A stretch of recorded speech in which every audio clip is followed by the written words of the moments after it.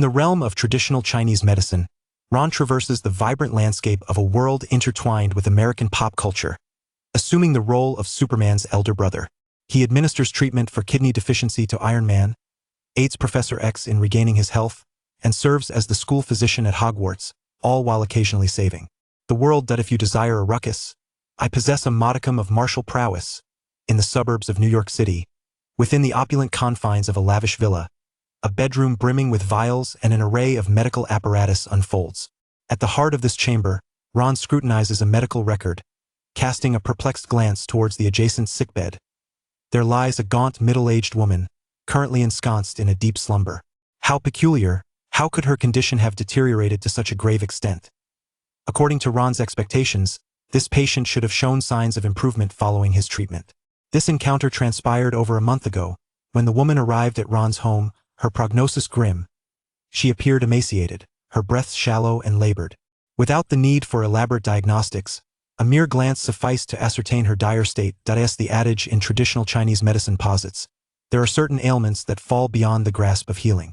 The affliction she suffers from, liver cancer, often dubbed the king of cancers, is indeed one of those conditions deemed hopeless.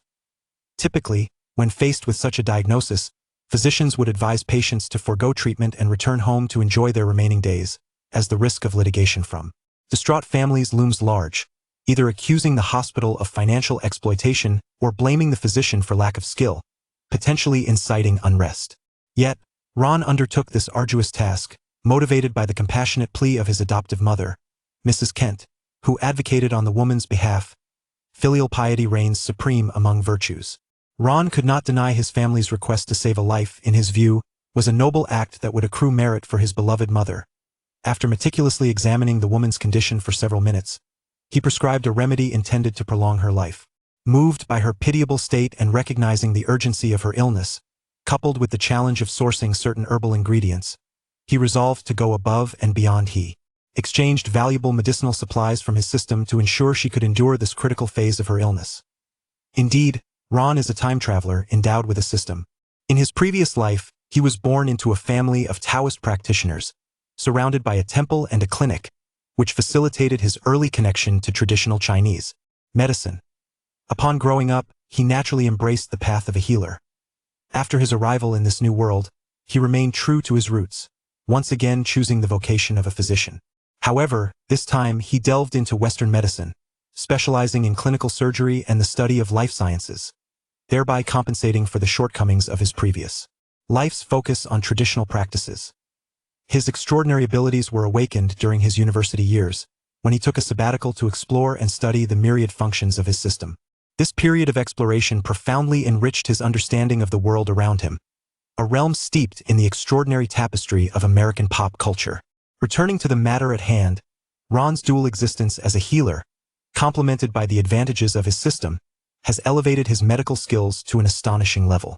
Otherwise, he would not dare to claim the ability to extend the life of a cancer patient. Yet therein lies the dilemma. Following Ron's intervention, this patient's condition inexplicably worsened. The underlying cause, however, is rather straightforward. Ron remained oblivious to the fact that the life-saving elixir he had exchanged through the system was left untouched by the patient upon returning home. The adage holds true: that which is freely given often bears the least value. When John initially sought Ron's assistance for his ailing wife, it was merely because he had learned from the street administrator that a medical doctor had recently moved in next door with the added allure of ancient Eastern sorcery. Desperation drove him to seek treatment without hesitation. However, after receiving the complimentary potion, doubt and anxiety soon crept in. He feared Ron was a charlatan and was concerned that the prescription might exacerbate his wife's condition. Upon scrutinizing the 2 bags of herbs, he was appalled to discover remnants of insect carcasses, stones, leaves, and even traces of metallic powder. Was this truly a miraculous remedy? Could such a concoction genuinely offer healing? Had Ron been privy to John's thoughts, he would have scoffed in derision. Setting aside the stones and insect remains, the minuscule metallic powder was, in fact, gold powder. Ancient texts of traditional Chinese medicine have long documented that gold is the sovereign of all metals. The liver is associated with wood, and ailments akin to malevolent winds and parasitic invasions may be subdued with gold, bringing tranquility to the heart and soul. Could a person who generously offers you gold truly be a fraud? Yet, John remained ignorant of these principles of traditional Chinese medicine. At that fortuitous moment, a friend introduced him to a renowned figure in the medical field, who purportedly could treat his wife. Thus, Ron's treatment plan was cast aside. A month later, not only did the treatment fail, but it also resulted in a deterioration of her condition. It was only when her health declined severely that John recalled the long-forgotten Eastern sorcery. With a mindset of mere experimentation, he prepared the herbs as a decoction and administered it to his wife. To his astonishment, her condition stabilized almost immediately, and she even enjoyed a restful night's sleep. Witnessing this, John realized the magnitude of his previous folly. Returning to the present, Ron had already taken the patient's pulse and deduced the reason for the worsening condition. With a hint of displeasure, he remarked, "Have you not utilized my treatment plan?" Upon hearing this, John's countenance turned crimson with shame and regret. He longed to explain and apologize but abruptly fell silent. Actions spoke louder than words. In the next moment, he knelt upon one knee and produced a pouch of gold coins, placing it on the ground before Ron. After this act, he spoke, "Dr. Ron, please forgive my foolishness. Do not direct your ire towards the innocent Helen. If you are willing to assist in her treatment, I, Jonathan John Wick, am prepared to offer all that I possess." Ron's expression remained impassive, showing no sign of acknowledgement. In this world, strife often arises from trivial matters, and the inept are prone to complicate their own lives. He had encountered such situations frequently. It was, after all, the fault of the other party should the patient succumb to her illness. He might unjustly bear the blame, reluctant to wade further into this murky water. Ron turned to leave when suddenly, his gaze fell upon the pouch of gold coins.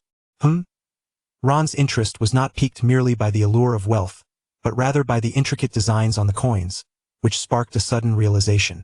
The name Jonathan John Wick, a wife on the brink of death, and an array of uniquely shaped coins all seemed eerily familiar. With renewed scrutiny, Ron regarded John anew, silently gazing at one another.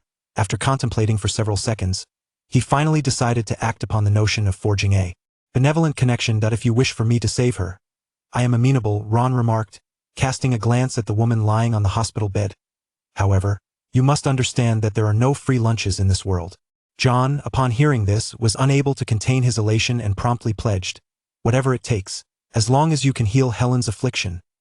Moments later, having imparted his medical advice, Ron exited John's residence.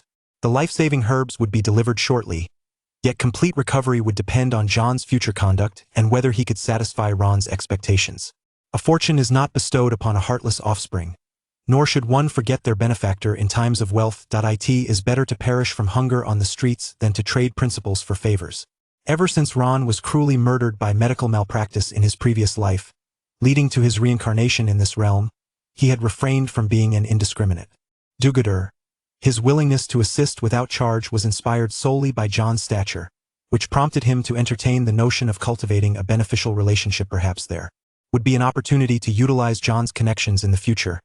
With this thought, Ron's mind drifted into contemplation. Deep within his consciousness, there resided a somber and unadorned 9-tiered pagoda, which, as if sensing his gaze, suddenly radiated brilliance. Host, Ron Kent. Abilities: comprehension, the capacity to swiftly assimilate any knowledge. Proficient mastery, the ability to rapidly learn any knowledge.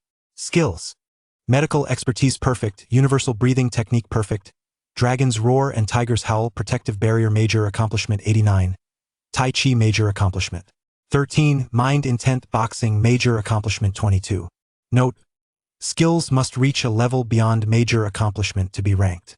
Merit points: 92. System storage capacity: 67. System authority level: level 3. Combat power evaluation: dual mastery in medicine and martial arts. After a brief interlude, Ron returned home, carrying the breakfast milk he had just purchased. However, as soon as he entered, the shopping bag was snatched from his hands. "Eric, how many times must I remind you that today is the day of your interview with Stark Industries?"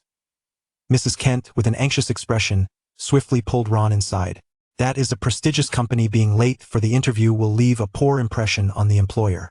"Don't worry, Mom. I won't be late," Ron replied, his face betraying a sense of resignation as he was ushered into the bathroom to freshen up and change. Standing before the mirror, he lifted his gaze to behold his handsome reflection. With gray eyes, black hair, and a golden complexion, he would undoubtedly be considered a handsome man in the eyes of Asians, even in this world. When the Kents, having reached middle age and remaining childless, adopted Ron from an orphanage, they named him Eric. 2 years later, they unexpectedly adopted Clark. Once Ron came of age and reverted to his birth name, Eric became merely a nickname used by only a select few. Yet, at this moment, the thought of being thrust into the workforce filled him with a sense of reluctance and resignation. However, Mrs. Kent held a different perspective. Spending her days confined to the basement, engrossed in experiments, even the most ordinary person would evolve into an eccentric scientist. She certainly does not wish for her precious son to become such a wayward individual.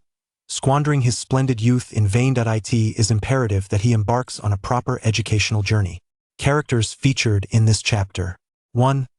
Keanu Reeves as Jonathan John Wick in John Wick. 2. Martha Kent, Superman Clark's adoptive mother, in Man of Steel. Chapter 2. Joining Stark Health Hospital. The Stark Group is a family enterprise, founded by industrial magnate Isaac Stark, originally merely a supplier of arms. It was not until the efforts of 3 generations, under the stewardship of Tony Stark, that it evolved into one of the world's foremost arms conglomerates. Moreover, in the wake of globalization, the Stark Group gradually transformed into a diversified and innovative multinational corporation. The position Ron was preparing to interview for was within the medical department of the Stark Group. Security. Throw this kid out. Do you think our company is a place anyone can just walk into? With a cacophony of curses, several security personnel escorted a black man out the door. Subsequently, in full view of the public, they unceremoniously tossed the job applicant onto the steps outside. Damn it, you black bastard. You think you can just stroll in here for an interview wearing nothing but a pair of slacks after graduating high school? Can you even read? This is not a garbage dump. The white security guard spat, utterly indifferent to the onlookers nearby. Ron happened to arrive at the entrance of the building just in time to witness this scene. He observed as the black man quickly scrambled to his feet, casting a glance at his mismatched attire of a denim jacket and dress pants. His face flushed as he fled the crowd in embarrassment. Ron frowned at the sight and quickened his pace, entering the building alongside the security personnel. To his surprise, the security guards, who had just been so arrogant, suddenly changed their demeanor upon noticing his approach. The leading guard, with an affable expression, greeted him. "Good day, sir. May I inquire which floor you are headed to? Do you have an appointment?" Hank, the security chief, often boasted to his subordinates about his extensive experience in security, claiming that in discerning people's worth, he was second to none in this building. Although he regarded Ron as merely an inferior being due to his yellow skin and plain casual attire, Hank, skilled in reading people, sensed something unusual about Ron. After just having reprimanded the job-seeking black man, this confident young man dared to approach him. He must either be visiting a friend or relative within the company, or perhaps he is a valued client. Either way, Hank knew he could not afford to offend him. As for the possibility of Ron being a job applicant, Hank had not considered that, primarily due to Ron's overly casual appearance. Meanwhile, Ron was somewhat taken aback by the security guard's sudden cordiality. When one confronts this harsh world with ferocity, the world unexpectedly becomes genteel. Such is human nature. Disinterested in verbal exchanges, Ron simply produced his phone to display the invitation message. In the next moment, he noticed the guard's pupils dilate, his smile deepening as he began to sidestep to lead the way.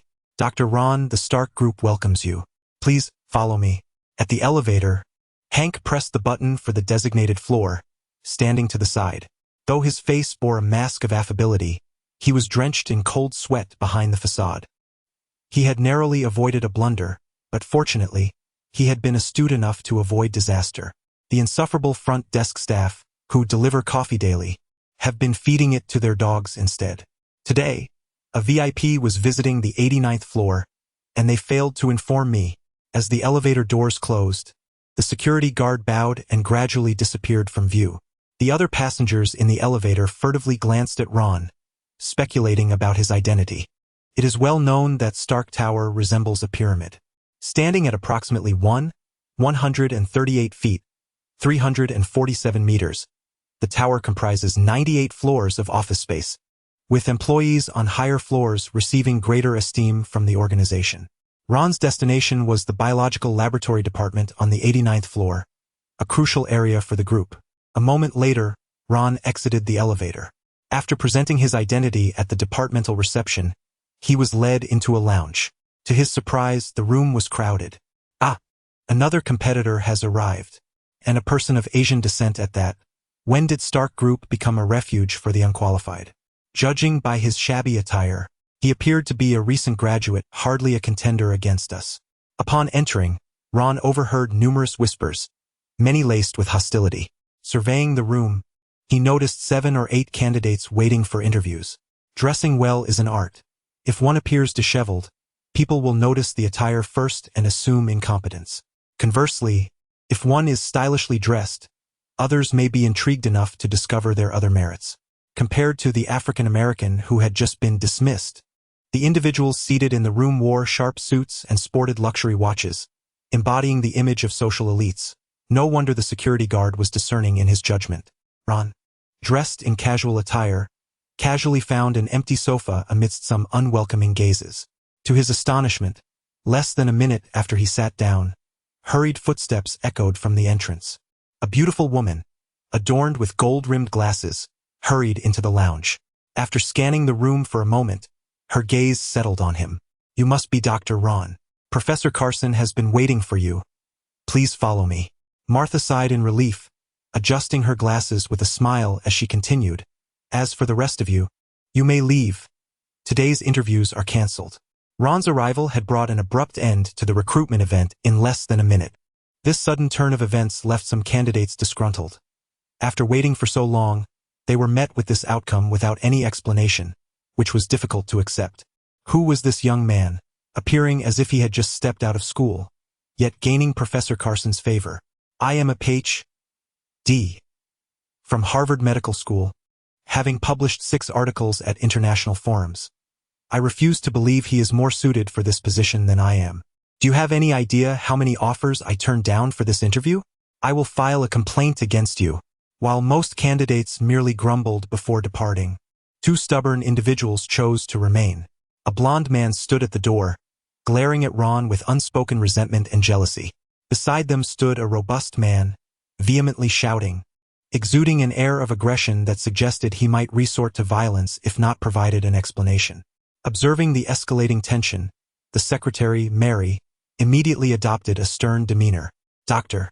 Ron was not a candidate for the position but rather a friend of the professor, and today's recruitment had been abruptly cancelled, a decision the company intended to communicate separately.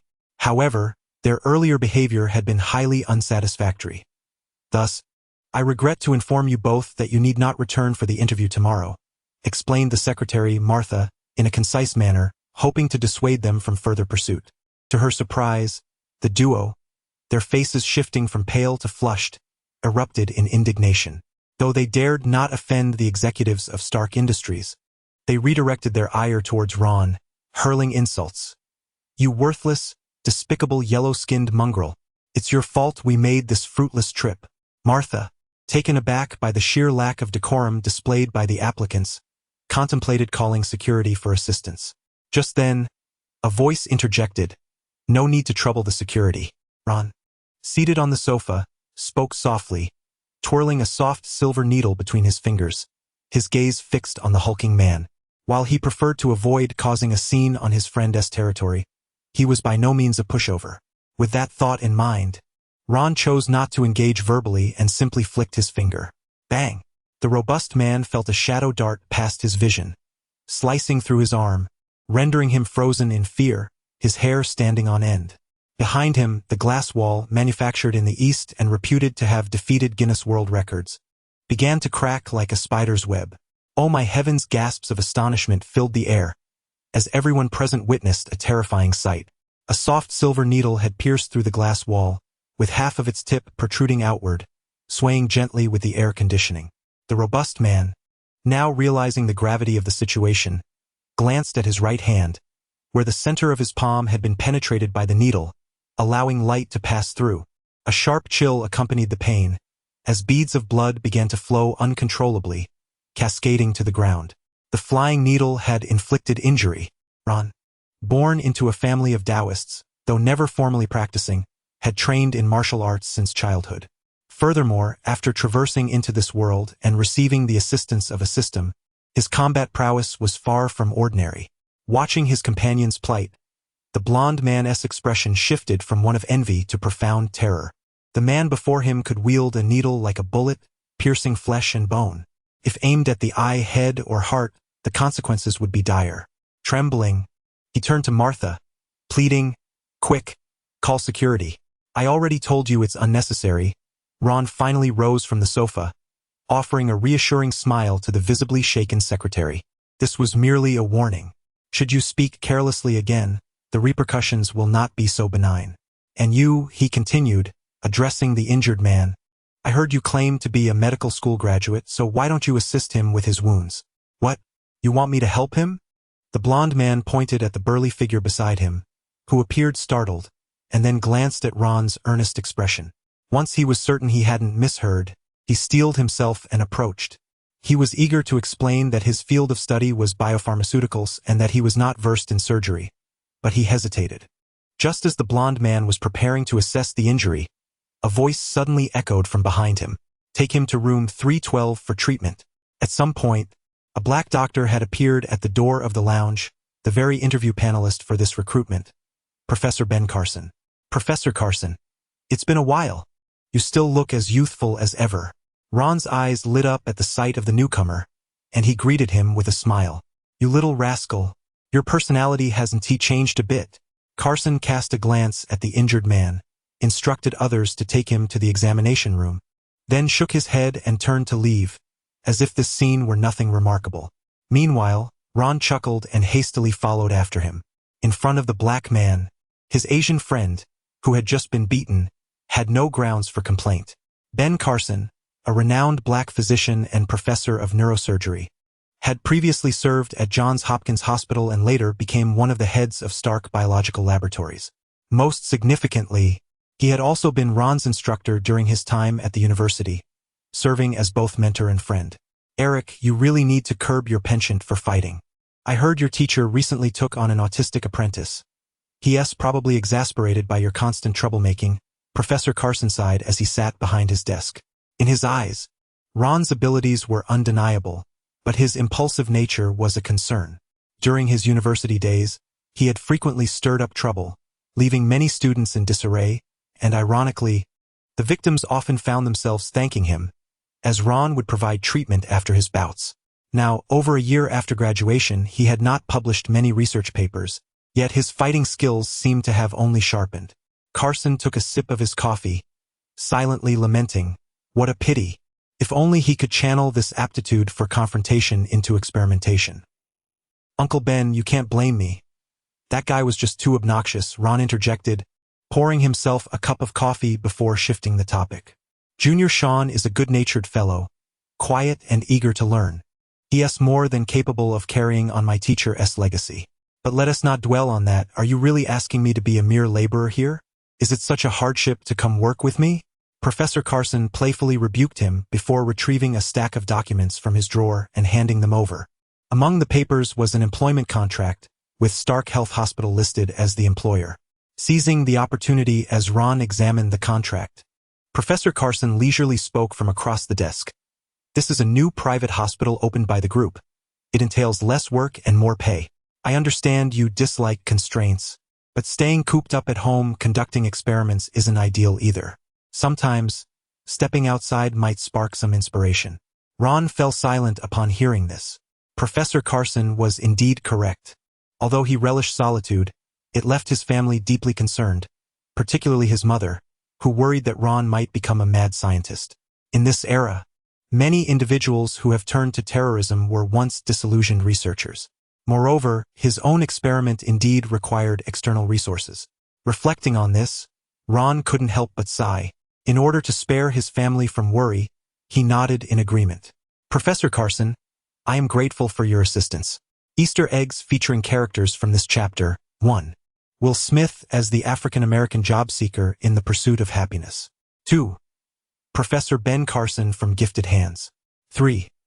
The main character, an autistic doctor, from the TV series The Good Doctor. Chapter 3. System task endless. Within the exclusive elevator of Stark Tower, Professor Carson cast a wistful glance at Ron, his expression a blend of envy and admiration for his old friend's exceptional prodigy. Indeed, he found it difficult to accept that Ron was now under the tutelage of such an esteemed mentor. Eric, he mused, had you dedicated more time to your scholarly pursuits, you would undoubtedly have made a name for yourself in the medical realm by now. I still recall the stir you caused upon earning your doctorate at the tender age of 21. While this society is rife with teenage prodigies, a dual doctorate holder at 20 is a rarity indeed. Ron chuckled at this, responding, "It matters little. Am I not well known now?" To him, the purpose of education transcended mere accolades. It lay in the strength derived from knowledge when facing life's adversities with poise. However, Professor Carson felt a pang of frustration at Ron's nonchalance. Is it the same? There are no physicians renowned for resorting to violence. Ding! As his words lingered, the elevator doors opened, revealing a bustling exterior. Professor Carson chose to remain silent as they stepped out. Moments later, he guided Ron to their destination, Stark Health Hospital, located in Building C of Stark Tower. This initiative, co-founded by the Stark Group and its CEO Tony Stark, may have begun later than others, but it had rapidly ascended the ranks, currently standing at 8th among the nation's best hospitals. Thus, Stark Health Hospital was esteemed as a remarkable representative of rapid advancement within the healthcare system, making Ron's employment there far from an act of diminishing his talents. For the average job seeker, entry was indeed a formidable challenge with multiple layers of assessment. However, with Professor Carson's personal endorsement as a senior executive of the headquarters, Ron's hiring process was expedited remarkably. The administrative procedures unfolded with extraordinary efficiency. Though Ron specialized in biological sciences, he had also dabbled in neurology. His practical experience during internships had seen him assist in numerous experiments and clinical surgeries, qualifying him effortlessly to serve as a physician in a private hospital. Crucially, Stark Hospital lacked a department for traditional Chinese medicine, leading to Ron's natural assignment in the neurology department, where he became a resident physician. Nonetheless, Professor Carson felt compelled to issue a cautionary note. As far as I am aware, the head of the neurology department is Dr. Zhao Hailuan, a close friend of our dashing CEO. Be mindful. Do not offend her. Ron nodded thoughtfully, a flicker of recognition igniting within him. Zhao Hailuan, why does that name ring a bell? In that instant, a striking figure with an enchanting Eastern visage flashed through his mind. It was her. The personnel department operated with remarkable efficiency, swiftly inputting Ron's information into the system, issuing him an identification badge and a lab coat before commencing a tour of the workplace. Do you wish to return home and rest? Professor Carson inquired, eager to assign Ron tasks immediately. Stay focused, and should I catch wind of your intention to resign, do not expect my leniency. Understood, my dear Uncle Ben. Ron displayed an expression of helplessness, and only after Professor Carson departed did he exhale in relief. It truly evoked the feeling of being compelled to attend blind dates by one's mother in a previous life. Thereafter, the neurology resident, Ron, commenced his duties in earnest. As he was escorted by the personnel to his department, he contemplated how best to introduce himself. Suddenly, the identification badge he had just received began to vibrate inexplicably. To his surprise, it was equipped with a built-in electronic chip. The staff member beside him promptly elucidated. This feature is designed by the hospital to alert doctors for collective consultations when notable patients arrive. As fortune would have it, Dr. Ron, having just joined, was about to encounter a significant case. I surmised that all available doctors in the hospital had already responded, so why don't we go and take a look? The suggestion was indeed appealing, and Ron naturally acquiesced. Once the staff inquired with the nurse and obtained the consultation details along with the floor and room number, they escorted Ron to the 15th floor of the intensive care unit. It remained uncertain who the distinguished patient was, as the elevator stopped on nearly every floor, intermittently admitting several physicians, all evidently heading to the same destination. Meanwhile, in the nearly 100-square-meter intensive care unit on the 15th floor, New York's Deputy Mayor, Eddie Mora, lay on the hospital bed with a troubled expression. The hospital's vice president, Weiserf Haight, held the medical records in hand, intently listening to his secretary's description of the patient's condition. Further examinations were deemed unnecessary, as this was the report and imaging obtained by the mayor from the Merlin Clinic just last week. He suffered from headaches, fatigue, and profound weakness. Yet no organic lesions could be identified, leaving the source of his ailments elusive. Vice President Weiserf nodded thoughtfully, then approached the bedside, bending down to assess the patient's complexion before examining his pupils. To his astonishment, the young and handsome deputy mayor possessed mesmerizing sapphire-colored irises. "How do you feel, Mr. Mayor?" Eddie Mora did not respond verbally, merely shaking his head wearily. "Have Dr. Helen come to take a look."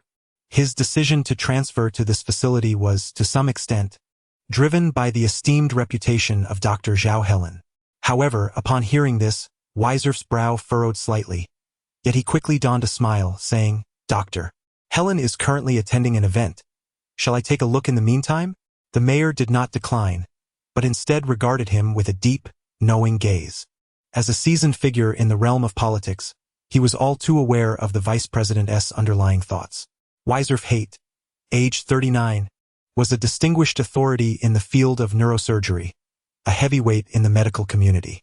Despite his exceptional skills, he was often preoccupied with the pursuit of fame and fortune, frequently diverting his attention to trivial matters. In his medical practice, he preferred catering to the ailments of the affluent, his clientele typically comprising local prosecutors, which afforded him extensive connections and enabled him to rise above numerous competitors to become the vice president of the hospital. The arrival of the deputy mayor of New York presents a unique opportunity. Should his ailment be resolved, it would undoubtedly garner favor and serve as a crucial vote in the upcoming election for the position of dean. At this very moment, Ron has arrived outside, keenly observing the scene and conversations within. The surrounding doctors and specialists pay him little mind, mistaking him for an intern, perhaps glancing his way only due to his striking appearance. Peering through the gaps in the crowd, Ron curiously surveys the interior. Upon seeing the deputy mayor, he is momentarily captivated by his sapphire blue eyes. Just as he prepares to utilize his observational technique to assess the condition of Deputy Mayor Eddie from a distance, a statement from within the room unexpectedly captures his attention. "Your Excellency, regarding your condition, I shall employ a special method." With his chest held high and an air of confidence, Dr. Weiser declares, "In addition to the necessary medical interventions, I will also incorporate traditional Chinese medicine as an auxiliary treatment." Traditional Chinese medicine? The attending physicians are visibly puzzled by this revelation. Even Ron cannot believe his ears. Hearing the term traditional Chinese medicine from another's lips is astonishing. In this world, such a practice is exceedingly niche. Ron recalls with clarity that since graduating and entering the professional realm, he has never encountered a colleague versed in traditional Chinese medicine. The few establishments that do offer it are either small apothecaries on street corners or exclusive private health practitioners, creating a stark divide in accessibility. Even within the academic environment, students pursuing traditional Chinese medicine constitute a mere fraction of their peers, often facing significant suppression. To his surprise, working here might yield unforeseen delights. Yet, even more astonishing revelations await Ron. As he contemplates the methods Dr. Weiser might employ to treat the patient, the system within his mind suddenly illuminates with fervor. Ding! Random system task. Task 1. Assist Eddie Mora in delaying the progression of his ailment. Task 2. Address the aftereffects of the NZT48 medication Eddie Mora has taken.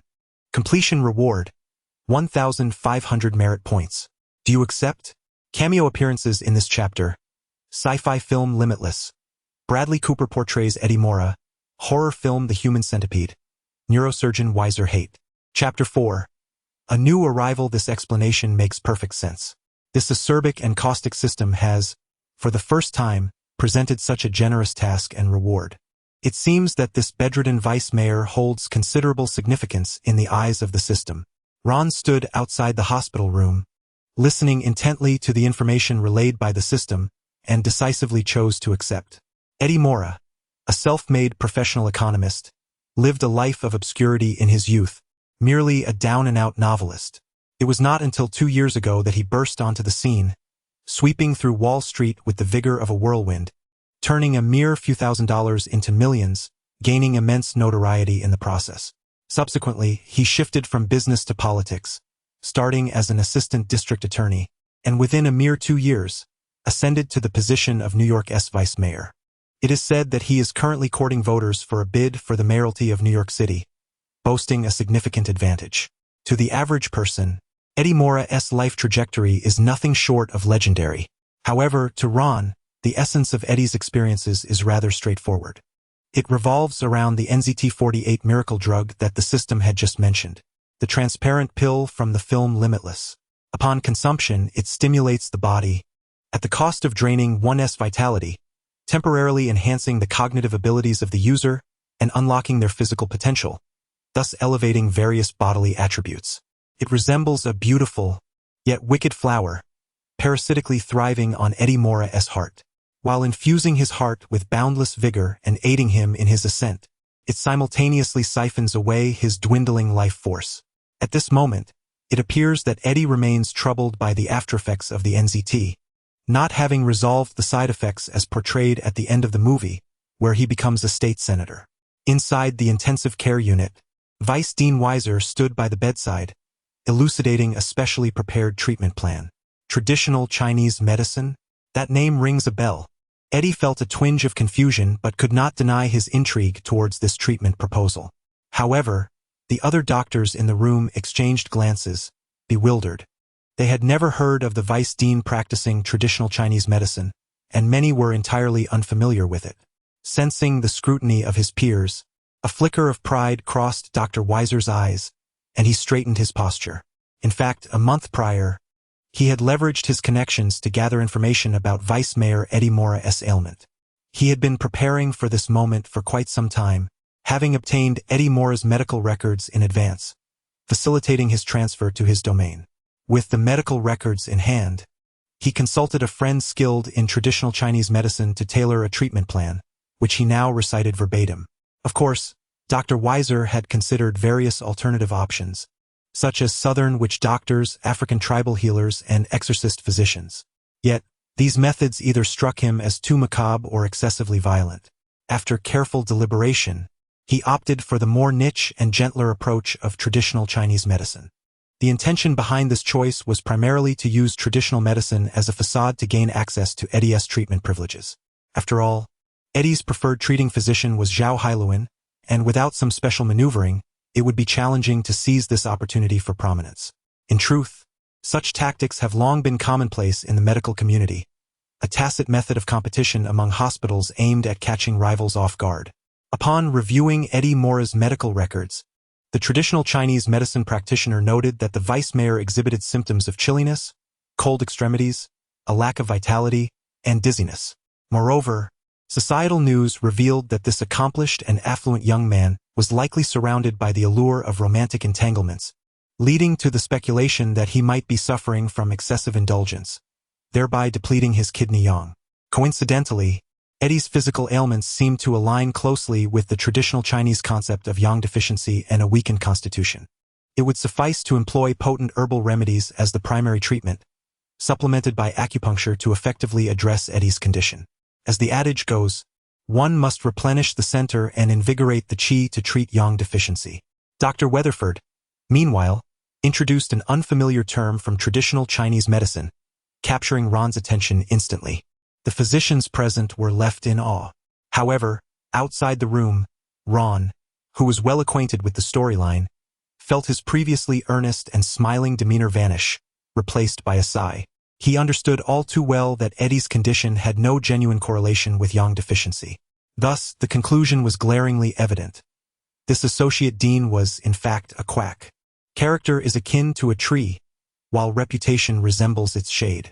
Some tend to prune the shade for attention, forgetting that the tree itself is the foundation of one's existence. Inside the ward, Dr. Weatherford was eloquently articulating various terminologies of traditional Chinese medicine. Your treatment plan, esteemed Vice Mayor, revolves around the integration of Eastern and Western methodologies.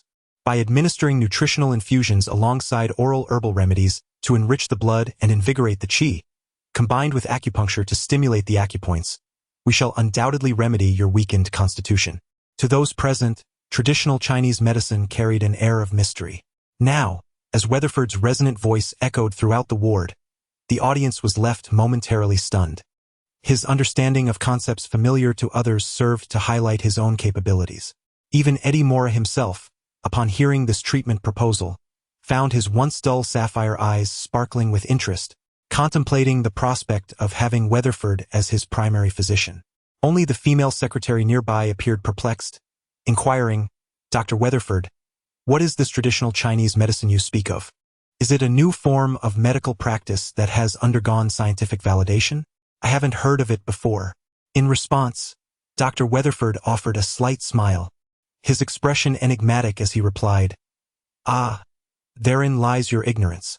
Traditional Chinese medicine has emerged as a niche medical approach gaining popularity in recent years.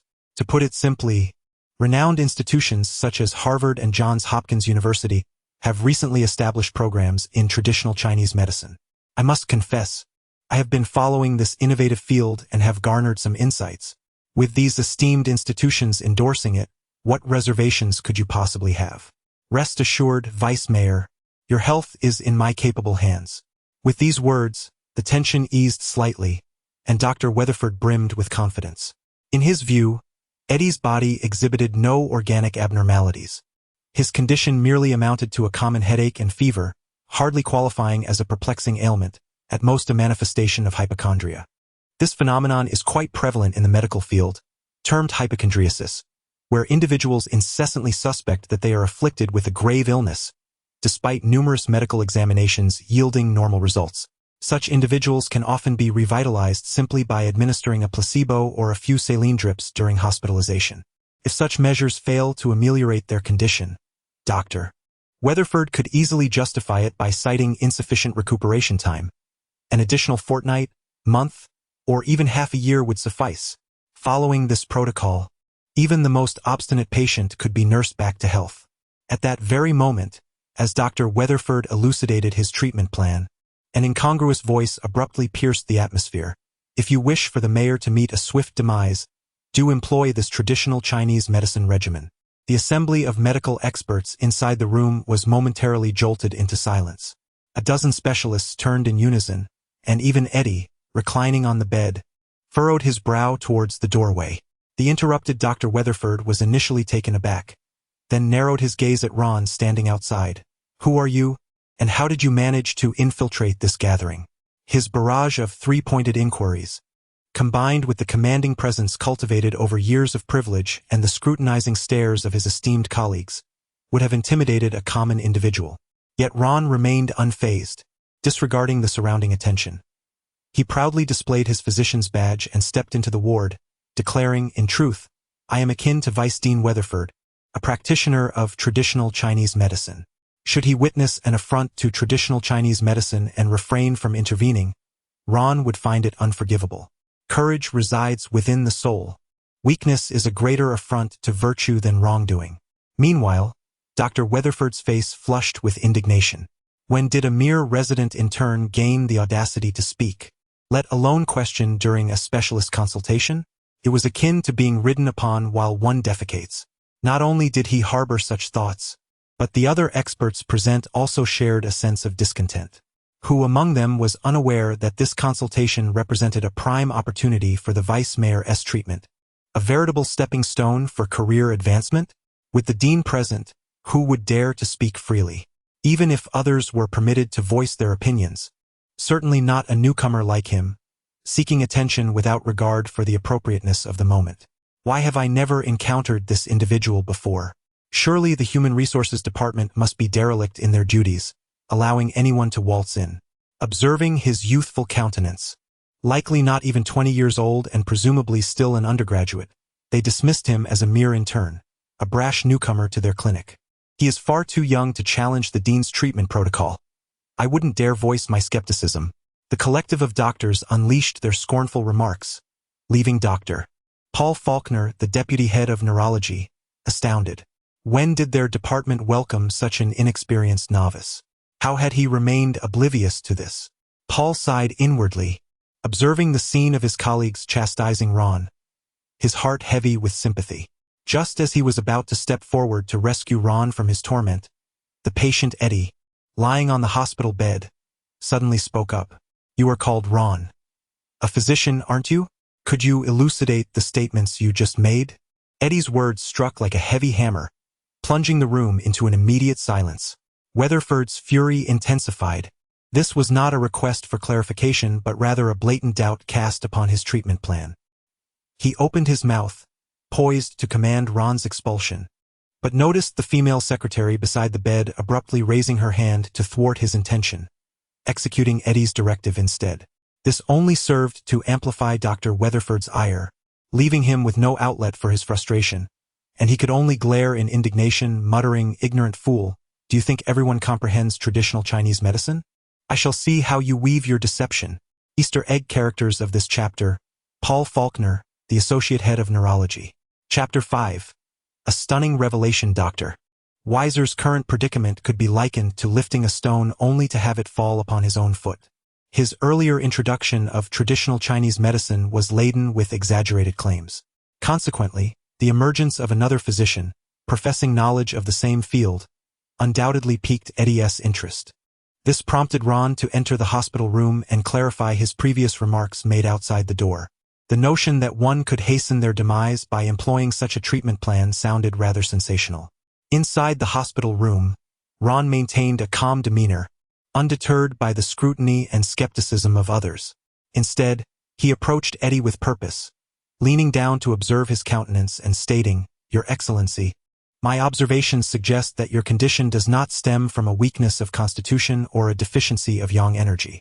Rather, it appears that certain factors, be they medicinal substances or behaviors, have prematurely depleted your vital energy." Dr. Weiser scoffed at this assertion, exclaiming, "What utter nonsense! The mayor is merely 31 years old, in the prime of life, and has not indulged in narcotics. How could he possibly be depleted?" "Be silent." To everyone's astonishment, Eddie suddenly sat upright in his bed, chastising Dr. Weiser. With a fierce glare directed at him, he then turned to Ron, his voice trembling. "Dr. Ron, disregard his words. Please continue." In that instant, countless astonished gazes turned towards Ron. The mayor had addressed this in turn with a respectful "you," despite having been unaware of his name moments ago. Could it be that Ron had indeed discerned the nature of his ailment? Meanwhile, Dr. Weiser's face turned a deep shade of purple from indignation. As the vice president of the hospital, Eddie's unmerciful rebuke was a public humiliation, something no subordinate should witness. Even the hospital director spoke to him with deference, discussing matters diplomatically. Yet here was the vice mayor, openly demanding his silence, nearly ordering him out of the room. Ron, undistracted by the surrounding chaos, continued to elucidate Eddie's condition. Thanks to the system, he required no traditional diagnostic methods. He had already grasped the essence of Eddie's illness. In recent times, have you been utilizing substances that deplete vital energy and stimulate the nervous system? They may not be classified as narcotics, but akin to stimulants, they can elevate your physical capabilities in a remarkably short time. However, once their effects wane, one is left in a state of weakness and despondency. Your current condition is merely the aftereffect of such substances. Struck to the core, Eddie Mora was rendered speechless by this revelation. It felt as though he had been ensnared by an enchantment, his thoughts fixated solely on one idea. Is this the marvel of traditional Chinese medicine? In the hushed confines of the hospital room, Eddie sat in contemplation, alternating his gaze between Ron and Dr. Weiser, ultimately arriving at a decision. "Linda, kindly escort everyone out. Dr. Ron, please remain." Eddie calmly issued orders to the secretary, prompting the other doctors to exchange incredulous glances. They then turned their attention to the young figure standing by the bedside. What kind of enchantment did this young man possess? He had not even glanced at the medical records yet seemed capable of discerning the patient's condition with mere observation, earning the trust of the deputy mayor. Meanwhile, Weatherford stared expressionlessly at Ron.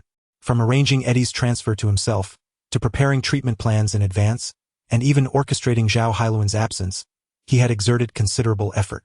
Yet, with Ron's arrival, all of his meticulous planning appeared to unravel. Weatherford sought to make one last appeal. "Your Excellency, I urge you to consider this carefully.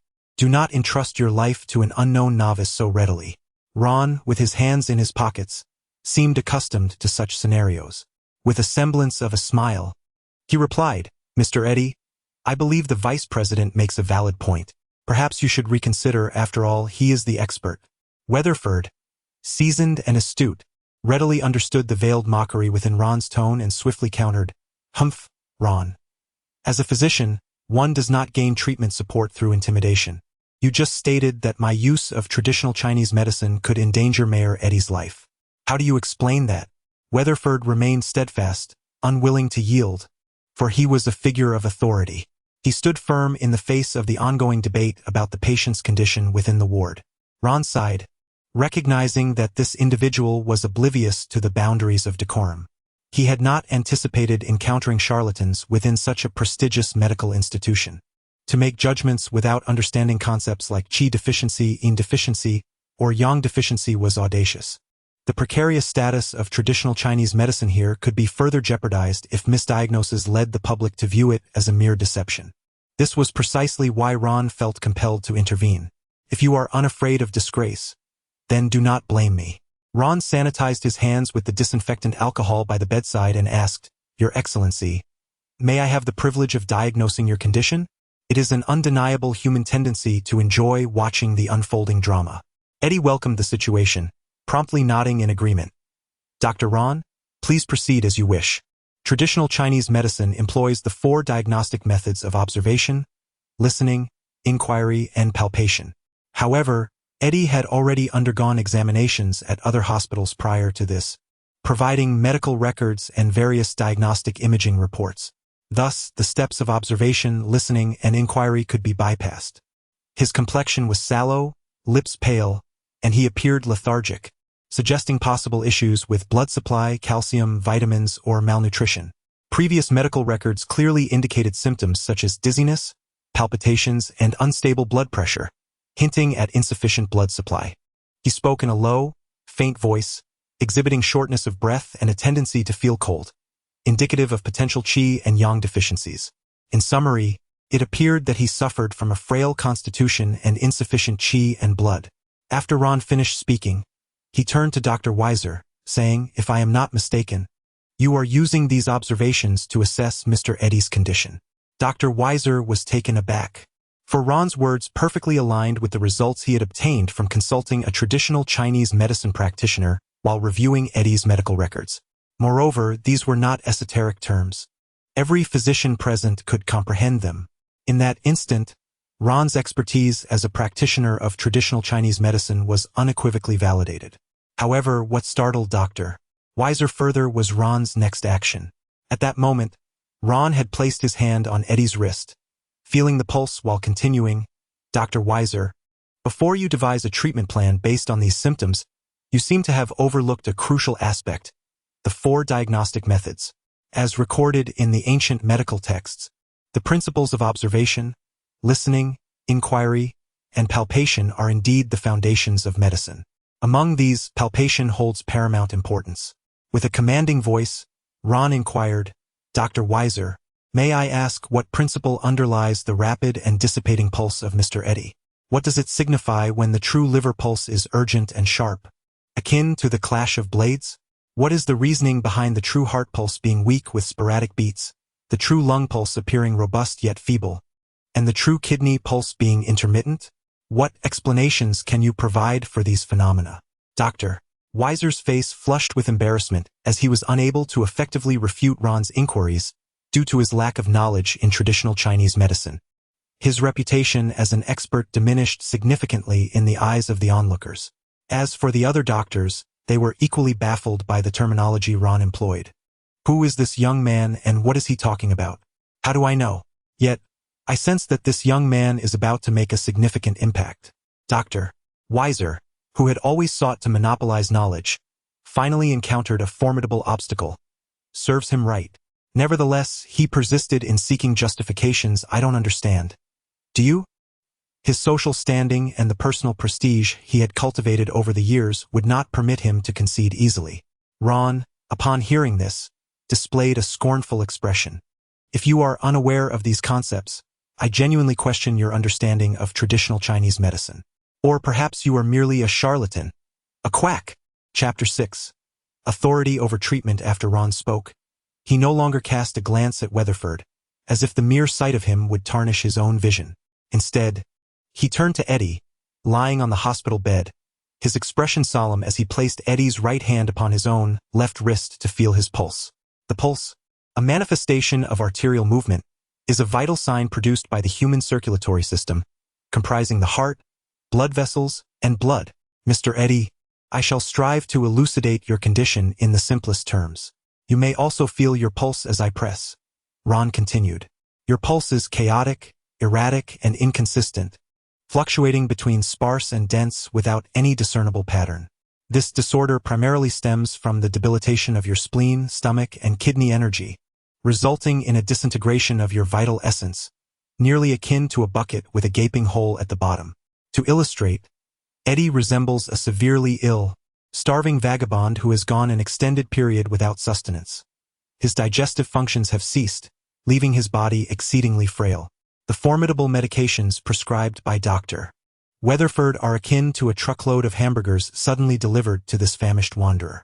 As the saying goes, every medicine carries its poison. This sentiment is well known. If this vagabond were on the brink of death, providing him with these hamburgers might not be entirely misguided. At least it would allow him a final feast, reminiscent of a patient experiencing a fleeting moment of vitality before passing. However, can you fathom the outcome should the vagabond indulge excessively in these hamburgers? Before anyone could respond, the secretary, Linda, appeared stricken with horror and interjected, due to the failure of his gastrointestinal function, he would choke on the hamburgers? Eddie's face turned ashen upon hearing this, while Weatherford wore a look of despair. He had presumed that those present were unfamiliar with traditional Chinese medicine and would be unable to comprehend Ron's explanation. He thought that a mere challenge to Ron's assertions, combined with his own medical knowledge, would turn the tide of the discussion. However, Ron had opted for the simplest analogy, one that even the young secretary could grasp. Yet Weatherford remained undeterred, nearly grinding his teeth as he managed to spit out, "What vagabond and hamburgers? Let us stick to the matter at hand. Do you truly believe you can save this vagabond? Or rather, rescue his honor, Mayor Eddie?"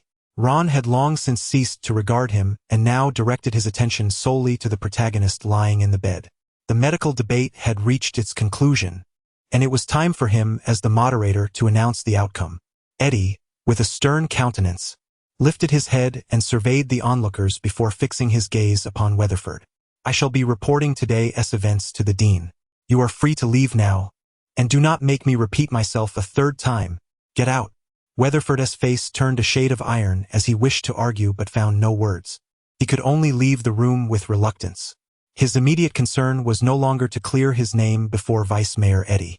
Instead, he needed to explain to the dean, the committee, and the board why an erroneous treatment plan had been devised for the patient.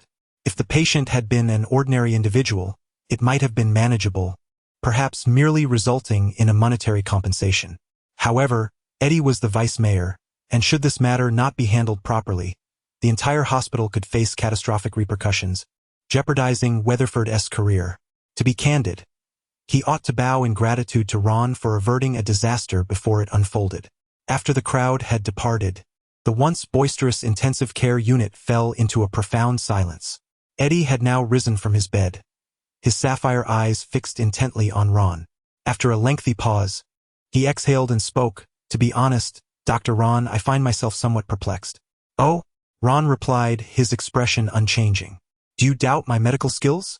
Eddie slowly shook his head, gesturing for his female secretary to deactivate the room's surveillance before reclining once more on the bed. "I harbor no doubts regarding your medical prowess, but I am curious about your identity. Do you recognize this medication?" During their conversation, Eddie took a transparent pill from his secretary's hand and placed it in his palm. This pill, aside from bestowing upon him wealth, fame, and ailments, had also granted him an extraordinarily high intellect. Even without consuming it at that moment, his mental acuity far surpassed that of the average person. Words were futile. Only a genuine test could yield results, allowing him to discern whether Ron was affiliated with the same group as previous assassins. However, Ron's reaction upon seeing the pill was not as Eddie had anticipated. Instead, he looked puzzled as he scrutinized the NZT capsule, inquiring, "What is this? Did you become like this as a result of taking this drug?" If one were to play a role, one must commit fully. Ron was no novice. incapable of being easily led into revealing his true nature by Eddie's probing. Acknowledging prior knowledge of NZT could render him a suspect in Eddie's eyes, leading to the belief that he was a nefarious figure seeking to steal the drug. Meanwhile, as Eddie presented the pill, his mind raced to analyze Ron's expressions and even the movements of his facial muscles. He sought to employ psychological profiling to unveil Ron's identity, yet found himself at an impasse. For Ron was indeed genuine. This was his first encounter with the NZT pill. Could it be that this young man was not affiliated with that group? Eddie lowered his guard slightly but maintained a thread of vigilance. After a moment's contemplation, he smiled and said, "I apologize, Dr. Ron. Perhaps Linda could elucidate the matter for you." Linda, both his girlfriend and secretary, had also partaken of the pill, albeit without the same level of dependency as Eddie. Minutes later, Ron began to grasp the situation. According to the narrative, Eddie was currently navigating the aftermath of confronting those who sought to steal the drug, working on developing a non-harmful version of NZT. Naturally, Eddie would not divulge such intricate details to Ron, omitting the perilous events. He merely described the NZT pill as an unexpectedly discovered substance, a unique stimulant that temporarily enhances human cognitive function, thus providing a veil of secrecy for NZT. After all, there were many drugs on the market with similar effects, such as brain boosters and stimulants, albeit with far less potency and more pronounced side effects than NZT. "Are you suggesting that you have been researching to improve this drug?" Ron inquired, holding the NZT capsule in his hand, genuinely impressed by Eddie's brilliance.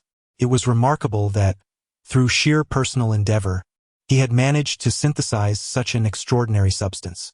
To comprehend the extent of my dedication to researching this matter, one must recognize the countless hours I have devoted, secluded within the confines of my home, conducting experiments, yet still failing to conquer the formidable challenges.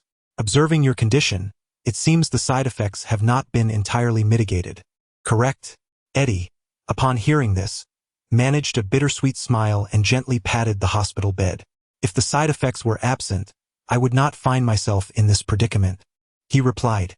Ron chuckled lightly and casually tossed a pill to Eddie. Accepting it without hesitation could arouse suspicion, and indeed, as Eddie received the pill, his apprehension dissipated almost instantaneously. "So, Dr. Ron, shall we discuss your treatment plan for me?" Eddie inquired with a smile. "Are you considering employing traditional Chinese medicine?" "Indeed, though my approach diverges from that of Dr. Weatherford," Ron stated, deliberately steering clear of the topic of the NZT pills to minimize any doubts. He then retrieved paper and pen from the table, and within a matter of minutes, he presented a prescription for a tonic to invigorate and nurture the body.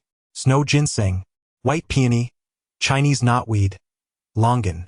These herbal ingredients, in contrast to the potent concoctions prescribed by Dr. Weatherford, exude a gentler disposition.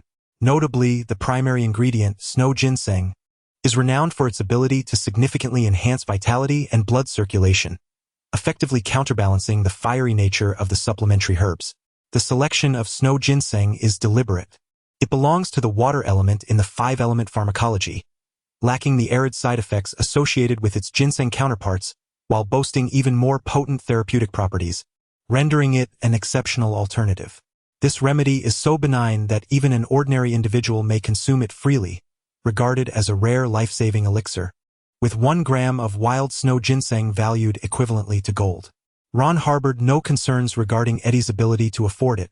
After all, he is the deputy mayor. However, when Ron presented the prescription, Eddie's expression turned awkward as he struggled to decipher it. Not only was Eddie unable to comprehend the prescription, but even if he could, the hospital lacked these herbal ingredients. "Dr. Ron, perhaps you could assist me in sourcing these medicines?" "You needn't worry about the costs," Linda, Eddie's girlfriend, interjected, sensing her partner's dilemma. This, too, was part of Ron's scheme. Should Eddie obtain the prescription and manage to cure himself, Ron would lose the opportunity for continued oversight of his condition. "My apologies, it seems I overlooked that detail," Ron said, adopting a suitably apologetic demeanor before rewriting the prescription and handing it to Eddie. "Mr. Eddie, please hold on to this prescription. You may attempt to gather the ingredients. As for me, I shall reach out to some friends in traditional medicine. They might possess these herbs." "Thank you, Dr. Ron," Linda said as she accepted the prescription. But Dr. Ron, if the ingredients are not gathered in a timely manner, does that mean Eddie cannot receive treatment? Ron hesitated, his expression revealing a desire to articulate something further. Eddie, noticing the shift, quickly interjected, Dr. Ron, do you have any alternative treatments available? Well, there are options, Ron replied, feigning reluctance. I have recently concocted some traditional Chinese herbal pills, initially intended for my own wellness. Chapter 7. Promotion and salary increase. As the saying goes, a physician does not knock on doors, and the way is not lightly shared. Eddie is unlike John, the devoted guardian of his wife, whose mind is overly preoccupied and whose vigilance is excessively heightened. Should he take the initiative to present a systemic remedy capable of alleviating Eddie's ailment, it would inevitably lead Eddie to suspect that Ron had been prepared all along, harboring ulterior motives. However, if Eddie were to request it himself, Ron could easily acquiesce. With a swift motion, he lifted his lab coat and produced a white jade vial from his pocket. Inside was the elixir he had recently exchanged for with his points from the system, the Great Rejuvenation Pill. The act of retrieving the item was merely a ruse to divert attention. What is this? In Eddie's astonished gaze, Ron unveiled a petite, exquisite white jade bottle. Gently uncorking it, an enchanting aroma of medicinal fragrance wafted into the air. Merely inhaling its essence brought clarity to his senses, and the persistent dizziness that plagued his mind dissipated almost instantaneously. In the next moment, Eddie's eyes shimmered with fervor, and he felt a pang of guilt for his earlier probing of Ron. He was fortunate not to have offended him. Otherwise, he would certainly have missed the opportunity to acquire this miraculous pill. Dr. Ron, I understand the rules. This is your private collection. Name your price. With that, he promptly gestured for Linda to retrieve the checkbook. However, Ron shook his head. If we were outside, no amount of money would entice me to sell it. Yet here in the hospital, should a patient require it, I am duty-bound to assist. This statement was devoid of deceit. Unlike John, who sought treatment at home, Ron was a physician within the hospital, not a merchant. When faced with a patient in need, he would not hesitate to offer any means of healing. Ron was not a saint nor a cold-hearted being, and his words deeply moved Eddie. After navigating the intricate webs of society for so long, he had not encountered such sincerity in years. Under Ron's guidance, Eddie successfully consumed a great rejuvenation pill. It melted upon contact, and a wave of warmth surged through his body, akin to parched desert flora rejoicing in a long-awaited rain, his complexion blossoming with vitality. Task 1. Assist Eddie. Delay the progression of his illness. Completion. System reward. 500 merit points. Following the ingestion of the pill, Eddie's body began to revive, and soon thereafter, he started to yawn repeatedly. This was a clear indication of the medicine's effect taking hold, as his body craved rest to fully assimilate its benefits. In gratitude, he fought against his drowsiness and instructed his girlfriend to issue a check for $100,000 before slowly lying down to drift into a peaceful slumber. Though modest, it was a gesture of appreciation. Ron felt indifferent towards money, yet he was undeniably moved by the points awarded upon completing Task 1. Perhaps this was a testament to the adage that when one reaches a critical juncture, a path will inevitably appear, illuminating the way forward. Even he had not anticipated such a rewarding outcome from merely attending work. It was indeed a delightful surprise.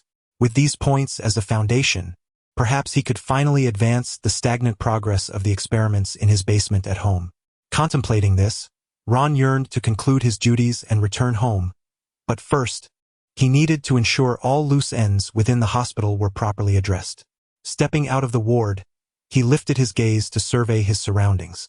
Outside the door, a serene silence enveloped the surroundings, as the doctors who had been present moments before had vanished without a trace. However, in the nurse's station around the corner, upon spotting Ron, one of the nurses promptly approached him, conveying that the director had been awaiting him in the conference room for quite some time. Was this true? Ron felt a twinge of surprise before following the nurse to the administrative conference room. To his astonishment, in addition to the director, there were two familiar figures awaiting him. Professor Ben Carson, who had just departed not long ago, and Vice Dean Weatherford, who had recently opposed him. Dr. Ron, I have been waiting for you, Weatherford said, His demeanor transformed as he stood up with an apologetic expression and extended his hand upon seeing Ron. It was unclear what conversation transpired among the three, but it seemed to have altered Weatherford's previous stance, as he now greeted Ron as if he were an esteemed elder. Despite being significantly older, he grasped Ron's hand repeatedly, apologizing profusely and even offering to pull out a chair for him. This sudden display of deference raised Ron's suspicions. Surely, a vice dean of such stature would not resort to such servile behavior. This man, capable of both humility and authority, must not be underestimated. "Brother, is this young man the newly joined Dr. Ron?" inquired a middle-aged man seated at the head of the table, who was none other than the director of Stark Health Hospital, Ben Keaton. At the age of 37, he was a renowned expert in both internal and general medicine, celebrated for his exceptional skills and esteemed character. He had once willingly forsaken the comforts of capitalist allure to practice medicine in impoverished regions of South America, earning him great respect. It was only 2 years ago, following numerous invitations from his cousin Professor Ben Carson, that he took on the role of director after the establishment of the Stark Medical Group. Ron was taken aback to discover that the mastermind behind this billion-dollar medical conglomerate was such a young individual. It was evident that his medical expertise was unparalleled, enabling him to rise to the position of director amid fierce competition. However, Ron was puzzled by Carson's unexpected return. He had just seen him leave, yet here he was, seemingly eager to convene a meeting. As if sensing Ron's gaze, Professor Carson shot him a sharp look, realizing he had underestimated this young man. Within less than an hour of his arrival, Ron had caused quite a stir, necessitating Carson's frantic back and forth between two buildings. Under the pressure of Carson's piercing stare, Ron promptly recounted the treatment process for Eddie after everyone else had exited. Yet, when Carson learned that Ron had utilized a great rejuvenation pill during the treatment, he sprang to his feet in disbelief. "My heavens, young man, you are truly wasteful." "What is it, Ben?" Keaton asked, startled by the sudden interruption, equally perplexed by his cousin's unexpected fervor. "You have no idea. This is a potion developed by Ron himself, possessing remarkable efficacy." Carson, being an old acquaintance of Ron, was familiar with both the great and lesser rejuvenation pills. He intended to elucidate the potency of these pills but caught sight of Weatherford, prompting him to silence his explanation. Some valuable secrets should remain undisclosed to outsiders, lest they provoke unwarranted envy, especially when the character of the other party leaves much to be desired. As for Mr. Eddie's hospitalization expenses, I believe they should be at least doubled. Upon hearing this, Loviska seemed to grasp something. That is quite agreeable. During his time working in South America, he had developed numerous local remedies due to the scarcity of pharmaceuticals, thus he was acutely aware of the value of such concoctions. They were virtually non-existent in the market, a true testament to individual ingenuity. Presenting just one of these prescriptions to the company for research and sale would be akin to discovering a gold mine. However, he did not anticipate that Ron, appearing so youthful, would possess such advanced medical skills. Reflecting on this, he could not help but speak up. "Dr. Ron, it is my intention to elevate your title." Just moments ago, the three had convened in the meeting room to discuss these matters. When Cousin Carson had previously referred someone to him, he had already been forewarned and had reviewed Ron's credentials, recognizing him as a talent. Yet, he was taken aback that Ron, having just arrived, had already saved a vice mayor, thus averting a medical mishap and preserving the group's reputation. He undoubtedly deserved recognition. The promotion was a foregone conclusion, representing the utmost sincerity apart from a monetary gift. "Dr. Ron, after our meeting, the hospital has decided to elevate your title to attending physician." Keaton's expression turned grave as he presented the promotion document to Ron, freshly printed and still warm. "Young man, do not forget to express your gratitude to the director," Professor Carson interjected with a snort. Meanwhile, Dr. Weatherford, standing nearby, had already begun to applaud quietly. At just 21, Ron had become an attending physician, and with connections to the director and senior executives, Weatherford felt compelled to temporarily bow his head. His immediate priority was to maneuver and smooth over the situation with Eddie, transforming a significant issue into a minor one to protect his current standing. Even if he intended to undermine Ron, he first needed to navigate this current challenge. "Thank you, Director, Professor Carson, and Vice President Weatherford," Ron replied with a smile, graciously accepting the reward, unexpectedly promoted and receiving a raise so soon after his arrival. The promotion system in this private clinic was indeed far more lenient compared to public hospitals. Had he been required to publish papers and articles for advancement, it would have been quite burdensome, as he had little time to spare. In the meeting room, Keaton breathed a sigh of relief upon seeing matters settled. Observing Ron's exceptional medical skills and his adeptness in the workplace, avoiding a clash with Weatherford, he felt inclined to support him. Although Keaton harbored a dislike for Weatherford, the vice president was his backing, making it difficult to manage. Furthermore, as the director, he had to maintain the overall harmony, thus sparing himself the need to mediate between the two. Keaton increasingly admired Ron and, on a sudden whim, said, "I have heard that you are also knowledgeable in traditional Chinese medicine, which surely complements your understanding of internal medicine. Would you be interested in serving as a medical consultant for Stark Group?" Characters introduced in this chapter: Ben Keaton, founder of the clinic in The Hermit Healer. Chapter 8.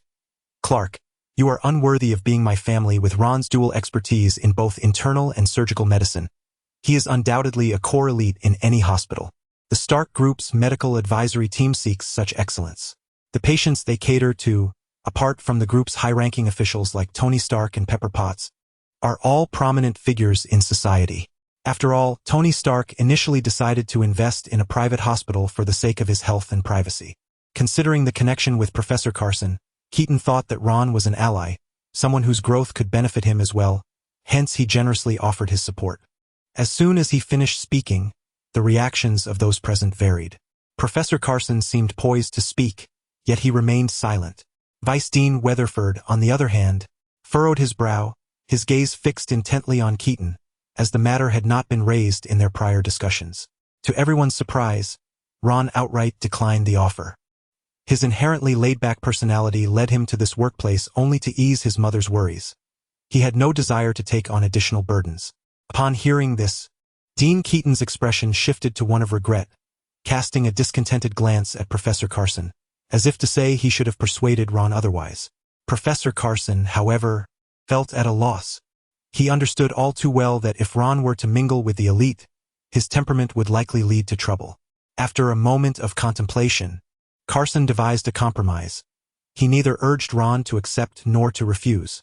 "How about this?" he suggested. "I recommend that, Doctor." Ron joined the advisory team in a nominal capacity. When an interesting case arises, he can accompany us on consultations, thus broadening his horizons. Having taken Ron under his wing, Keaton evidently had more ambitions and did not wish to let him drift aimlessly. Upon hearing his cousin's suggestion, Ron nodded in agreement.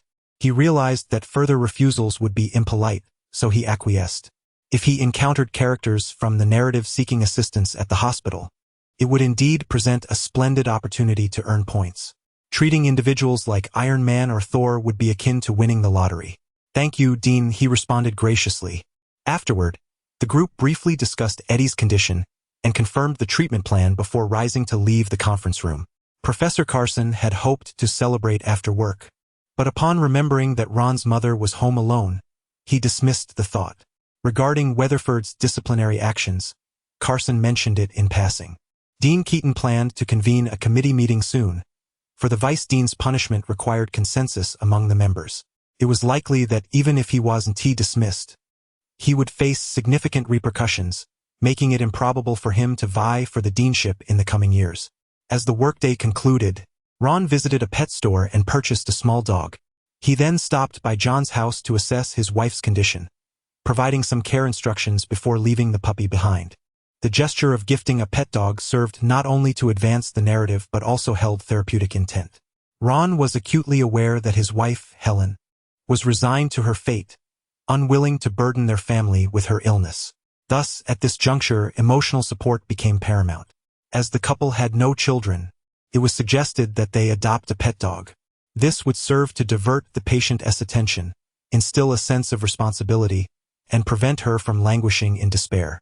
Moreover, should the unfortunate event of her passing occur, it would provide the family with a cherished memory.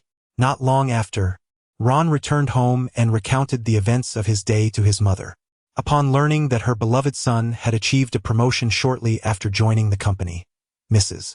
Kent's face lit up with joy. Every parent harbors the universal hope for their child's success. Ever since Ron graduated, having left his internship at the hospital due to a clash with his superior, Martha, Mrs. Kent, had been deeply concerned for him. She feared that his days spent isolated in the basement, immersed in his experiments, would lead him to become a mad scientist. Having read numerous cautionary tales online, she anxiously worried about his mental well-being. Now, witnessing him finally stepping out into the world again, securing a position at a renowned company, she felt a swell of pride for Ron. Yet, as her smile brightened, tears unexpectedly welled in her eyes. "John, if you are watching from above, please protect my Eric and Clark," Martha Kent prayed, hands clasped and eyes closed, tears streaming down her cheeks. Sitting beside her, Ron, who was offering comfort, felt a shift in his own emotions upon hearing her words. His previously buoyant mood faltered. "Eric, do not blame your brother any longer. He certainly did not intend to forsake your father back then." Sensing the change in her son's demeanor, Martha opened her eyes and grasped Ron's hand, wiping away her tears. "These years, Clark has not fared well either. The last time we spoke was 2 months ago. He mentioned he would be going out to sea to fish, Mom. He is not worth your concern." Ron refrained from further comment, recognizing that his mother's emotional fluctuations were too intense, and she could not bear any more distress. He merely continued to wipe her tears while silently reflecting, "Clark, from the moment you chose not to save Father, you forfeited your right to be my family. This reckoning between us is inevitable." Afterward, Ron took to the kitchen to prepare a modest meal, ensuring his mother was once again uplifted before he himself regained his composure. Scrambled eggs with cucumbers, a dish his mother relished alongside bread, was a perennial favorite. Once she retired to her room for the night, he extinguished all the lights, changed his attire, and descended to his underground laboratory. Unlike typical laboratories, Ron's was adorned with an array of potted plants alongside various instruments. After carefully inspecting the orchids he had planted days prior and finding their life signs reassuringly stable, he nodded in satisfaction. "System, please assist me in analyzing the data for this pot of blue flowers." With a soft chime, 5 points of energy were consumed, and the scanning process commenced. Upon completion, the system presented its analysis. Target identified as Chunlon, with a survival time of 311 hours, vitality waning, activity level at 53, and an estimated remaining lifespan of approximately 146 hours. The target's body temperature registered at 31.1 degrees Celsius. Upon hearing the system's assessment, Ron's brow furrowed slightly. After donning his protective gear, he approached the laboratory table. As his thoughts raced, the system's repository opened, revealing a vial of serum, the extraordinary substance known as the despair virus. Under the bright lights, the liquid shimmered alluringly, reflecting in his pupils like a gem brimming with boundless power. A sigh escaped Ron's lips, his heart a tumultuous blend of anticipation and trepidation. This could very well be the key to altering his destiny, or perhaps a ticket to the abyss. The reason for his apprehension lay in the fact that the despair virus was incomplete. The experiments his mother spoke of, and the stay-at-home research mentioned by Professor Carson were, in truth, Ron's endeavors to develop and refine the despair virus within the confines of his home. The orchid previously mentioned was also a product of these experiments. Before Ron resolved to delve into the creation of the despair virus, he had traversed nearly every corner accessible to a mortal being, seeking the means to protect himself in this chaotic world. He had journeyed to the peaks of the Himalayas in search of sanctuaries, scoured wildernesses for fallen meteors, sought the elusive Platform 9 at the station, and even wandered through museums at night, hunting for lost ancient artifacts. Yet, in the face of these opportunities, Ron, who was not destined for greatness, found himself perpetually denied access.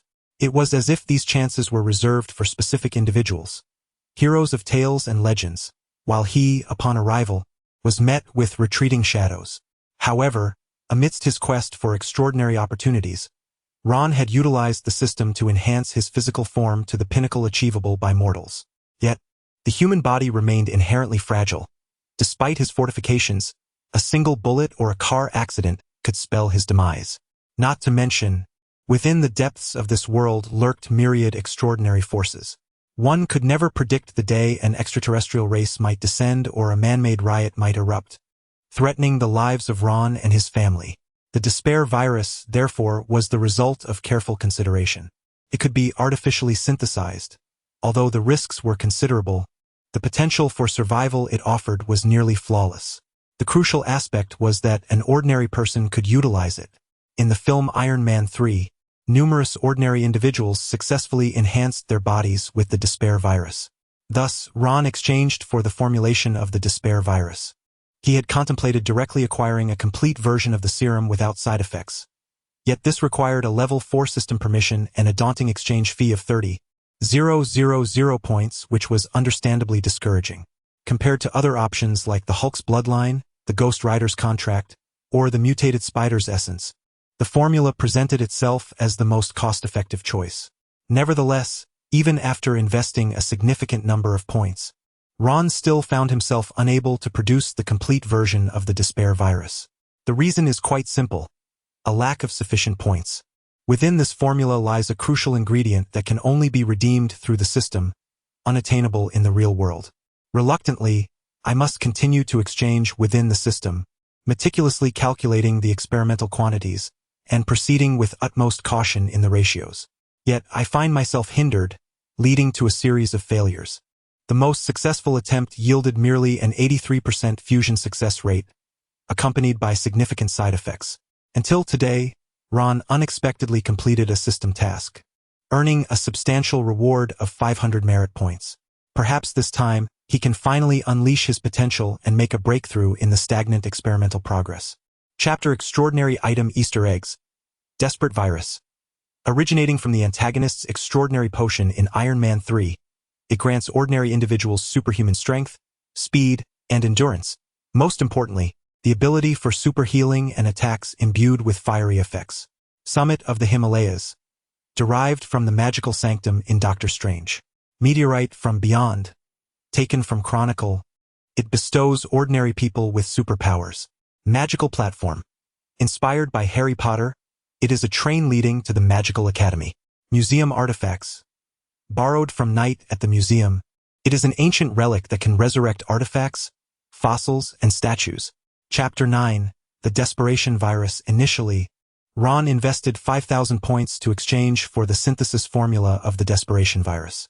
Subsequently, throughout the research process, he expended nearly an additional 1,000 points, almost depleting his resources, yet the results were nothing but flawed products. The success rate of integration hovered around 80, and any failure would result in an explosion. Reflecting on this, Ron couldn't help but feel a twinge of regret. However, he could not abandon the endeavor midway. Otherwise, all his prior investments would be in vain. System.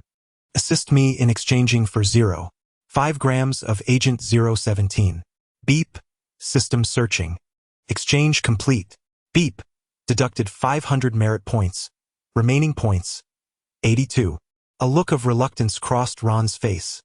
This bold and drastic expenditure had rendered him a pauper once more. In its stead, he held 3 tiny azure particles in his hand. Agent 017, the primary raw material for crafting the Desperation Virus.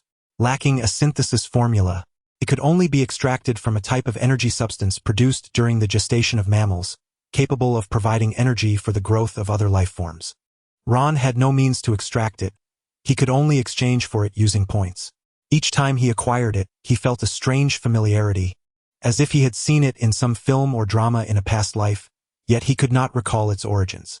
After fruitless contemplation, he cleared his mind of distractions and commenced the intricate synthesis process of the Desperation Virus. This time, Ron was brimming with confidence. In previous attempts, he had only added around 0.1 of Agent 017, but now, with boldness, he decided to go all in. Half an hour later, as he retrieved the test tube from the centrifuge and poured out the virus solution, his heart raced with anticipation. The next step was crucial. He added the Agent 017. In the center of the test tube rested a vibrant orange liquid, tranquil as a dormant volcano until Ron carefully placed the 3 blue particles into it. In that instant, it was as if dry tinder met a raging fire. The orange liquid ignited, bursting forth with dazzling brilliance. reminiscent of a volcanic eruption. Ron was overwhelmed with excitement. Such a radiant glow had never appeared in his previous experiments. The brilliance persisted for several seconds before gradually subsiding. At that moment, the liquid within the test tube had transformed beyond recognition. This change was both enigmatic and thought-provoking, as if heralding the awakening of some unknown power. The desperation virus had been successfully synthesized. System, please analyze the data of this substance. Beep. Consuming 5 points. Scanning in progress. Analysis complete. Detection target. Artificially synthesized agent target function. Upon use, it significantly enhances the user's physical strength and greatly improves self-healing capabilities. Target fusion rate. 97 host success rate. 93 system advisory. Caution is recommended for host usage. System evaluation. Premium version of the desperation agent. Wow! Even with Ron's disposition, he couldn't help but utter an expletive upon seeing the analysis results. The experimental outcome clearly indicated that this synthesis process had undoubtedly succeeded. With a completion rate of 97, one could confidently assert that it is remarkably close to perfection, nearing a direct exchange for a side effect-free potion, particularly considering it was meticulously crafted by hand. Yet, when it came to Ron's own application, the success rate plummeted to approximately 90, even with the enhancement of his abilities. Ability, assimilation, the capacity to swiftly absorb any knowledge. Ability, mastery, the ability to deftly command any skill. The likelihood of successfully integrating the potion could be augmented by these abilities. Logically, a potion with a 97 success rate would be perfectly acceptable for sale in a hospital. Even ordinary cold remedies carry some minor side effects. However, the repercussions of the desperation virus are alarmingly severe. A failed integration could result in self-detonation, necessitating a cautious approach. This is particularly daunting when the success rate diminishes by 7% upon self-consumption. Ron gazed at the potion in his hand, then glanced at the system panel, momentarily ensnared in indecision. It was only after several minutes that he relinquished the idea of immediate consumption, forcing himself to regain composure. Surrendering was, of course, not an option. It appeared that some preparatory measures were required before attempting to integrate the potion. After a brief contemplation, he placed the hard-won potion into his system backpack, tidied up the laboratory, and exited. In the ensuing days, Ron adhered to his routine diligently. Aside from administering treatment to Eddie and inspecting the herbal materials he had gathered, Non expecti de querense seros. he did not encounter any extraordinary individuals capable of triggering new quests. As for Vice Dean Weiser, he had vanished from the hospital following their previous meeting. According to Eddie Mora, the hospital committee had already notified him in advance that Weiser had been reassigned to another subsidiary hospital as vice dean. Although it appeared to be a lateral move, the vice dean of a smaller hospital in a less developed city could scarcely compare to Stark Health Hospital, where professional standing plummeted. This was only achieved through some intervention. Otherwise, Weiser would have been forced into early retirement. In the intensive care unit, Ron chuckled upon hearing this. It seemed his intervention was unnecessary. Those who err must face the corresponding repercussions, a timeless truth ingrained in the collective consciousness and beyond dispute. With this matter concluded, he began to assess Eddie's physical condition. With the aid of the grand healing pill, his overexerted state had shown signs of improvement, yet this was merely a temporary remedy. The fundamental cure Ron proposed involved herbs that were exceedingly difficult to procure. Not only costly, but some items were virtually non-existent in the market. Even Eddie, with his personal capabilities, had managed to gather most of the ingredients, but the primary herb, snow ginseng, remained elusive. Until today, when he finally received the news he had been awaiting. "Rest assured, Your Excellency, I have found leads on the snow ginseng," Ron announced. He had enlisted the help of a friend to secure a piece of snow ginseng, which he would be able to obtain after work tonight. Upon hearing this, Eddie let out a sigh of relief. The recent days spent gathering medicinal herbs had been nothing short of a headache. Slightly tilting his head, his girlfriend promptly understood and handed him a check necessary for the purchase of the herbs. "In that case, I shall entrust this matter to you, Dr. Ron." Several hours later, Ron clocked out of work and subsequently took a taxi to the neighboring Chinatown in the Bronx, often referred to as the Red District. As soon as he alighted from the vehicle, he was greeted by the familiar aroma of street food wafting through the air. With a greedy inhalation of the familiar scent, Ron lowered the brim of his hat and made his way down the street towards his destination. Like many urban locales, the Bronx at night was fraught with peril. Particularly in Chinatown, a melting pot of various factions, it was rife with violence and crime. The air, thick with the scent of culinary delights, was also tinged with the acrid smell of gunpowder. With a creak, Ron pushed open the door to an antique shop nestled within Chinatown. The bright lights illuminated the wooden counter, which displayed an array of peculiar antiques, including the oriental porcelain and swords that Ron recognized, exuding a profound sense of historical gravitas. Yet, what was most familiar to Ron was the distinct aroma of traditional Chinese medicine mingling with the scent of polished wood, bringing an involuntary calm to his spirit. "Hey, Balthazar, what are you up to?" Ron called out as he navigated through the counter and passed through a fabric curtain into the back room, where he found a tall elder seated on a small stool. In his left hand, he wielded a fan, fanning the flames of a stove while, with his right, he was engrossed in a book, his eyes nearly falling into the illustrations on the pages. It was only when Ron's sudden appearance startled him that he hastily closed the book, revealing the cover. Victoria's Secret. Cough, cough. You sly one. You entered without making a sound. This chapter features the character of Balthazar, portrayed by Nicolas Cage in The Sorcerer's Apprentice. Chapter 10. The sorcerer and the street rogue. The elderly man's countenance turned awkward as he discreetly concealed the book before finally turning to face Ron. Balthazar Blake, male, enamored with the fairer sex, is the proprietor of an antique shop in the Chinatown of the Red Light District. He is also a millennium-old virgin. The term millennium is used because he possesses another identity, that of a pupil of the great sorcerer Merlin, and he is indeed a wizard who has lived for 1,000 years. This information was gleaned by Ron from the narrative he was well versed in prior to his time travel. Balthazar has never divulged this secret to anyone, even in Ron's presence, merely claiming to be an ordinary wizard. Similarly, Ron has never revealed the existence of his system, presenting himself as an ordinary practitioner of traditional Chinese medicine. Observing Balthazar brewing potions, Ron approached the cauldron in a few strides, casually stirred the concoction, and inhaled deeply, expressing astonishment. Heavenly essence of Baji, 10 essence of mica powder, moon essence of chamomile, mountain essence of eucalyptus. So many medicinal herbs. Is this not the recipe for the longevity 10 essence powder that I provided? Are you feeling weak? Upon hearing this, Balthazar became immediately incensed, reclaiming the stirring rod. You are the one who is weak. This potion is for someone else. As a wizard, his breadth of knowledge is extensive. Beyond essential combat skills, he possesses various knowledge and skills, particularly excelling in medical arts. More accurately, what he practices could be termed as sorcerous medicine. Their encounter was serendipitous. Years ago, before Ron had awakened his system, he sought self-preservation abilities by traversing the globe in search of extraordinary opportunities, inspired by the plot of a film he remembered. It was during one such journey to Chinatown that he fortuitously stumbled into Balthazar's antique shop, hoping to chance upon a remarkable artifact akin to the film's protagonist. Unexpectedly, he indeed discovered a wondrous item, a dragon ring from the film The Sorcerer's Apprentice. However, since Ron was not the fated hero, he naturally did not gain the ring's acknowledgement.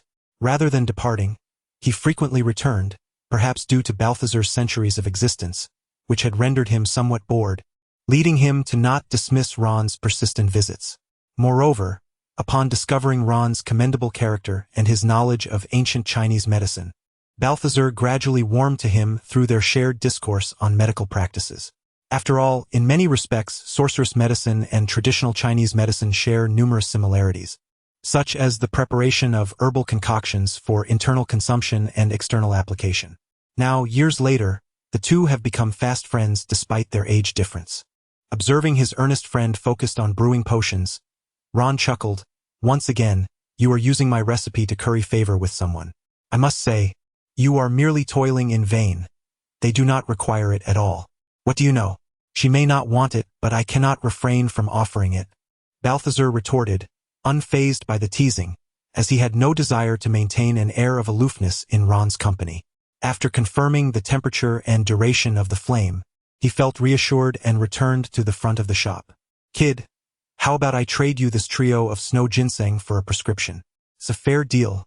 Wouldn't you agree? Moments later, Balthazar produced a wooden box and placed it upon the counter. Upon opening it, the sought-after snow ginseng that Ron needed was revealed, accompanied by a few scattered snow lotuses. Remarkable. Such a vintage. Where did he procure it? Ron rubbed his hands together, marveling at the snow ginseng in his grasp, which was the size of an infant's arm, while also expressing admiration for Balthazar's prowess. In just a few days he had managed to acquire this crucial herb. With these few pieces of snow ginseng, the success rate of refining the desperate remedy would increase by at least 10%. Moreover, it would also alleviate Eddie's affliction, truly a double boon. Balthazar seemed to revel in Ron's praise, tucking a strand of hair behind his ear as he spoke. I expended considerable effort to locate this near the mountains of the neighboring continent. It's rather disheartening. Just a few years ago, the snow mountains were abundant, and now they are dwindling. He continued, now that you have what you sought, you should depart quickly. I still have potions to brew. No need to rush, though. The Ancient One is surely occupied with evening lectures at this hour. After thoroughly inspecting the snow ginseng and securely wrapping it, Ron continued to jest. After pursuing her for so many years, you haven't even held her hand. What are you hoping for? She is a wealthy beauty, not someone a decrepit old man like you can hope to win over. If you ask me, a man should focus on his career to win a woman's heart. You shouldn't wait for destiny. Just hand over the spellbook and the dragon ring to me, and I shall undoubtedly elevate our sect to great heights. Then I will just get out.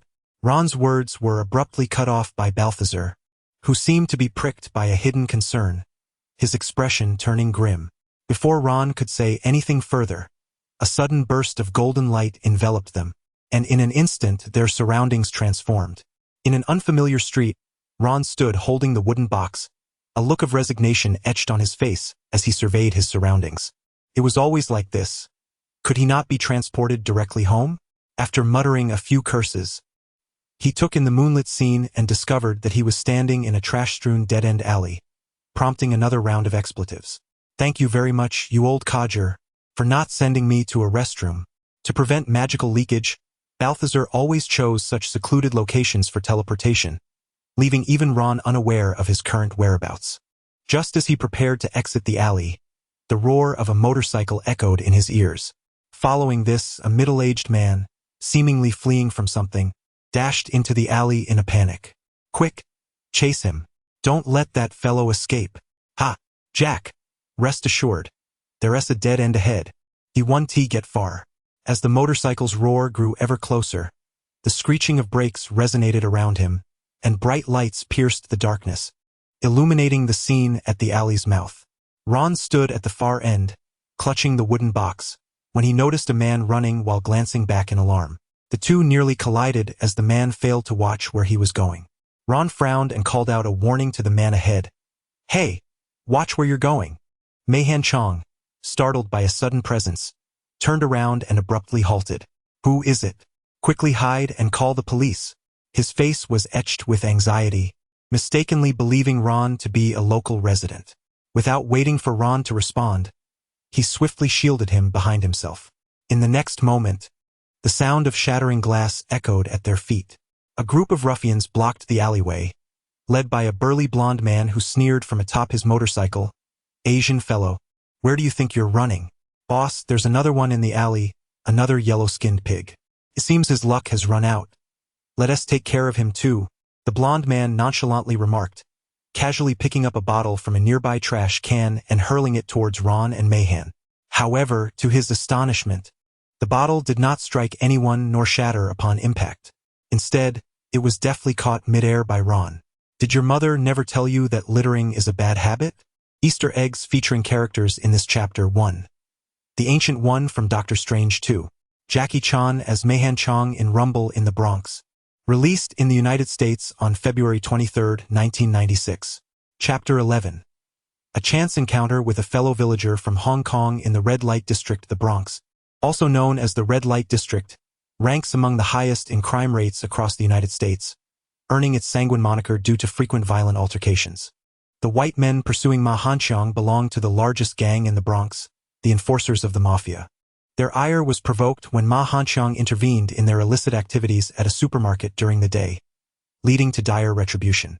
As Ron gazed upon the familiar yet strange figure before him, that distinctive large nose instantly evoked bittersweet memories of his past life. With a sudden crash, a flying bottle collided with a meaty palm, producing a dull thud. Ron deftly caught the bottle and, in a swift motion that stunned Ma Hanqiang, hurled it away. In the next moment, the bottle, akin to a cannonball, pierced through the stillness of the night, cutting through the air with an ear-piercing whistle, and in the blink of an eye, it struck the burly blond man squarely in the chest. The sound of the impact was a painful symphony of crunching bone, as the man's chest caved in, and he fell backward, collapsing to the ground without uttering a single cry, unconscious. Jack, damn yellow-skinned pig, what have you done?" The surrounding thugs were taken aback, a mix of shock and fury washing over them. Some leaped from their vehicles to assess the damage, while others shouted angrily, and many brandished weapons, eager to avenge their fallen comrade. Yet, before they could react, the whistling of the wind filled their ears. With Ma Hanqiang's astonished gaze upon him, Ron advanced, carrying a wooden crate, his steps deliberate as he kicked aside the scattered debris and broken bottles littering the alleyway. With each sound of a shattering object, another thug fell to the ground, struck by the remnants of his counterattack. Though his movements were imbued with the ferocity of a thunderous response, they appeared almost graceful in the moonlight, serene and leisurely. Recognizing the peril, one thug hastily drew a pistol from behind, intent on retaliating. Ron merely shook his head in response. A path to death is clear. In the next instant, a flash of silvery light darted from the darkened alleyway. With the precision of a lightning strike, a silver needle, no longer than a finger, soared through the moonlit air, covering several meters before embedding itself in the thug's chest. The point of impact was the Zhongzhong acupoint, one of the 36 major points of the human body, crucial to the heart's domain. A wound here could lead to mild symptoms of breathlessness or, in severe cases, a life-threatening myocardial infarction. The thug, who had attempted to draw his weapon, felt an excruciating pain in his heart and collapsed, unable to muster the strength to shoot, clutching his chest in despair. In the blink of an eye, Ron reached the mouth of the alley, leaving it free of debris and clutter. "You the young man, wait for me." Ma Hanqiang, dumbfounded and reeling from the recent events, quickly realized that the young man before him was indeed a master of martial arts. Hailing from a region where martial arts flourished, Ma Hanqiang had previously dabbled in martial arts schools, fostering a keen interest in the discipline. During a certain police operation, a master of martial arts was invited to accompany the team. With merely a flick of his palm, he could launch a dart that pierced through the officers' bulletproof vests, demonstrating an impressive mastery of his craft. Much like Ron, who effortlessly kicked away a bottle and unleashed silver needles against his foes, or perhaps like a flower that inflicts harm or a finger that summons thunder. Meanwhile, a ruthless bandit concealed within the mountain woods utilized the complex terrain to launch surprise attacks, severely injuring several officers. However, when he attempted to ambush the solitary martial arts master, he found himself utterly powerless. By the time the officers arrived in response to the signal, the bandit had already been rendered unconscious, his skull fractured, leaving him in a state of utter helplessness. Ma Hanqiang watched as Ron gradually walked away, on the verge of disappearing around the corner, and hurriedly followed after him. Upon exiting the alley, he discovered Ron had reached the bus stop, seemingly preparing to take a taxi. "Young man, master, thank you so much just now," Ma Hanqiang said, his heart racing with gratitude yet unsure of how to express it. Had it not been for Ron's timely intervention, he might have faced dire consequences that night. Ron smiled at the familiar stranger before him and replied, "It's nothing. I merely intervened when I saw injustice." Ma Hanqiang, hearing his response in an Eastern tongue rather than English, could not suppress a smile. To encounter a fellow countryman so far from home was indeed a stroke of fate. With respect, he introduced himself. "I am Ma Hanqiang. May I know your name, master?" Ron, observing the other bowing respectfully, nodded in acknowledgement and replied, "You may call me Eric. Being addressed as old master makes me feel ancient." What was going on with those people inside? Ma Hanqiang hesitated slightly, contemplating how to avoid burdening Ron with further complications. After a moment of thought, he said, "It's nothing. Just a group of petty thugs." "Where are you headed, master?" "I can escort you." Upon hearing this, Ron regarded him with a smile and said, "Why the urgency to see me off? Are you afraid of being implicated in any retaliation against me?" Seeing Ma Hanxiang's awkward expression, Ron's fondness for him grew. After a brief contemplation, he retrieved his usual prescription writing tools and left a phone number tucked into the pocket of Ma Hanxiang's jacket. "You have good character. If those individuals dare to harass you again, just give me a call." Having completed this, Ron hailed a passing taxi, and before Ma Hanxiang could utter another word, he opened the door and departed. Ding! System random task. Rescue Ma Hanxiang from being pursued by the mafia. Task completed. Task reward, 100 system points. TSK. Tasks unrelated to extraordinary powers yield such meager rewards. If Ron's earlier intervention was due to a fortuitous encounter aligned with the system's task, then leaving a business card and offering assistance to Ma Hanxiang was purely an appreciation of his character. Ron recalled that, in the film, Ma Hanxiang would engage with these gangsters. If the opportunity arose, lending a helping hand wouldn't be out of the question. Half an hour later, Ron finally returned home. Under the scrutinizing gaze of the white driver, he generously paid the fare along with a tip, after which the driver unlocked the door and allowed Ron to exit the vehicle. Ron paid little heed to this matter, merely reflecting on how frequently he found himself out and about since commencing his work, pondering whether it was time to procure a vehicle. Relying on taxis daily was hardly a sustainable solution. Upon entering the house, he discovered that his mother was absent. A note affixed to the refrigerator indicated that she had gone to the supermarket for a special sale. With this in mind, Ron wasted no time. After changing his clothes in the basement, he promptly set about his tasks. Now that he had acquired the snow ginseng, it was high time to attempt the refinement of that fabled potion. Aside from leaving a single snow ginseng for Eddie as the primary ingredient, he combined the remaining 2 snow ginsengs and several snow lotuses with various auxiliary herbs, utilizing the system for purification and refinement. Fortunately, having recently completed a random task for Ma Hanxiang, he had received a reward of 100 points, enabling him to access the system's functions without hindrance. Otherwise, the task of concocting the potion would have consumed an inordinate amount of time. Ding! Potion refinement successful. Soul Lotus Snow Pill. Clears heat and detoxifies. Disperses wind and reduces swelling. Effective against internal fire toxicity and inflammation of the organs. Long-term use promotes physical strength and longevity. As Ron gazed at the 10 pills in his hand, a sense of assurance washed over him.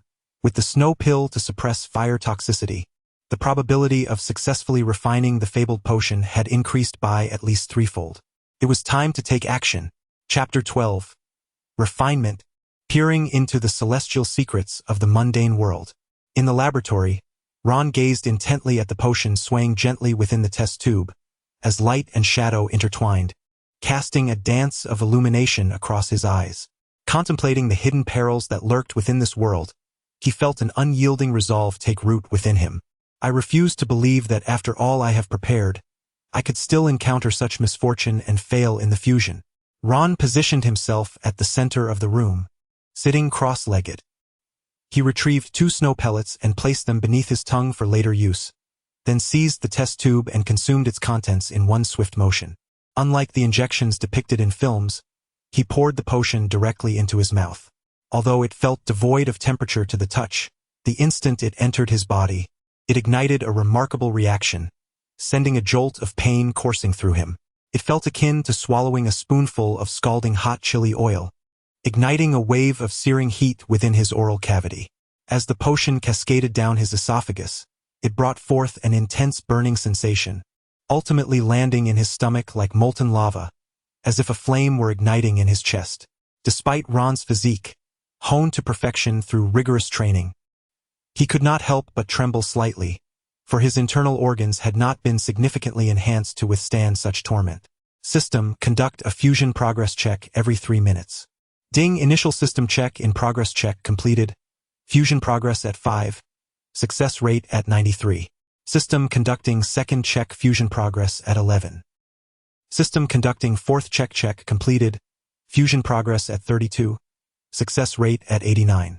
With each notification from the system, Ron's expression grew increasingly anguished, starkly contrasting the fusion process depicted in the story. To his dismay, the success rate was plummeting rapidly, dropping close to 80 in the blink of an eye. Sensing the urgency of the situation, Ron promptly sat cross-legged, grasping the principles of yin and yang, and activated the 10,000 spirits profound breathing technique. As he breathed in and out, a subtle transformation seemed to occur in the surrounding environment. Flecks of faint light emerged in the air, twinkling like distant stars, before cascading like meteors into Ron's being. The 10,000 spirits profound breathing technique had been a reward bestowed upon him upon his initial awakening of the system. It required no active invocation. Simply through ordinary breathing, he could absorb the spiritual energy of heaven and earth, fortifying his physique, nurturing his spirit, and enhancing his skills. Now, with Ron consciously activating it, the speed of energy absorption surged exponentially. Ding system conducting 5th check fusion progress at 55, success rate at 90. As the breathing technique took effect, the fusion progress soared rapidly. Although the success rate was improving, it stubbornly refused to breach the 90 threshold. Meanwhile, the potent essence of the elixir quietly evaporated within his stomach, its power swiftly permeating through his bloodstream to invigorate his limbs and organs. Had Ron shed his garments, he would have observed his skin glowing faintly with a crimson luminescence beneath the surface of his veins.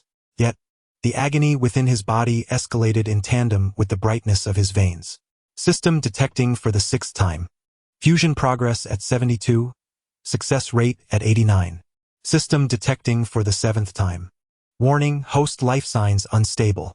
Warning, host body temperature rising. At 41°C. At 43°C.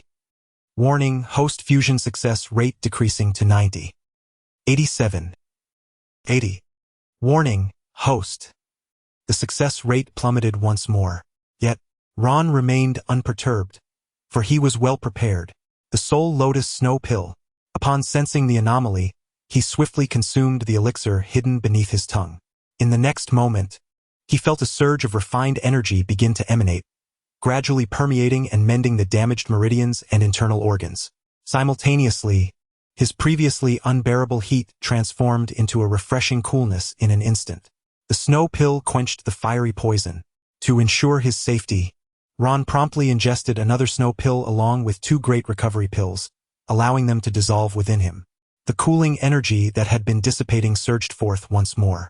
Primarily due to the hydrous potency of the Snow Lotus pill, it helped Ron suppress and dispel the harm inflicted by the dire potion, swiftly restoring his body to normalcy. The warning tones from the system began to fade, and the fusion progress and success rate gradually began to rise once again. System detecting for the 8th time. Fusion progress at 83, success rate at 85. System detecting for the 9th time. System detecting for the 10th time. Detection complete. Fusion progress at 99. Ding. Host fusion successful. With the sound of the system's notification, Ron's body erupted with a brilliant crimson light, akin to a meteor streaking across the sky before extinguishing in an instant. As he opened his eyes, his previously gray-brown pupils revealed flecks of golden light, which slowly faded away with each blink. Letting out a long breath, Ron could not suppress his excitement as he stood up. He had achieved fusion. After inspecting his body thoroughly, ensuring he was unscathed, he finally felt at ease. The sensation of being scorched to ashes was too terrifying, leaving an indelible mark of dread in his heart. Rising to his feet, he brushed off the ashes from his charred garments and glanced at the scorched black floor beneath him, shaking his head in disbelief. Suddenly, as if struck by inspiration, he raised his arm and clenched his fist with force.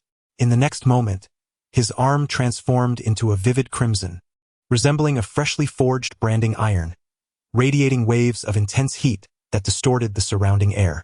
Yet, amidst the seemingly terrifying heat wave, Ron remained unfazed, his face devoid of any signs of pain, completely oblivious to any burning sensation. Moreover, his arm bore no injuries whatsoever. Clearly, Ron had successfully refined the dire virus, attaining extraordinary power. Excellent, all efforts were not in vain. At that moment, An even more delightful revelation unfolded before Ron. System notification. Host has acquired the skill. Indomitable Body of Despair. Perfect. System notification. Host possesses the skill. Dragon Roar and Tiger Howl Vajra Shield. Perfect. System notification. Would you like to spend 100 merit points to synthesize an advanced new skill? Upon hearing the system notification, Ron was momentarily taken aback, but quickly regained his composure. The indestructible body of despair must refer to the physical form attained after refining the despair elixir, and the enhancement effect certainly aligns with its nomenclature. As for the mastery of the diamond shield, when did it reach perfection? Dispelling the flames from his palm and pondering for a moment, he surmised that it was likely due to the 3 snow pearls and the prolonged practice of the profound breathing technique, which propelled the already near-perfect mastery of the diamond shield to its zenith. What Ron did not anticipate was that these seemingly unrelated skills could, in fact, undergo synthesis and advancement. He recalled that the synthesis of the Dragon's Roar and Tiger's Howl Diamond Shield had required both the Dragon's Roar Iron Cloth and the Tiger's Howl Golden Shield to achieve perfection before it could be triggered. After a brief contemplation and checking his dwindling points, he discerned that he had sufficient resources to proceed and decisively chose to synthesize. Fortunately, he had saved Ma Hanqiang, or else his points would have been insufficient. Ding! Synthesis successful. Acquired new skill. Indestructible Diamond Lotus Body. While changing his attire, Ron was jolted by the system notification and hurried to examine his newly acquired skill. Indestructible Diamond Lotus Body.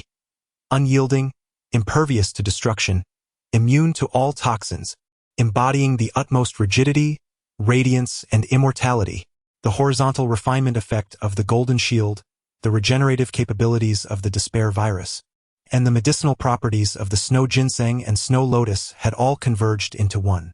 Ron could hardly believe that through a serendipitous turn of events, he had stumbled upon such an astonishing surprise.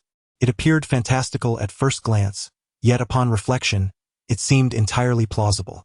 After years of fruitlessly seeking extraordinary abilities, he had been compelled to devote his energy to honing his mortal physique.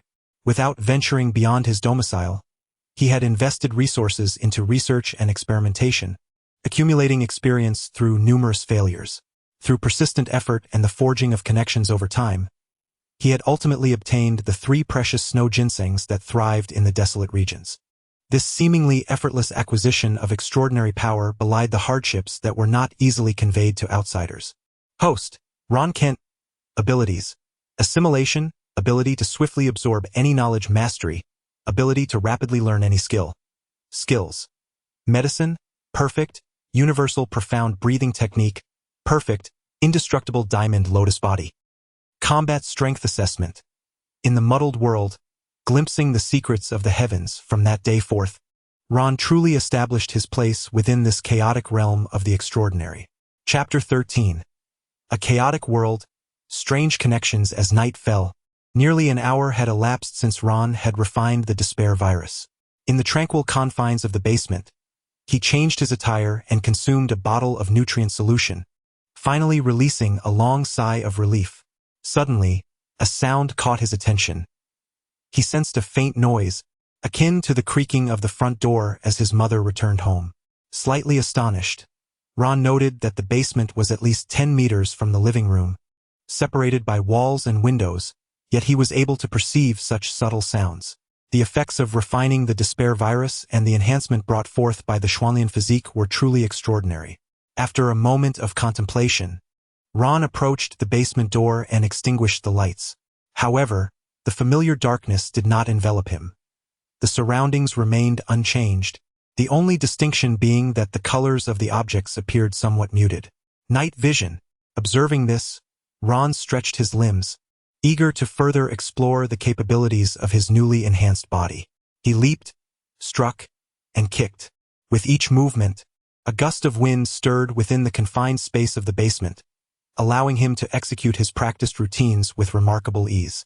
More importantly, as Ron moved, a radiant crimson glow began to emanate from his body, cascading through his skin in a mesmerizing display. It resembled a blazing inferno burning within him, illuminating his meridians and bones, as if striving to break free from his flesh.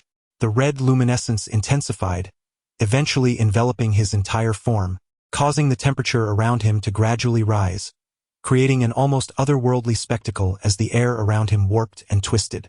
Noticing this, Ron concentrated, issuing a mental command that extinguished the crimson radiance, concealing it beneath his skin. Though invisible to the outside world, he could still feel that the power within him had not vanished. It had merely taken on a different guise. The air, distorted by the heat, became increasingly unbearable. It was only when his mother knocked on the basement door, announcing that dinner was ready, that he ceased his movements. With a deep breath, Ron grounded himself, his chest rising and falling slowly. After regaining his composure, he gently replied, "Hold on, Mom. I'll change my clothes and be right there."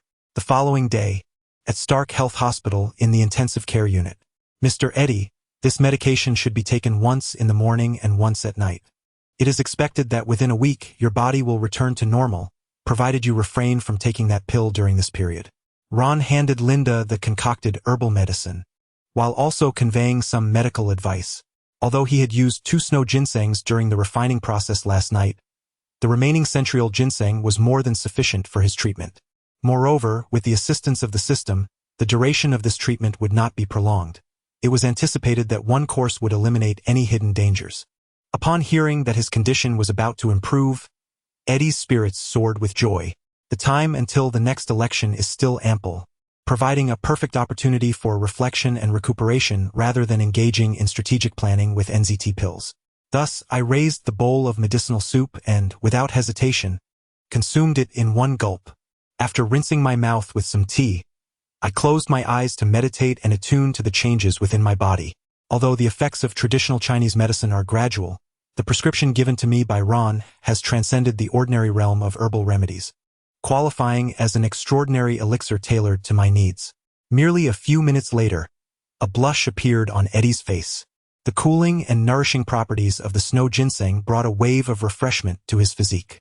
His mind, previously clouded by the waning effects of the grand elixir, became remarkably clear at that moment. "Thank you, Dr. Ron." Eddie exhaled deeply, a newfound respect glimmering in his eyes. He resolved to cultivate a good relationship with Ron, recognizing that a physician capable of healing ailments is always in high demand. Sitting up straight from the hospital bed, Eddie solemnly declared, "There is an ancient saying in the East, great kindness need not be expressed in words. Should you ever require my assistance, please do not hesitate to ask." Hearing Eddie's fluent Chinese, Ron was genuinely impressed. It was far more articulate than his own attempts during meals at Chinese restaurants in films. Nodding in acknowledgement and observing Eddie's complexion to ensure all was well, Ron replied, "Mr. Eddie, if all is well, I shall take my leave. Please remember not to take that pill during this time." At that moment, Eddie suddenly spoke up to retain him, saying, "Dr. Ron, I have one more request." As he spoke, he gestured for his girlfriend, Linda, to turn off the monitoring in the hospital room, then produced an NZT pill, the very source of his affliction. "Forgive my boldness, but I wonder if you might be interested in this?" Ron's curiosity was piqued, and he smiled, asking, "What does Mr. Eddie mean?" "Haha, Dr. Ron, I shan't hide it from you. I wish to ask for your assistance in perfecting this pill, aiming to eliminate its side effects as much as possible." Eddie's gaze was intense as he fixed his eyes on Ron. Days prior, upon confirming Ron as his attending physician, he had initiated an investigation into Ron's background. The findings were promising: a reputable lineage, exceptional medical skills, and a robust network within the medical community. More importantly, Ron had studied evolutionary biology during his university years, aligning perfectly with the research talents Eddie sought. After careful consideration, Eddie deemed it prudent to establish a rapport with Ron and solicit his help in researching the NZT pill. According to the original narrative, he had also begun assembling a laboratory to refine the formula. With a more suitable candidate now present, he was determined not to let this opportunity to acquire talent slip away. Of course, Eddie was no fool. He understood that Ron would not agree without incentive. "Let us speak candidly. Here is a contract. If you agree, please sign it." Eddie, in his quest to understand Ron, made a concerted effort to learn several Eastern dialects. He waved to his girlfriend, who then handed a contract to Ron. Observing this, Ron displayed a keen interest and casually perused the document. If one were to describe it as a contract, it would be more aptly characterized as a confidentiality agreement. Aside from the stipulation to keep the experimental process and results confidential, there were no other stringent clauses, indicating a considerable degree of sincerity from the other party. Correspondingly, there were various rewards outlined. Notably, should Ron successfully refine the NZT pill, he would receive a staggering reward of 10 million yuan. Rather than merely a reward, it seemed to be a gesture of goodwill from Eddie in appreciation. For a recent university graduate entering the workforce, this sum was astronomical. Although Ron was eager to accept immediately, he said, "I apologize, Mr. Eddie. This matter is of great significance, and I need to contemplate it thoroughly." This was only reasonable. Observing Ron's hesitation, Eddie's wariness diminished further, and his trust in Ron increased significantly. "Linda, please present the synthesis formula to Dr. Ron." "This might not be appropriate. I haven't signed the contract yet." Ron hesitated, glancing at the folder and the sample of the NZT pill that Linda was offering. After a moment's contemplation, he accepted them. Eddie felt a surge of joy. Ron's willingness to accept his goodwill assured that he would likely agree to the subsequent collaboration. The notion of needing time to consider it was merely a display of modesty. "Thank you, Mr. Eddie. I will provide you with a prompt response." A few minutes later, Ron exited the ward with 2 bags of documents. Observing the bustling nurses and doctors around him, he exhaled deeply. After several days of building rapport, coupled with a strategy of retreating to advance, he had finally succeeded in gaining Eddie's trust, prompting him to share the formula. Had he approached the matter directly, expressing a desire for the formula or to research the NZT drug, he would likely have been perceived as having ulterior motives.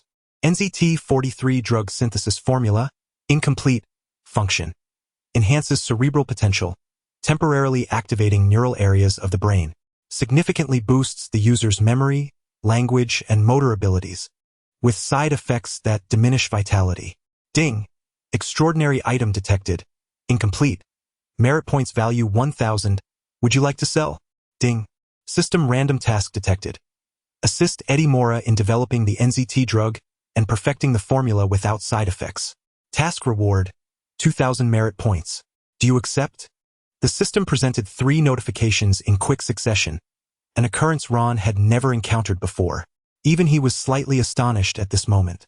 While receiving new tasks was commonplace, the system's retrieval of extraordinary items was unprecedented for him. After closing his eyes to ponder this development, he quickly arrived at a conclusion. Indeed, he had never possessed any extraordinary items previously, hence he would not have triggered this system function. With this thought, Ron returned to his office, closed the door, and opened the system marketplace. After a swift search through the system, he promptly located his objective. NZT-48 drug synthesis formula. Merit points value 100,000. Function. Enables the creation of the NZT-48 drug. The effects of the NZT-48 agent can permanently enhance cerebral potential, activating previously undeveloped regions of the brain, with a maximum development capacity of merely 10. Upon reading this, Ron was taken aback. This agent was even more expensive than the dire virus and promised to unlock mental faculties. There has always been a prevailing rumor in society that the average human brain operates at merely 10 capacity, and that further development could bestow a myriad of extraordinary abilities. Contemplating this, Ron promptly set aside his current tasks and began to meticulously examine the synthesis formula for the NZT agent. To his astonishment, he discovered that the principal ingredient for this agent was known as CPH4 element. This element is also referred to by various other names. For instance, within Ron's system, it was designated as Agent 017. This was indeed the primary material used to synthesize the dire virus. Easter egg of this chapter. The CPH4 element originates from the blue particles featured in the film Lucy, starring Scarlett Johansson. Chapter 14. The Assault of the Mutants. Ron gently closed the folder, inhaling deeply to calm his racing heart. The recent events unfurled memories of a certain science fiction film, Lucy. The film's protagonist acquired extraordinary abilities after coming into contact with the CPH4 element, ultimately transcending to a higher plane of existence. In this moment, Ron recalled the familiar sensation he experienced each time he exchanged for the 017 element. Was it not akin to the blue particles depicted in Lucy? It seemed that, whether it be the Extremis virus from Iron Man or the NZT pills from Limitless, the fundamental materials were, in fact, interconnected. There existed numerous extraordinary powers lurking in the shadows, all tied to the same essence. This chaotic world. As this thought crossed his mind, Ron couldn't help but chuckle bitterly. It appeared that last night's encounter was no mere coincidence. The man he inadvertently saved, Mahang Chong, was being pursued by members of the New York Mafia. In Lucy, the protagonist was coerced into transporting the CPH-4 element by the very same mafia, intertwining their fates. As Ron pondered which gang might be involved in the trafficking of this element, his phone suddenly rang. Glancing at the unfamiliar number, he felt a stir of apprehension. "Hello? Who is this?" he inquired. The voice on the other end was hostile. "Are you Eric?" Upon hearing this question, Ron's suspicions were confirmed. Few knew him by that name, which was precisely the alias he had left for Mahang Chong. As anticipated, once the caller verified his identity, they erupted with fury. "If you want Mahang Chong to live, you'd better come here immediately." Beep. System random task. Rescue Mahang Chong from the Mafia. Task reward: 500 merit points. Seconds later, Ron hung up, grasping the situation with clarity. Just as he had surmised, the Mafia pursuing Mahang Chong had not retreated simply because of his intervention. On the contrary, feeling their pride wounded by Ron's interference, they sought revenge. They had returned the next day to forcibly abduct Mahang Chong, rummaging through his belongings to find the note and subsequently contacting Ron. It was as if he had just fallen asleep only to be jolted awake by the arrival of a pillow. Having recently acquired the indomitable Golden Lotus body, he was eager to test his newfound prowess. This also presented a prime opportunity to inquire about the blue CPH-4 particles and their trafficking, a matter deeply intertwined with the potential for extraordinary power. A few minutes later, Ron made a copy of the NZT synthesis formula and exchanged it for 1,000 merit points. After requesting leave from his superior, the approval came without hesitation, thanks to his rapport with the leadership. Once he resolved matters at the hospital, he changed his attire and set out for the red light district. Before long, a taxi came to a halt in front of a dilapidated, unfinished shopping mall on the outskirts of the Bronx. Amidst the driver's peculiar gaze, Ron received the fare and swiftly pressed the accelerator, vanishing into the distance. Meanwhile, several shadowy figures emerged before the derelict building. Some brandished baseball bats and chains, while others nonchalantly tucked their hands into their clothing. Yet all shared a commonality: their malevolent eyes fixated upon him. Ron stood his ground, refraining from acknowledging the thugs before him, instead directing his gaze upward, towards the window ledge of the unfinished structure. There, a seemingly frail young man with blonde hair observed with keen interest. Upon realizing he was being watched, the young man's expression momentarily faltered before he furrowed his brow and gradually retreated into the shadows. Moments later, after revealing his identity, Ron entered the dilapidated building, flanked by two petty criminals. The crumbling cement walls, discarded furniture, and twisted graffiti adorning the walls all bore testament to the chaos of the locale. As he stepped into the central square, he spotted a figure lounging on a tattered sofa, drinking, with a piercing gaze fixed upon Ron's entrance. Ron paused, surveying the hostile gangsters surrounding him, and then inquired with a steely resolve, "Where is Mahang Chong?" Chadley, seemingly indifferent to Ron's inquiry, retorted, "Eric, you truly have the audacity to show up." He then violently smashed the bottle at his feet, exclaiming maniacally, "Fuck, do you even know how to write the word death for daring to strike my men?" His fierce visage, adorned with bizarre, spiky tattoos, caused the ink to writhe as he moved, presenting a grotesque sight. Damn it, the boss has overindulged again. This brat woke him up during the day, forcing him to resort to drugs for a boost. Shit, keep your distance. I just bought these new AJ sneakers. I don't want them splattered with blood. As the bottle shattered, several nearby thugs hastily recoiled, though one unfortunate soul was caught by a spray of glass shards. Damn fool. Did you choose to provoke the Mafia? Do you wish for death or to live? Chad pointed at Ron, seething with rage. I offer you a choice. produce 100,000 for medical expenses, or this matter remains unresolved. Unlike the typical stupor and confusion associated with drug use, this individual spoke with clarity. The substances seemed to have awakened his ferocity rather than dulled it. Ron couldn't help but chuckle, sensing an underlying truth. Anger and volatility encompass more than mere loudness. According to traditional Chinese medicine's diagnostic principles, a genuinely furious individual would exhibit prominent signs. Furrowed brows, flushed complexion, narrowed pupils akin to a beast on the hunt, and at the very least, accelerated breathing coupled with trembling limbs, indicative of a loss of control. Yet, this man, despite his foul language and animated gestures, displayed no such signs of losing control. This indicated that his actions were merely theatrical, intended to intimidate. He was likely fully aware of his circumstances and desires. In essence, he was resorting to intimidation, seeking to coerce Ron into submission without resorting to violence, a negotiation tactic of sorts. Indeed, those who ascend to the position of a crime lord are far from foolish. $100,000. Might that be a trifle insufficient? Ron lifted his eyelids nonchalantly and remarked, "To hell with it, not a penny less." Huh? Chad suddenly froze, even questioning whether he had misheard. However, upon seeing Ron's inscrutable smile, he swiftly realized, "Damn it, you dare to play me for a fool." In the next moment, Chad reined in his frenzy, adopting a cold demeanor with a stony expression, his pupils locking onto Ron like a predator spotting its prey. He had assessed the injuries of his subordinates and inferred that Ron must possess considerable skill to incapacitate so many in such a brief span.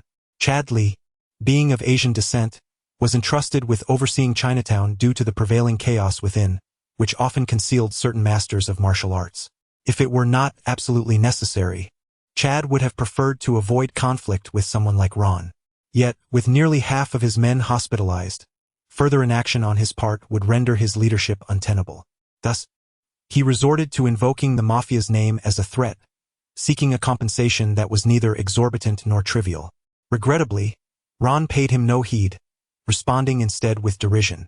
With intimidation proving ineffective, Chad resolved to take action. Without further ado, the figure before the sofa vanished suddenly. It must be said that Chad's professionalism was commendable. He threatened when necessary and acted promptly upon failure, executing what could be described as a surprise attack without hesitation. By the time he reappeared, he had swiftly closed the distance of several meters, now standing before Ron, raising his right hand and unleashing a powerful blow accompanied by a rush of wind. Strangely, as his fist was about to strike Ron's face, fine black spikes emerged on the surface of his knuckles, as if the black tattoos upon him had come to life. Like a fearsome black claw, they covered his fist, menacing and sharp. The mutant strikes. Chad Li, the mutant, reminiscent of the character known as the Hedgehog from the film X-Men, for whom the author could not recall a name and thus assigned one based on his Asian appearance. Chapter 15. Mutants and martial arts masters. In an instant, Chad unleashed a terrifying speed and power. Strangely, just as his fist was about to strike Ron's face, tiny black spikes appeared on the surface of his knuckles. Should this blow connect, it would not merely maim but could potentially devastate half of Ron's visage. As the onlooking thugs anticipated their leader's imminent display of dominance, they erupted in fervent cheers. Yet, in the next moment, their expressions morphed into shock. Chad and Ron disengaged, and a figure was sent hurtling backward, crashing violently to the ground. "Boss!" the thugs cried out in disbelief, for the one who lay on the ground was none other than the formidable Chad. Meanwhile, Ron, who had earlier stood casually, now raised his arm at a right angle, poised in midair. The technique employed was the 8 extremities killing move, the 2 instruments top heart elbow. At the moment of contact, Ron deftly shifted his body, evading Chad's attack while simultaneously using his left hand to deflect the punch, leaving Chad's defenses wide open. In an instant, an elbow strike sent him flying. With fractured ribs and compromised heart and lung function, Chad would soon suffer from blood loss and hypoxia, exhibiting symptoms such as cyanosis around the lips, pallor, and eventual unconsciousness. Within the vast, dilapidated shopping mall, the thugs stood frozen in disbelief, their eyes fixated upon the crumpled figure on the ground, unable to comprehend the unfolding events. "Did I see that correctly? The boss was actually knocked down?" one of them murmured in shock, Impossible. In the past, when the boss seized territory, he single-handedly defeated dozens. How could he be bested by this yellow-skinned fool? Meanwhile, Ron retracted his fist and resumed his stance, gazing at Chad with keen interest. The brief exchange had revealed to him a remarkable level of both offensive and defensive capability. Of course, this was only in comparison to ordinary individuals. Chad's physique was reminiscent of Ron's own peak condition during his mastery of the iron shirt technique. However, the disarray in Chad's breathing and the lack of martial poise suggested that he was far from being a trained fighter. As Chad lay on the ground, the black spikes on his fist slowly retracted into his body, evoking a sense of familiarity in Ron. Thus, he refrained from pursuing further, pondering the narrative unfolding in his mind, remarking, "Your body is quite peculiar." Before he could finish his thought, another figure materialized before him, the blond youth who had been observing him from the second floor. A mutant, Montpai. Glass. Montpai suddenly sprang from the shadows, the darkness beneath him twisting as if it were a trampoline, propelling him directly toward Ron. This was his ability, to conceal himself within shadows and instantaneously emerge from them. Montpai swiftly closed the distance, and as he approached, he brandished a dagger coated with a light-absorbing material, rendering it pitch black under the sunlight, resembling the scythe of death as it arced toward Ron's neck. In this perilous moment, Ron appeared unresponsive, his body devoid of any defensive movements. Upon witnessing the scene, Mengpai's heart surged with elation. He brandished the dagger in his hand, slicing through the air around him. In an instant, his figure vanished once more, retreating into the shadows behind him. Almost immediately, he re-emerged, utilizing the shadows as a trampoline to launch another assault. His slender form leaped and melded into the darkness, wielding the sharp blade to strike repeatedly, inflicting another wound upon Ron. Recognizing that the man before him was no ordinary individual, Mengpai wasted no time and unleashed his full strength. However, the more Ron offered no resistance, allowing the attacks to land, the more alarmed he became. For at the moment of contact, he sensed an unsettling feedback from the dagger, which felt not like slicing flesh, but rather akin to striking solid iron, sending a jolt through his hand. When Mengpai glanced back, the sight before him left him aghast. The specially crafted dagger, capable of cutting through steel, had inflicted only minimal damage. A finger-sized wound appeared on Ron's neck, enveloped in a crimson glow, rapidly healing before Mengpai's eyes. As for the other injuries on Ron's body, they had already mended within the brief span of time. The onlookers stood in stunned silence. Even Chad, lying on the ground, was taken aback by this spectacle. Possessing extraordinary abilities, it was no wonder he had detected me the moment I stepped out of the vehicle. He was indeed no ordinary man. Seeing this, Mengpai gritted his teeth and once again retreated into the shadows. After several seconds, a piercing wind suddenly echoed through the dilapidated building. Mengpai leaped out from the shadows, gripping his dagger firmly as he thrust it towards Ron's right eye without holding back. Simultaneously, Ron, who had remained still as if lost in thought, finally moved at that moment. He raised his arm to shield himself, and in the instant of contact with the dagger's point, he seized it with a fierce grip. The dragon's claw. His once pale hand transformed into a vivid crimson in an instant, causing the temperature around him to rise sharply. Then, to Mengpai's astonishment, the dagger that pierced his palm was melted into a pool of molten iron in the blink of an eye, slowly dripping down. The dusty concrete floor was instantly scorched, creating multiple pits from the searing iron. All this time, Ron had refrained from employing any defensive measures to test the strength of this Xuanlian body, allowing Mengpai to strike him, which barely broke the surface. Even a common person knows the difference between the pain of accidentally stubbing a toe on a table corner and the sensation of deliberately kicking with muscle force.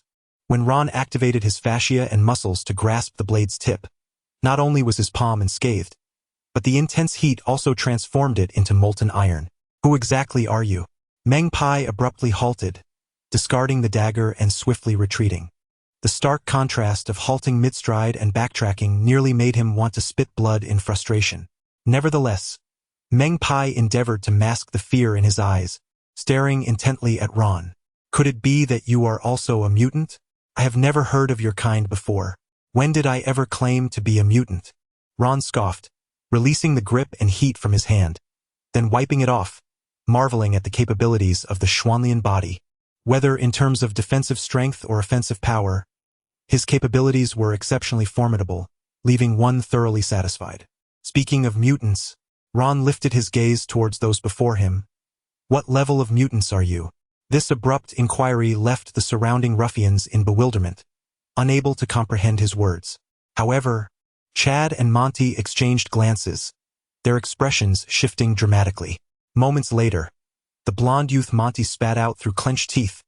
Damn it, I knew it. Without responding to Ron's question, he quickly rushed to Chad's side and dragged him into the shadows with urgency. Damn it, this guy possesses acute perception and formidable physical prowess. He is my nemesis, someone far beyond my capabilities. Within a mere exchange, Ron had captivated his mind, compelling him to flee. Though a second-tier mutant himself, with extraordinary abilities concealed in the shadows, his power was limited, suitable only for assassination. In terms of direct combat prowess, he was even inferior to his injured companion, Chad. Although Chad was also a second-tier mutant, his physical attributes surpassed those of an average person by several folds, and he could unleash deadly spikes from his body, making him ideally suited for frontal combat. Regrettably, he had not even had the chance to utilize his abilities before Ron had knocked him to the ground with a single elbow strike, rendering him utterly incapacitated. Reflecting on this, Monty could not help but regret crossing Ron. Damn, this person is at least a third-tier, if not a fourth-tier mutant. When did such a formidable adversary arrive in the Red District? Could he be from X Academy? Unbeknownst to them, the situation was not as they imagined. According to the system's combat evaluation, Ron's combat power was classified as Heaven's Gaze. By the standards of Mahankiang's homeland, this would be deemed the realm of a martial arts master. He was but a step away from achieving the transcendental state.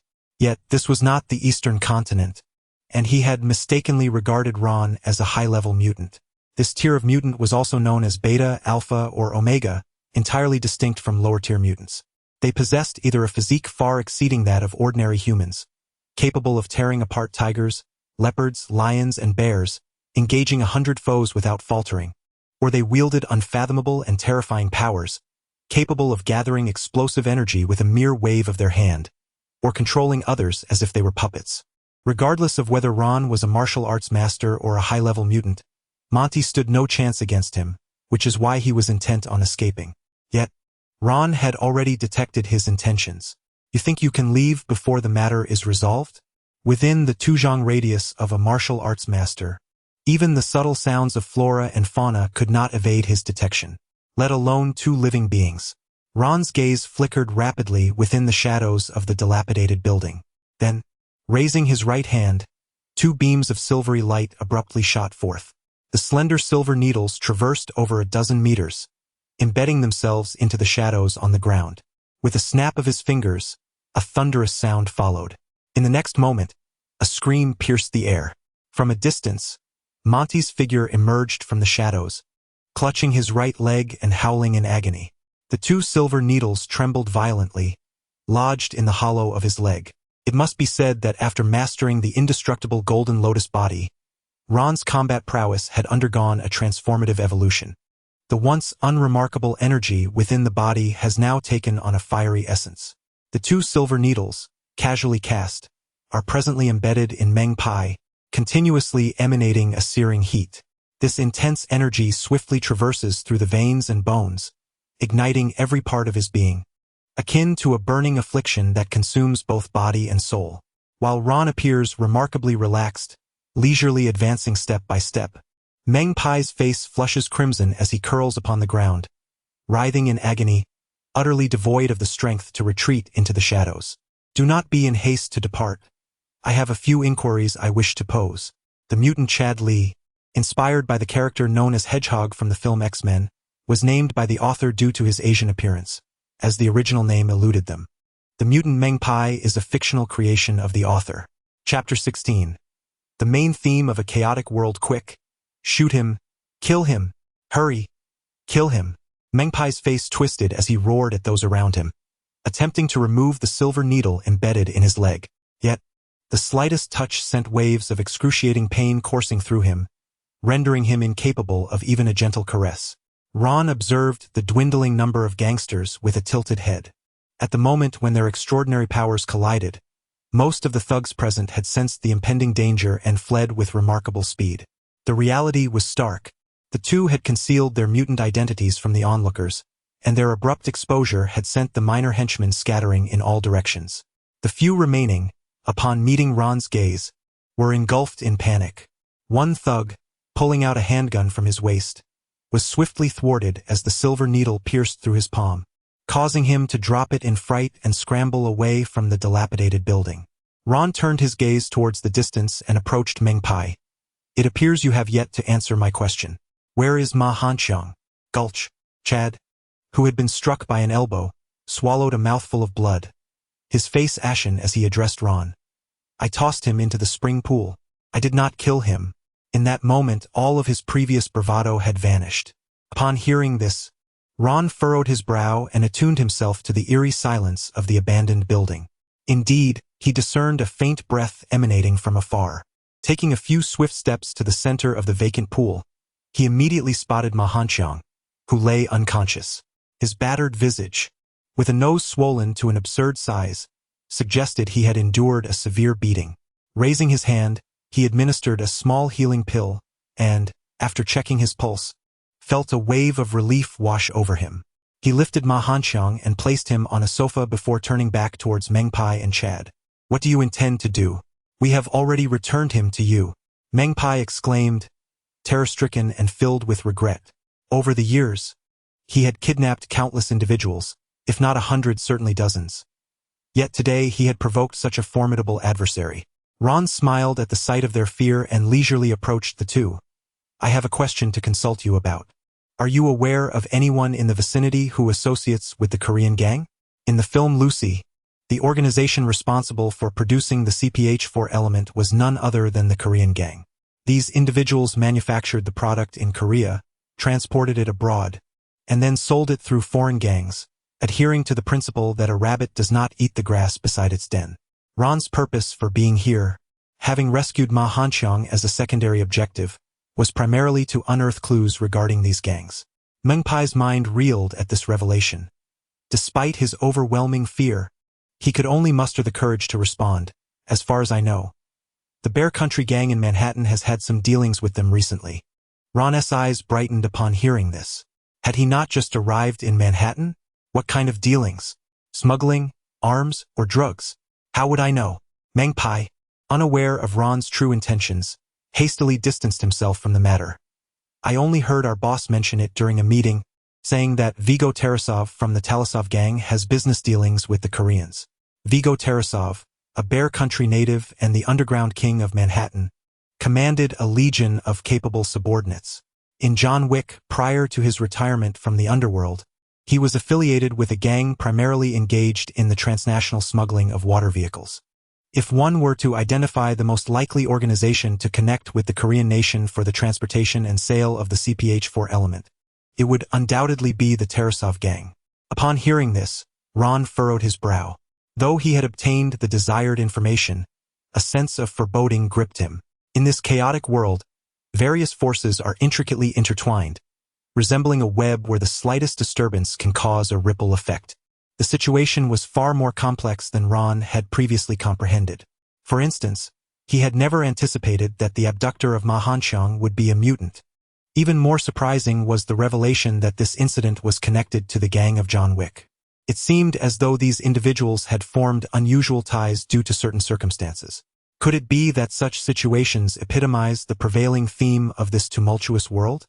At that moment, a notification chimed. Ding, system random task.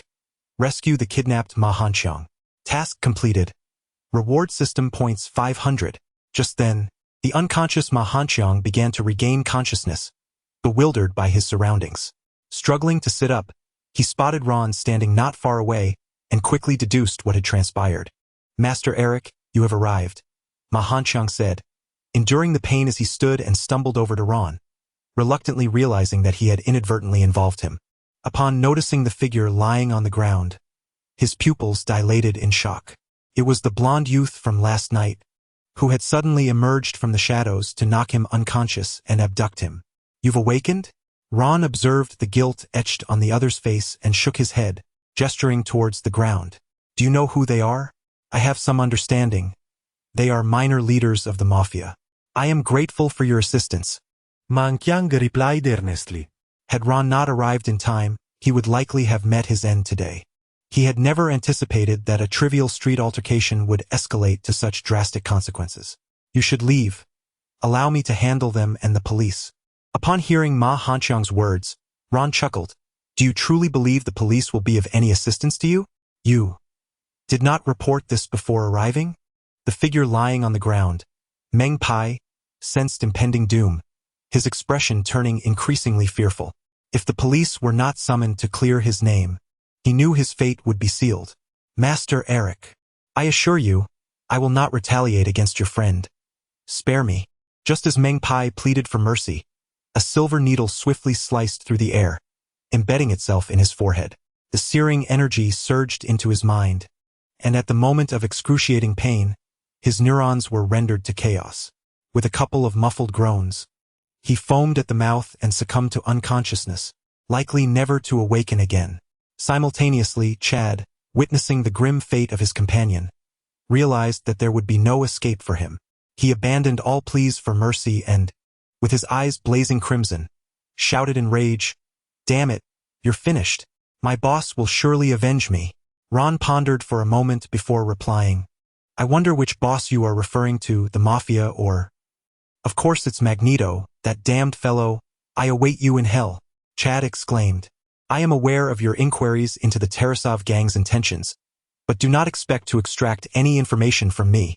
With that, he let out a low, furious roar, the trauma to his lungs flaring up once more, and soon blood gushed from his mouth, leading to his untimely demise. Perhaps this was his intention all along. Born a mutant, he held himself in high esteem, preferring death to living as a mere vegetable. The horrific scene before him startled Ma Hanqiang, causing him to step back in trepidation. When he raised his gaze to Ron once more, it was filled not only with gratitude but also a flicker of fear. Human nature is driven by the pursuit of benefit and the avoidance of harm. This is an inescapable truth. Observing the situation, Ron merely shook his head. Chad's final threat was utterly ineffective, for he would inevitably find himself at odds with Magneto. According to Ron's understanding of the unfolding events, Magneto's later ambitions to dominate the world would deem all humans, save for mutants, as targets for extermination. This chaotic world hung over Ron like the sword of Damocles, with danger looming at any moment. It was this very peril that compelled him to tirelessly enhance his own strength. But what did Chad's last words signify? What did he mean by knowing why he sought information on the Tarasov gang? After a brief contemplation, Ron entertained some suspicions but could not confirm them, ultimately shaking his head in resignation. Once the cleanup was concluded, he departed from the dilapidated building, leaving a scene of devastation in his wake. Ma Hanqiang closely followed Ron, albeit a step behind, eager to speak yet hesitant to voice his thoughts. At that moment, he had come to realize that this young man was not only a fellow countryman but also a martial arts master. Back in their hometown, he would be regarded as a revered figure, worthy of respect and a cup of tea wherever he went.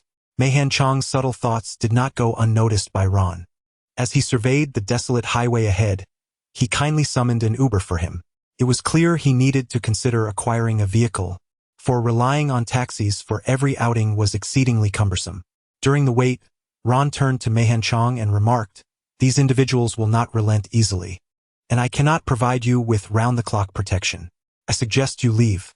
"That is precisely what I was thinking." Ma Hanqiang quickly stepped forward to respond. "A colleague from my hometown is in Los Angeles on a case, and he has some connections with the embassy. I intend to seek his assistance for protection."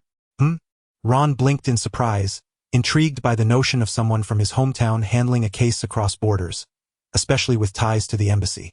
The scenario sounded eerily familiar. Was it reminiscent of the film Rush Hour starring the big-nosed dragon brother? Chapter 17. Driving a car that can transform. Alas, the affairs here remain unresolved. Otherwise, Ron would insist on accompanying them, perhaps to encounter another task that could earn him points. Today, he had only amassed 500 merit points, and no subsequent tasks had emerged. It was evident that his intervention had caused a deviation in the original storyline, precluding the anticipated clash between law enforcement and criminals. Nevertheless, Ron took solace in having acquired several valuable pieces of information: mutants, the Tarasov gang, John Wick, and details concerning the whereabouts of the CPH-4 element. Next, he would need to utilize this intelligence to his advantage. After a brief conversation with Mahankiang and exchanging contact details, he sent him off in a rideshare vehicle. By the time Ron hailed another ride back home, darkness had settled in. As he stepped out of the car, he instinctively rubbed his stiffened posterior. Even with his robust physique, the jolting ride had proven quite uncomfortable. It was clear he needed to procure a proper vehicle. After exchanging a few words with his mother, he promptly descended into his underground laboratory. Upon inspecting several potted plants, he noticed that the potency of the despair virus was still diminishing, which caused him to frown. Although Ron had successfully integrated it himself, he still possessed numerous subpar specimens from prior experiments. The success rate of these integrations hovered around 60 to 70%. Storing them in a safe would be a waste. If he could continue to improve them, they could be sold or gifted to those around him. A favorable option indeed. However, the forthcoming refinement experiment could not afford the luxury of wasting resources on exchanging for agent number 017. He would have to rely on his experience and gradually explore his options. As for his own indestructible Vajra Lotus physique, while his proficiency had increased slightly over the past few days, it had not advanced significantly. Indestructible Vajra Lotus physique. Unyielding, impervious to destruction, immune to all toxins, embodying the essence of the utmost strength and eternal mystery. Skill proficiency 2. 1. It seemed likely that he would require at least 3 months to reach a minor accomplishment in this regard. This left Ron somewhat perplexed.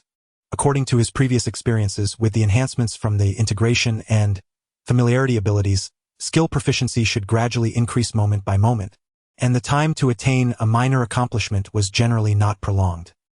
He recalled that after acquiring the synthesis skill, Dragon S Roar and Tiger S Howl Vajra Shield, he had reached a minor accomplishment in a mere 8 days.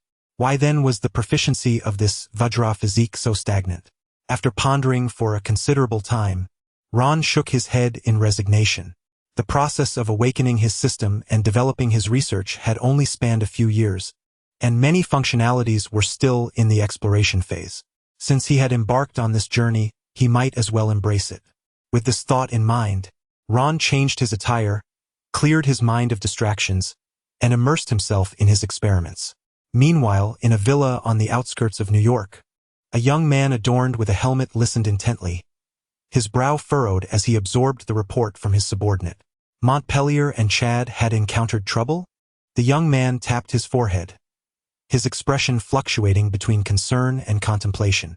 With a wave of his hand, he dismissed his subordinate and closed his eyes, sinking into deep thought. The Brotherhood of Mutants had only recently been established and had yet to begin a widespread expansion, leaving them severely lacking in manpower. In a world where normal appearances, average intelligence, and straightforward abilities are scarce, it is indeed challenging to find individuals of merit who can seamlessly blend into human society without drawing attention. Although Monty and Chad are merely low-level mutants, they serve as the backbone of the Brotherhood and act as his pawns in the public arena. Their combat prowess may be limited, yet their astuteness renders them adept at amassing wealth and gathering intelligence. Alas, they have met an untimely demise under ambiguous circumstances. After a considerable duration, Eric finally opened his eyes, murmuring to himself in the darkness. Eric, a suspected level 3 mutant. Was this your doing, Charles? In the days that followed, Ron found himself shuttling between the hospital and home, maintaining a rigid routine.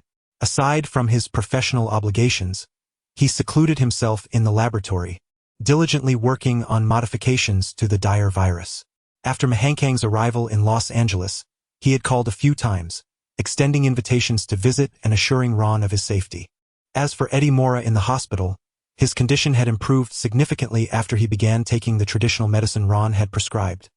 It seemed he would soon be discharged. One day, While Ron was in his office composing case notes, a sudden system alert interrupted his thoughts. Ding. System task. Alleviate the side effects of Eddie Mora's use of NZT-48. Task status. Completed. Completion reward 1,000 merit points. Ron's spirits soared upon hearing this. He promptly set aside his pen and paper and made his way to the intensive care unit. Indeed, Eddie, who had previously appeared unwell, now sported a rosy complexion and was changing clothes with the help of his girlfriend, evidently preparing for a brief outing. "Dr. Ron, your timing is impeccable," Eddie exclaimed, delighting in the encounter as he approached Ron for a warm embrace, his gratitude both sincere and direct. They soon transitioned to the adjoining lounge. "Mr. Eddie, it seems you are recovering remarkably well." "Haha, I feel as though my body has rejuvenated by a decade," Eddie exclaimed, his sapphire eyes sparkling with vitality. "Thanks to your prescription, Dr. Ron, I have regained my health. Should you encounter any difficulties in the future, do not hesitate to reach out. I assure you, I will not let you down." Eddie's expression turned earnest as he reflected on a newfound truth. Wealth and power pale in comparison to the value of good health. Fortuitously, he had crossed paths with Ron, whose medical expertise was nothing short of extraordinary. To say he was a walking talisman would not be an exaggeration. He ought to be cherished, for one never knows when he might save a life once again. Even Linda, the secretary standing nearby, regarded Ron with newfound admiration. As a professional aide, she recognized that Ron possessed far more than Eddie had anticipated. With such remarkable medical prowess, capable of treating ailments that even the most esteemed specialists found insurmountable, he was destined for greatness. It would be prudent to cultivate a close relationship with him, as he might one day emerge as a titan in the medical field. At that point, even Eddie might find himself looking up to him, and perhaps Ron could leverage his connections to assist Eddie in garnering votes. "Thank you in advance," Eddie said, to which Ron smiled before deftly redirecting the conversation. "Mr. Eddie, regarding your proposal for collaborative research on the pharmaceutical agents, I believe we can proceed. Collaboration is undoubtedly essential. After all, he has already accepted the new task of refining the potion formula on the system side, and it would be unreasonable to refuse it here." The reason for the brief cold shoulder was merely a tactic to create some leverage. "Oh, that is truly splendid." Eddie was overjoyed upon hearing this news. Felt like a double blessing to him. He had anticipated that Ron would take a few more days to deliberate, but was pleasantly surprised by his swift agreement. Seizing the moment, he immediately engaged Ron in discussions about the upcoming experimental layout, even postponing a meeting he had planned to attend. Ultimately, it was only at the reminder of his girlfriend, Linda, that he realized the high-ranking officials at the town hall had already been waiting for him for over half an hour.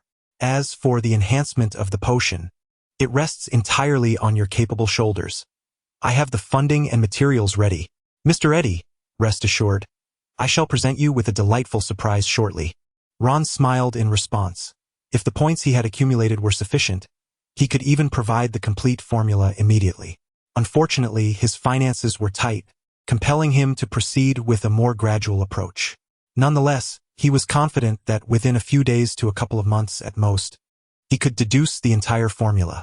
This confidence stemmed from having a partial recipe in hand, alongside his familiarity with the storyline and assistance from the system. After concluding this discussion, Eddie brought up another matter.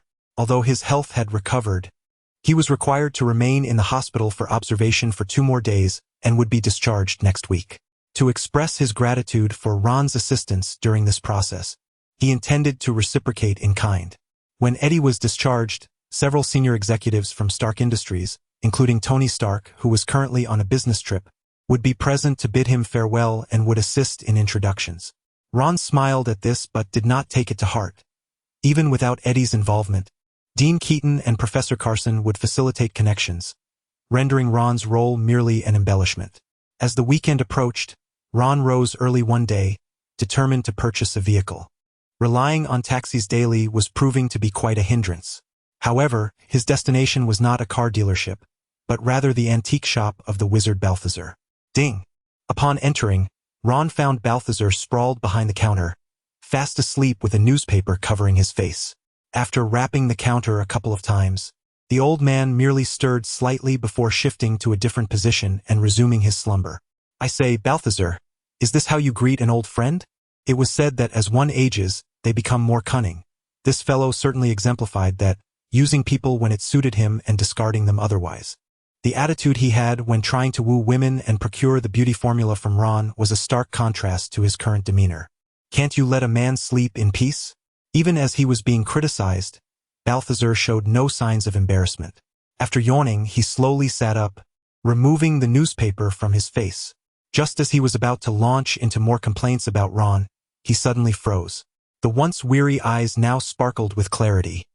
You, my boy, have encountered a significant opportunity in just a few days? With a look of mild astonishment, Balthazar reached out to examine Ron more closely, only to have his hand deftly evaded. Have you discerned something? Ron took 2 steps back, evading Balthazar's outstretched hand, and chuckled, Your eyesight is commendable. I have recently refined some potent elixirs, which have slightly enhanced my physique. Slightly, you say? Balthazar leaned forward, inhaling deeply in Ron's direction, savoring the aroma. I detect the essence of a high-level magician. What kind of elixir have you concocted to achieve such swift progress? Upon hearing this, Ron smiled subtly, observing the gleam in Balthazar's eyes, and decided to be generous. With a flick of his wrist, he produced a jade vial containing 2 Soul Lotus Snow pills. Due to his intention to reserve some for his family, he had limited quantities of the snow pills at his disposal, and offering 2 was indeed quite generous. The primary elixir, Desperation Virus, is all used up, but I can spare you a few auxiliary pills. How thoughtful of you! Balthazar received the jade vial, uncorked it, and inhaled the contents, his expression brightening instantly. Though he often feigned disdain for Ron, he held a deep-seated admiration for his medical skills. Even he, a magician of a millennium, would hesitate to claim superiority over Ron. Why do you seek me out? Speak your mind. After accepting the snow pills, Balthazar resumed his nonchalant demeanor, plopping back into his armchair and picking up a newspaper. Ron, observing his relaxed posture, couldn't help but grind his teeth in anticipation, but remembering his purpose, maintained a broad smile. Your Eastern dialect has become increasingly authentic. To be candid, I do have a request today. I wish to acquire a vehicle.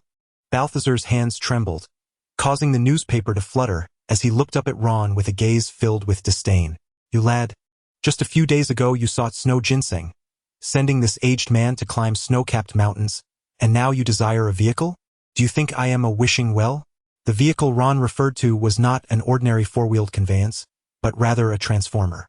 In the context of The Sorcerer's Apprentice, Balthazar's mentor was the great wizard Merlin. Furthermore, in Transformers, The Last Knight, Merlin was the original ally of the Autobots. It was at Merlin's behest that the Transformers entered the fray to assist King Arthur in achieving victory, with a Transformer safeguarding each of the legendary 12 Knights of the Round Table. Though Merlin has since passed, Balthazar inherited his mentor's legacy.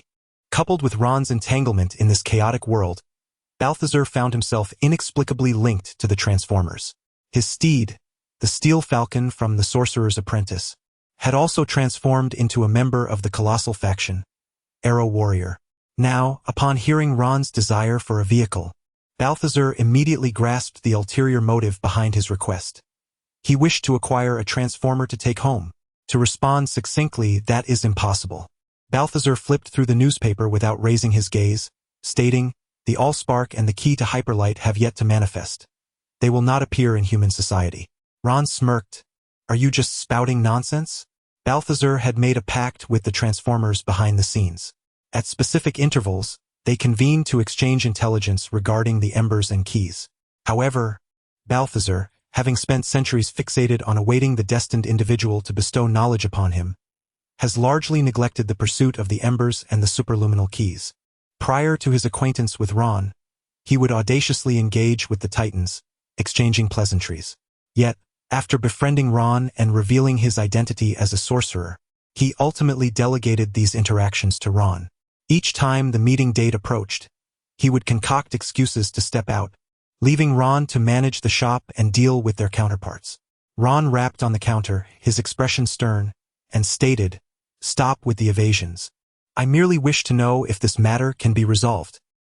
He exhibited a demeanor that suggested if he were not provided with a vehicle, he would refuse to assist with the shop any longer. Easter egg character appearances in this chapter: the Arrow Warrior, a member of the Titan in Falcon form from Transformers. Rise of the Beasts. The Iron Giant Eagle, summoned by Balthazar in The Sorcerer's Apprentice, serves as his steed. Both characters intertwine within the chaotic multiverse of beauty, establishing a connection. Chapter 18. The enchanted mark that attracts Transformers. Balthazar listened with a furrowed brow. Heaven knows how much effort he had expended over the years in search of the spark. Yet here he was, at an advanced age without a partner by his side. How had his endeavors transformed into mere idleness in Ron's words? Previously, Ron had broached the subject, seeking various excuses to become acquainted with those formidable beings. However, Balthazar, fearing that Ron would become embroiled in an unknown conflict, had always refrained from acquiescing. It was only upon witnessing Ron's enhanced physique today, a sight that stirred unease within him, that he decided to relent and seek his assistance. Consequently, Ron's stature in Balthazar's heart grew ever more monumental. If this lad truly wished to acquire a vehicle, what car would be beyond his reach? Was it not merely a matter of seizing an opportunity to offer assistance? Balthazar felt profoundly moved. Years of solitude had rendered him unaccustomed to the sensation of being cared for. He believed Ron's true aspiration was not merely to befriend the Autobots but to ally with him in providing support. It is essential to understand that forging a partnership with the Autobots entails consequences far beyond merely obtaining a luxury sports car. It would inevitably draw him into the turmoil of the Cybertronian struggle. Yet, unbeknownst to Balthazar, this was precisely what Ron sought. With the unfolding of events, he could partake in the occurrences and earn system rewards, enhancing his abilities to protect himself and his family. Following a brief silence in the room, Balthazar sighed. The impending conflict was uncertain, and he genuinely lacked allies. His attempts to ingratiate himself with the Ancient One were not merely for personal gain. His ultimate aim was to forge an alliance with the Supreme Mage, seeking comrades for the wars that lay ahead. Have you truly decided? Do you wish to join us? Balthazar hesitated, contemplating the dangers this action might entail. It is not merely my desire to join. Fate has conspired to bring us together, Ron replied, his smile fading as he echoed Balthazar's sentiment. It is the will of the heavens. This old man would not act until he saw results. After all this flattery, he still hesitated to introduce him. Who among the youth had not fantasized about their car being a transformer? Ron was no exception. Understanding that Ron's resolve was unwavering, Balthazar chose not to hesitate any longer. He rose, gesturing to conjure a beam of light, intending to inscribe a magical mark upon him. Almost instantaneously, the system tower within Ron's mind awakened, yet it sensed no threat from the magical mark and gradually fell back into slumber. In the next moment, a faint yet imposing emblem appeared on Ron's wrist beneath his sleeve. It belonged to the Autobot faction, indicating allies such as the Autobots and the Monster Warriors. Although this mark would not transform him into a walking transformer, it signified to the Autobots that he was an ally, thus fostering goodwill and the potential for friendship. Ron could only look on in bemusement at the situation. What he desired was not this triviality, but rather a supercar, an automobile, a transformer. Even a Decepticon would suffice. Yet, what he received was merely a magical mark, as though he were being nudged to venture forth and seek out a companion to bring home. One could only hope he would not regret this decision. Balthazar coughed, his expression grave, and continued, I, Balthazar Blake, shall forever be your loyal ally. Upon hearing this, Ron's expression remained unchanged. It seemed the man had misunderstood him. However, this was of little consequence. His engagement with the other party was precisely to foster goodwill and trigger quests to earn points, was it not? With this thought, he rubbed his fingers together, pondering whether the dragon ring could also. Balthazar inhaled deeply. Had he encountered Ron in his previous, disheveled state, he would have undoubtedly retorted. Yet, with the shift in their relationship, Balthazar felt a sense of becoming a mentor. After a moment's contemplation, he produced a tome of magic and handed it to Ron. You are not the destined one, and thus the dragon ring would be of no use to you. The contents of this magic for beginners will prove sufficient to enhance your journey. Ron was taken aback. He had not anticipated such a rapid shift in the elders' demeanor in a mere minute since becoming allies. He accepted the book with simplicity and leafed through it, realizing that it resembled more of a notebook than a true grimoire. The delicate, graceful words flowed across the pages like a gentle stream, imparting a unique aesthetic. The notes were straightforward, instructing novice magicians on how to sense the magical energies of the universe and harness them within their bodies.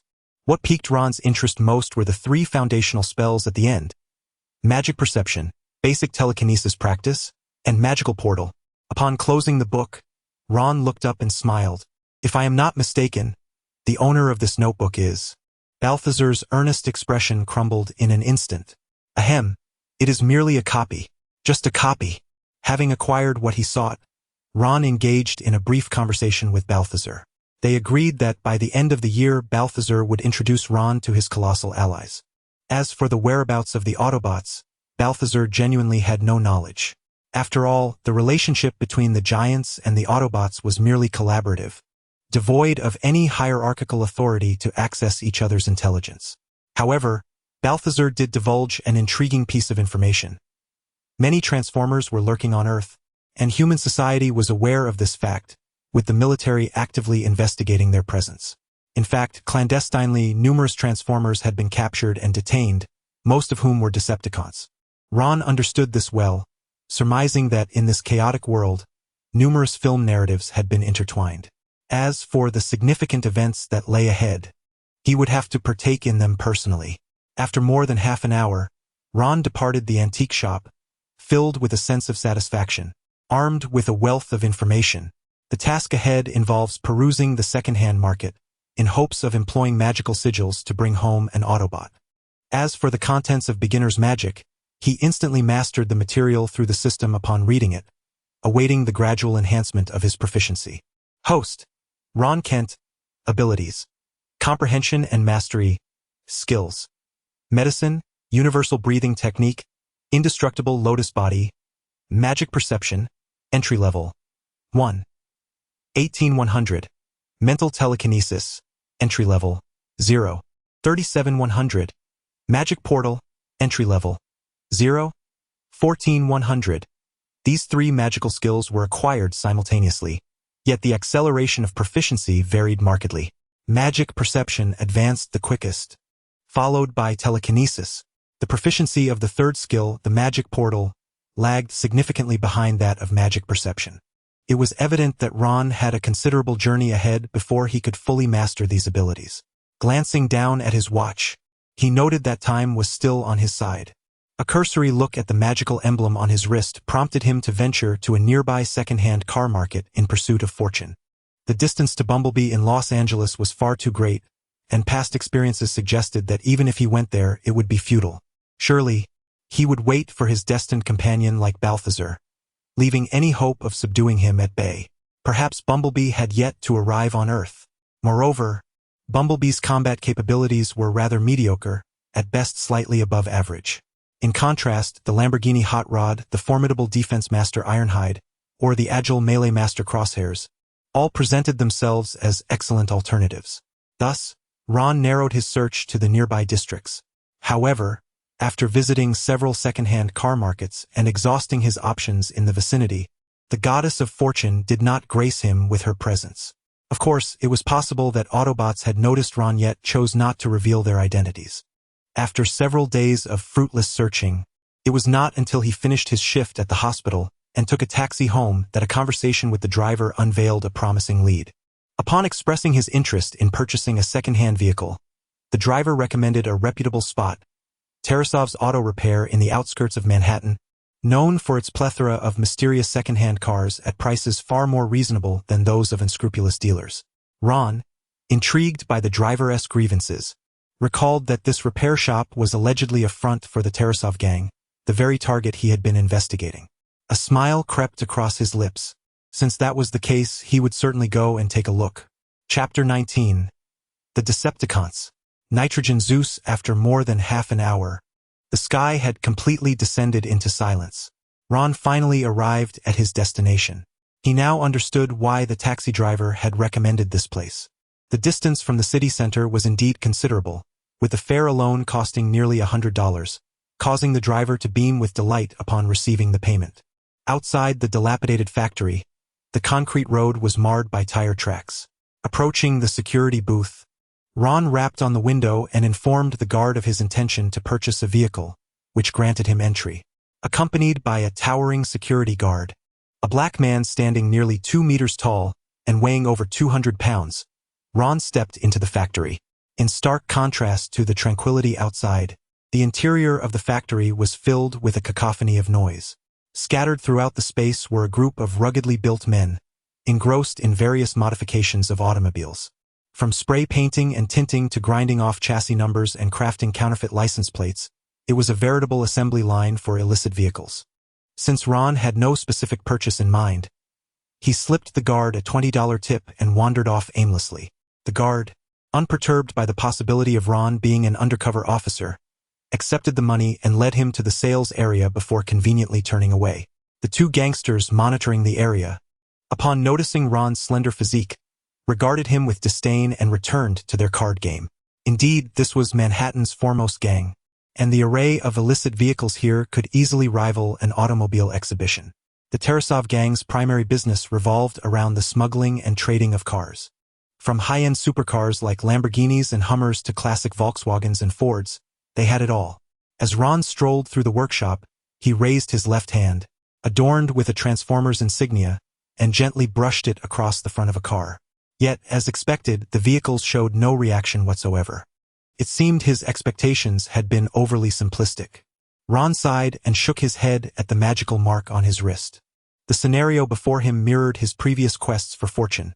Those not destined for greatness would enter a treasure trove and leave empty-handed, while others could casually stroll into a used car dealership and drive home with a bumblebee.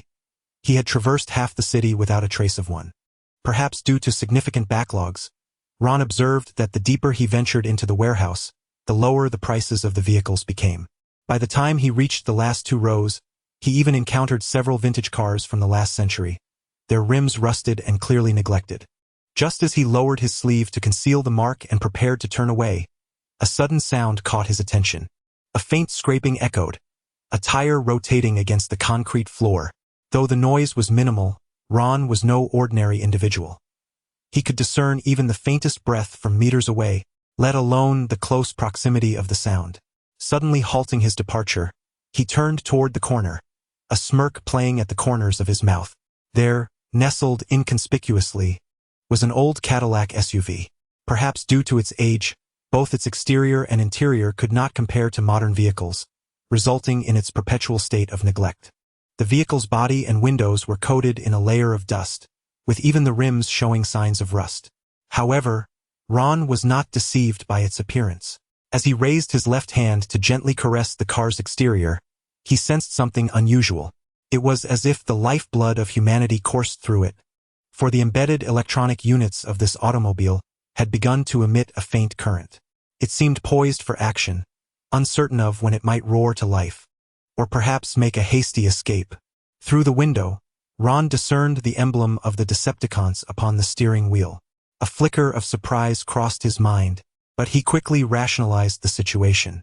It was likely the magical sigil upon his hand that had led this Decepticon to mistakenly perceive him as a foe, resulting in its subsequent reaction. As he pondered, a thunderous roar suddenly pierced the air. "Shake it! Shake it! Baby! Shake it, mama!" Accompanied by the deafening beats of rap music, a group of young Caucasian men drove a Ford Mustang into the warehouse. Ron glanced up, momentarily taken aback. The convertible seemed oddly familiar. The 1969 Ford Mustang Boss 429, equipped with a 7.0 LV8 engine, boasted an astonishing 375 horsepower and 610 Newton-meters of torque, currently reverberating within the confines of the building. If memory served, John was indeed the owner of this very vehicle. A frown creased Ron's brow as a peculiar thought surfaced. Could it be that John, as Ron had anticipated, when Joseph piloted the vintage car he had stolen, hoping to enlist someone for modifications, he was swiftly intercepted by the boss of this establishment, who delivered a swift punch to his face. "Did you kill the owner of this car?" "Not quite, but I did eliminate his wife." With that, Ward struck. In an instant, Aurelio, who had been jovially engaged moments before, raised his hand and landed a blow on Joseph's face. Chaos erupted, yet Aurelio paid no heed. He delivered a fierce kick, leaving the mob air-dazed. Ignoring the commotion, he pulled out his phone and dialed his boss, Vigo. After a brief conversation, Joseph, now sprawled on the ground, received a call from his mobster father. His expression shifted dramatically, and he scrambled to his feet, urging his men to board the vehicle and make a swift exit.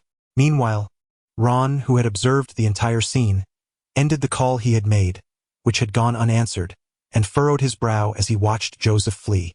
He then gestured to a nearby thug, signaling his intent to purchase the adjacent SUV. "Are you sure?"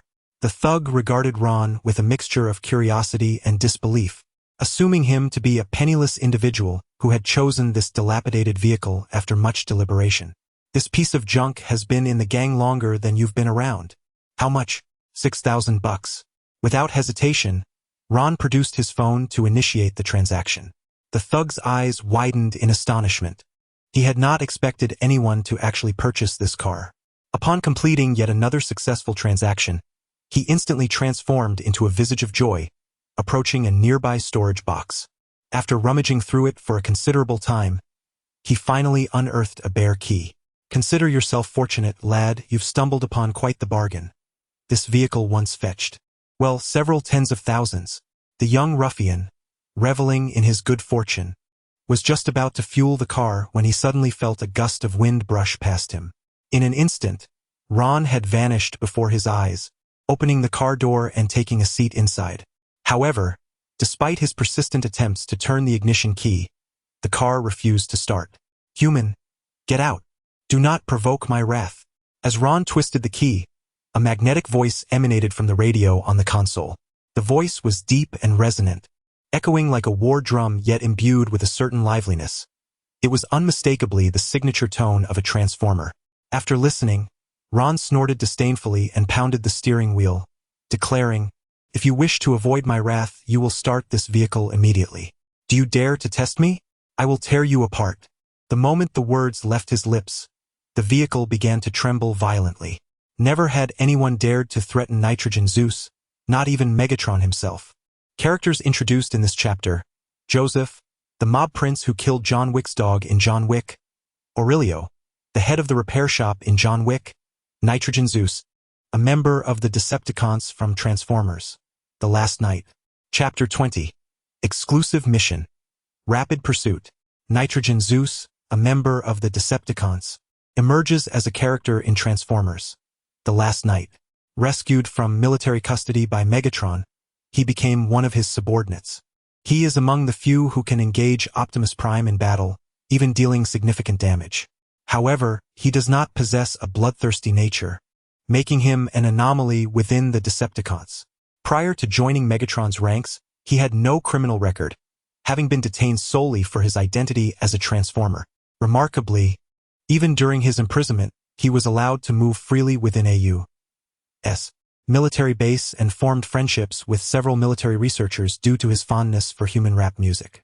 Ron sat in the vehicle, and upon hearing Nitrogen Zeus announce his identity, he quickly accessed his profile through the system. His interest piqued.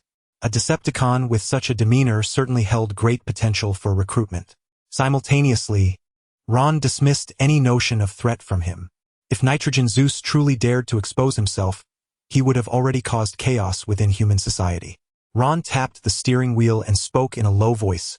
"You've been hiding here for so long. If you wanted to reveal yourself, you would have done so long ago. Why wait until today? Believe me, if you dare to reveal your identity today, these people beside you will throw rockets right at your face." Upon hearing this, Nitrogen Zeus fell silent. Having concealed himself in a gang's garage for many years, he was acutely aware of the ruthlessness of these individuals. Even as a Decepticon, a few rocket hits would be disastrous. It is well known that many Transformers have met their demise at the hands of humans. After his threat, Ron swiftly changed his tone. "Do me a favor, catch up to that car that just left, and I will tell you where the Allspark is." "What did you say?" After a moment of silence, Nitrogen Zeus was taken aback, his voice erupting from the radio in a piercing roar. "Insignificant human, how dare you toy with a mighty Decepticon warrior? Ron, seeing that Nitrogen Zeus was skeptical, immediately pulled out his phone and displayed the recently downloaded image of the Allspark. Upon seeing this, Nitrogen Zeus's headlights illuminated instantly, and the engine roared to life. It was as if a long-dormant dragon had awakened, bellowing in the mountains, causing humans below to panic. The gang members at the car factory halted their work, startled by the thunderous engine sound, their eyes darting around in search of its source. To their astonishment, it was an old Cadillac SUV. Nitrogen Zeus, resembling a fearsome dragon, stood roaring in the mountains, inciting sheer terror among those nearby. The gang member who had just sold a car was particularly overwhelmed by the noise, causing him to drop his half-full water bottle, spilling gasoline everywhere. In his view, the seemingly worthless vehicle, after belting out a series of roars, drifted in place and then accelerated past the obstructing traffic, leaving the factory without a backward glance. As he gazed at the receding taillights of the car, the young rogue muttered to himself, "Damn it, it seems I've sold at a loss." On the dark suburban highway, the Nitrogen Zeus transformed SUV sped along. Ron, seated in the driver's seat, noticed that the vehicle required no steering, so he rolled down the window to survey his surroundings. Yet, aside from the occasional flickering yellow streetlight, there was no sign of Joseph. Had he arrived too late? Furrowing his brow, Ron lamented how a mere delay of a few minutes had allowed his target to vanish without a trace. Just as he contemplated the next route, the Nitrogen Zeus suddenly slammed to a halt at a crossroads. "Why have we stopped?" Ron questioned, exasperated. "How should I know where you want to go?" The Nitrogen Zeus retorted with sarcasm. Ron, feeling helpless, suggested, "Can't you transform into a fighter jet? Fly up and take a look." No sooner had he spoken than the car began to shake, followed by Zeus's derisive laughter. "Do you really think the Nitrogen Zeus is foolish?" Taken aback, Ron quickly regained his composure. An unregistered fighter jet flying over New York would undoubtedly trigger alarms, and it wouldn't be mere rockets that would respond, but rather the military's defense forces. After a moment of contemplation, he ultimately relayed his position, hoping the Nitrogen Zeus would take him there. "Human, have you forgotten something?" The Decepticon barked, furious at Ron's attempt to hitch a ride. "Where is the Allspark? Where is it?" With a resigned sigh, Ron replied, "First, let South go to the place I mentioned, and you will see what you desire." The Nitrogen Zeus huffed in disdain. "This is the last time, insignificant insect. Do not test my patience again, or I shall unleash my wrath." It must be said, a transforming car is indeed swift. The sleek black vehicle raced along the dimly lit road, navigating the most complex terrains and high speeds without a hint of peril. What should have been a journey of over half an hour took less than 10 minutes to reach their destination. Without a moment to spare for Zeus's threats, Ron swiftly exited the vehicle and approached John's front door. Before he could knock, he was met with the stench of blood seeping through the crack of the door. Gently pushing it open, he was confronted by the sight of John collapsed on the floor. Beside him lay a pet dog, its skull crushed. Scanning the room, he discovered a woman lying in a pool of blood at the threshold of the bedroom. A prompt from the system echoed in his mind. Rushing forward, he quickly lifted the woman, noting her head was smeared with blood and that she had ceased to breathe. However, there was still a faint pulse. "Phew, I'm not too late," he thought, and immediately administered acupuncture while exchanging for a life-restoring pill from the system, placing it in her mouth. The silver needles stimulated her vital force, replacing her heartbeat to circulate blood, while the elixir infused her body with vitality. With both methods employed, the woman's fading life began to rekindle. Had it been any other doctor in Ron's place, her fate would have been sealed. Ding. System random task. Successfully rescue Helen Wick. Task reward: 100 merit points. Gently, Ron laid Helen down before extracting a Snow Lotus elixir and consuming it to preserve his life. He then approached John. After a brief examination of his injuries, he discovered that John's only affliction was a blow to the back of his head, rendering him unconscious. Ron proceeded to channel a surge of energy into John's heart meridian in an attempt to rouse him. In an instant, John's muscles tensed. Although his eyes remained closed upon regaining consciousness, he instinctively swung a fist towards Ron. "John, it's me," Ron interjected, raising his arm to block the blow. "Focus. Wake up. Dr. Ron, how did you end up here?" "Helen. Where is Helen?" John exclaimed, his bewildered gaze fixed on Ron as he rubbed his head and slowly rose to his feet. Suddenly, a realization struck him, and panic flashed across his face as he frantically searched around. His eyes swept over the lifeless dog on the ground and immediately fell upon Helen's still form. Even the king of assassins, who had navigated the underworld for decades and faced gunfire without flinching, was now as frightened as a child. With a foggy mind and unsteady steps, he stumbled to his wife's side and cradled her in his arms. "Hurry, Ron. Save her. Do not worry. She is no longer in danger," Ron reassured him. "Do you know who attacked you?" John did not respond immediately. He carefully assessed Helen's injuries, confirming her safety before gently avoiding the injection site and holding her close to his chest. As he felt her warmth, he let out a sigh of relief. When he finally raised his head, his eyes were bloodshot, and he spoke with deliberate intensity. "Whoever did this will pay with their life." Beep Exclusive System Mission. Task 1. Assist John Vick in seeking vengeance by eliminating Joseph Tarasov. Task 2. Annihilate the Tarasov gang. Task 3. Task Reward: 3,000 system points. 1 random reward. Do you accept? Chapter 21. Ruthless Betrayal Exclusive System Task. Upon hearing the announcement, Ron's eyes sparkled with surprise. He had not anticipated such a generous reward for this mission. Previous tasks had merely offered random side quests, with the highest reward being a mere 1,000 points. Now, however, the task at hand promised a staggering 3,000 points of merit, suggesting that the challenge would be formidable. Ron speculated that within the Tarasov gang, there likely lurked formidable adversaries, and the possibility of encountering mutants loomed large. As for the final point regarding hidden tasks and mysterious rewards, he had never encountered such enigmas before.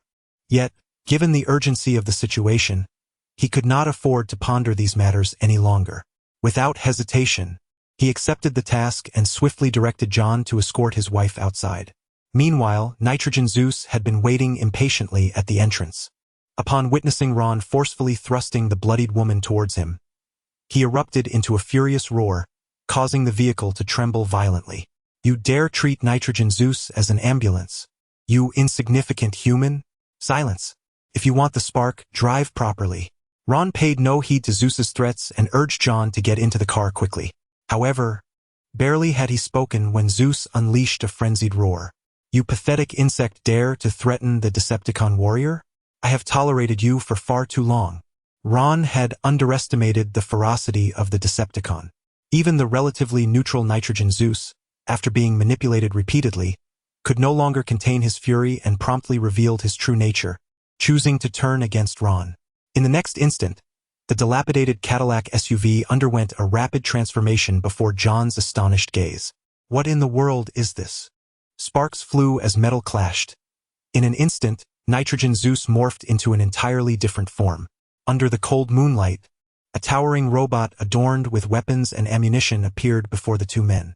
Its crimson single eye scanned the surroundings, and the chains dangling from its neck rattled ominously. Even in a half-squat position, its shadow enveloped the entire lawn at the entrance. Ron, who had already settled into the driver's seat, was caught off guard during Nitrogen Zeus's transformation and was swiftly captured. The Titan raised his massive arm, enclosing Ron in his iron grip, and menacingly declared, "Human, tell me where the spark is. Otherwise, I shall crush you as easily as one might squash an insignificant ant." At that moment, Ron was taken aback. He had not anticipated such a rapid change in demeanor. Listening to the metallic growl in his ears, he frowned and attempted to break free, but to no avail. He sighed in resignation. He had initially planned to deal with John's predicament and then find a secluded place to tame Nitrogen Zeus. But now it seemed this creature was defying all expectations. Did the night embolden him to transform so brazenly in a human community, unafraid of being discovered and dissected by humans? Simultaneously, John, realizing the perilous situation, hurriedly retreated into the house, cradling his wife. My heavens, what is happening? Despite having encountered numerous strange phenomena and extraordinary powers in the underground world, he was utterly bewildered by this turn of events. Yet before him, a vehicle transformed into a talking steel giant, utterly shattering his worldview. "Dr. Ron, I hope you can hold on. John gently placed his wife in a hidden corner and swiftly dashed towards the basement, where some of his weapons were concealed, hoping they might prove useful. Meanwhile, having realized that brute force could not free him from his restraints, Ron had surrendered to the futility of his struggles. Nevertheless, his lips did not cease their utterances. His indifferent gaze met Zeus's crimson singular eye as he spoke. "Do you wish to die? Ha! Insect, what are you saying? Immediately hand over the information regarding the spark." Now, even Zeus, with his nitrogen temperament, found himself amused by Ron's words. Already rendered as mere prey, he still dared to utter such bold proclamations? Ron, upon hearing this, chuckled softly and replied, "Very well. Then I can only entrust you to help me test the limits of this body. Indestructible golden lotus body. Activate." In the next instant, Ron's entire being radiated a searing crimson heat, emitting terrifying waves of warmth that distorted the air around him. His hair danced without wind, as if a celestial fire deity had descended. The night was abruptly illuminated by a dazzling light. Zeus's mechanical head, too close to Ron, became dazzled by the brilliance, causing him to tilt his head back in an instinctive attempt to evade the glare. Simultaneously, a terrifying surge of heat emanated from his mechanical palm, prompting a shriek as he hastily released his grip. However, Ron did not fall directly but, with the momentum of Zeus's backward tilt, seized the metallic armor at his chest with one hand, akin to a rock climber grasping uneven stones, stabilizing himself mid-air. He then clenched his right fist, extending only his index and middle fingers, infused with scorching heat and a rush of wind, and thrust it forcefully into the crevice of Zeus's armor. Formless killing technique, Phoenix Eye Hammer. With a screech, the sound of steel being compressed and deformed echoed as his arm pierced through the molten steel armor, with a significant portion of his body penetrating deeply into Zeus's chest. Feeling the surges of electricity and pain at his fingertips, he lifted his exposed face to regard the singular eye above him. "Nitrogen Zeus, do you wish to die? You damned human, no. No. Don't be impulsive. Let's talk this over." In mere seconds, Zeus had transformed from arrogance to a tone of submission and pleading. The reason was that Ron's right hand had already delved into the energy core within his chest. A terrifying surge of energy erupted, and powerful high-voltage pulses ravaged his arm like a meat grinder. Yet, as his muscles and bones began to disintegrate, a potent energy surged within Ron, instantaneously healing the wounds on his arm. In the cycle of life and death, a bizarre loop formed, instilling fear in the very soul of Nitrogen Zeus. For if the energy matrix were to be utterly destroyed, regardless of how towering his physique or how formidable his armor, he would face instantaneous demise. Zeus could not comprehend how this seemingly frail human could penetrate his armor with mere flesh. Undeterred by the peril emanating from the energy core, not only did he evade annihilation, but he also seized control over his very lifeblood. "Now do you understand the importance of proper communication?" Ron remarked with a smile. As anticipated, his body, enhanced by the apocalyptic virus, exhibited capabilities akin to those witnessed in Iron Man 3, effectively targeting mechanical armor systems. After learning from Balthazar of the existence of transformers in this chaotic world, Ron diligently sought a means of enhancement that would bolster his physical prowess and augment his offensive capabilities, while also fortifying his defenses and ideally incorporating self-healing abilities. Ultimately, it was imperative that he possessed the means to counter mechanical adversaries, for in the modern age, aside from transformers, his greatest threats lay in various mechanized weaponry. Upon thorough examination, he opted to enhance himself with the apocalyptic virus. Following the successful enhancement, he hastened to find Balthazar, motivated not only by a desire to acquire a vehicle but also by the newfound capacity for self-preservation, alleviating his fears of transformer threats. The current circumstances unfolded precisely as he had envisioned. Even the formidable Nitrogen Zeus, a Decepticon ranked in the upper echelons of combat power, could hardly withstand his assault for more than a few minutes. Of course, this was partly due to a successful ambush. As for the T-0 class Optimus Prime and Megatron, a genuine confrontation was necessary to ascertain the outcome. Bang! Bang! Bang! Suddenly, a flurry of gunfire erupted around Nitrogen Zeus, causing him to shake his head in bewilderment. John, having just evaded into the building and secured his wife, emerged with an M16, unleashing a torrent of fire upon the colossal figure before him. Unyielding in the face of such an imposing adversary. "Dr. Ron, you!" John exclaimed, his eyes wide with shock, fixated on the suspended figure, the gunfire incessant in his grip. Ron, upon hearing the commotion, turned his gaze, a look of approval shining in his eyes. He had indeed chosen wisely. At the moment the gunfire erupted, he plunged his energy-driven arm deeper into the core, then turned to Zeus, stating, "All right, transform back into vehicle mode." Though night had fallen, the gunfire drew the attention of nearby residents, a potential source of trouble. Nitrogen Zeus, not daring to delay, cautiously avoided Ron's body transformation, taking a full 7 or 8 seconds before reverting to his original automotive form. Ron was seated in the driver's seat, most of his physique having returned to normal, save for his right hand, which remained glowing red and embedded in the vehicle's console, home to Nitrogen Zeus's energy core. With the diminutive form of Nitrogen Zeus, the energy core had likewise shrunk, and although the mechanics of this transformation eluded him, it was evident that he was now more susceptible to control. Through the car window, Ron gestured for John to cease firing, then addressed Zeus. "Do I need to reiterate my previous query?"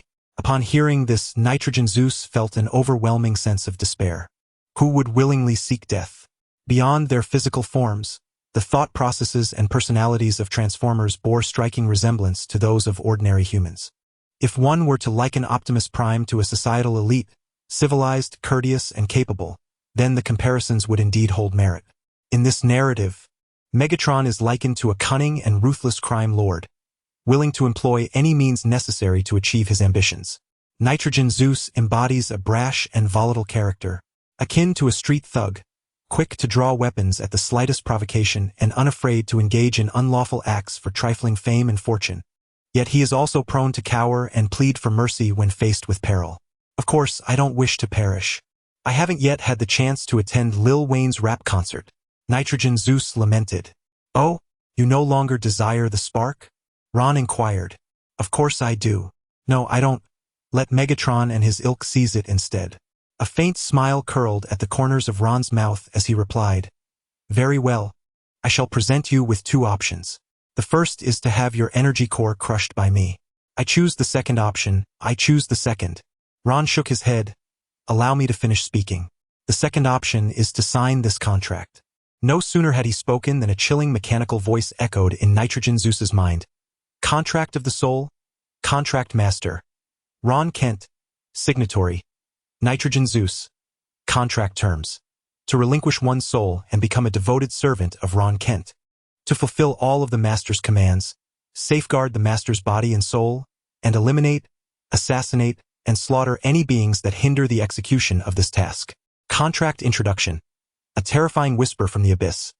Any signatory who violates the contract shall be deemed a blasphemer against Satan, their soul eternally condemned to hell. Chapter 22. A series of conquests, a knight returning to the pre-liberation era. In his quest to redeem the soul contract from Ghost Rider, Ron nearly exhausted all of his points. Now, he was left with only a few hundred points remaining. Had he not aided Eddie in alleviating his aftereffects and received 1,000 points in return, he would likely have faced a tumultuous night at the hands of Nitrogen Zeus. Nonetheless, should he successfully tame a Decepticon with this contract, it would prove a worthy investment. However, "Oh, cunning human, I knew your intentions were nefarious." Inside the compartment, as Nitrogen Zeus perused the contract, he erupted with a piercing roar. The great Decepticon warrior would rather perish than become a slave to mere insects. Seeing that Nitrogen Zeus was on the verge of a violent outburst, Ron swiftly presented his ultimatum. "I can compromise. You need only remain by my side for 3 years, after which you shall be free. Otherwise, I can grant you eternal loyalty to Cybertron right now." As Ron's words settled, the trembling of the vehicle ceased abruptly. After a few seconds, a deep, metallic voice responded. 3 years is too long, and how can you guarantee that you will honor your promise when the time comes?" Hearing Zeus's reply, Ron exhaled a sigh of relief internally. "We can incorporate the agreement into the contract. To demonstrate my sincerity, I shall reduce it by 2 years. You mean?" Zeus's tone had noticeably softened. "As long as I stay by your side for a year, you will let me go?" "Indeed. That is my final offer." a classic strategy passed down through generations. Strike hard and then offer a sweet reward. Ron gazed at the central console beside him, subtly retracting his arm from the energy drive by a few inches. This alleviated some of Zeus's hostility towards him, while also reducing the pain emanating from his arm. Had it not been for the self-healing properties of the indestructible lotus body, his arm might have been completely obliterated during the negotiations with Zeus. The persistent pain was overwhelming. Even with Ron's resilience, he was nearing his limit. A year, if that's all it required, was not out of the question. Nitrogen Zeus had calmed, having barely escaped the terrifying confines of Cybertron. Who wishes for death when life is just beginning? After a moment of contemplation, he stated, however, I have a condition. While I am by your side, you must protect me.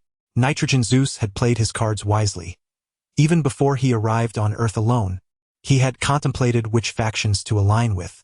The number of groups hostile to the Decepticons was vast: humans, Autobots, Megatron, bounty hunters. To venture out under the Decepticon banner was akin to being a fugitive, and even within the Decepticon ranks there were bitter enemies. Furthermore, lurking in gang garages was not a sustainable existence. Sooner or later, he would be exposed and face peril. During his time in hiding, Nitrogen Zeus had heard countless reports over the radio, recounting the fates of numerous Decepticon members, either dead or captured, until Ron's sudden appearance.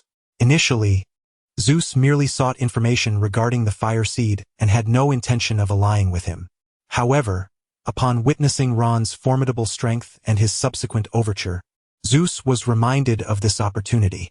After a moment of contemplation, he grasped the crux of the matter. A powerful ally, respected in both human society and among the Transformers, would serve as an excellent shield. When danger arose, he could simply take refuge behind this diminutive creature. Ha! Who's to say who would be protecting whom? In the next moment, Nitrogen Zeus coldly declared, I will protect you for no more than a year. No problem. A pleasant collaboration. Ron promptly acquiesced to this seemingly trivial condition. Humph! Cunning insect. Consider yourself fortunate. Nitrogen Zeus reveled inwardly and hastily formalized their agreement. Ding. System notification. Host has successfully signed a soul contract with Nitrogen Zeus. As the mechanical voice resonated in his mind, Ron smiled faintly, preparing to withdraw his right hand when he suddenly hesitated. At that moment, as the contract was sealed, he felt a terrifying presence descend upon him. Yet, this presence bore no malice. It was akin to a dragon soaring through the sky, casting a shadow that momentarily darkened the ground below, causing the small creatures to scatter in fright. Ron, enveloped by that shadow, felt his entire being tense, as if faced with a formidable adversary. Just then, the system's tower in his mind erupted in a kaleidoscope of colors, enveloping his body and spirit. The terrifying presence, obscured by this protective barrier, failed to detect his existence and gradually subsided into silence. Moments later, the brilliance of the system's tower slowly faded. Ron exhaled deeply. The recent disturbance must have been the consciousness of Satan, the Lord of Hell, noticing someone attempting to usurp demonic power to forge a contract. However, the system had concealed Ron's presence effectively. Nonetheless, Satan paid it little heed. After all, in this world, countless beings sought to steal malevolent power for personal gain, ultimately destined to return to hell, serving as nourishment for the blossoming flowers of the underworld. Meanwhile, Nitrogen Zeus's vehicle began to tremble once more. It seemed to sense something amiss, and an irate metallic voice emanated from the radio. You fool, you did not incorporate my demands into the contract. Damn it. The contract was hastily signed without meticulous review. Ron shrugged. My apologies, I forgot. Don't fret. If you encounter peril, would I truly stand idly by? Who would be afraid? The great Decepticon warrior never retreats. Damn it, Ron, is it? He snapped. Ron, feeling exasperated, thought that if this armored creature were not so imposing, he might suspect him of being a street thug. He quickly patted the steering wheel to suggest calmness. Simultaneously, John produced a killer coin to deftly handle the sheriff who had come to investigate the gunfire. They were old acquaintances, and this matter was trivial to them. Dr. Ron, is it all sorted? At this moment, a hint of astonishment filled John's gaze. Despite his years of navigating the shadowy underbelly of society, The recent events had utterly shattered his understanding of this world. Humans, ablaze with fervent energy, could metamorphose into colossal robotic vehicles. Though a torrent of questions swirled within him, John refrained from voicing them. His prolonged existence in the underground had acquainted him with many extraordinary individuals. Perhaps Ron was one of them. Initially taken aback, he had now regained his composure. However, individuals like him, skilled in both healing and combat, possessing acumen, influence, and emotional intelligence, were indeed rare, even in that realm. Moments later, at Stark Health Hospital, Ron donned a lab coat and, alongside the long-awaiting Ben Carson, wheeled Helen into the operating room. Given that John's wife had sustained a head injury, enlisting the expertise of Professor Carson, a neurosurgeon, was undoubtedly the wisest choice. Over an hour passed in anxious anticipation for John, until the light above the operating room finally turned green. The instant the door swung open, he hastened forward. "Dr. Ron, how is Helen?" "Not well," Ron replied, removing his mask and shaking his head. "Her skull is fractured, and a shard of bone has pierced her right brain, although the fragment has been extracted and her life stabilized. But what? It is likely that Helen may find it exceedingly difficult to awaken." "I understand. Thank you, Dr. Ron. I will forever be grateful for your kindness," John said, his voice trembling. Having faced life and death for many years, he did not react with the typical outbursts of despair. Yet, the weariness and desolation in his tone spoke volumes, revealing the profound anguish tormenting the heart of this king of assassins. After expressing his gratitude, John slowly approached the window of the intensive care unit, gazing at his wife, now under the attentive care of nurses. The pristine glass reflected his eyes, which appeared blood-red with sorrow. Observing this, Ron sighed and moved beside John, peering into the room. After several minutes of hesitation, he finally spoke. "Actually, there is a way to awaken Helen, even to ensure her complete recovery." Before he could finish, John abruptly turned. Had anyone else uttered such words, he would have dismissed them outright. However, recalling Ron's recent astonishing feats, he found himself trembling as he asked, "What price must I pay?" Ron shook his head. "You need not pay anything. Rather, it is I who will bear a significant cost. Rebirth pill, reviving the dead, flesh and bone. Human life is invaluable, worth more than gold. A single pill can save, virtue surpasses all. System permission level 5 for redemption, valued at 1,000 system points." Ron glanced at the system marketplace, knowing that neither the minor nor major elixir could cure her affliction. It was crucial to remember that Helen was a terminal cancer patient, and with her brain now severely injured, even divine intervention seemed futile. Even the 4th-tier exchangeable elixir, the revitalizing pill, can merely awaken her, but cannot eradicate the cancer that ravages her body. Ultimately, death remains inevitable. Only the 5th-tier exchangeable remedy, the Nirvana pill, possesses the power to ensure her complete recovery. Regrettably, Ron's current system authority stands at a mere 3rd tier. As for the castrated version of the desperation virus in Ron's possession, it is a thought best left unconsidered. He certainly does not wish to witness Helen's tragic fate should she consume the potion and fail to integrate, leading to a catastrophic self-detonation. John would likely descend into a fit of rage. Ron placed a reassuring hand on John's shoulder and spoke in a different tone. "Even I cannot accomplish this at present. It will take no less than 6 months, and possibly up to 2 years, to complete the experiment necessary to save Helen." As the words settled, John's pupils dilated, and he gazed at Ron in stunned silence for a moment. Subsequently, he straightened his attire and long hair, took a step back, and knelt on one knee. Unlike the last time when he expressed his gratitude to Ron with a bag of assassin coins as remuneration, this time John produced only a single coin, pricked his finger to leave a blood imprint upon it, and thereafter vowed an oath of blood. "As long as I can save Helen, I, Jonathan Wick, shall forever be your loyal disciple, at your service." Chapter 23, Entering the Fray Through Medicine.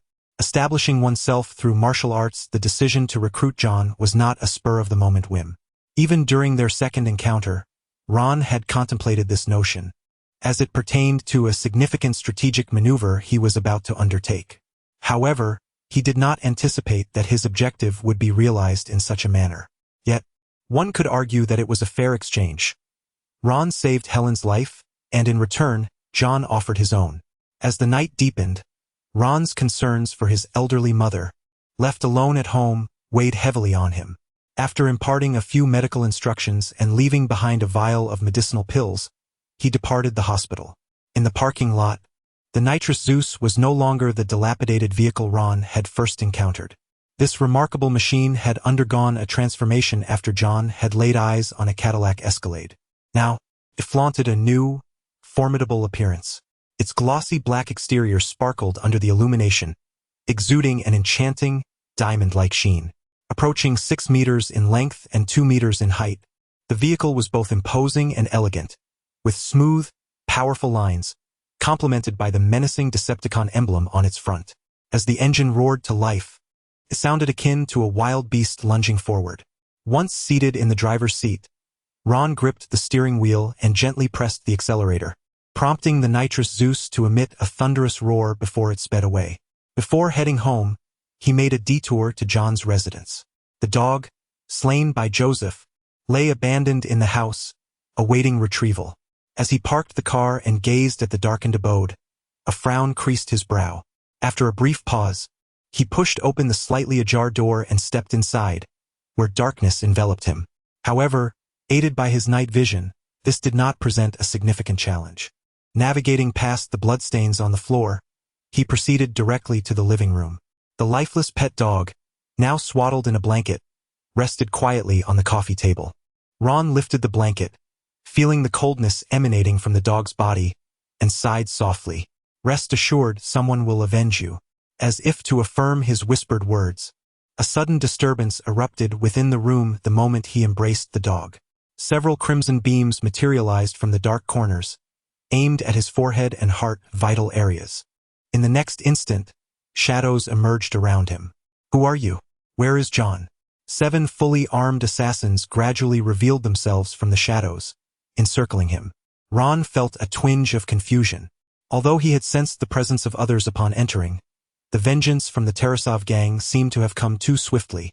According to the narrative, they were not expected until the following morning. Had his involvement altered the course of events? Who were these individuals? And what were they doing in John's home? To the assassins, Ron appeared nothing more than a naive, clear-eyed boy from the neighborhood, blissfully unaware of the peril he had stumbled into, nearly jeopardizing their scheme. How would I know? It's likely just a neighbor who heard the commotion and came to investigate. Damn, you startled me. I thought John had returned. While Ron posed no immediate threat, the assassins remained vigilant, albeit slightly easing their guard. Hey, do you know Jonathan Wick? Do you have any idea where he is? The assassin sported a sinister grin, aiming his gun at Ron's forehead, convinced that this young man before him would soon be terrified to the point of losing control.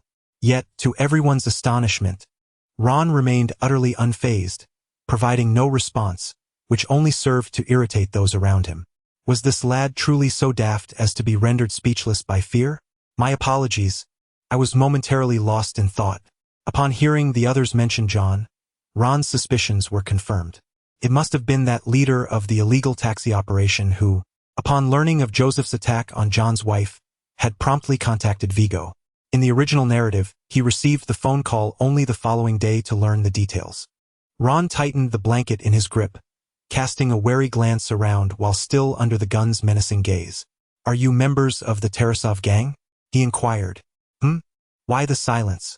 Ignoring the ominous stares directed at him, Ron continued unabashedly. "I was actually planning to seek you out, but it seems you've come to me instead, which certainly simplifies matters. Kid, what are you babbling about?" The man at the forefront, visibly enraged by Ron's disregard for the gravity of the situation, glared fiercely. "Is it my muscles that are lacking, or is the gun in my hand void of bullets, to dare speak so arrogantly?" With that thought, he raised the butt of his weapon, prepared to deliver a punishing blow to Ron's temple. A strike to such a vital area would not merely result in a mere injury. However, to everyone's astonishment, as he swung down with the butt of his gun, he was suddenly struck by an overwhelming force that sent him hurtling backward, crashing into 2 of his companions before collapsing to the ground, unconscious. "Reggie, what the hell just happened?" Panic rippled through the crowd. With their limited perception, They failed to realize that Ron was the source of the sudden attack. They even speculated that some monstrous entity had emerged from the shadows to assault them, immediately raising their weapons and scanning the area for threats. In the next moment, Ron chuckled darkly. "Hey, what are you all staring at?" A flash of crimson light erupted in the darkened living room, instantly drawing their attention. Before them stood the figure they had dismissed as a mere neighborhood fool, now transformed as his hand ignited into a torch, radiating waves of intense heat that illuminated the surroundings. Only then did the assassins realize that Ron was grasping the very butt of the gun belonging to the fallen comrade. In a heartbeat, the alloy M4 carbine stock began to melt beneath the heat of his palm, droplets of molten metal falling slowly to the ground, adding a chilling hue of terror to the darkened room. A nervous swallow echoed through the space, and without exchanging a word, one of the terrified assassins hastily pulled the trigger, prompting the others to follow suit. The once quiet living room erupted into a cacophony of gunfire, as 4 rifles belched flames, sending searing bullets tearing through the air, accompanied by the deafening roar of their discharge, filling the atmosphere with the acrid scent of gunpowder. In the midst of a hail of bullets, the figure stood with eyes gently closed and an expression devoid of emotion, merely raising a hand to shield the dog nestled within the blanket. Ron did not retaliate immediately. Instead, he briefly savored the sensation of pain inflicted by the bullets. Compared to the impending brutal battle, this was utterly trivial. The relentless bullets struck him from all directions, instantly creating a series of crimson ripples around him. It was as though a tempest had plunged into a lake, causing only minor disturbances without any substantial effect. Was this all? Simultaneously, the 2 fallen assassins had risen, and upon witnessing the slender figure enduring the onslaught of gunfire, their expressions shifted to one of sheer horror. What manner of monster is this? The 2 assassins exchanged terrified glances and swiftly retrieved grenades from their belts. Just as they prepared to pull the pins and throw, the gunfire abruptly ceased. Hundreds of bullets had been expended in mere seconds. At that moment, Ron opened his eyes and raised his hand, unleashing 2 bolts of lightning from his fingertips. Accompanied by a scream, one of the assassins who had drawn a grenade found his finger pinned to the safety pin by a silver needle. Almost instantaneously, Ron's figure vanished from sight, much like the first assassin who had been injured. No one could discern his movements. A fleeting gust of wind and a shadow passed, and before their minds could issue commands for defense or counterattack, their thoughts were forever frozen in that instant. A mere mortal's wrath can spill blood over 5 paces. What more for Ron, a master of martial arts, whose body had been enhanced by the system to the brink of transcending the ordinary realm. He stood on the threshold of the extraordinary. Despite the assassin's extensive combat experience, they were but mere mortals and could hardly be his match. His figure flickered like a specter, and with a series of muffled groans, the assassins were struck aside as if they were mere insects. In the blink of an eye, only the 2 assassins who had attempted to throw grenades remained in the dimly lit parlor.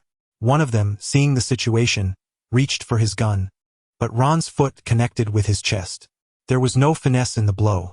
It was pure force that penetrated the bulletproof vest, akin to a heavy hammer crashing against his chest. Several ribs shattered and pierced his heart and lungs, causing him to expel blood and die instantly. Fierce as a diamond, compassionate as a bodhisattva, Ron did not kill out of malice. He merely wished to keep his hands untainted by blood. His indifferent gaze settled on the last surviving assassin, who, upon meeting his eyes, hastily discarded his weapon. Even as a silver needle remained embedded in his finger, he grimaced and pulled it out without hesitation, throwing it to the ground. "I shall ask you but once." Ron approached, his expression calm as his lips moved. "Are you one of Tarasov's men?" The assassin, now thoroughly frightened and disoriented, replied without hesitation, "Why, yes. Our boss, Vigo, sent us to eliminate John." Indeed, it seemed the narrative had shifted slightly but remained on course. With this thought, Ron tilted his head to glance out the window. For some unknown reason, a loud explosion resonated from the lawn outside, as if something had detonated. In the next moment, Ron furrowed his brow and turned back, inquiring, "Where is your leader, Vigo?" Chapter 24. The butterfly effect induced by mischief. After a series of probing inquiries, Ron finally acquired the information he sought. The assassins dispatched by Tarasov were merely following orders, oblivious to John S.'s recent misfortunes, and completely unaware of the motive behind Vigo's directive to eliminate John. They had simply received the assassination command and arrived at this location. Unfortunately for them, they failed to locate John and instead encountered a harbinger of death. At that moment, Vigo remained in his criminal lair, anxiously awaiting the outcome of the assassination. Once Ron grasped the full context, he dispatched a silver needle from his fingertips. As a token of his gratitude for the revelation, he generously spared the assassin's life, rendering him an imbecile instead. Stepping outside, Ron sought to ascertain the situation following the recent explosion. The instant he turned, his tattered garments vanished, replaced by a pristine, casual outfit. This was no sorcery. Rather, he had simply stored his previous attire in the system's repository and instantaneously donned a fresh ensemble. Upon exiting, Ron was met with astonishment. In the distance, on the lawn, there lay a deep crater, the result of a shell explosion. Scattered around the periphery were remnants of human bodies and half of a sniper rifle. Ron quickly deduced the scenario.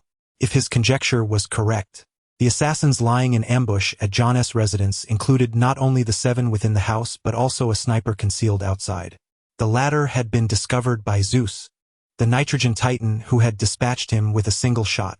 Yet, Ron pondered, why would a matter easily resolved with a bullet escalate into such a tumult? He cast a sidelong glance at Zeus, who loomed over the lawn, and remarked with a frown, "Surely, you did not intend for this commotion?" Prior to subduing Zeus, Ron had contemplated the advantages and disadvantages of such an alliance. After all, the Decepticons were not known for their docile nature.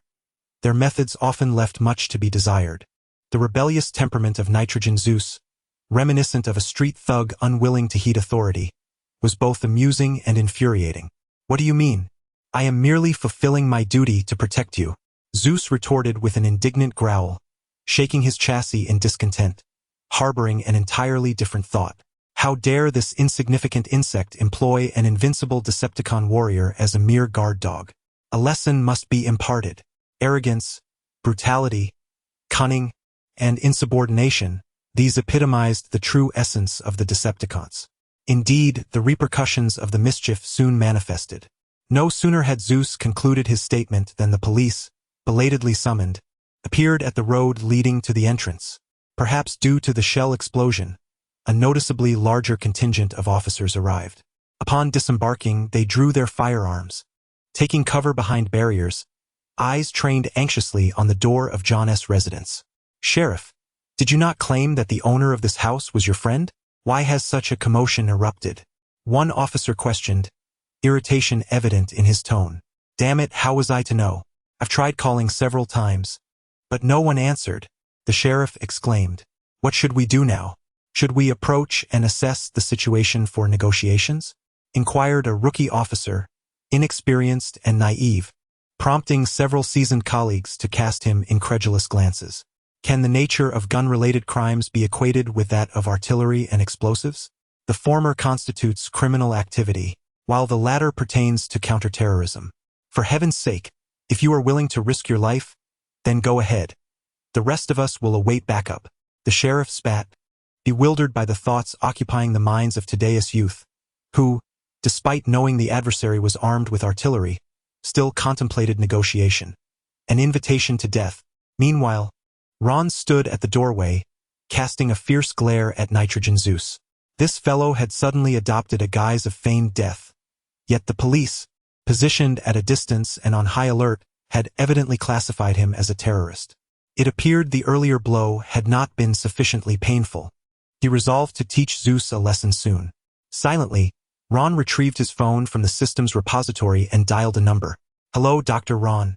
Why are you still awake at this hour?" The voice of Eddie, the deputy mayor of New York, resonated instantly upon connection. Ron eschewed pleasantries and succinctly outlined the situation. "I was attacked by bandits in the community and called the police, but it seems they have mistaken me for one of the criminals." "What? Is that so? Are you injured?" Eddie's tone escalated dramatically. He was still recovering from his own ailment and did not wish for any misfortune to befall his physician. Upon receiving the assurance that Ron was unharmed, he finally exhaled in relief. "Dr. Ron, please do not exit. I will contact the police department immediately. Thank you for your assistance, Ron replied. Shortly after Ron's conversation with Eddie, within a mere 2 minutes, Sheriff David received a phone call. After a brief exchange, it was evident he was relieved. He secured his firearm, patted his vigilant colleagues, instructing them to disperse the crowd and lift the police cordon. Then, with a relaxed demeanor, he stepped out from cover and proceeded toward Ron's location. Moments later, as David entered the yard, he frowned anew at the gruesome scene that lay before him, the lawn marred by craters, blood, dismembered flesh, and scattered fragments of weaponry. Even with his extensive experience as a sheriff, he had seldom encountered such a horrific sight. What shocked him further was the sight he beheld upon reaching the doorway. Illuminated by the moonlight, the interior was a scene of devastation. Various furnishings and appliances lay in ruins, while the walls and floor were riddled with dark bullet holes. Several heavily armed men were sprawled on the ground, some bleeding from their mouths, others with concave chests, teetering between life and death. His pupils dilated, and instinctively, he reached for his firearm. Yet, in an instant, he reconsidered, withdrawing his hand and regarding the figure before him with an embarrassed expression. "Dr. Ron, are you unharmed?" Ron shook his head, acknowledging that the other party knew his name indicated they had received pertinent information and directives, and thus he refrained from further comment. Just as he prepared to depart, he was halted once more. "Excuse me, Dr. Ron, could you accompany me to the police station?" "What do you mean? Didn't your superior explain things clearly?" Observing Ron's puzzled expression, Sheriff David hastily clarified, "And no, it's nothing. Given the magnitude of this incident, you must provide a formal statement. If it were merely an ordinary case, it might have been manageable. However, the stark reality is that 7 or 8 lives have been lost, and the situation has escalated, drawing the attention of an entire block of residents eager to witness the unfolding drama. This cannot be suppressed. Regardless of the immense pressure from above, he must escort Ron back to take a statement. Should complications arise later, the blame would undoubtedly fall upon him." Observing the tension etched on his companion's face, Ron could not help but chuckle. "Relax, I am not a terrorist. I am merely visiting the police station. Is it permissible for me to drive my own vehicle?" "Of course, it is entirely permissible," Sheriff David responded, exhaling in relief. Yet, a seed of doubt began to sprout within him. How could this seemingly amiable young man possibly be the perpetrator behind such a tragic event? Perhaps his actions were indeed unnecessary, and he found himself regretting the decision. Nevertheless, he gritted his teeth and called over the radio. "Beth, prepare the finest coffee. Dr. Ron will be arriving shortly, and I mean the chief's personal stash. Graham, bring 2 officers to secure the scene. No one is to approach or enter. Dr. Ron, would you kindly follow me? It will only take a moment, and you can return home after enjoying a hot cup of coffee." A short while later, on the desolate midnight highway, Ron drove his car, trailing the police vehicle towards the station. After a brief silence enveloped the interior, the voice of Nitrous Zeus resonated through the central sound system. "Hey, are you all right? Why so silent?" Nitrous Zeus probed. "Seriously, was it just a joke that upset you?" Ron remained unresponsive, his fingers gently tapping the steering wheel as his mind wandered to another matter. Were it not for Zeus's prank, he might have forgotten about Eddie, who lay in the hospital, not merely forgetting him as a person, but also his professional significance. As the deputy mayor, Eddie would undoubtedly possess insights into local gangs. In fact, his knowledge might extend beyond mere familiarity, given that acquiring CPH4, the essential component for synthesizing the NZT drug, is no trivial task. This thought sparked a bold hypothesis in Ron's mind. Perhaps the repercussions of Zeus's mischief could yield unexpected benefits. When he eventually met with Eddie, he might uncover information that the assassin had failed to provide, potentially offering him a delightful surprise. As for Nitrous Zeus, once this matter is resolved, I shall attend to you properly. Chapter 25. A shift in the narrative. Ron's trial. Ron did not linger at the police station for long. The reason for his swift departure was the arrival of Linda, Eddie's girlfriend and secretary, who was accompanied by the precinct chief of the Manhattan Police Department. With the presence of such key figures, the subsequent proceedings became considerably simpler. The interrogation was abruptly halted after only a few statements, disregarding the usual procedural formalities. Upon her arrival, Linda delivered a singular command.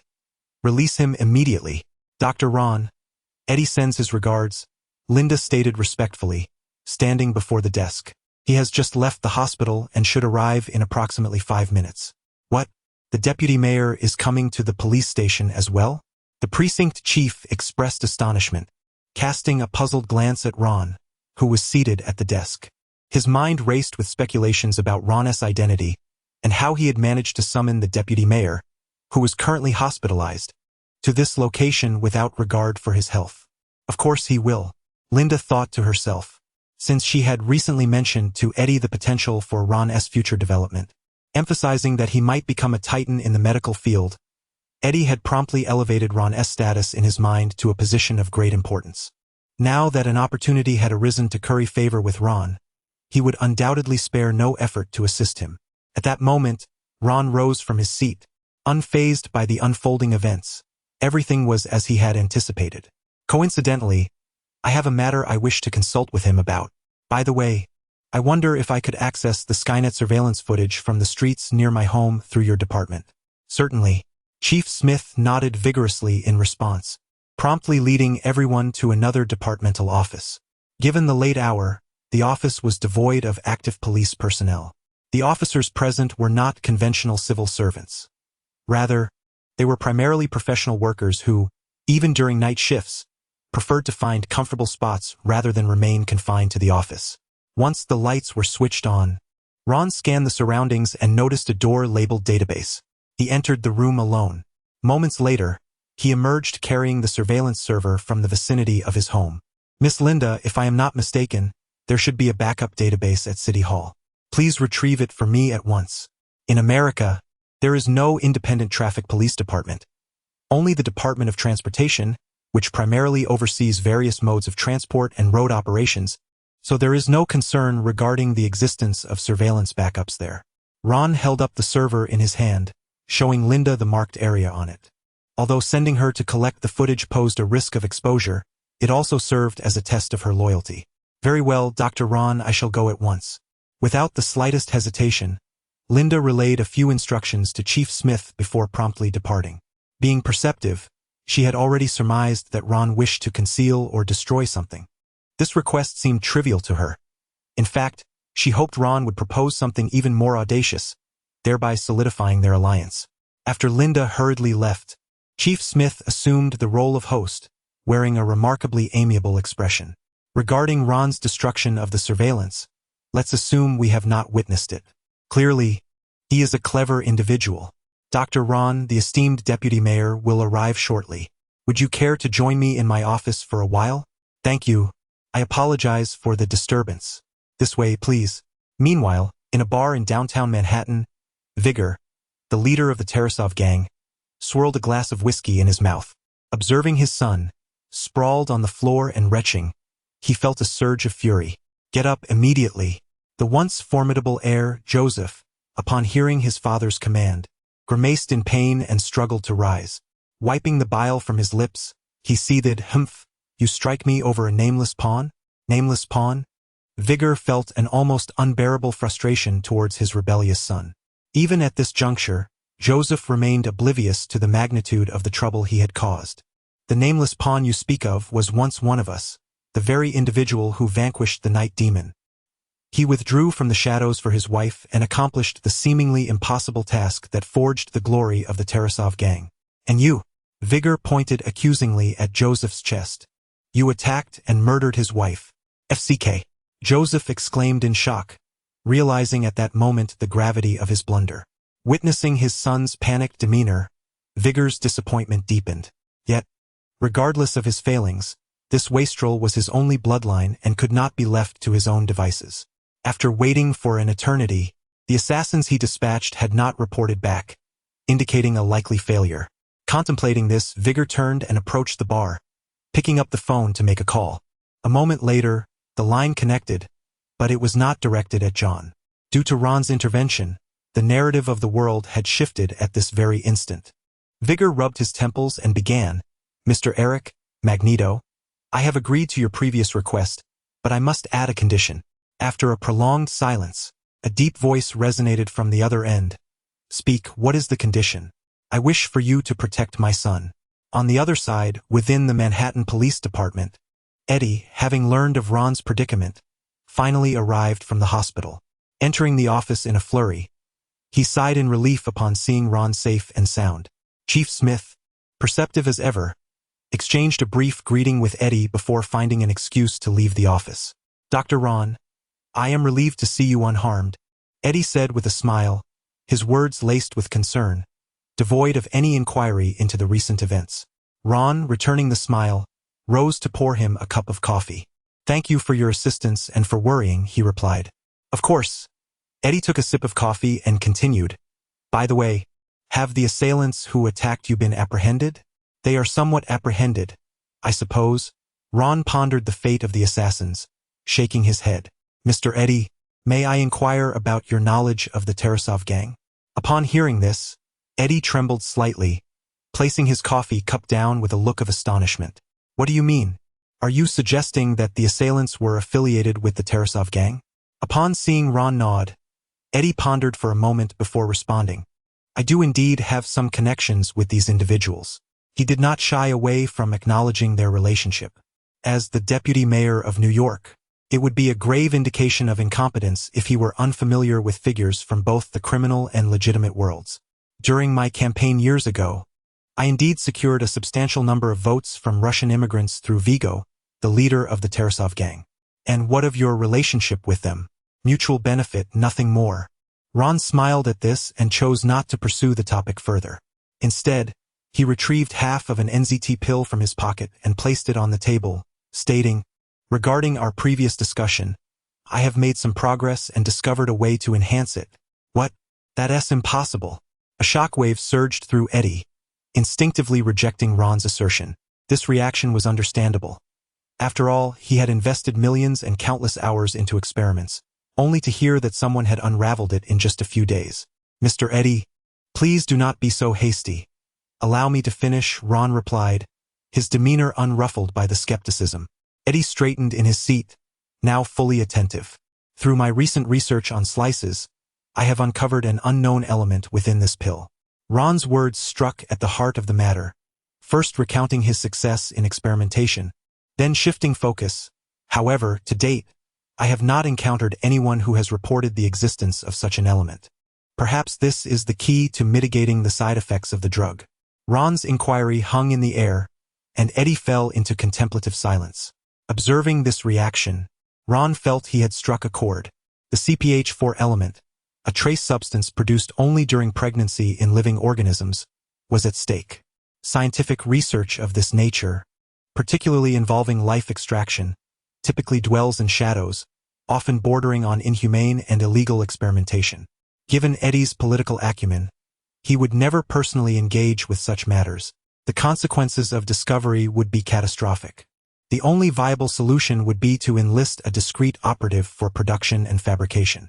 Noticing Eddie's silence, Ron understood that his probing had yielded results and delivered the final blow.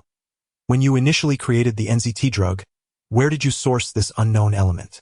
Chapter 26. Eddie Moore's fear. Once Ron finished speaking, a cold sweat broke out on Eddie. He never anticipated that his most guarded secret would be so effortlessly unveiled by the young man before him. Prior to arriving at the police station, he had not foreseen such an outcome.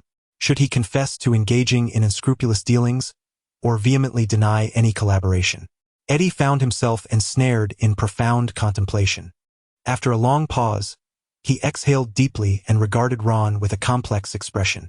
"Since you have already surmised it, I shall speak candidly," he ultimately resolved to confess.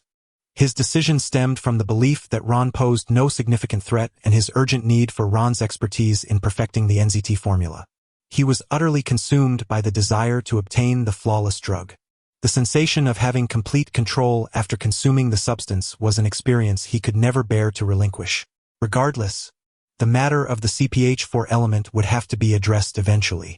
"Dr. Ron, I sincerely hope that after I divulge the following information, you will still choose to collaborate with me," Eddie said with a bitter smile, fearful that the complex nature of the situation might lead to Ron's refusal. As Ron had suspected, Eddie had indeed sought out local gangs to procure raw materials for improving the NZT drug. Not only did he collaborate with the underworld, but he had also been instrumental in the rise of the gang in question. However, as the gang grew into a formidable entity, it slipped from his grasp and turned against him. Eddie grimaced. Vigo, the leader of the Tarasov gang, was once my subordinate. Minutes later, after Ron absorbed the entirety of Eddie's account, he appeared astonished. Are you suggesting that the Tarasov gang is the seller of CPH-4 and is using this as leverage against you? New York City, though not vast, had its fair share of notorious gangs, yet it was surprising that both Eddie and Ron had crossed paths with the Tarasov gang. Perhaps this was the hand of fate at play. Initially, Eddie had successfully entered the political arena with the aid of the NZT drug. Subsequently, he leveraged his wealth and influence to establish a laboratory, intending to research the drug's detrimental side effects. However, to study this drug, one must first possess the capability to produce it. Eddie searched far and wide, only to discover that the essential ingredient, CPH-4, was not produced in America, but rather across the ocean in Korea. In desperation, Eddie resorted to wielding his power to support a small smuggling operation to facilitate the illicit acquisition of CPH-4 from Korea. At first, the Tarasov gang consisted of little more than a dozen individuals, hardly qualifying as a true gang. They were merely a group of undocumented immigrants struggling to survive at the docks, with Vigo Tarasov leading them. The mere mention of that name filled Eddie with loathing. That wretched man was once a mere refugee. I provided him with sustenance, bestowed upon him a position of power, and enabled him to lead a prosperous life. Yet that scoundrel Vigo betrayed me. Eddie seethed, resolved to speak openly now that the truth was laid bare.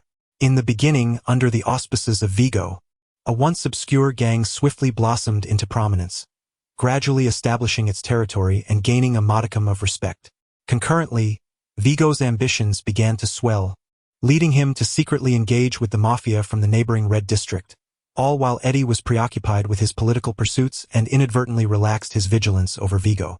Merely 6 months later, Eddie found himself caught off guard, realizing too late the implications of Vigo's actions. Vigo leveraged the provision of CPH-4 as a bargaining chip, seeking greater power and control over territory. After Eddie rejected his demands, the two parted ways in discord. Consequently, Eddie, devoid of raw materials, was unable to continue producing NZT, resulting in withdrawal symptoms and a rapid decline in his physical condition. Shortly thereafter, he encountered Ron during a hospital stay. Ron nodded in acknowledgement, astonished to learn of this past entanglement. Given the strained relationship between Eddie and the Tarasov gang, which had even devolved into enmity, there were no reservations about taking action against them. With this in mind, Ron sipped his coffee and articulated his intentions to act, motivated by 3 objectives: to fulfill a system task, to avenge his dog, and to seek the CPH-4 element.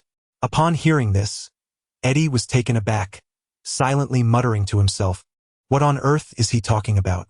As a man of considerable insight, he could discern the underlying implication of Ron's words. He desired to dismantle the Tarasov gang. "Dr. Ron, this matter requires further deliberation," Eddie responded, shaking his head, considering Ron's notion to be utterly fantastical. Although he had faced assaults from the Tarasov gang and had also been threatened by them, it did not warrant an all-out confrontation. Eddie intended to advise against courting death but opted for a more diplomatic expression. In his view, this was not mockery but rather a factual assessment.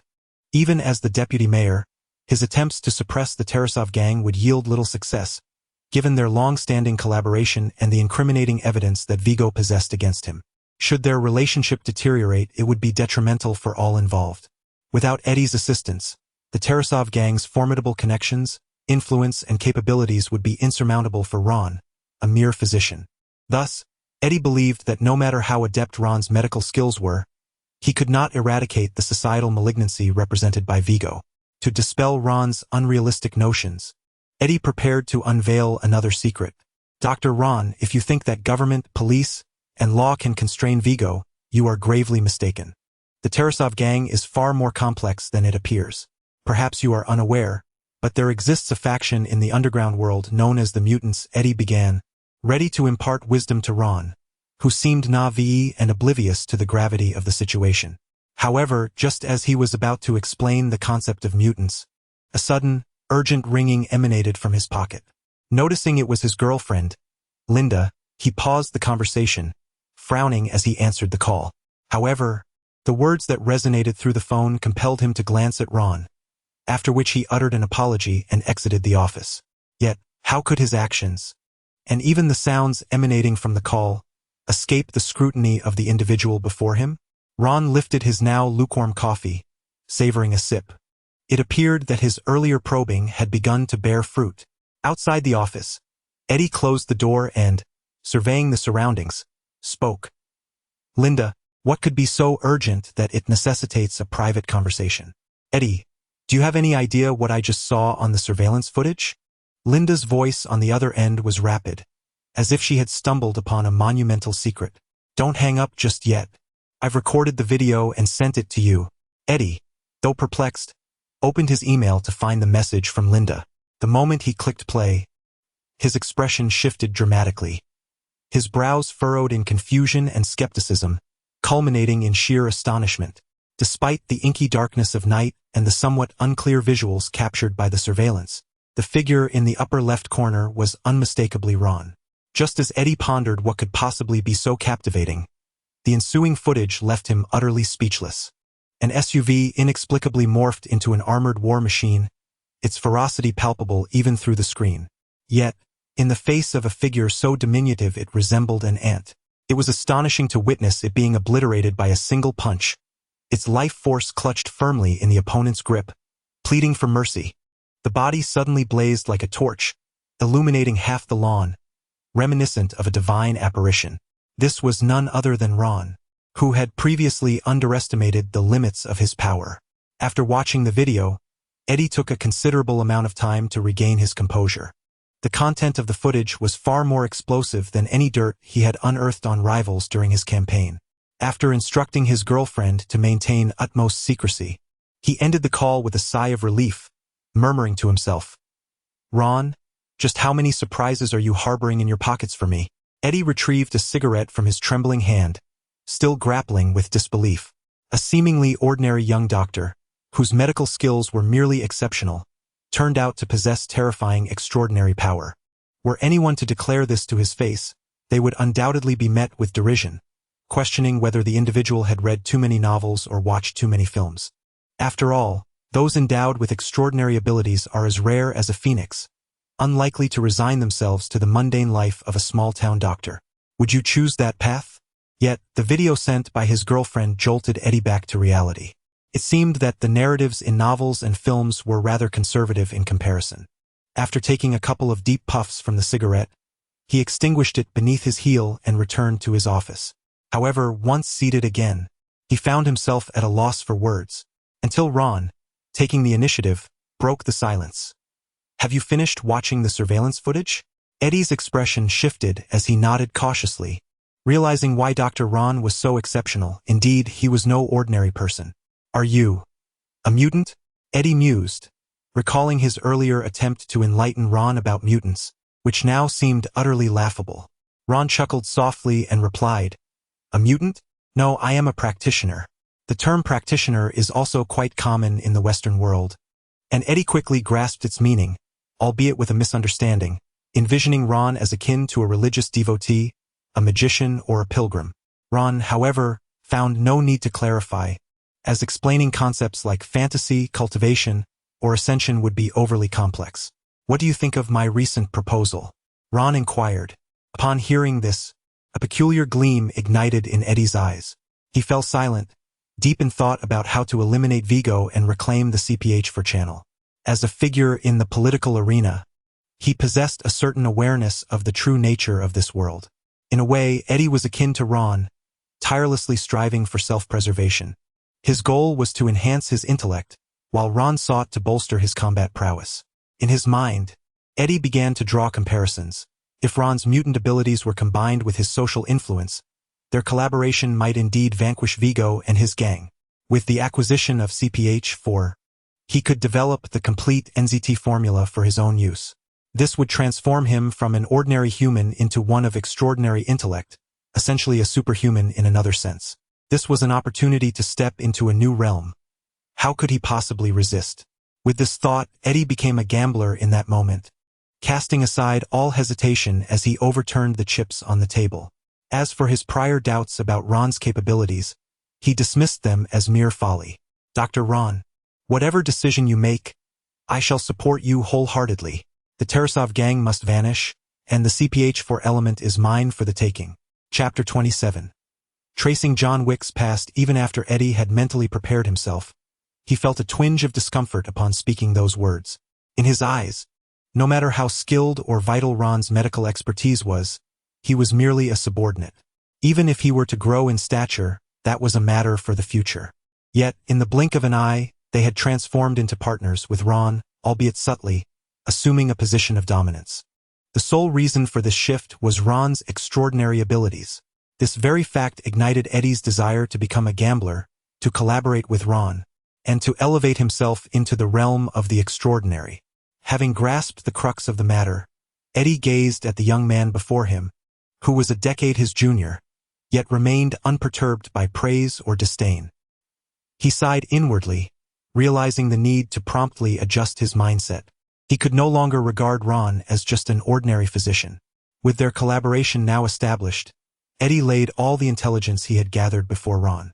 According to his insights, several mutants had recently joined the Tarasov gang, following the departure of Vigo's most formidable enforcer, Jonathan Wick. This was a stroke of fortune, for compared to Jonathan Wick, Eddie would much prefer to contend with those mutants. Lighting another cigarette, he took a deep drag before exhaling, thereby alleviating the fear that Jonathan's mention had instilled in him.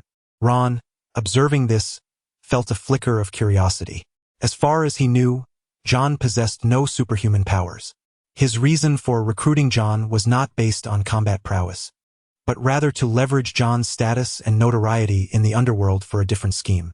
Yet, it seemed that perhaps this chaotic world had endowed John with new experiences, enough to provoke the unease of a high-ranking government official. Is Jonathan Wick truly formidable? Ron feigned ignorance and inquired. Eddie, taking a deep breath of smoke, began to recount John's story. Jonathan Wick had previously worked for the Tarasov gang. His combat skills were only considered above average in the assassin realm, not yet renowned. It was only later, when John's wife fell gravely ill, that he sought to withdraw from the gang and the world of assassins to spend her final days together. However, leaving the mob was no simple matter. Vigo was unwilling to lose his assistants and issued an impossible task: to eliminate the Boogeyman. The Boogeyman was a legendary figure within the assassin community. Before claiming a victim, he would utter a phrase, "I am your Boogeyman," thus earning his moniker. Perhaps due to arrogance, the Boogeyman, having achieved legendary status, began to rebel, aspiring to join the high table. Such audacious attempts to seize a piece of the pie infuriated the upper echelons of the assassin world. Consequently, a bounty was placed on the Boogeyman's head, yet no one succeeded. Even those sent to eliminate him were met with their demise, including some possessing extraordinary powers. It was only when John, seeking to retire, took on this assignment for Vigo that he single-handedly infiltrated and annihilated the entire Boogeyman organization. Before vanquishing the Night Demon, he uttered the words, "I am your Night Demon." From that moment forth, the name Jonathan Wick reverberated throughout the entire realm of assassins. It was from this day that the world learned of a legendary killer concealed within a New York gang. According to the power rankings of the assassin world, John's physical prowess was merely rated as A-class, akin to a second-tier mutant or a master of martial arts. However, his mental fortitude and assassination skills reached an astonishing S-class, rivaling that of a third-tier mutant or a martial arts grandmaster. He could rightly be termed a special S-class assassin adept in the art of assassination. Reclining against the sofa, Ron experienced a moment of enlightenment upon hearing these revelations.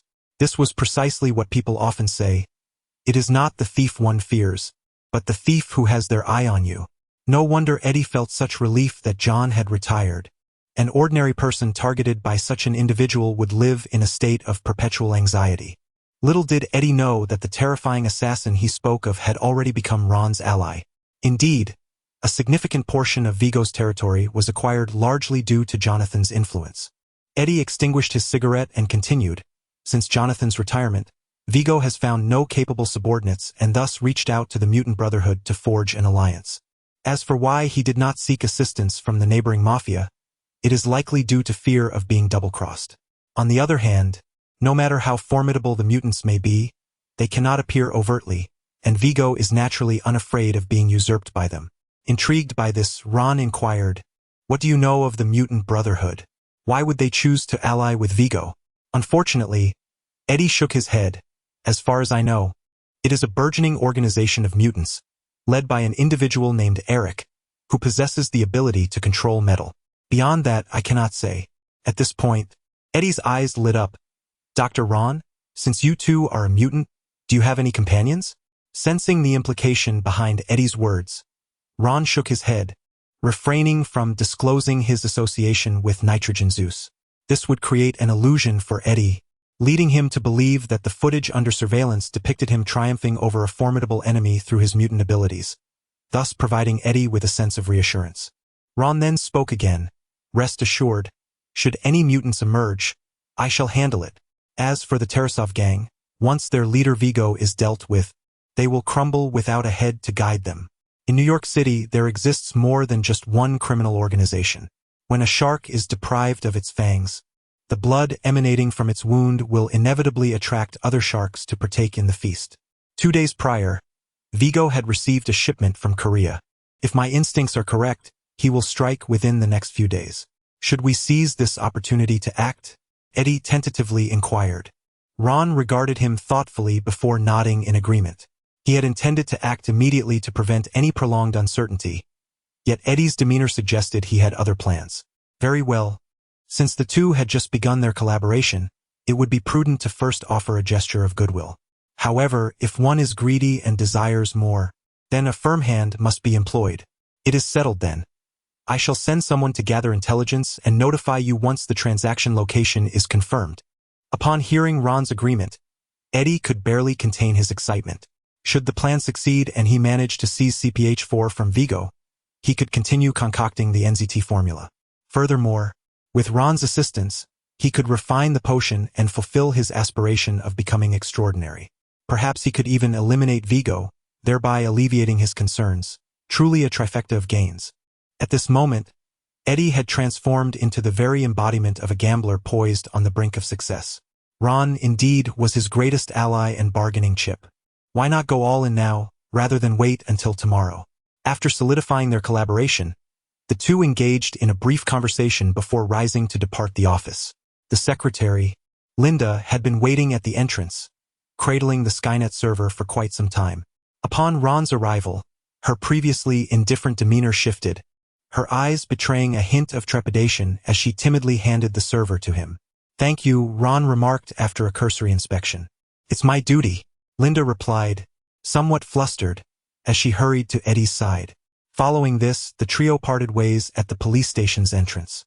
After watching Eddie hastily depart, Ron made his way to the parking lot. "Let us go home." Perhaps due to the recent tumult, Nitrous Zeus had learned his lesson this time. He refrained from unnecessary chatter and promptly started the engine, exiting the precinct. Inside the vehicle, Ron closed his eyes, lost in contemplation, calculating the potential dangers and challenges that lay ahead. Only after several minutes did he open his eyes. Eddie aimed to use him to dismantle the Tarasov gang. Yet was he not also intent on leveraging Eddie for his own ends? He picked up the phone and called John, who was keeping vigil at the hospital for his wife. "Hello, John, prepare yourself. Over the next few days, gather intelligence. The opportunity for vengeance against Helen is approaching." Chapter 28. A lesson learned in the stillness of the night. Darkness surged like a tide, shrouding the distant city's clamor, while scattered lights struggled within, unable to illuminate the chaotic world. On the rural highway, a sleek, black SUV, reflecting the cold glow of the moonlight, sped forth, crushing the tree trunk that lay across the road without a hint of deceleration.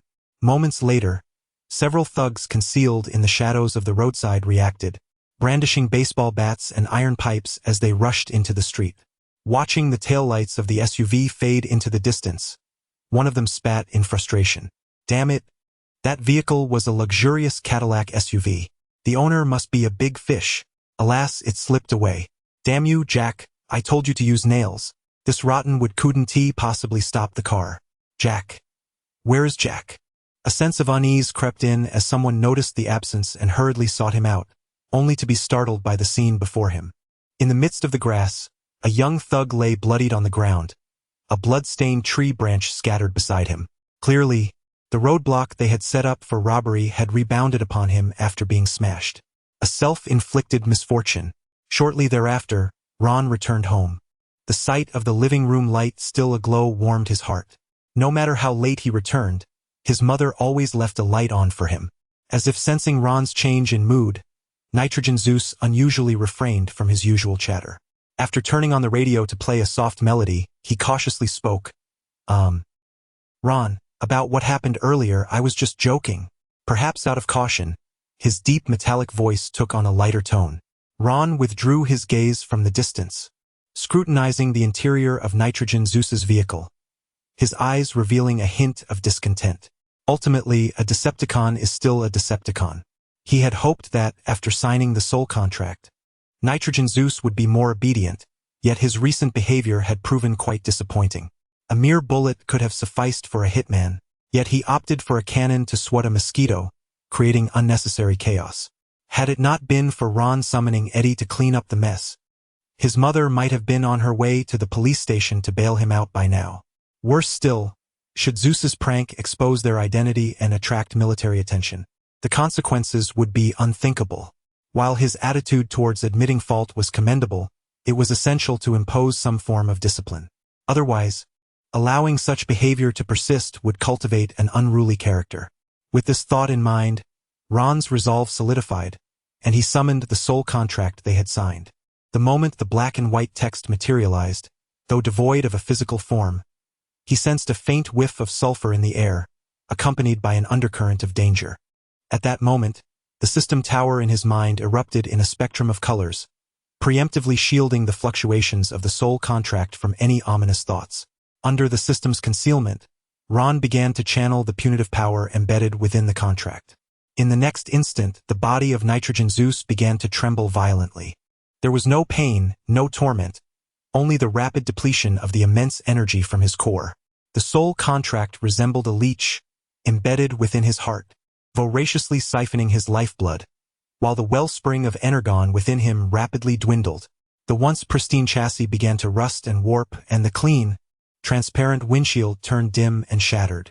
In mere moments, the magnificent form of Nitrogen Zeus had deteriorated to that of a waterlogged wreck. I was mistaken, Ron. I shall never jest again. Nitrogen Zeus never anticipated that the contract he had entered into with Ron could impose such stringent penalties upon him. At that moment, the decaying essence emanating from his mechanical body instilled a profound sense of terror, conjuring visions of the defeated souls from Cybertron. Those who had perished in battle, their energy extinguished, were now mere shells of rust and decay. Regardless of their former might, in death they were but discarded scraps of metal. Nitrogen Zeus had never begged for mercy from anyone, not even in the face of Megatron, merely feigning submission. Yet, reduced to such a pitiful state, Ron showed no signs of mercy, continuing to extract the energy from within him, igniting a simmering resentment within Zeus. He was a formidable Decepticon. How could he have fallen to such depths? Just as he contemplated retaliating should Ron persist in his actions, a light chuckle floated into his ears. Why so agitated, Ron? Hearing Zeus's pleas for mercy, merely smirked, indicating that it was all in jest, a reciprocal exchange of tactics. With a flick of his consciousness, he rain-fused the confiscated energy back into Zeus's energy core. The choice to employ a soul contract, rather than a peaceful magical contract to restrain him, stemmed from the unique nature of the soul contract, which proved far more effective in controlling the rebellious Decepticon. Furthermore, in the narrative of Ghost Rider, Mephisto utilized contracts to enact punishment, reclaiming the protagonist's powers. Meanwhile, as Zeus sensed the influx of energy, his previously restless heart gradually found calm. However, his animosity towards Ron did not wane. Instead, it intensified with the restoration of his energy. Damn it, when the contract concludes, I shall flay your skin and affix it to my seat, compelling you to kiss my posterior daily. Zeus cursed vehemently in his mind. Yet, in the next moment, As Ron caressed the vehicle's exterior, his demeanor shifted instantaneously. The entire chassis trembled, akin to a dog wagging its tail in excitement, as he sensed a peculiar energy emanating from Ron. Good heavens! What is this? Zeus's metallic voice echoed within the cabin. Upon feeling the complete restoration of his energy, he detected a surge of potent energy being infused. This energy was none other than the power of the spark. "It's nothing, just a little gift for you," Ron remarked, having plucked at his ear. This spark energy, barely amounting to 0.001, had nearly emptied his own reservoir of merits. A classic principle of taming, one must offer a sweet treat after a sharp reprimand, was a technique Ron had mastered with finesse. Even extraterrestrials find themselves without recourse when confronted with such stratagems. For Zeus, this spark of energy is akin to a long-awaited blessing, significantly enhancing his combat prowess. Consequently, his deep-seated animosity towards Ron dissipates in an instant, replaced even by a sense of gratitude. Simultaneously, he becomes utterly convinced of Ron's knowledge regarding the whereabouts of the spark. "Oh, my dear Ron, were you to bestow upon me additional spark energy, I would undoubtedly." "Enough! Let us not indulge in false modesty." Zeus's declarations of loyalty are abruptly interrupted by Ron, who, after exiting the vehicle, gives Zeus's chassis a light pat. "To earn further rewards, your future conduct will determine the outcome." With those words, Ron dismisses the matter, departing with effortless grace into the house, leaving Zeus with an enigmatic silhouette. The moment the door closes, a smile graces Ron's lips. The art of wielding both kindness and authority, presenting grand promises, what even the mightiest cannot offer, I can easily provide. Can I not subdue you now? Chapter 29. The calm before the storm. After Ron's training, the nitrogen Zeus exhibited remarkable obedience, seemingly devoted to him as its master, resolutely steering eastward without the slightest inclination to turn westward. However, such minor matters could not definitively ascertain whether Zeus had genuinely pledged allegiance. As the saying goes, true character is revealed over time. The forthcoming interactions would serve as the true test of loyalty. On the following day, Ron arose at dawn, intending to visit Chinatown. One could only imagine the expression on Balthazar's face upon seeing him with the Decepticon. After preparing breakfast for his mother, he hurriedly departed. Shortly thereafter, inside the antique shop in Chinatown, Ron entered to find Balthazar smiling faintly at him. "Young man, impressive. I never anticipated you would bring back a Decepticon." "Wait, old man, were you spying on me?" Ron exclaimed, his face reflecting shock as he raised his hands to shield his modesty, perplexed by how Balthazar had come to know of this matter. The desire to boast about his conquest dissipated instantly. Balthazar, with a furrowed brow, retorted, "What do you mean by spying? If anyone were to spy, it would be." He was about to explain when he noticed Ron's teasing expression and realized he had been outwitted. "Tage, no wonder you struggle to find a partner. You possess no sense of humor." Ron lowered his arms, a smile gracing his face as he inquired, "So, what is the story?" In truth, the simplicity of the matter lay in the magical sigil on his arm. It was inherently a perception-based spell, imbued with surveillance capabilities. Anyone bearing such a sigil would fall within the monitoring range of the spellcaster. To be candid, just a few nights prior, while Balthazar slept, he sensed the presence of the Decepticon through Ron, and the intertwining auras nearly startled him awake. He had feared that Ron, due to this magical sigil, had attracted the Decepticon's attention and would be bombarded. Just as he readied himself to intervene, he noted that the energies had stabilized and that the Decepticon's aura was playfully trailing Ron, leading him to a realization. However, out of caution, Balthazar had indeed peered in during the night, confirming that Zeus was safely parked in the garage, which allowed him to relax completely. "I underestimated you. To tame a Decepticon warrior of such caliber is no small feat," Balthazar remarked with a knowing smile, reflecting on the wisdom of aligning with Ron. Meanwhile, Ron, lifting his sleeve to inspect his arm, discovered that the magical sigil had vanished, bringing him relief. He was grateful for his single status. Otherwise, a momentary lapse could have led to lasting regret, thanks to that old man's unseemly comments. With this thought in mind, Ron intended to inquire about the Decepticon and the possibility of complete subjugation. However, just then, Balthazar abruptly stood, raising his arm in a circular motion as if preparing to leave. "Wait, why do you want to leave so soon? Do you expect me to assist you in managing the shop?" Ron exclaimed, quickly reaching out to halt the incantation that Balthazar was attempting. "Just let me ask you a few questions before you go." There is no need to question this matter. The Decepticons, much like humanity, embody both virtue and vice, albeit the latter is in greater abundance. Balthazar swiftly elucidated, his incantation uninterrupted, as if compelled by some urgent matter.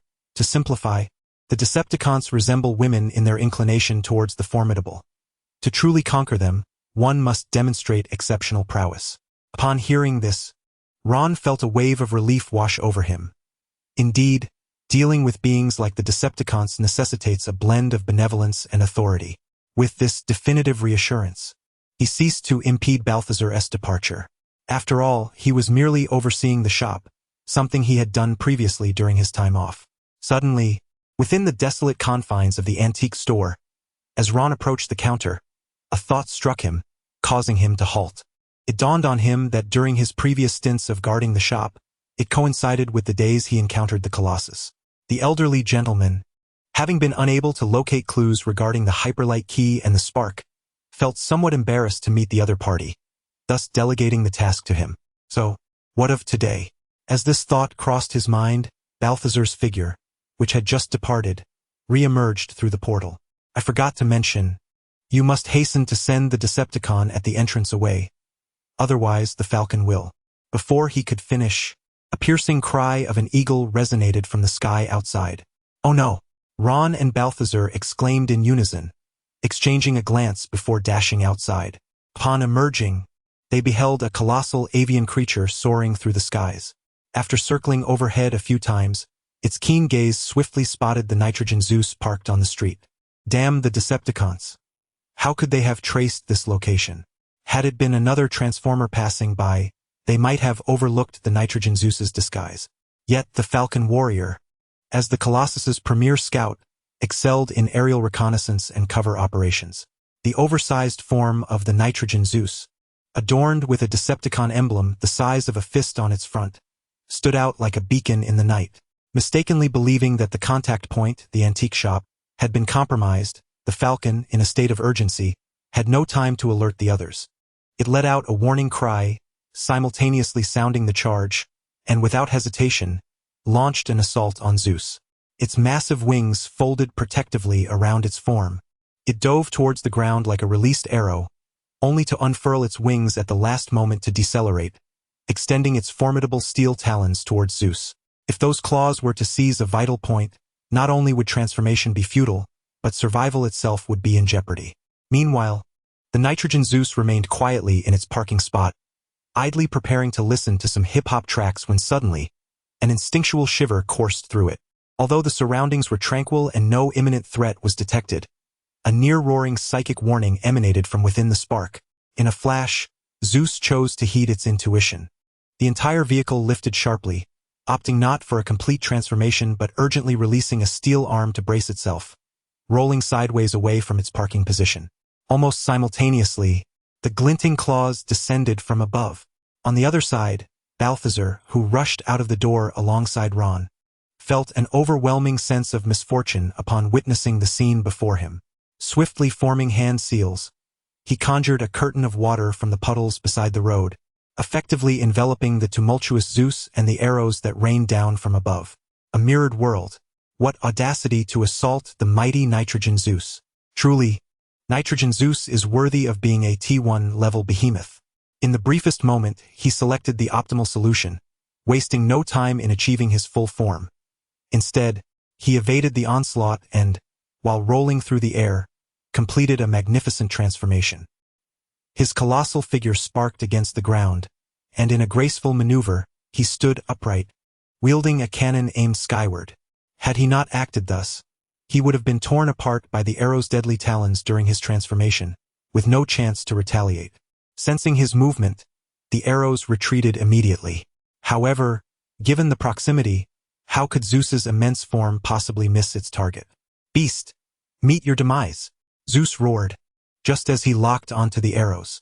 "Stop right there." But But at that moment, Ron's voice pierced through the chaos. Alas, it was too late.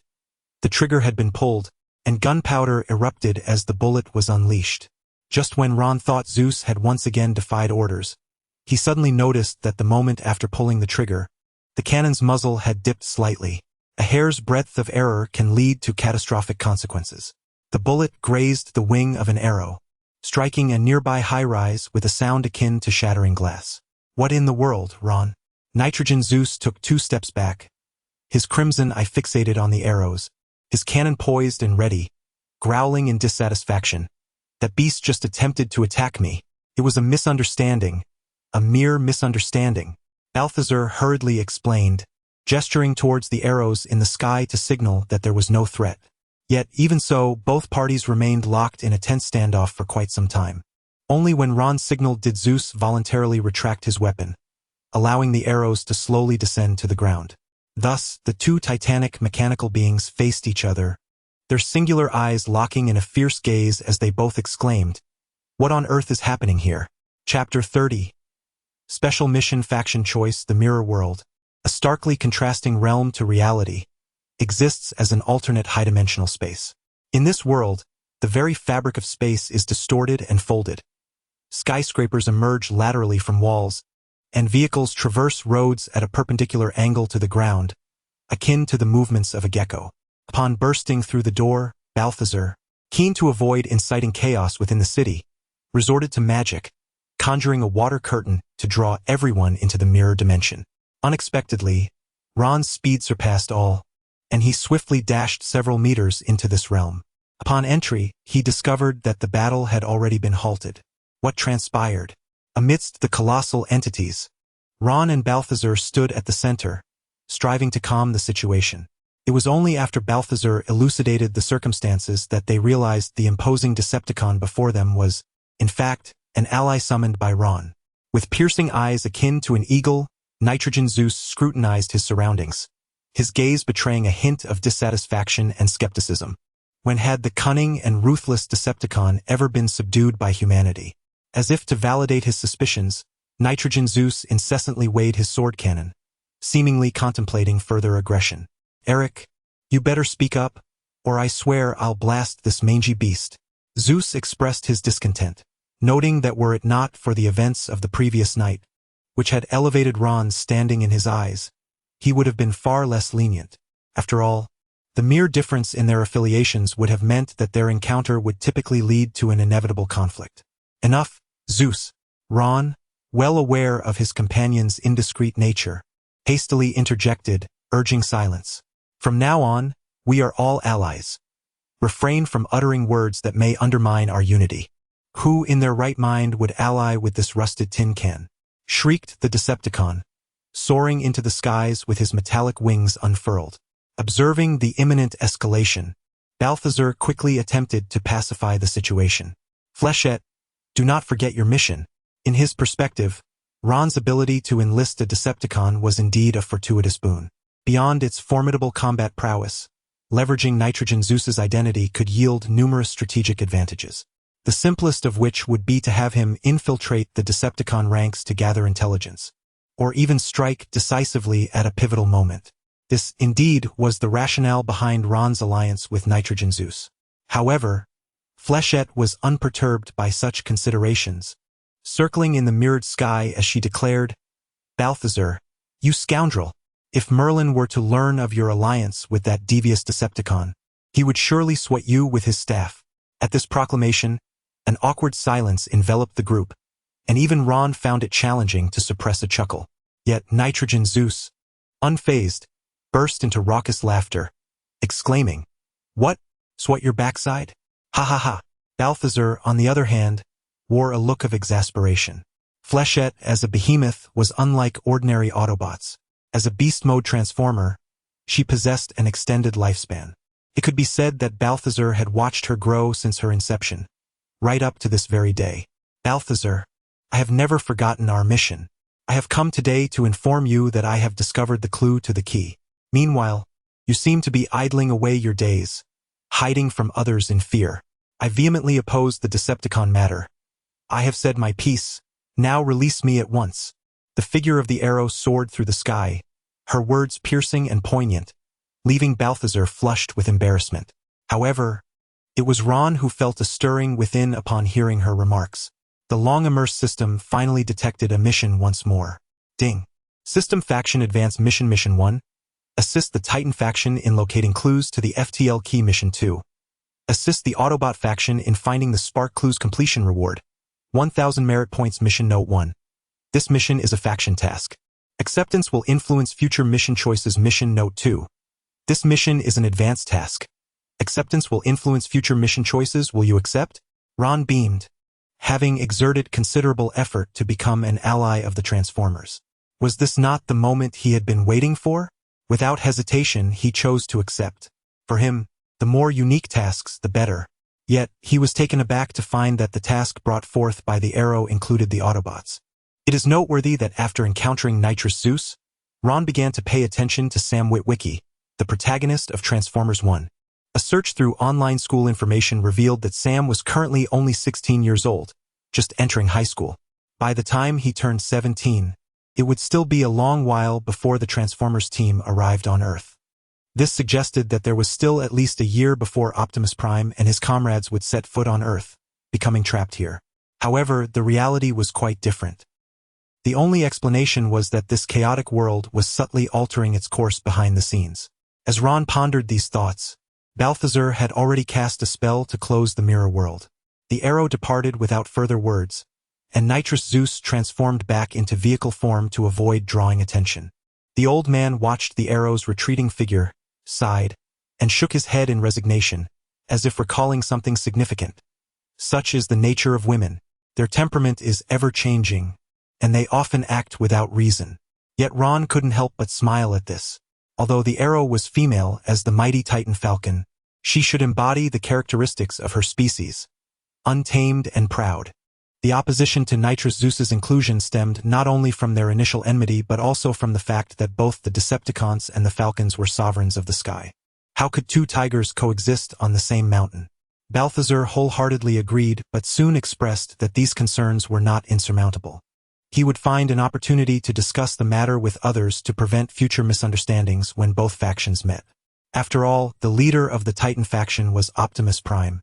As long as he consented, the arrow's objections would be of little consequence. Satisfied with this response, Ron smiled as he departed, for the purpose of his visit today was merely to introduce Nitrous Zeus. Otherwise, when the two of them venture out, should they encounter an unsuspecting Transformer and face an unexpected attack, they would find themselves with nowhere to lament their fate. Observing Ron's intent to leave, Balthazar widened his eyes and exclaimed, "You impudent brat! Do you think you can simply abandon this mess and walk away? Nonsense! Now that the arrow has flown, you need not hide any longer. Do you expect me to watch over your shop? Are you not afraid I might abscond with the dragon ring?" Ron disdainfully rolled down the car window, and unsurprisingly, the other party grimaced in response. "You obsess over the dragon ring day in and day out. Unless I am deceased, I shall never pass it on to you.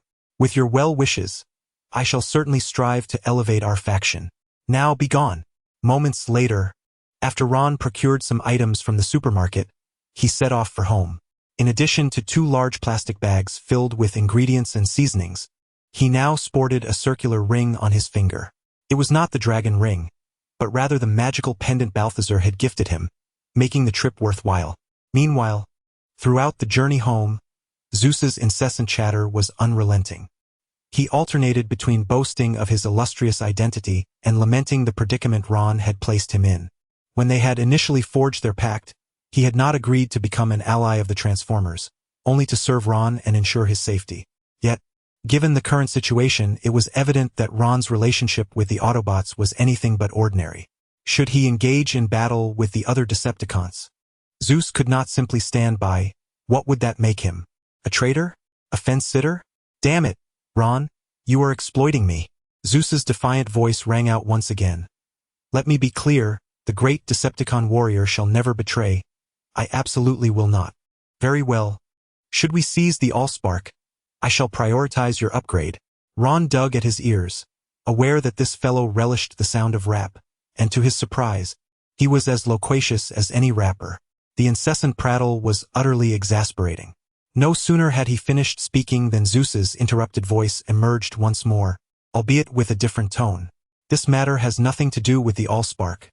A Decepticon warrior's word is his bond, and I shall not betray you, Eric. Heh.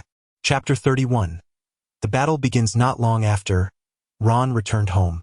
The purpose of his recent outing had been fulfilled, alleviating his concerns regarding the appearance of Nitrogen Zeus.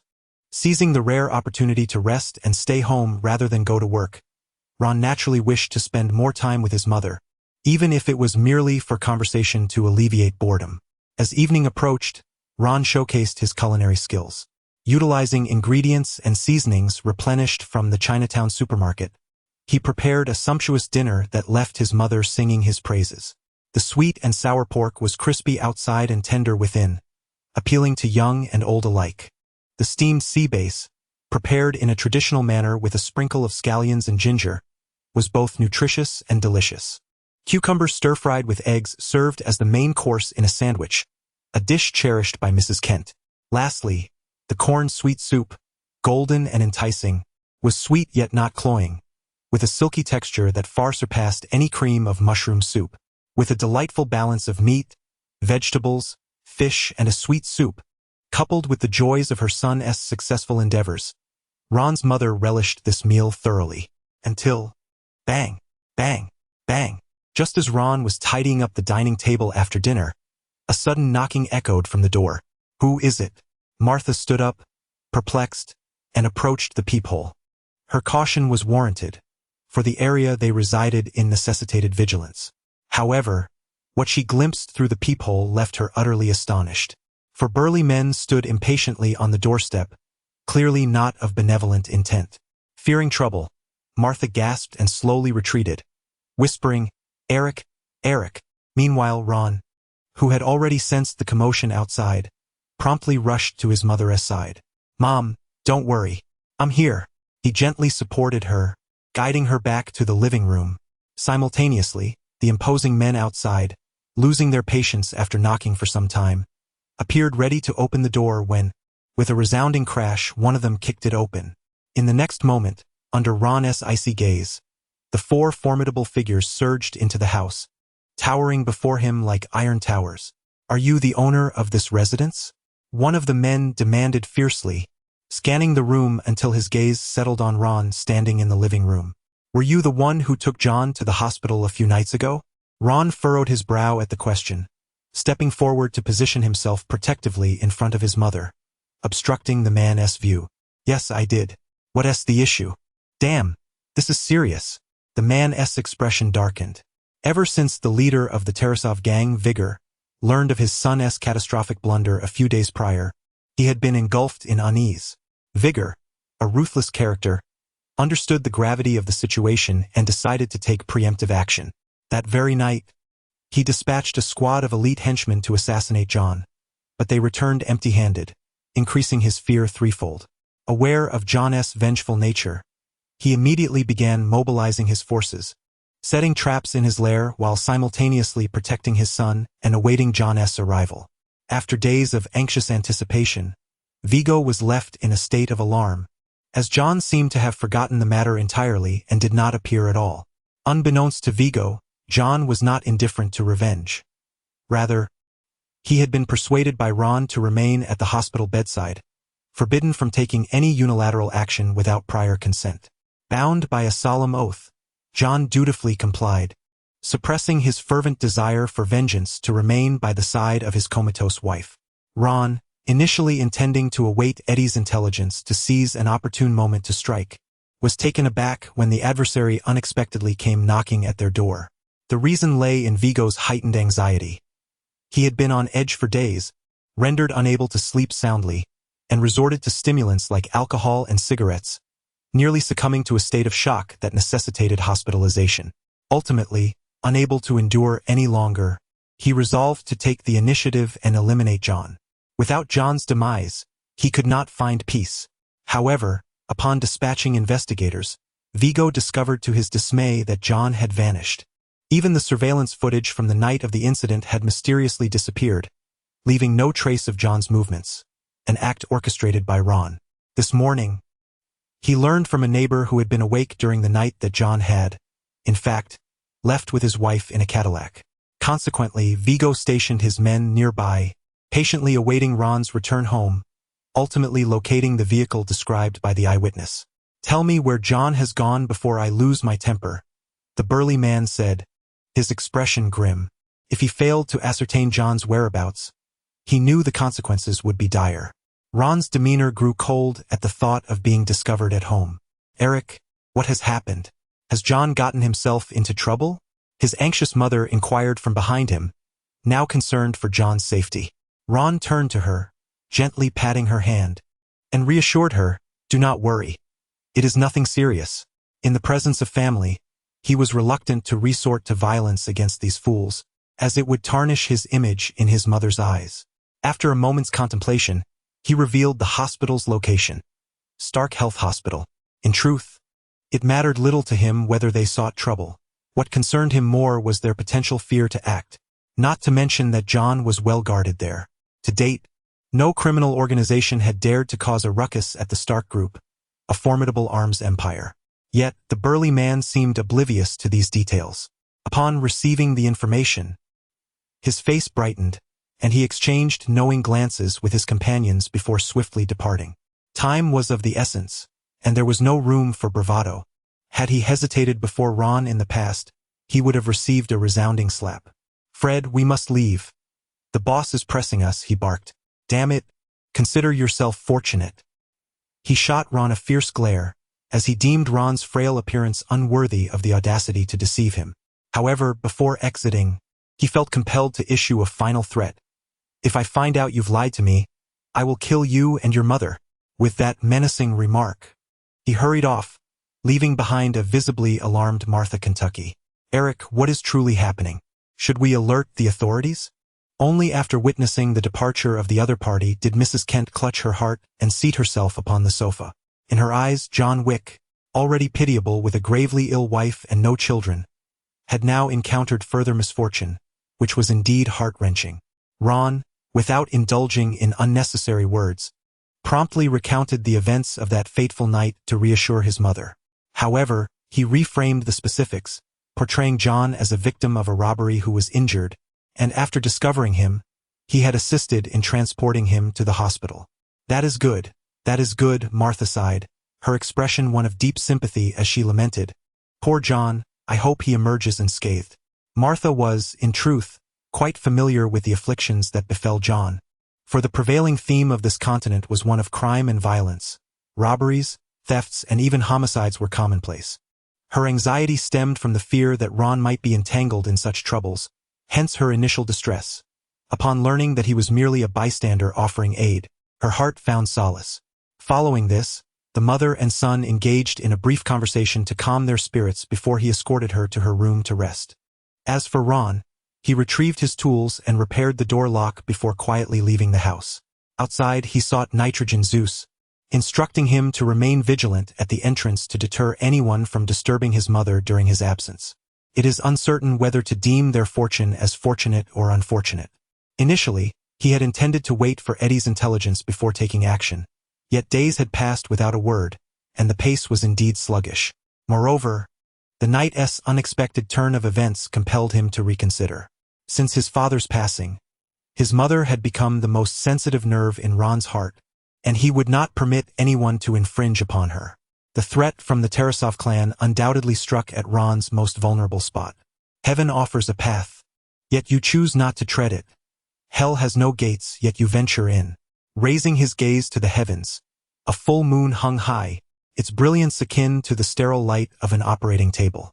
It seemed that tonight was indeed an opportune moment to eradicate the malignant presence. Chapter 32. A single strike to silence.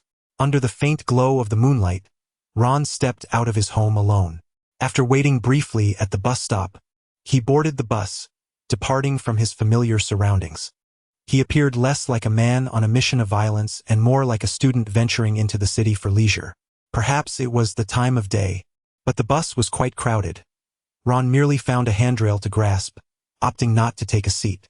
After a few stops, he was suddenly captivated by an intriguing scene. A young black man, Seizing the moment when a girl in front of him was distracted, deftly snatched her wallet. Upon noticing Ron's gaze, the thief's expression darkened, and he shot a menacing glare in Ron's direction. "Get lost." Seeing that Ron remained silent, the young man nodded in satisfaction and, as he departed, intentionally jostled Ron's shoulder. Moments later, the girl realized her belongings were missing. Just as Ron prepared to alight, he handed her a black wallet. "I just found this wallet." "Oh my God! Thank you." "Wait, this isn't my wallet," the girl exclaimed, turning around in a flurry only to discover she was blind. The wallet's shape felt wrong to her. With a gentle smile, Ron pressed the wallet into her hands. "This is indeed your wallet." Without waiting for her response, he stepped off the bus. After walking for a while, he finally arrived at the entrance of a bar named the Red Square. The Red Square is an iconic location in the Bear Country, renowned for its rich history and cultural significance. The name aptly mirrored the circumstances surrounding the Tarasov gang. The entrance bustled with a lively crowd of both men and women. Even before entering, the booming music and shrieks from within were palpable. Ron patiently queued, presenting his identification to the security guard at the door before stepping inside. Upon entering, his heart raced with palpable excitement. The auditory waves surged like a mighty tide, with cries and laughter intertwining, while dazzling lights flickered overhead, illuminating the revelers. Observing the vibrant scene, Ron thought to himself, "Tonight promises to be quite lively." He then surveyed his surroundings, maneuvering through the throng until he reached the doorway of a secluded corner. Ignoring the sign that read "No entry for unauthorized personnel," he boldly opened the door and stepped inside. To his surprise, the room beyond was yet another bar. A counter and several booths filled with a dozen figures engaged in hushed conversations, a stark contrast to the raucous atmosphere outside. "Brother, you've wandered into the wrong place," the bartender declared, standing at the center of the bar. Upon spotting a stranger, he reached behind the counter, his gaze flickering with caution. "Leave." Ron, undeterred, scanned the room and said, "I've heard this is the territory of Boss Vigo. I wish to meet him." The bartender's expression shifted, taken aback by such a bold declaration. The patrons surrounding him began to stir, their expressions darkening as they fixed their hostile gazes upon Ron. In these unusual times, vigilance was paramount. Ron, noticing their reaction, merely smiled, exuding an air of nonchalance. "I know where John is." At this revelation, the patrons were instantly taken aback, turning in unison to glare at him with fierce intensity. All eyes in the room converged. "Kid, you must be tired of living," sneered the closest individual to Ron. "Do you even realize where you are? Look around. Everyone seated here is a notorious figure in this world. You, a young man with yellow skin and black hair, dare to flaunt your bravado as if we are beneath you. Just because of that remark Ron just made, he should forget about leaving this place." However, Ron was in no mood to retreat. Instead, he strode towards the central bar. As he moved, the figures on either side of the path slowly rose, casting malevolent glances in his direction. "Fool, if you take another step forward, not even Jesus could save you." In the dimly lit room, someone stood up and locked the door, while others reached into their pockets, poised to draw firearms at a moment's notice. As Ron passed the first booth, two black men exchanged glances before standing up and gripping the liquor bottles on the table. Approaching the second booth, three burly men slightly turned their heads, their weapons aimed at his retreating figure. Simultaneously, individuals from several booths ahead stealthily rose, their muscles taut, ready to spring into action. Meanwhile, from farther away, Ron noticed additional movements. Some drew daggers from their sleeves, while others tapped away on their phones, sending messages. On the second floor, several figures leaned against the railing, subtly following Ron's movements, ever prepared to draw their weapons or leap down to join the fray. Although these individuals scoffed at Ron's presence, their professionalism kept them alert. In fact, due to recent events, they had become increasingly vigilant. On the other hand, ever since Ron cultivated the Schwanlian body and entered the realm of celestial insight, his perception of the external world had sharpened significantly, allowing him to grasp every movement around him.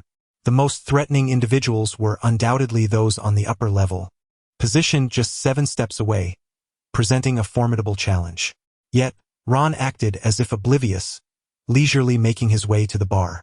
Is it true that the son of Boss Vigo robbed and murdered the wife of retired gang elder John? Upon hearing this, the expressions of those present turned grim. Some seemed ready to draw their weapons immediately.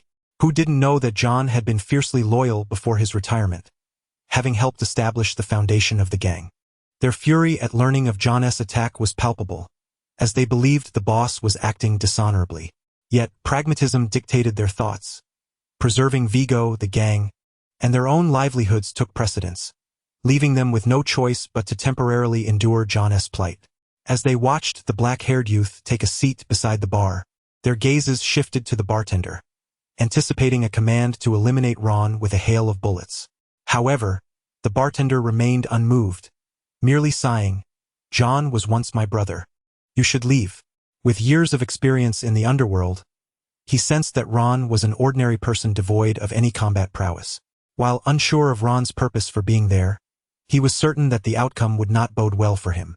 As soon as those words were uttered, the previously tranquil crowd erupted into chaos. Do not make a mistake.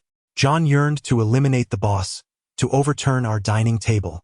No one associated with him could be spared. This lad undoubtedly harbored issues. Let me break his legs. Surely I could extract some information. Ron, seated at the bar's forefront, paid no heed to the clamor behind him.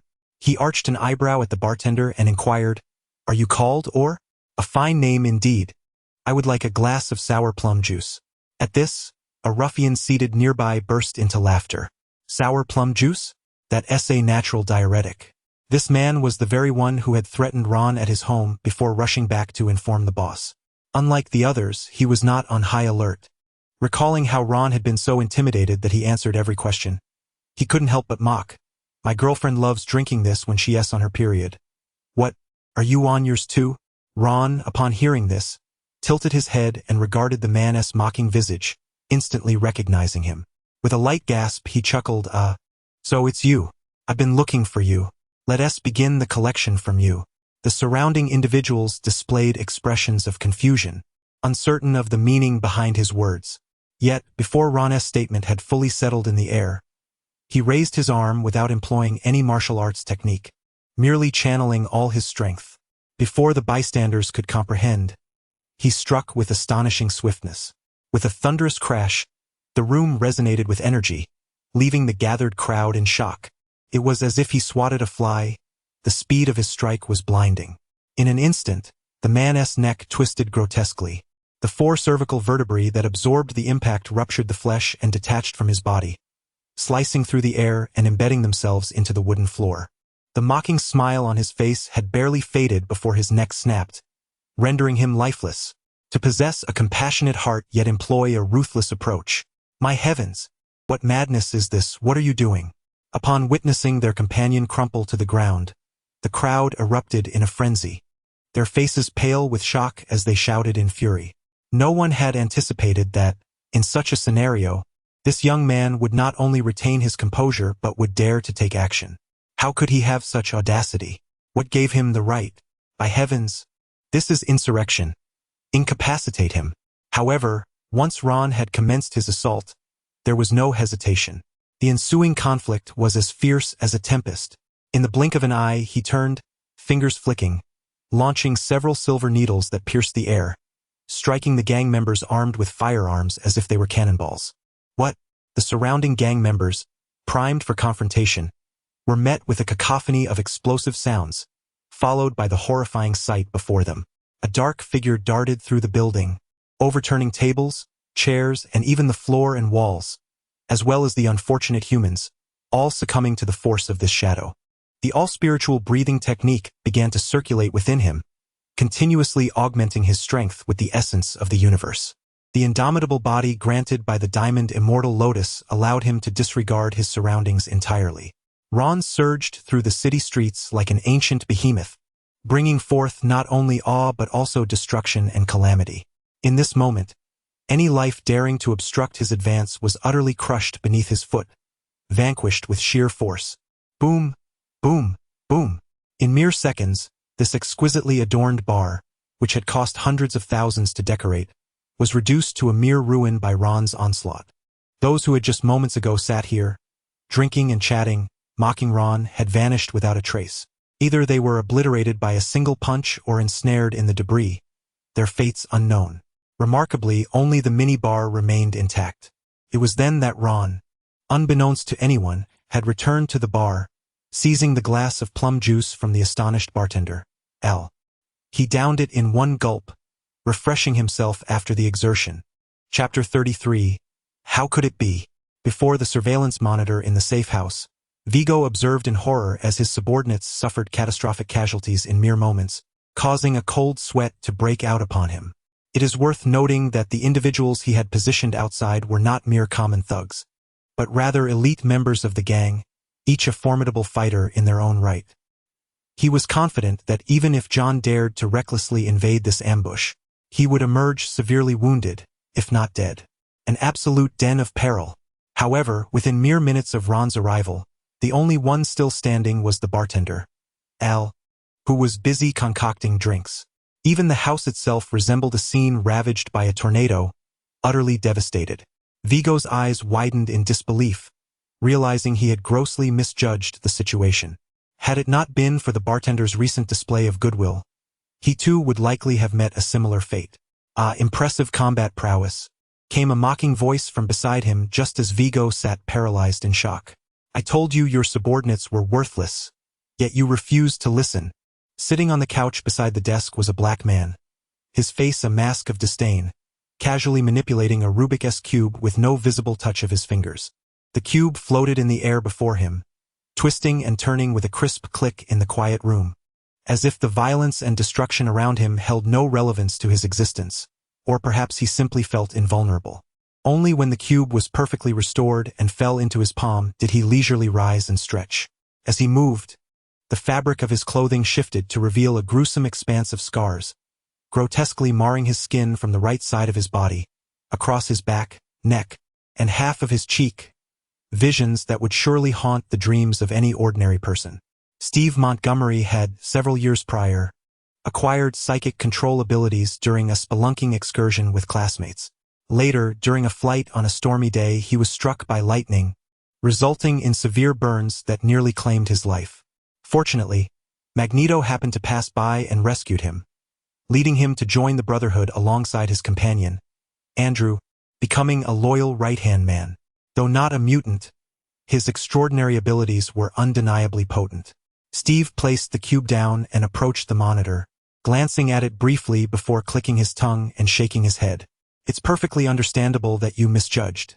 This kid is no ordinary individual, but one endowed with extraordinary powers. Extraordinary powers? Vigo's eyes widened in shock, his gaze fixed on Ron's figure in the monitor. The thought of his men's gruesome demise ignited a burning hatred within him.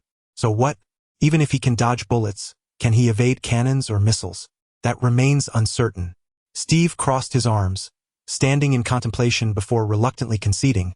If your subordinates were to employ stealth and assassination tactics, they might indeed be able to kill him with such weapons.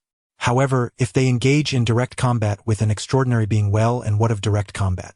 Vigo interjected nervously. There is simply no comparison. For instance, I need only to glance at your subordinates, and they would all perish.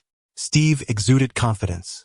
In his view, if he were to confront these mundane thugs, no physical exertion would be necessary. A mere tempest of the mind could render their brains into utter foolishness, devoid of any primal instincts. Steve was endowed with the rare and formidable power of mental manipulation, a gift that even Magneto acknowledged with high regard. Unlike Ron, who felt compelled to engage directly with a few gang enforcers, revealing himself as merely an ordinary exceptional being exceeding physical limits, Steve found such displays of brute force laughably inadequate. The apparent ferocity of their skirmishes was, in truth, astonishingly lowbrow, a mere display of a slightly stronger oaf. The chasm between the two was as vast as the sky and the earth. It is well known that psychic abilities are particularly effective against such brutish, dim-witted giants. As this thought crossed his mind, Steve suddenly furrowed his brow, a slender figure materializing in his thoughts. Damn Andrew, once this job is finished, I shall make it abundantly clear who truly holds the reins. Each time he recalled Magneto's praise of Andrew, his potential to rival and even surpass Professor X. His heart seethed with resentment. Why should I be inferior to him when we both wield the same power of mental control? Vigo remained oblivious to Steve's expression, merely releasing a long sigh of relief. His recently startled heart had finally found tranquility. The considerable price paid to enlist such an ally had indeed proven worthwhile. With this formidable force at his side, his life was secure. Steve, do not kill this scoundrel immediately. I wish to crush his bones inch by inch with a hammer, to avenge my brothers. Meanwhile, outside the safe house, a loud bang echoed as Ron set down his glass and glanced at the recently locked door, listening to the cacophony of thuds from outside. He shrugged, surmising that the ruffians had likely not anticipated that after waiting so long for John, a stranger would be the one to arrive. He placed 2 coins on the bar and proceeded towards a hidden door nearby. Don't go in. By the time Ron brushed past him, OL finally grasped the situation, his lips quivering as he attempted to voice a warning.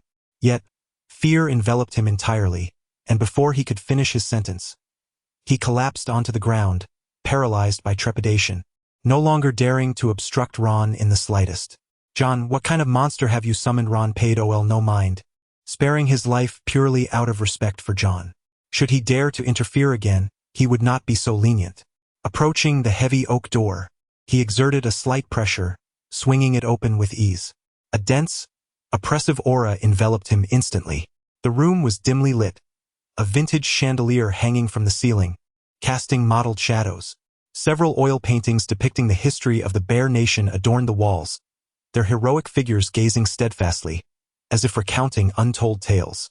Following the gaze of the painted figures, Ron's eyes fell upon a solid wooden desk within the room. His target, Vigo Tarasov, was seated upon a sumptuous leather sofa.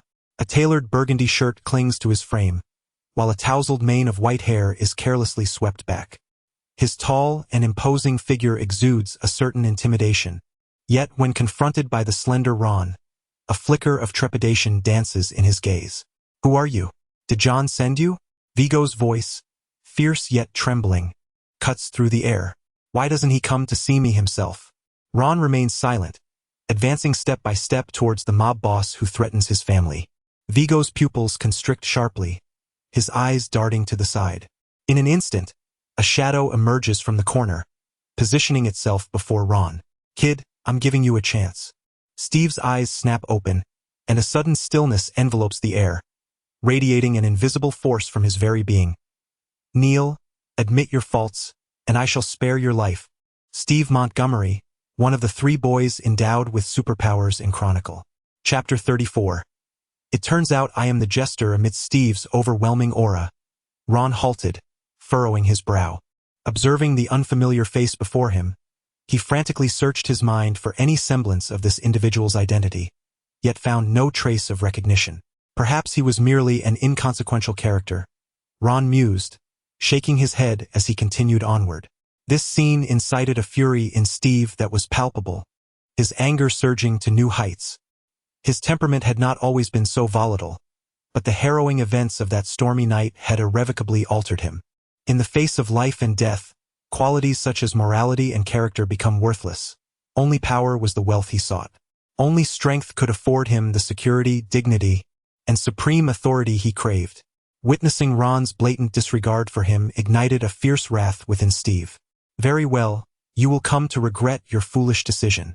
Behind him, Vigo's heart soared at these words, silently cursing Ron for being so recklessly audacious, devoid of any sense of caution.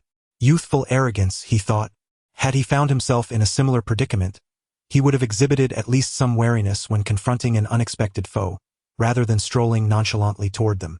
If you don't perish, who will? Steve, hold your horses. I have questions for him, Vigo interjected, maintaining his composure as he lifted a cigar to his nose, inhaling deeply. Before you eliminate him, I wish to glean some information about John. As he prepared to light the cigar, his expression abruptly shifted.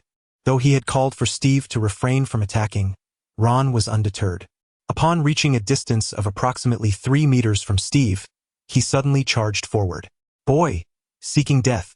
Steve bellowed, his voice resonating with a terrifying sonic wave, amplified by his mental prowess. which erupted from his mouth like a thunderclap within the confines of the small safe house, shattering the surrounding windows. Yet Ron showed no intention of halting. In such close proximity, he regarded the formidable sound wave as mere dust swirling in the breeze, barely blinking as he advanced toward his adversary. Even Steve was taken aback, realizing that he may have underestimated Ron.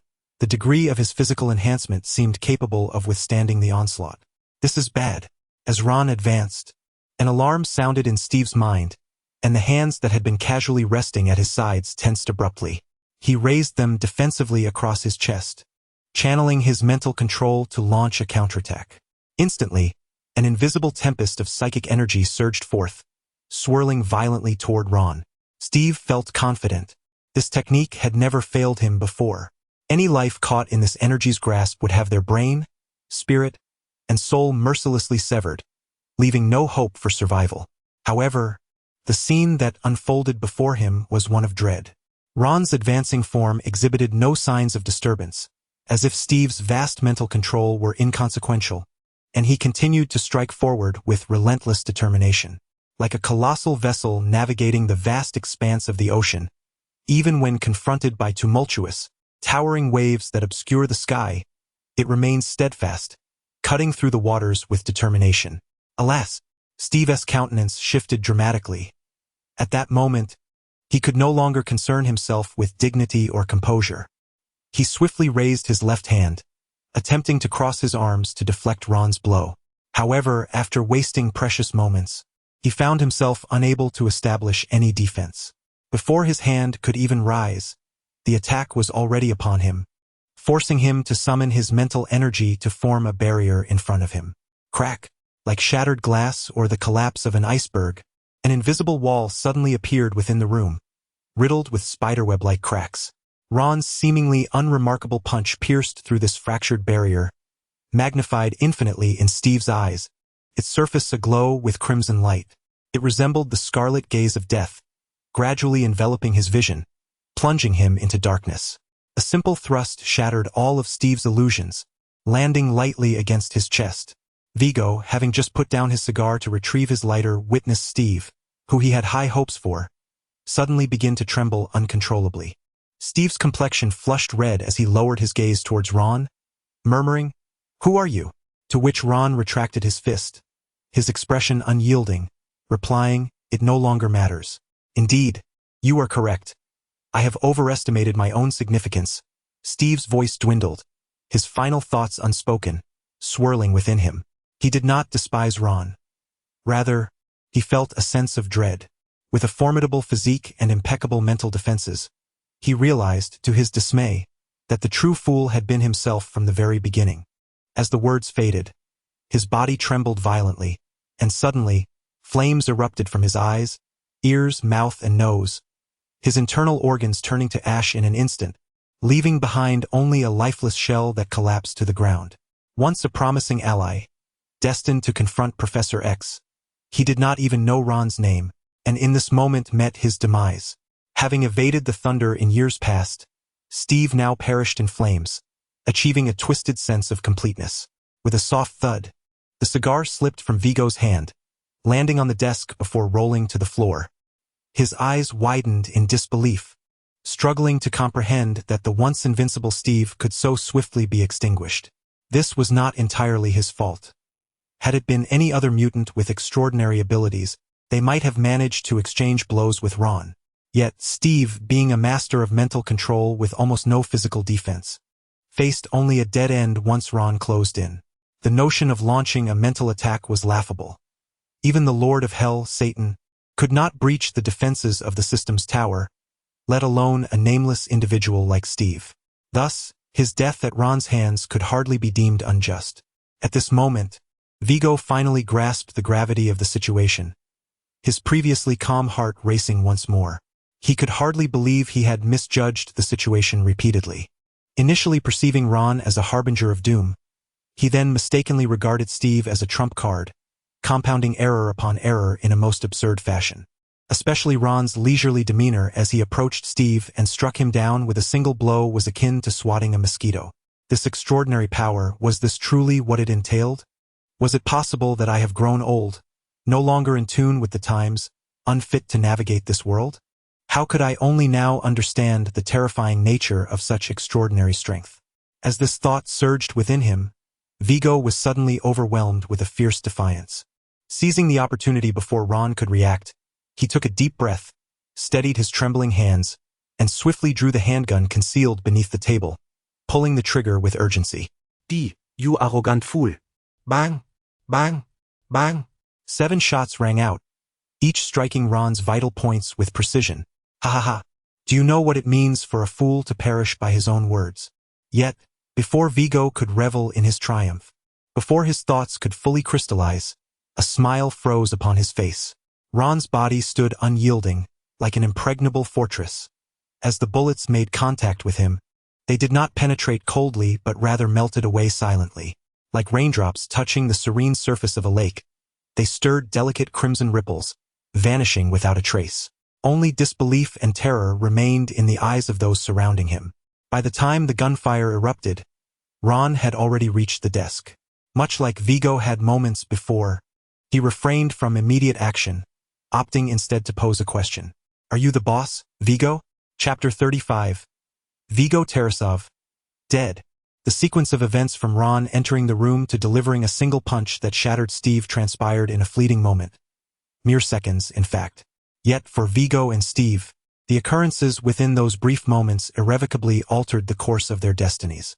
In the eyes of the common man, their statuses were revered, either as formidable crime lords or mutants endowed with extraordinary powers, capable of dictating life and death with a mere utterance. However, before Ron, all of this was rendered insignificant. The moment Vigo dared to threaten his family, the die was cast. Are you the esteemed Vigo? Ron's expression remained inscrutable as he cast his gaze upon the middle-aged man seated before him. The notorious figure, who had navigated the underworld for decades, now found himself unable to meet Ron's unwavering stare. Was it John who sent you? Have him come to me. I demand to see him. Vigo clutched the armrests of his chair as if they were his last lifeline, suddenly calling out John's name in desperation. Understanding John's temperament, Vigo surmised that while John might exact revenge by taking his son's life, he would not necessarily turn against him. Regrettably, the narrative unfolded differently. The man standing before him was not John. He has gone elsewhere and, if all goes as expected, has likely found the elusive Joseph by now to fulfill his vengeance. Ron replied coolly. Joseph? He went to find Joseph? Vigo instantly grasped the underlying implication, realizing that his only bloodline was not beyond the reach of peril. His previously tense body slackened, collapsing in resignation upon the chair. After several agonizing seconds, he managed a hollow laugh. No, that cannot be. Joseph will not perish so easily. When he initially sought the Brotherhood's aid, he had not merely enlisted Steve, for the true strength of protection resided with his son. Despite his disdain for Joseph, when faced with true danger, he instinctively chose to protect him.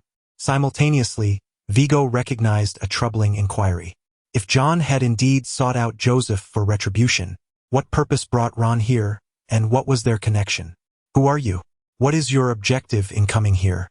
Vigo growled softly, his heart brimming with bitterness. He yearned for clarity even in death. Ron glanced at him with indifference. Today, while you sought John, did you not threaten a household? You are the neighbor of John whom Fred inquired about today? Indeed, and you are also the one who killed my dog. The dog had been a gift from Ron to John, a pet in every sense of the word. Vigo was momentarily taken aback, his mind racing through countless scenarios, yet he could not fathom this outcome. Had he not only provoked John but also antagonized John's neighbor, leading to the potential downfall of his entire organization? He was no nameless figure. He was Vigo Tarasov, a titan of the New York underworld, a man whom even the mayor and senators dared not provoke lightly. Yet now, over a matter so trivial that it scarcely merits mention, he stands to lose everything he possesses. His wealth, status, glory, and even his very life. And for what? A mere dog of indeterminate breed, compelling this illustrious figure to pay the ultimate price? As waves of regret surged within him, Vigo forced a smile and trembled as he spoke. It is but a trifling matter, merely a trifle. I am willing to apologize, to make amends. Should Ron utter a word, I would not hesitate to provide compensation, be it a dog, a tiger, an elephant, or even a dinosaur fossil. At this juncture, the once formidable crime lord had relinquished all thoughts of resistance. His only desire was to appease Ron in hopes of securing a sliver of mercy. After all, such a minor dispute had already claimed so many lives. Surely, the ire would have dissipated by now? However, Ron remained impervious to his pleas. His intention was not merely to elicit an apology. Recalling Eddie's commission, he inquired, "Do you have certain dealings with the Korean gang?" Vigo swallowed hard, quickly responding, "Yes." "Indeed, my lord. May I ask why you inquire?" Ron continued, "Are you familiar with CPH-4? Vigo was momentarily taken aback, mistakenly believing that Ron was about to propose terms for compensation, and he hastily nodded in agreement. This mention of CPH-4 rekindled a flicker of hope within him, even igniting a sense of anticipation. Following his fallout with Eddie, he had ceased contact with the Korean gang, reluctant to expend further effort in transporting CPH-4. It was only later that members of the Mutant Brotherhood approached him, brandishing a few CPH-4 samples and insisting that he resume collaboration with the Korean gang. Initially, Vigo had been opposed, but succumbed to pressure when they demonstrated their formidable abilities. Unexpectedly, this led to a stroke of fortune. These mutants had been clandestinely assisting Vigo in eliminating his adversaries, perfectly filling the void left by the retired John. Consequently, the Tarasov gang had managed to maintain its current stature. Now, witnessing Ron's rampage through his organization, coupled with the extraordinary power he had just displayed, Vigo's mind began to race with conjectures. He speculated that Ron's apparent threats were merely a ruse, and that his true aim was to acquire CPH-4. If he could leverage this substance to win Ron over, the loss of so many subordinates would be of little consequence. One man could outweigh 1,000 soldiers. However, Ron remained oblivious to Vigo's thoughts. Noticing that the old man had yet to respond to his inquiry, and observing the frantic glimmer in his eyes as they darted about, Ron swiftly lost his patience. With a flick of his finger, a silver needle pierced Vigo's arm. A torrent of scorching energy surged through the needle, flooding into his meridians with overwhelming force. Stripped of any extraordinary prowess, Vigo howled in agony. His earlier composure shattered, leaving him in utter disarray. Ron rapped the table, his expression unyielding as he stated, "I ask, you answer."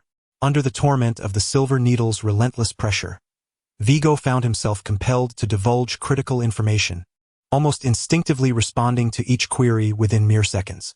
Regarding the descent of the CPH-4 element, he no longer possesses it, having given it to the Brotherhood a few days prior, with the intention of soliciting their protection for his son.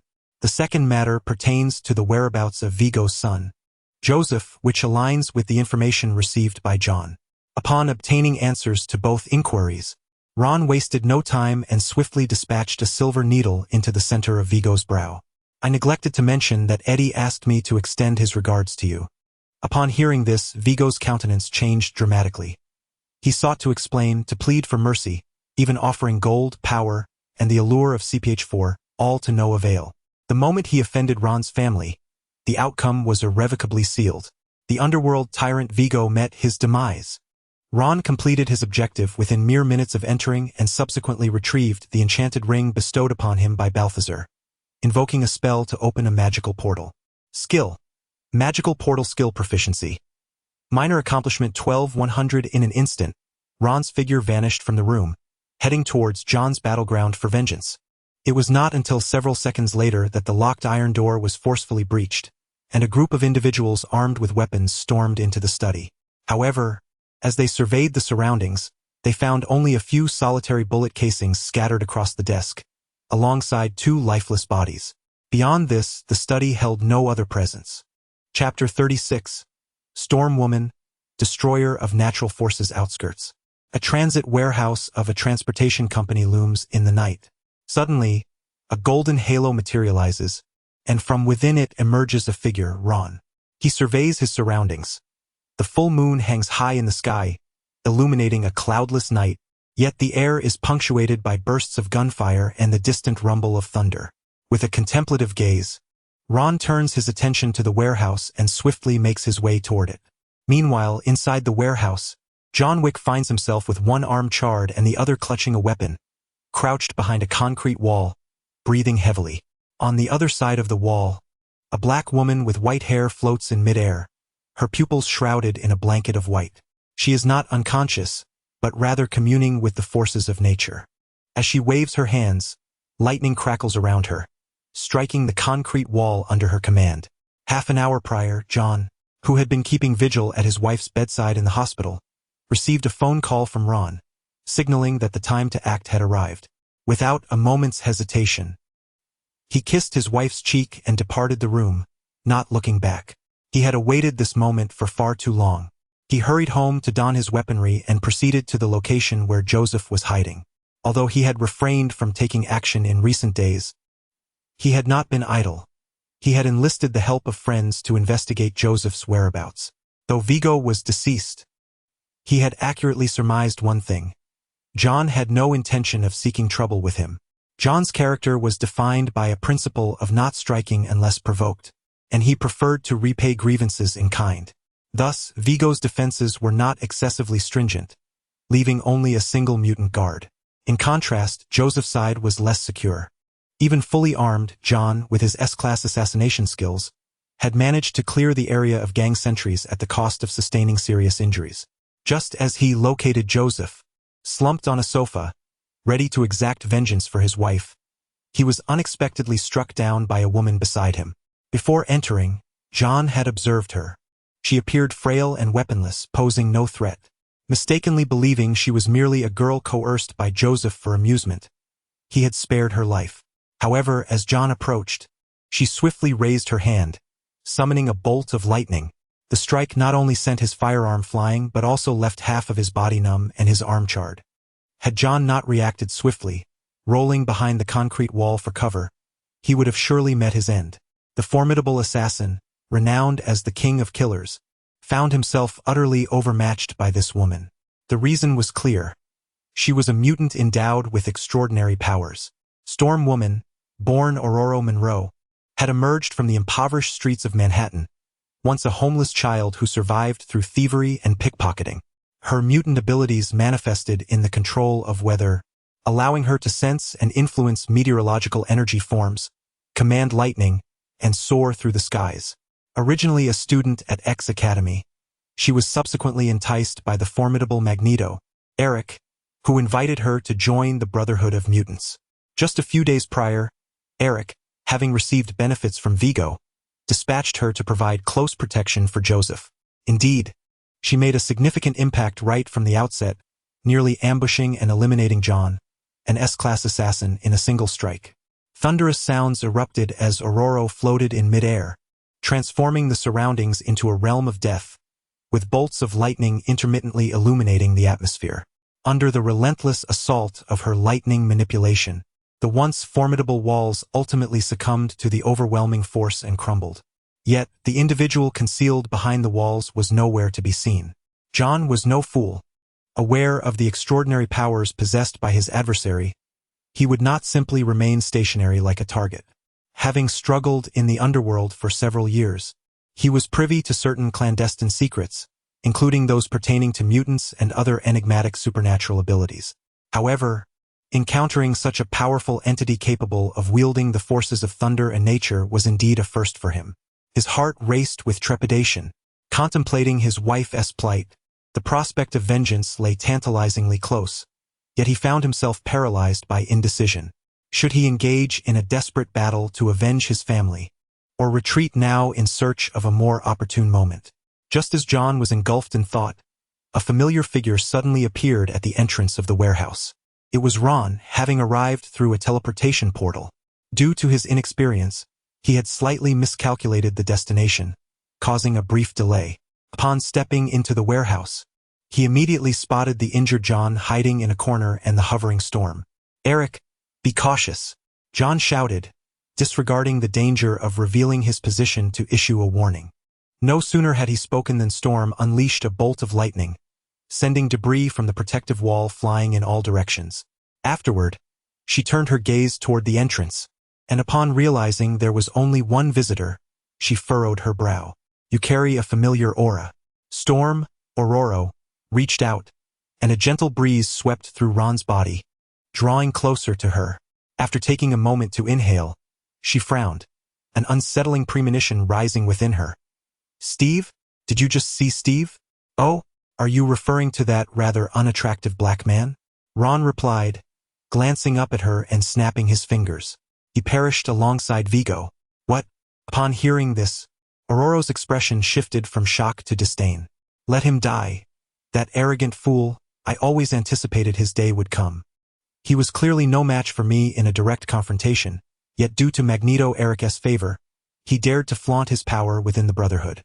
I should have ended him then and there, rather than sparing his life just to endure his arrogance. His current fate is nothing short of poetic justice. For the moment, Storm's reaction to the news was set aside. Ron suddenly noticed that Joseph, upon learning of his father Vigo's demise, displayed an unexpected lack of emotion. At most, he merely furrowed his brow, which struck Ron as rather peculiar. Could it be that the relationship between father and son had deteriorated to such an extent? While Ron pondered this question, a familiar call echoed in his ears. Eric, go ahead. I will provide cover for you. Meanwhile, upon seeing Ron's appearance, John immediately abandoned his vengeful intentions and resolved to retreat. He could sacrifice his life for his family, but he could not allow others to be dragged into the abyss alongside him. In a flash, John prepared himself to shield Ron from impending attacks at a critical moment. As long as he drew breath, there remained hope for his wife's recovery. Seeking to escape, however, Ororo was not deaf. Upon hearing the sounds nearby, she swiftly raised her hand. Bang! A fierce gust of wind surged forth, forcefully shutting the two iron doors of the warehouse. In an instant, it severed the escape route for both Ron and John. What followed was akin to a game of whack-a-mole. Anyone daring to show their head would be met with a thunderous strike. Observing the scene, John took a deep breath, sensing the imminent danger. The ensuing battle would likely lead to certain death. To him, this woman who wielded the forces of nature was an entity of an entirely different realm. Even the bullets he fired could not penetrate her defenses, disintegrating upon nearing her. It was unlikely that even someone as formidable as Ron could contend with her might. Eric, I am truly sorry for dragging you into this. John silently lamented, never anticipating that a simple quest for vengeance would unveil such a powerful adversary. Although he knew Ron was no ordinary individual, he remained merely human, incapable of standing against a being who commanded thunder. Even if one were forged of steel, how long could they withstand the onslaught of lightning and fire? The forces of nature are a power that humanity will forever revere. In such circumstances, he was at a loss for how to extricate himself. Just as despair engulfed John, as he prepared to sacrifice his body to shield Ron and create an opportunity for escape, the slender figure beside him had no intention of fleeing. Instead, she slowly bowed her head, gazing at the man concealed behind Ororo. Is that you, Joseph? John, I have come to aid you in your quest for vengeance. The Storm Woman Ororo hailing from X-Men. Chapter 37. A feather's weight to move 1,000 pounds, subduing the dragon of lightning to the astonishment of all present, including Storm Woman. Ron not only refrained from fleeing, but boldly stepped forward into the tempestuous realm. Boom! In an instant, a bolt of lightning struck at his feet, shattering the concrete with a deafening roar. Eric, don't act rashly, John exclaimed, alarmed, regretting bringing Ron into his quest for vengeance. In his eyes, Ron was still too young. Despite his remarkable medical skills, he lacked experience in the dark underworld and did not comprehend the terror these individuals could invoke. Even from a distance, Joseph couldn't help but chuckle upon witnessing this scene. You, in your precarious position, think of aiding him in revenge? Ha! He pointed at Ron, then turned his gaze skyward to Storm Woman. Ororo, did you hear that? This individual wishes to eliminate me. How audacious to think one can withstand lightning with mere flesh. Joseph chuckled lightly, elegantly lifting a glass of red wine while regarding Ron as insignificant. He resembled a king seated upon his throne, surveying the mortal realm, with a divine guardian by his side, ready to repel any intruder. To capture the king, one must first survive this initial trial. The cacophony of mockery surrounding Ron did not perturb him in the slightest. Instead, Joseph's demeanor, his gestures, and even his preoccupation with wine ignited a suspicion within him. Meanwhile, John was oblivious to these developments, consumed by urgency as he leaned forward, firing into the sky. Unfortunately, his bullets were effortlessly intercepted by the lightning net, producing only a few sparks. Storm Woman Orolo had already raised her arm to unleash an assault on Ron. Recently taunted by Joseph, she felt a surge of irritation, compounded by Ron's disdainful bravado in her presence. Such arrogance demanded retribution. At that moment, Orolo's eyes glowed with intensity as she soared through the winds, resembling a divine being descended from the heavens. With a mere wave, lightning coiled around her, serpentine and poised to strike, searching for its prey. Ron, who dared to enter her tempestuous domain, was her target. Boom! A blinding beam of light erupted in the sky, hurtling through the air with lethal intent. Eric, take cover! John shouted in horror, frantically gesturing for Ron to evade. Yet, Ron remained unfazed, gently closing his eyes as if to attune himself to the movements of the lightning. In this suffocating moment, the air around them seemed to solidify. Just as disaster loomed, Ron subtly shifted his body. Like a fish gliding through turbulent waters, the lightning screamed past his chest, leaving behind a charred trail that ignited the edge of his sleeve, unleashing a wisp of acrid smoke. He evaded it. John gasped in shock, his hurried movements halted by the spectacle. The fury of thunder and the swiftness of lightning descended like a collapsing sky, yet Ron had managed to elude it. After all, it was lightning. Even if it is merely the manifestation of supernatural abilities and not the true force of nature, it possesses the majority of the genuine power of thunder. Meanwhile, Joseph, who sat watching from a distance, was utterly astonished, abruptly rising from his sofa. Who is he, that he could evade Ororo's attack? Perhaps there are extraordinary beings capable of withstanding thunder with their physical forms, but those who can dodge such attacks are few and far between. In his eyes, this ebony-haired youth did not belong to that rare category. Yet, what left the onlookers even more astounded was what followed. As Ron sidestepped the thunder, he suddenly chuckled lightly. Your current combat prowess is somewhat different from what I imagined. How formidable was Storm in the memory of the film. With her back against the firmament and feet planted amidst the tempest, thunder echoed behind her like a battle drum, while surrounding lightning crackled densely like divine weapons descending from the heavens. Clearly, the current minor electric snakes and electric eels could not compare, indicating that Storm had yet to reach her full potential. Ron stood sideways, and as he raised his arms, his sleeves suddenly burst open, revealing his crimson, gold-tinged, diamond-like arms. Even the body concealed beneath his shirt shimmered with specks of red light, exuding an overwhelming aura, a divine presence beyond comprehension. The divine Taiji, 4 ounces wielding 1,000 pounds. A breathtaking scene unfolded. As Ron extended his hand, he remarkably captured the lightning beam between his palms. Subsequently, during the motion of his arms, he deftly manipulated the beam, guiding it to dance between his arms before ultimately condensing it within his grasp. My heavens! Joseph, witnessing the spectacle, was taken aback, exclaiming in astonishment with a voice that resembled a woman's shriek. Yet one could hardly blame him, after all. He had never witnessed anyone utilizing national martial arts prior to encountering Ron. The pinnacle of the Taiji technique, 4 ounces wielding 1,000 pounds, was achieved by a master who amalgamated the techniques of lifting, guiding, compressing, and pressing. Lifting supports the lightning beam, anchoring it in the void to prevent its dispersion. Guiding pulls it back, redirecting its trajectory at Ron's command. Compressing is a lateral strike, utilizing the force to make it one's own, then launching a sudden assault with that formidable strength. The fourth technique, pressing, was unnecessary as the first 3 were sufficient for combat. Moreover, as Ron subdued this bolt of thunder, he employed not only the indestructible diamond-like body, but also the Taiji technique's principle of leveraging strength, along with a level of proficiency in mental power classified as minor mastery.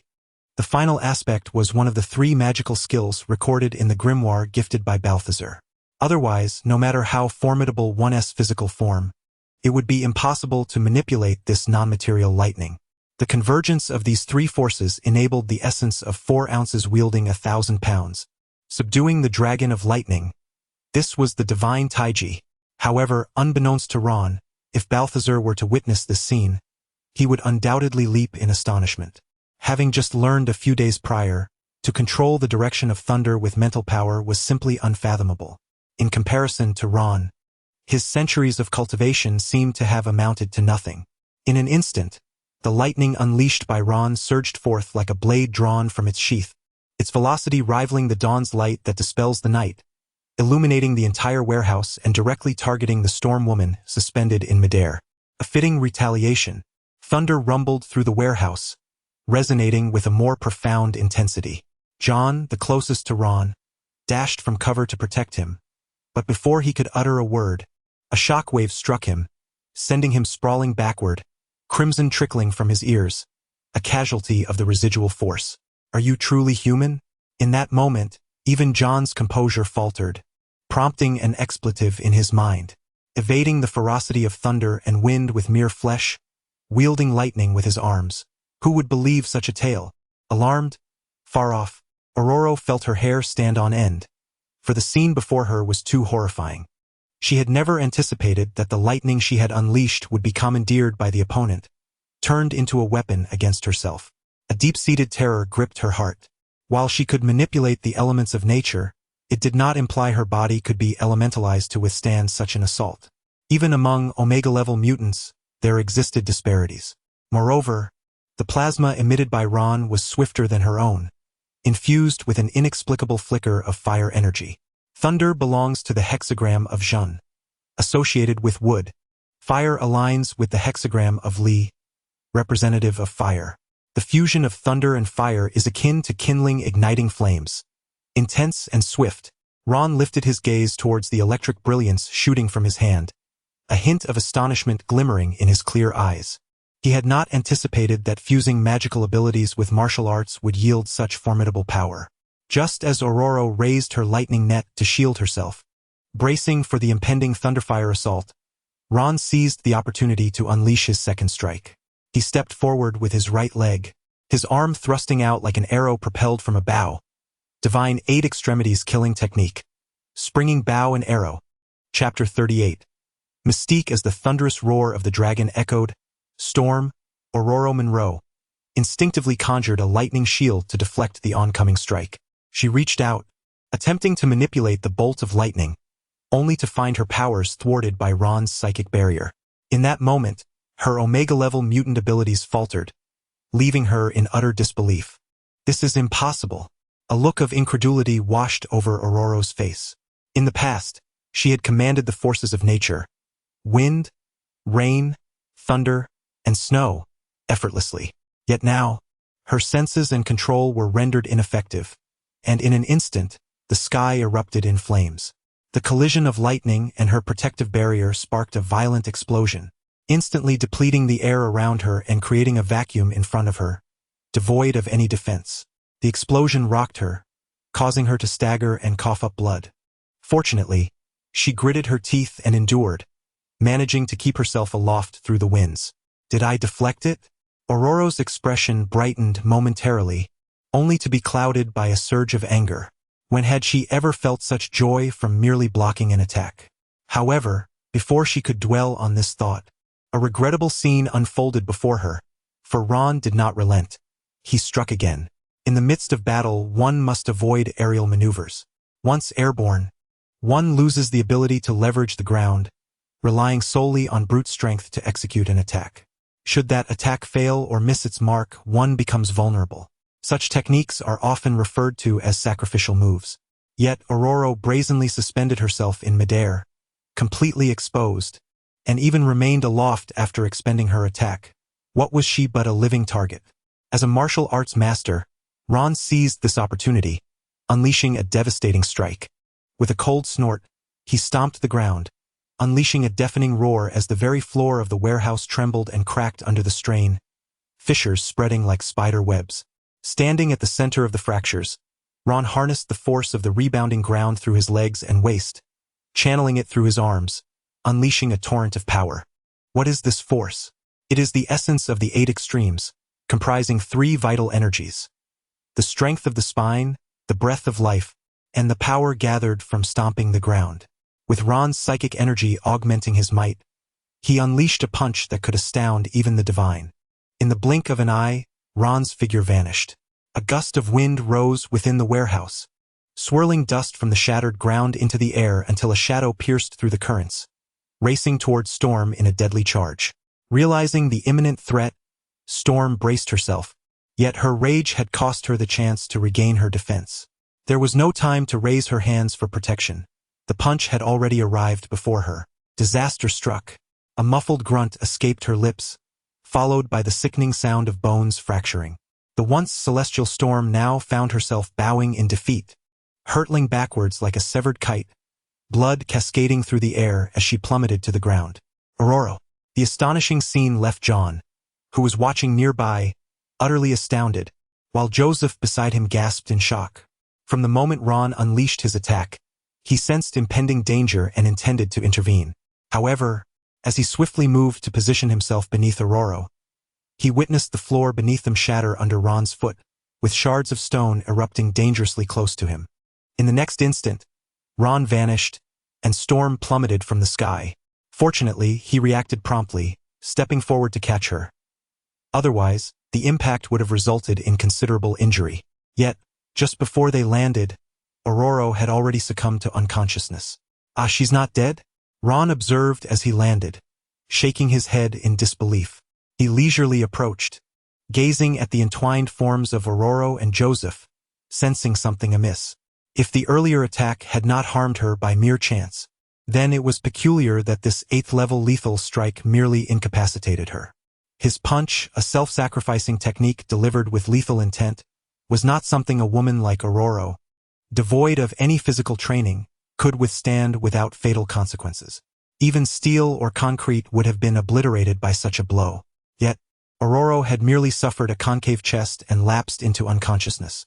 Could it be that the mutant's physique was more resilient than his own mysterious lotus body? As these thoughts crossed Ron's mind, he recalled the peculiar sensation upon striking her body, which felt somewhat off. Meanwhile, John approached the trio, rubbing his ear, unable to conceal the awe reflected in his eyes, profoundly impressed by the earlier display. Ron felt a pang of regret for not having taken care of him during the confrontation, sensing that he had sustained significant harm. Just as he intended to check on John's injuries, he saw John take a couple of steps forward, brandishing his weapon beside Joseph, lifting the gun in preparation for vengeance. "Wait." Ron swiftly grasped the gun barrel, pressing it down, and said, "John, she is not the person you seek." This Joseph had exhibited numerous irrational behaviors since Ron's initial strike. Coupled with his demeanor, expressions, and various subtle movements, if John failed to notice such glaring inconsistencies, he might as well abandon his aspirations of diagnosing ailments in the future. "What do you mean?" John exclaimed, astonished. Did he not recognize Joseph's visage? He could recall it even in ashes. How could this individual not be him? Unless... Ron stepped closer, looking down from his elevated position. "I assumed you would be with Professor X by now." Upon hearing this, Joseph's expression flickered, yet he remained silent. However, upon the mention of Charles Xavier, a profound, indescribable emotion flickered in his gaze. After a few seconds of contemplation, he lowered his head to inspect Storm's injuries once more. In that moment, as he bent down, his appearance began to shift rapidly. Like a melting wax figure undergoing a swift transformation, the previously imitated facial features dissolved, and beneath his skin, a force seemed to propel his form to adjust rapidly. Ultimately, he transformed into a woman with blue skin and red hair. The mutant mystique, Raven Darkholme. The most striking physical characteristic is the possession of crimson hair and azure skin, while her combat prowess remains rather ordinary. Raven, cradling Aurora, gazed up at Ron, her expression mournful, and inquired, "Do you know me?" Who would have anticipated that a mere skirmish among gangs could attract such a formidable being from the mortal realm? Including her revealed identity, 3 mutants were destined to perish here. Ron, however, did not respond to her query. He merely intervened to halt John, who was about to strike, and bluntly demanded, "Where is Joseph?" Upon hearing this, the other party smirked slightly, then lowered his gaze to assess Storm's injuries, realizing that further delay in providing medical attention would undoubtedly result in a life-threatening situation. With a resigned sigh, he finally replied, "In the basement beneath the sofa." At that moment, John also came to his senses. After casting a deep glance at her, he kicked aside the sofa and lifted the floorboard, uncovering a hidden door. He opened it and crawled inside, and moments later, 3 gunshots echoed from within. Joseph Tarasov is dead. Beep System Exclusive Mission. Mission 1. Assist John Wick in avenging him by eliminating Joseph Tarasov. Mission status. Completed. Mission reward, 1,000 merit points. Characters introduced in this chapter. Mystique, portrayed by the esteemed Jennifer Lawrence, from X-Men. Chapter 39. If you desire a fracas, I am not unfamiliar with a few martial arts in the transit warehouse. Shattered packaging boxes, twisted metal frameworks, and scattered goods lay in disarray. Occasionally, armed personnel could be seen lying amidst the ruins in the corners. These were the henchmen who had just been guarding Joseph. Even the air retained a faint whisper of gunpowder. Ron stood with his hands clasped behind his back, towering over Mystique, his countenance as placid as a still pond. After confirming the completion of his mission, he remarked, "It is now time to discuss your predicament. What compensation did Vigor offer that compelled you to risk your lives for him?" Although he had an inkling of the answer, Ron did not hesitate to pose the question, eager to unearth the truth from its roots. Yet, upon the mention of this subject, Mystique fell silent, seemingly unwilling to cooperate. It appeared that he had stumbled upon a closely guarded secret. Amused by her reticence, Ron smiled, knowing well that he would not be swayed by her allure. Without any forewarning, he effortlessly raised his arm, causing the temperature around them to surge. He then thrust his fist forward, halting just inches from her cheek as she screamed, "CPH-4. Seeing the golden, searing fist come to a standstill, she struggled to articulate. Vigor provided Eric with 5 pounds of CPH-4 as a bargaining chip to ensure the safety of his son. As if resigned to her fate, Mystique answered the first inquiry without hesitation, revealing everything without reservation when faced with Ron's subsequent questions. Thus, Ron gleaned the information he most coveted, the reason behind the collaboration between the mutants and the Tarasov gang concerning the coveted CPH-4 element. A year prior, Hank, the beast from X Academy, had collaborated with the government to develop a growth hormone. This substance did not directly enhance physical prowess but accelerated healing, lengthened lifespan, and, to a certain extent, augmented the abilities of mutants. However, due to the arduous procurement of the raw material CPH-4 and the inhumane processes involved in its production, the research had been halted. That was until 6 months ago. Magneto Eric had somehow obtained the formula for the banned growth hormone. In a daring move to secure the raw material CPH-4, he allied himself with the Tarasov gang, even dispatching his henchmen to safeguard Vigor and his son. This is how it unfolded, and you are already aware of the subsequent events. After divulging this information, Raven sighed, her expression forlorn as she sat upon the ground awaiting Ron's judgment. Were it not for Eric and the fulfillment of his directives, she would have preferred to distance herself from the criminal underworld entirely. Yet now it was too late. Steve had fallen at Ron's hands. Aurora lay grievously injured and unconscious, and she herself possessed no fighting capability. Gazing at Ron, who appeared almost godlike, a tumult of emotions surged within Raven. In this moment of life and death, she realized that her thoughts were not of Magneto Eric, but of a figure seated in a wheelchair, grinning maniacally at her. "Charles, where are you?" In contrast to Mystique's inner turmoil, the atmosphere thickened with unspoken tension. As Ron listened to her recount these tales, he was not particularly astonished. It was only when he learned that Eric possessed a formula for a growth hormone that his interest was piqued. For this was precisely what he sought, a means to enhance combat prowess. In the hushed confines of the warehouse, Ron stood before Mystique, his gaze scrutinizing. If this growth potion truly existed, it would undoubtedly serve as the finest alternative to the dire virus in augmenting one's capabilities. "Hand over the formula, and I shall grant you your freedom," he declared. However, his words were met with derision. Raven laughed and retorted, "Do you truly believe I would carry such a thing with me?" Having come to terms with life and death, Mystique appeared remarkably nonchalant, seemingly unconcerned about her impending fate. Even if death awaited her, it would liberate her from this loathsome vessel. Perhaps, in such an event, Charles might finally reciprocate her affections? She was even unafraid of offending Ron by refusing him. Upon hearing this, Ron furrowed his brow and regarded her intently. The drastic fluctuations in her emotions had not escaped his keen observation. Just as Raven prepared to close her eyes and await her demise, he spoke softly. Do you consider yourself amusing? Although you wish for death, have you given thought to her? He gestured towards Storm, who lay on the ground. Though I am uncertain how she withstood my attack, I fear that if she does not receive medical attention soon, she may indeed perish. By the way, I neglected to mention, I am a doctor. With that, Ron produced his medical credentials, a gesture that nearly incensed Mystique to the point of injury. You wretched scoundrel, a thief, a devil in sheep's clothing. It was you who harmed her, yet now you threaten me with this. She fumed. There was no distinction between this and extortion. Yet Mystique conveniently forgot that it was she who had instigated the encounter with Ron, seeking assistance from Tarsov. Otherwise, such a crisis would not have ensued. Even if I agree, what difference does it make? Do you expect me to carry the formula with me to compensate you? Raven seethed, unwilling to acquiesce to the deal so readily, yet desperate for Ron's help to save her friend. Ron, unfazed, replied, What does it matter?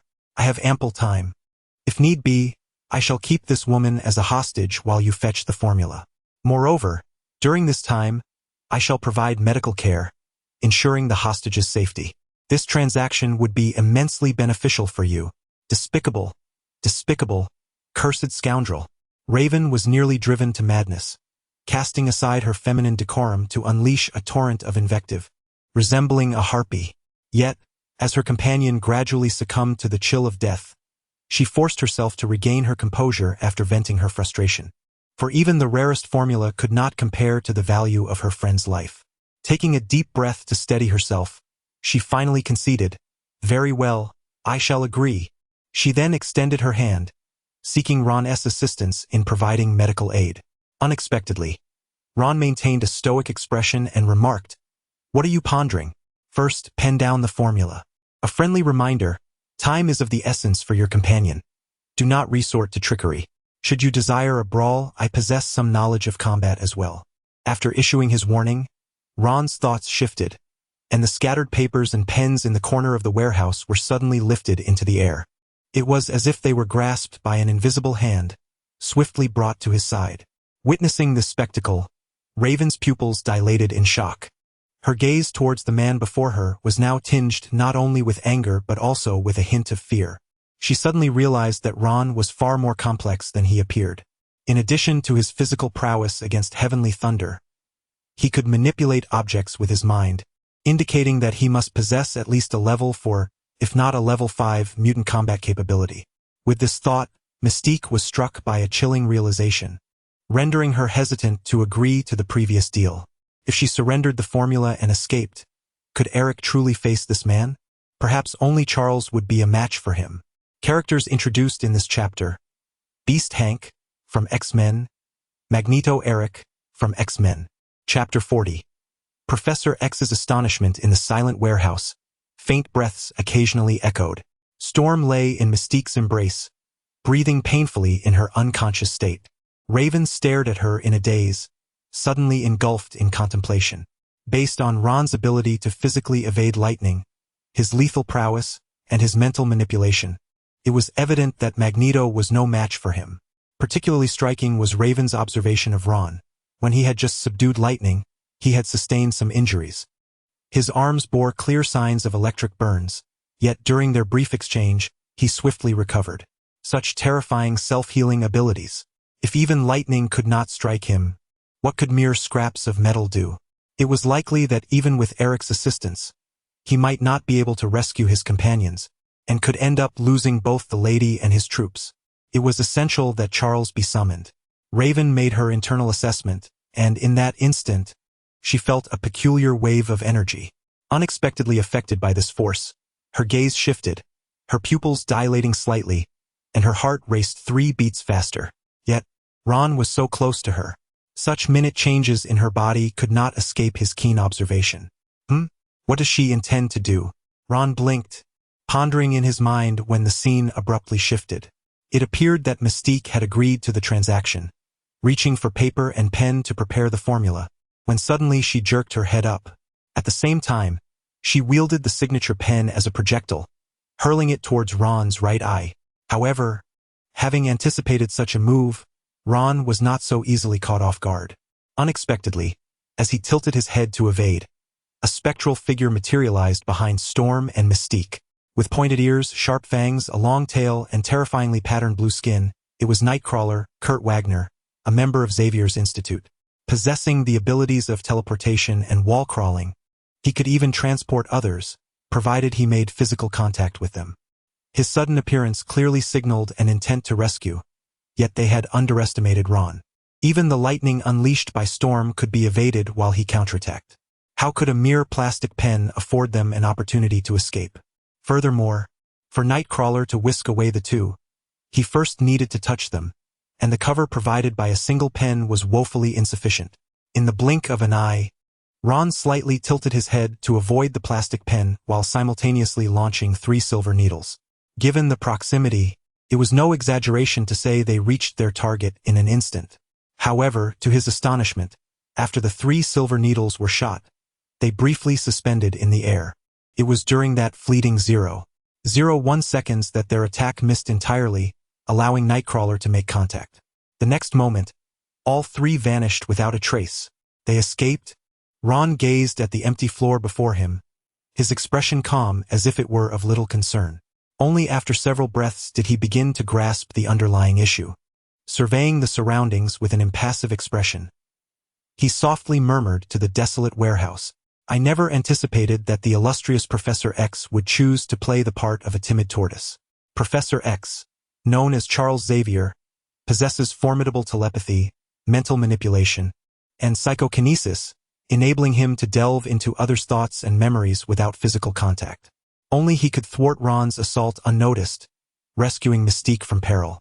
It was he who mitigated some of the force when Ron attacked Storm, allowing Aurora to narrowly escape with her life. "Ah, Dr. Ron, my sincerest apologies." A foreign voice echoed from the basement. However, it was not Charles who emerged, but the unarmed John. "Your friend's willpower is remarkably resilient. Took considerable effort on my part." Undoubtedly, at that moment, John's body was under the control of Professor X. A brainwave amplifier?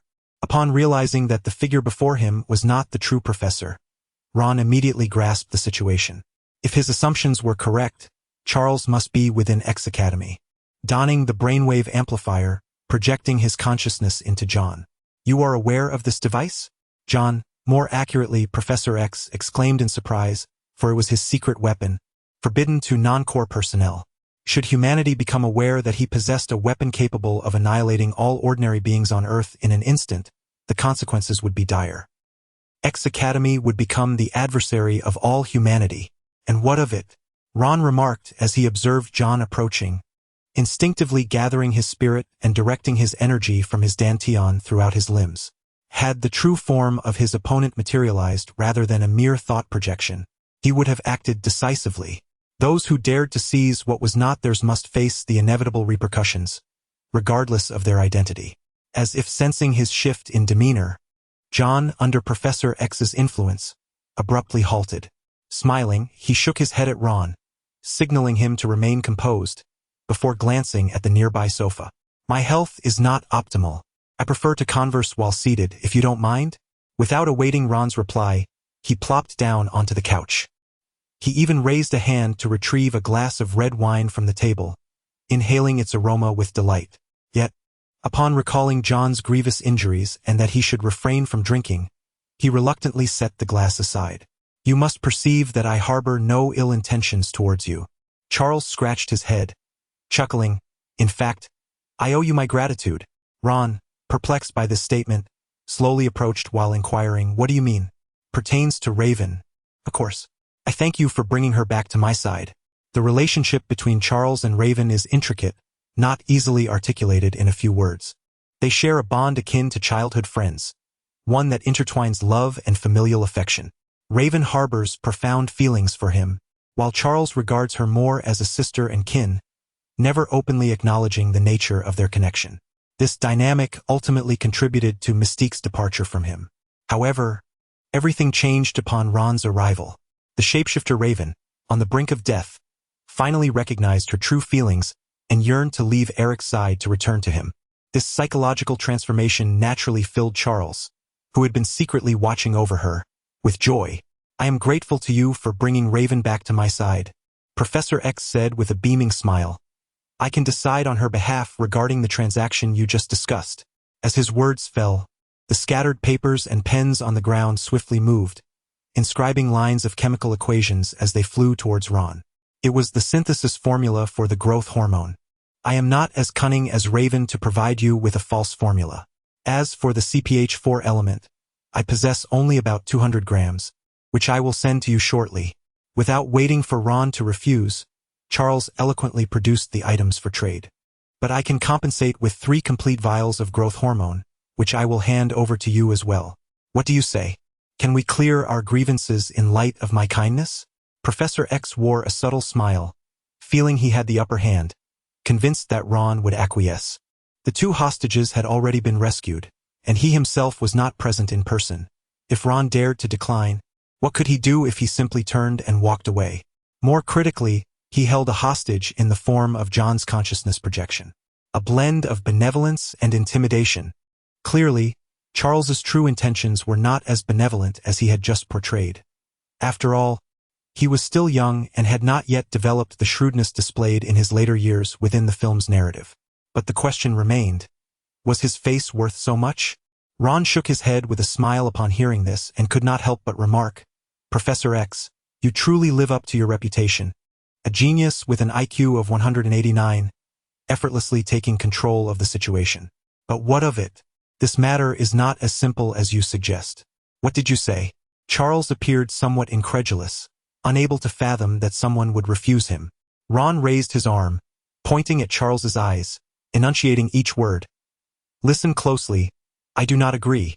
With that declaration, a powerful aura surged forth, causing the air around them to quiver, the warehouse lights flickering and the tables and chairs trembling.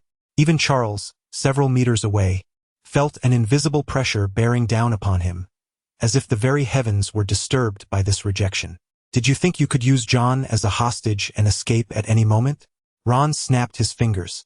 The usually amiable expression on his face turned fierce, his voice cold and commanding. Even when Raven had just been rescued, he had not been this enraged. But now, due to the untimely death of his father, Ron cherished his friends and family above all else. The most loathsome and taboo act for him was to threaten the lives of those he held dear. Yet the self-assured Charles had crossed that line. Ron strode forward with a fierce determination, causing the very ground of the warehouse to tremble beneath him. With a voice laced with fury, he declared, "Should you dare to lay a finger upon John, I shall hunt you down to your lair in the ancient castle of your state. If you attempt to flee, I will ensure that you are eternally wanted. With a bounty placed upon your head, I will pursue you to the ends of the earth, relentless and unyielding. I, Ron, always stand by my word." In this chapter, the characters introduced include the Nightcrawler and Charles Xavier from the X-Men, as well as the ancient castle in the state of X, where the X-School resides. It is imperative to note that pursuing X to the school will result in being barred from entry. Chapter 41, The Void Forging Weapons. The sword strikes the foe. If you do not believe, you may certainly attempt it. Ron's voice resonated like a thunderous spring storm, rendering the surroundings silent. The air instantly became suffocatingly tense. If this scene were to be witnessed by Deputy Mayor Eddie, he would surely be struck with terror. For Professor X is not merely a figure of authority in the realm of the extraordinary. He is renowned even within human society. With an IQ soaring to 189, he graduated from Harvard at the tender age of 16 and holds no less than 4 doctoral degrees.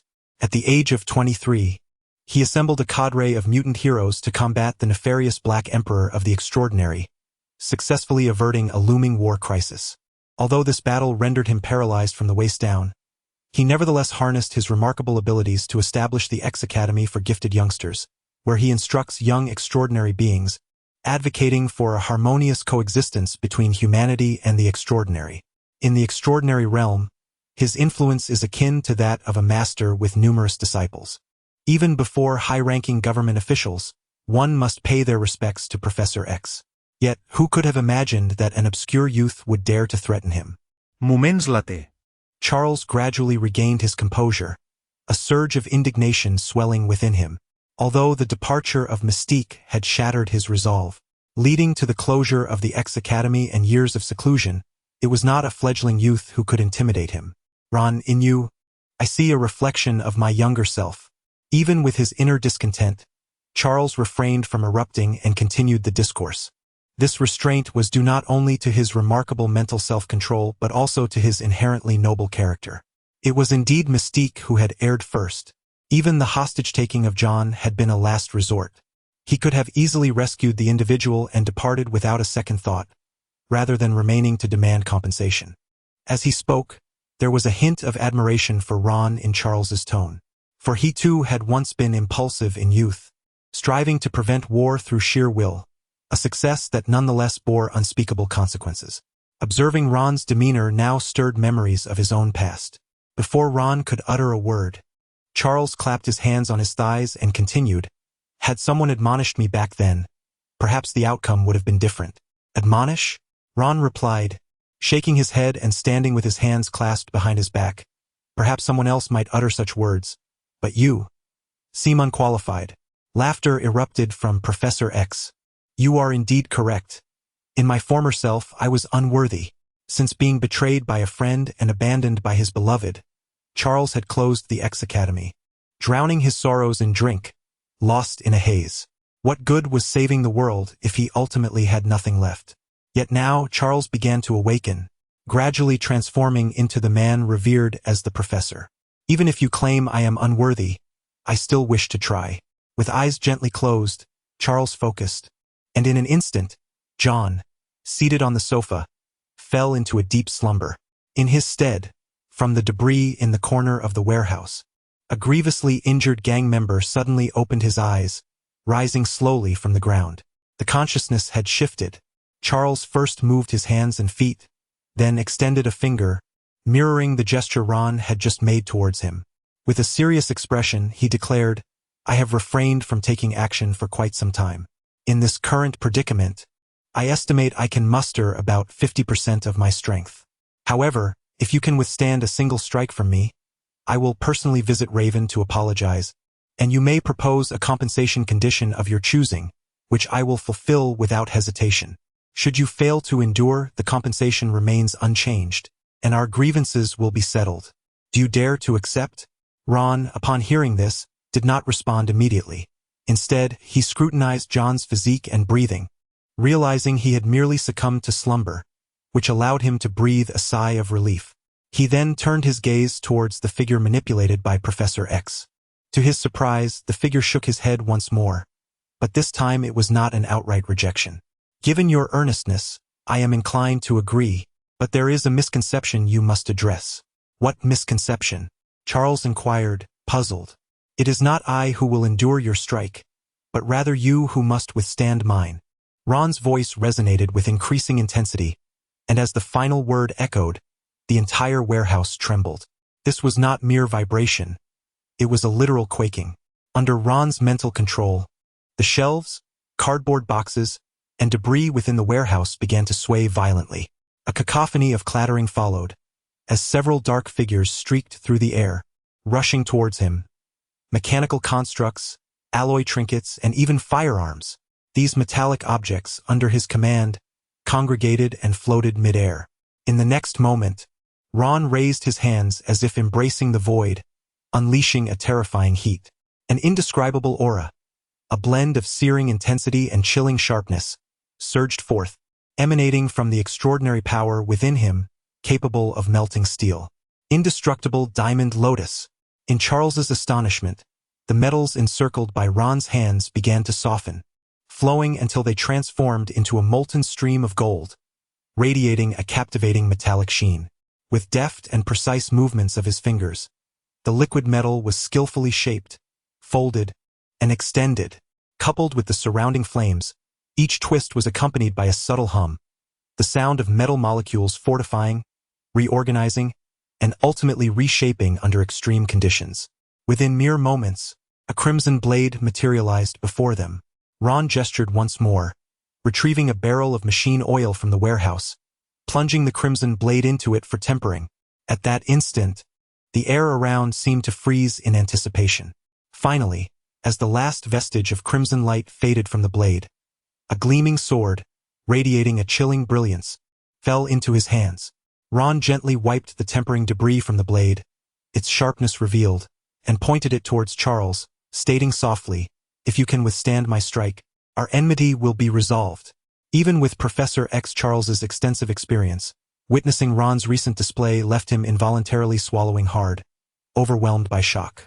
Astonishment washed over him. Following exceptional physical prowess, remarkable self-healing, and mental manipulation, now he had also mastered the art of crafting from the void. Could it be that I have fallen behind after years of seclusion? Are the youth of today truly this formidable? Had I known, I would not have been so presumptuous earlier. I should have acted decisively, denying Ron the opportunity to forge his weapon. At this moment, Charles felt a tinge of regret, yet the glory of his past experiences instilled in him a sense of defiance. Quickly regaining his composure, he declared, "Very well, I accept your challenge." As a level 5 Omega mutant, he possessed the confidence that in a mere single strike, the outcome could still be uncertain. "Excellent," Ron responded, concealing the blade of his sword behind his arm.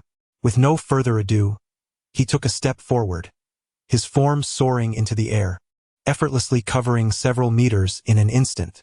While suspended in midair, he drew his sword anew, gripping it tightly, employing a breathing technique to absorb the ethereal energies of heaven and earth, transmuting them into the searing essence of the Xuanlian body, ultimately channeling it outward with masterful force. As the energy surged, a golden-red sword beam, extending approximately 3 feet in length, erupted forth, rapidly expanding and illuminating the sky with an inexplicable radiance. Witnessing this spectacle, Charles forcibly suppressed his shock and swiftly extended his hand towards Ron, attempting to seize control of his body. Yet, an uncanny phenomenon occurred. Ron vanished from his mental realm.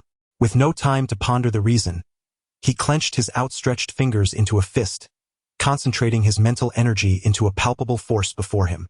Unlike Steve's mental barrier, he transformed the air in front of him into a mental quagmire. Any life form that entered his domain would find their momentum sapped, ultimately succumbing to the depths of this ethereal mire.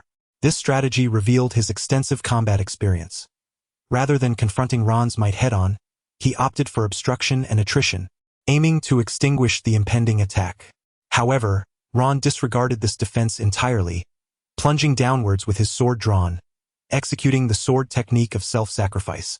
The strike was unleashed like a meteor streaking across the heavens, igniting fierce friction with the atmosphere, erupting in flames, and ultimately piercing through the atmospheric defenses with unparalleled might, crashing down towards the earth. With a resounding slice, Ron's sword cleaved through Charles's mental domain, severing the air and striking his raised right arm. Thud! The arm fell to the ground, stirring up clouds of dust. Yet shockingly, no blood flowed from the severed stump. The intense heat of the blade had cauterized the wound in an instant, leaving it charred and blackened. The sword danced through the heavens, invoking storms and eclipsing the sun and moon. Professor Charles, gazing at his severed arm, was filled with disbelief, exclaiming, "I cannot believe it. I have lost." Chapter 42. Compensation at hand, the art of formulation in truth. Prior to the onset of battle, Professor Charles harbored a flicker of apprehension in his heart. He feared that by not being physically present and relying on another's body, his combat prowess would inevitably wane, leading to a potential defeat in this contest. However, he never anticipated losing so decisively, so utterly, for the battle had scarcely commenced. There was not even a hint of entanglement or struggle before his mental domain was cleaved apart by a single strike, resulting in the severance of his arm. The most disheartening aspect was that his once proud mastery of mental manipulation bore no fruit during the confrontation. Surely this was his crutch, and it was no wonder he dared to wager the outcome on a single exchange. "I have lost," Charles bitterly confessed. Upon hearing this, Ron lifted his long sword, not with the intent of striking again, but rather with an expression of regret. As he gently caressed the blade, a mournful chime echoed from its tip, reminiscent of a dying lament, shattering into fragments in an instant. It was, after all, a weapon forged from mundane iron, incapable of enduring the clash of their powers. Ron merely transformed the energy of the profound breathing technique into the searing heat of the Xuanlian body, ultimately amplifying this force through a masterful release of energy, which allowed the blade to pierce through Professor X's defenses. Consequently, the sword could not withstand the pressure. Had it not been for the subsequent reinforcement of energy enveloping the blade, it would have surely disintegrated mid-air. It seems I must seek out superior materials in the future to craft a more reliable weapon, Ron mused with a sigh. For now, he could only retain the one intact hilt as a memento. After all, opportunities to forge weapons in the heat of battle were seldom afforded. Observing his silence, Charles mistakenly presumed that Ron was eager to continue the fray. He quickly inhaled deeply, grasping his severed arm, and accepted the harsh reality of his defeat. I have lost. Besides compensating as per our agreement, you may present an additional request. A request? Ron raised his gaze, his brow furrowing slightly. Indeed, whether it be wealth, power, or status, as long as it does not endanger society, I can fulfill it. Charles regained a semblance of confidence. Although he had fallen due to a momentary lapse in strategy, he believed there was a rationale behind it. Had he been physically present, he was certain he would not have faced defeat. Moreover, in comparison to the societal standing he held, Ron was hardly a match for him. While probing John S. memories, he had discerned Ron S. identity as a physician, and aside from possessing some medical knowledge, he deemed him rather inconsequential. At this juncture, Charles was still too youthful, clinging to the comforting notion of not losing face, yearning to reclaim his honor. However, just as he brimmed with confidence, Ron merely waved his hand dismissively. After retrieving the mutant life growth hormone formula from the ground, he examined it closely and spoke calmly. I have no demands of you, only a warning. Do not use your mental power to control those around me in the future.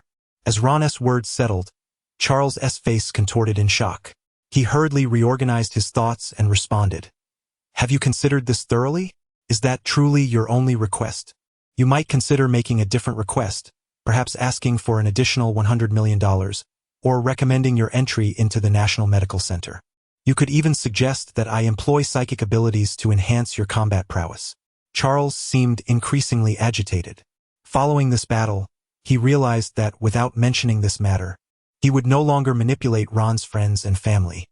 However, if Ron did not articulate any special requests, how could he assert his prowess and regain his dignity? After all, they were all young individuals, and ignoring him would be quite humiliating. Yet, at this moment, Ron dismissed such trivialities and focused intently on the formula in his hands. The instant he received it, he immediately discerned its authenticity, as the system had already provided a notification. Mutant Growth Hormone Formula, abbreviated as MGH. Value: 20,000 merit points. Effects: enhances mutant abilities, accelerates physical healing, prolongs lifespan. Ding! Extraordinary item detected. MGH formula. Value 2,000 merit points. Would you like to sell it? Contrary to Ron's expectations, he furrowed his brow at first glance. It could only enhance the extraordinary powers of mutants. That cunning woman had undoubtedly lied. Ron was not a mutant, and consuming this substance would do nothing to augment his combat capability. As for the self-healing ability and lifespan extension, they were utterly trivial. What self-healing ability could compare to his indestructible lotus body? However, if that were the case, could John S.'s wife awaken sooner? Ron suddenly recalled that there was still someone lying in the hospital's intensive care unit. This growth hormone could perfectly heal wounds, allowing him to earn John S.'s favor once again. More importantly, it would provide a swift treatment method for patients suffering from fatal injuries in the future. Although Ron could perform clinical surgeries, each one consumed several hours, easily disrupting his training progress. Mastering this growth hormone would impeccably compensate for the clinical shortcomings of traditional medicine, solidifying his reputation as a divine healer. This formula was excellent. Ron beamed with delight as he tucked the formula away. With it, he could save a considerable amount of merit points, no longer needing to exchange for elixirs to treat every ailment. It effectively resolved his urgent shortage of merit points. Furthermore, According to their agreement, the other party was also to provide the CPH-4 element as compensation, which was a tangible item that could enhance combat strength. My goodness, Charles, what has happened to you? Just as Ron was examining the formula, a sudden scream pierced his ears. He beheld Mystique, who had just been rescued by Nightcrawler, reappearing in the warehouse. As she surveyed her surroundings, she quickly realized that the gang member before her was being subjected to Charles's mental projection. Upon approaching, she was horrified to see that his arm had been severed and lay on the ground, and she gasped, tears welling in her eyes. Damn it! What have you done? At this very moment, Mystique has transformed from her terrifying blue-skinned, red-haired visage back into her stunning beauty, reminiscent of the illustrious big cousin. As she furrows her brow and weeps, she indeed evokes a sense of compassion in me. Charles. Raven, do not fret. Have you forgotten that this is not my own body? Charles remarked with a smile, seemingly unconcerned by the minor injuries. What about Aurora? She has already been transported to the hospital, administered growth hormone treatment, and is out of immediate danger. That is a relief. I can rest easy now. Charles exhaled in relief, while Mystique, Raven, felt a flush of color rise to her cheeks. It had been years since their last encounter, and the sudden sight of her severed arm had stirred her emotions, causing her undue worry. Just as they were embracing, the Nightcrawler, standing nearby, coughed discreetly, interrupting their conversation. He then extended a package from his hands, containing the compensation that had been promised to Ron. Chapter 43. The True Spoils. A Frenzied Layout. Just moments ago, after the Nightwalker had sent the injured Storm away, he heard Professor X's mental summons urging him to return to the X Academy to retrieve some items. However, Mystique, upon learning of his intent to return to the battlefield, insisted on accompanying him, leading to the current picturesque scene. At this moment, Ron had completed his examination of the formula and approached the unconscious John to administer treatment. After administering a few pills and checking that his breathing was steady, he raised his gaze to the three individuals, his expression unfriendly as he remarked, I ask you, are you two done? Where are the items I requested? Surely you aren't expecting me to take further action?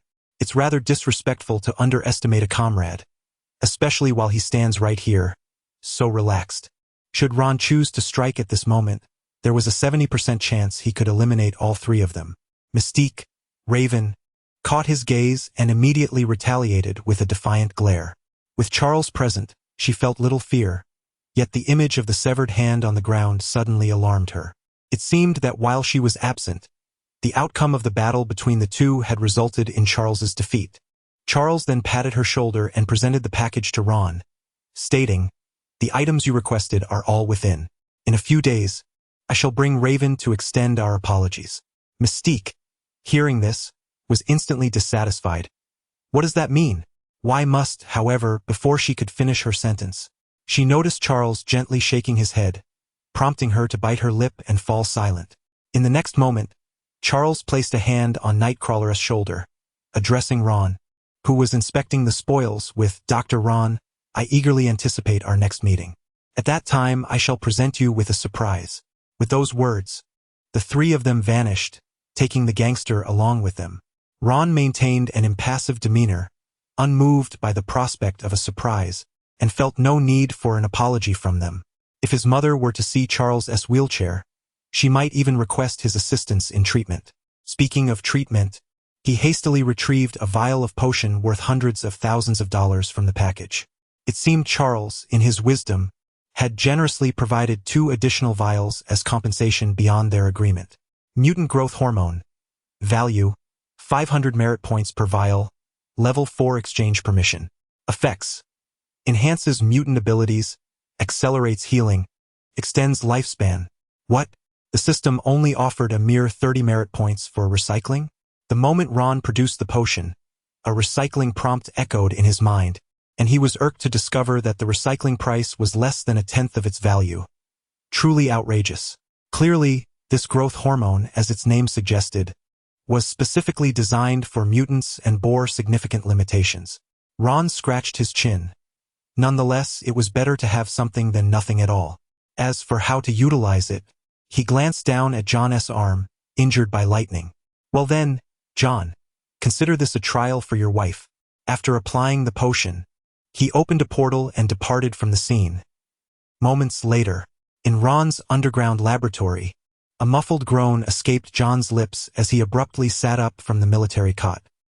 His sharp gaze swiftly scanned the surroundings, and he was astonished to discover that he had been removed from the battlefield. Upon noticing the figure diligently working at the experiment table not far away, he instinctively relaxed his tense muscles. "You're awake?" Ron, wearing protective goggles, was engrossed in concocting a potion at the table when he sensed movement behind him. After placing his materials aside and removing his gloves, he approached John's side. "How do you feel? What happened?" John rubbed his forehead, his thoughts still lingering on the moment he descended into the basement to confront Joseph, where he had fired 2 shots to the chest and 1 to the head. Ron shook his head at the recollection. However, immediately after pulling the trigger, an overwhelming fatigue had washed over him, as if he had been struck by a tranquilizer, plunging his consciousness into a bewildering haze. Despite a brief struggle, he succumbed to the force and fell into a deep slumber. "Wait, my hand," John suddenly realized, glancing at his injured arm, which had remarkably healed. The spot where he had been struck by lightning was now restored to its original state, with only a faint red mark remaining. His arm appeared as unblemished as ever. Not only that, but other injuries on his body had also vanished. John quickly deduced that someone had intervened to aid in his recovery. Taking a deep breath, he expressed, "Eric, thank you." Beyond the physical healing, he was immensely grateful for the vengeance served for his wife. Had Ron not intervened, he would have been unable to breach the defenses of those 2 extraordinary beings, rendering him incapable of avenging her and perhaps even preserving his own life. Ron chuckled softly in response. "It was nothing. By the way, I have something for you." During their conversation, he retrieved a vial of MGH hormone from his pocket and handed it over. After explaining the remarkable properties of the substance and how it could heal his wounds, John's previously stoic expression shifted dramatically. Grasping the vial tightly, his eyes sparkled with hope as he inquired, "Eric, are you saying this can also help Helen?" Ron nodded with unwavering certainty. "Indeed, I believe it can help Helen awaken ahead of time." Following John's recent trial, he had confirmed the efficacy of this mutant growth hormone. While it could not bestow superpowers upon ordinary individuals, it effectively healed gunshot wounds, lacerations, and even internal trauma. Furthermore, fractures required realignment, but most injuries could be treated effectively, truly a sci-fi version of a healing salve. Given that John's wife, Helen, had suffered a skull fracture, she too fell within the realm of treatable injuries. "Eric, I cannot thank you enough." John clutched the vial tightly in his palm, his voice trembling as he struggled to find words, ultimately resolving into the simplest expression of gratitude. He silently vowed to find an opportunity to repay this kindness in the future. However, it was still too early to say thank you. While Helen's body may have begun to heal, her illness remained unvanquished. Ron patted his shoulder and then shifted the conversation. "There is something I would like to ask for your assistance with." "Of course," John readily replied, not even inquiring about the specifics. "Haha, don't be so quick to agree. Let me finish my explanation first." Just moments ago, following the demise of the Vigo father and son, Ron received a completion notification for Task 1, assassination. However, after waiting for quite some time, he had yet to receive any follow-up regarding Task 2, the annihilation of the Tarasov gang. Even the hidden Task 3 remained shrouded in mystery. After careful contemplation, Ron arrived at a hypothesis. Could it be that, to complete the second task, one must eradicate the entire Tarasov gang? Wouldn't that result in a river of blood? At the very least, it would claim hundreds of lives, inevitably prompting intervention from both the government and the military. Thus, Ron devised an alternative plan. He intended to support John in re-emerging into the fray, allowing him to take control of the remnants of the Tarasov gang, and subsequently rebranding it as a means of its obliteration. "Eric, are you suggesting that I re-emerge and establish a new gang?" John tilted his head in disbelief. Is it really that simple? Such a straightforward task hardly seemed a true reflection of his capabilities. For others, assimilating the Tarasov gang would indeed be a formidable challenge, not only contending with internal resistance but also facing external forces eager to seize a share.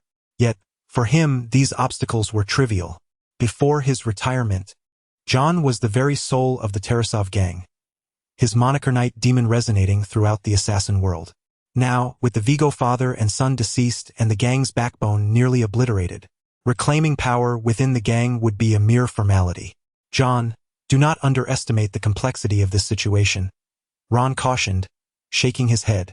We must proceed with caution, but rest assured I will support you. After all, in the original narrative, there was no scenario of re-entering the gang. With this alteration of fate, we may encounter unforeseen dangers. Moreover, what I am about to discuss next is the true matter for which I seek your assistance. Ron solemnly stated, producing a document and handing it over, the cover bearing the bold inscription, Virtual Currency. He continued to elaborate, painting a grand vision for John. John, I not only wish to see you re-emerge. I aim for you to seize control of all of Manhattan, and indeed the entirety of New York. I want you to become the sovereign of the assassin world, even to trample the high table beneath your feet. Furthermore, I need you to utilize this virtual currency to replace the use of assassin gold, reaping the financial riches of the assassin realm. Can you accomplish this? Chapter 44. The formulation of potions. Preparation for breakthrough. Can I truly accomplish this? Just moments ago, the confident John, renowned as the Night Demon in the world of assassins, found himself questioning his own capabilities upon hearing these words. The blueprint sketched by Ron was simply too grand. Were it anyone else, they might dismiss such notions as madness or mere daydreaming. The former may be manageable in terms of territorial acquisition, yet the latter sought to upend the assassin world, replace the high table, and implement virtual currency to seize their economic lifeblood. Should such ideas circulate, it would undoubtedly attract countless adversaries, with both Ron and John's faces adorning the bounty boards, relentlessly pursued by innumerable assassins and extraordinary beings. However, in John's lexicon, there exists no notion of impossibility. The worst-case scenario is merely death. Observing John's resolute nod, Ron smiled and assured him, "Rest assured, I shall assist you throughout this endeavor. Any insurmountable challenges, whether they be individuals, circumstances, or objects, you may bring to me. In a few days, I shall provide you with an item that will help you regain your footing in the assassin realm." After hearing this, John took a deep breath and calmly stated, "I will exert every effort to fulfill this mission." He seemed to have grasped Ron's underlying intention for these tasks, which was to conquer the underground assassin world. Were Ron to be aware of John's thoughts, he would likely be amused, for a mere assassin world hardly piqued his interest. What he truly coveted was to gradually erode and infiltrate other powers through this underground channel, unearthing their secrets. In this chaotic world lie countless factions and organizations. The Brotherhood, Hydra, Metropolis, SHIELD. If these entities share a common trait, it is that their members, in one way or another, are all intertwined with the assassin world. Be they agents or assassins, wanted individuals, or even employers placing bounties, they could just as easily be bystanders. One might say that John is the initial stepping stone in Ron's hand, poised to strike against this tumultuous world. Whether this stone possesses sufficient strength will depend on how he forges and wields it. Shortly thereafter, John departed the laboratory, clutching the growth hormone with hope as he made his way to the hospital. Of course, he did not forget to take the virtual currency blueprint, which was of paramount importance as per Ron's instructions. Meanwhile, after John's departure, Ron succumbed once more to the dull monotony of research. Hours passed, and as the deep night enveloped the silent laboratory, a clear notification sound suddenly echoed. Beep System Exclusive Task. Task 2. Annihilate the Tarasov Gang. Task Status. Completed. Task Reward 1,000 merit points. Oh, that was quick. Ron sat up from the laboratory table, stretched, and glanced at the task, unable to suppress his admiration for John. He had not allowed his visit to the hospital for Helen to delay the execution of his orders. After all, the swifter one can clean up the aftermath, the better. Should word leak and other gangs get wind of it, eager to seize a piece of the pie, it would undoubtedly complicate matters significantly. After verifying the arrival of his merit points, Ron commenced his task. He aimed to refine the synthesis formula for the NZT potion, leveraging CPH4 to enhance his combat prowess. In truth, the moment he unwrapped the parcel and obtained the CPH4 element sent by Charles, He had already discerned its essence. He understood why Eddie's NZT pills bore terrifying side effects and knew how to develop a perfected version of the potion. Although the CPH4 element bore a striking resemblance to the 017 potion he had exchanged for in the system's evaluation revealed a stark contrast. CPH4 was described as a blue crystalline powder produced during pregnancy, capable of providing energy essential for fetal growth. However, it was noted that this element was unrefined and exhibited pronounced side effects, necessitating cautious utilization. Conversely, the 017 potion, devoid of a synthesis formula, was an energy substance generated only during the pregnancy of mammals, capable of supplying energy for the growth of other life forms. A simple comparison unveiled the crux. The former could solely provide energy to the fetus, a specialized supply. Administering it to other life forms would result in rejection and adverse effects. The latter's description, however, indicated an ability to provide energy to a broader range of life. A mere shift in wording signified a fundamental difference in their efficacy. Following the evaluation, the system also provided a purification ratio, approximately 50:1, based on purity. Charles had compensated him with roughly 209 grams of CPH4. In conversion, Ron acquired 4,083 grams of the 017 element, valued at nearly 4,100 points. Present, he had concocted 2 vials of the NZT reagent based on the incomplete formula provided by Eddie. The system's evaluation confirmed his expectations. NZT reagent, incomplete version. Subsequently, Ron repeated the procedure he had employed when formulating the desperation virus. He extracted the purified CPH4 element, synonymous with the system's 017 potion, and introduced it into one of the test tubes. The only distinction this time was that the amount used mirrored the previous instance. However, perhaps due to the potion's classification outside the combat series, the elemental particles merely dissolved swiftly, staining the entire reagent blue, devoid of further fluctuations. Detection target, artificially synthesized potion target function, permanently enhance brain potential, activate undeveloped areas of the brain, maximum development level 0.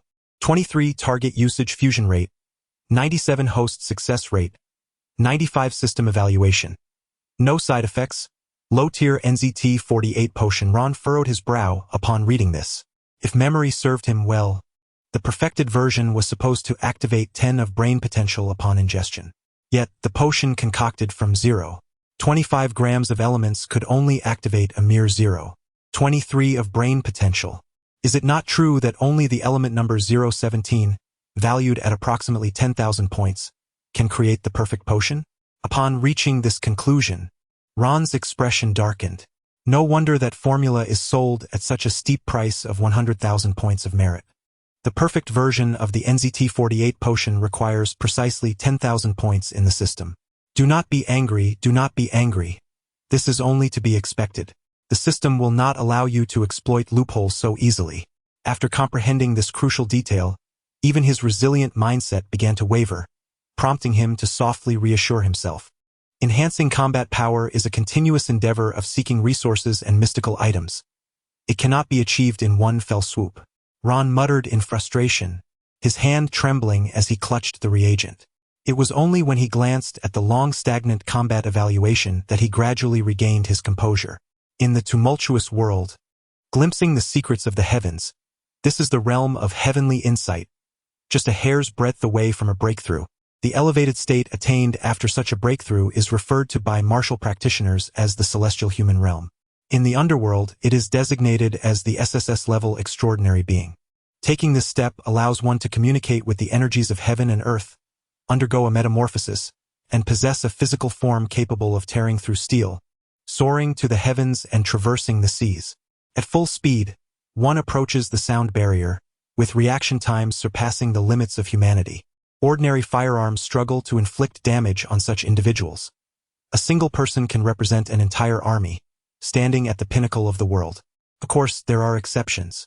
Some extraordinary mutants, despite existing in this realm and possessing terrifyingly unpredictable abilities, suffer from significant weaknesses, such as fragile physiques. Hence, they are classified as special-level beings, and most extraordinary individuals fall into this category. It is exceedingly rare for someone to attain this realm with both body and spirit.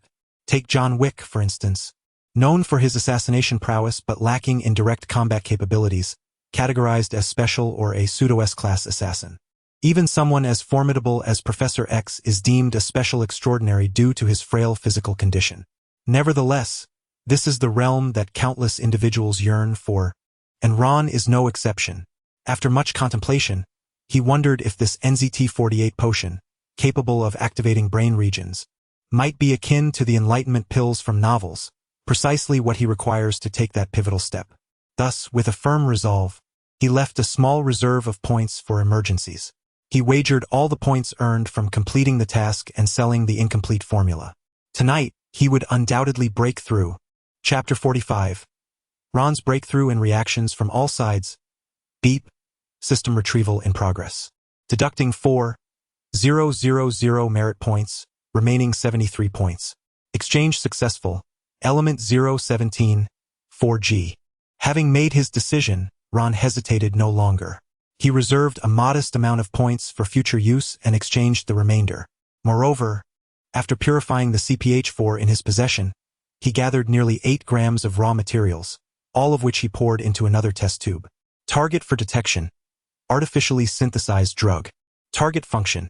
To permanently enhance brain potential, activating undeveloped areas of the brain, with a maximum development level of 8.09.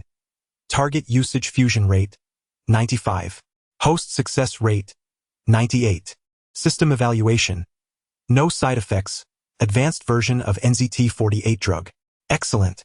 Upon observing the success rate, Ron could not help but exclaim softly.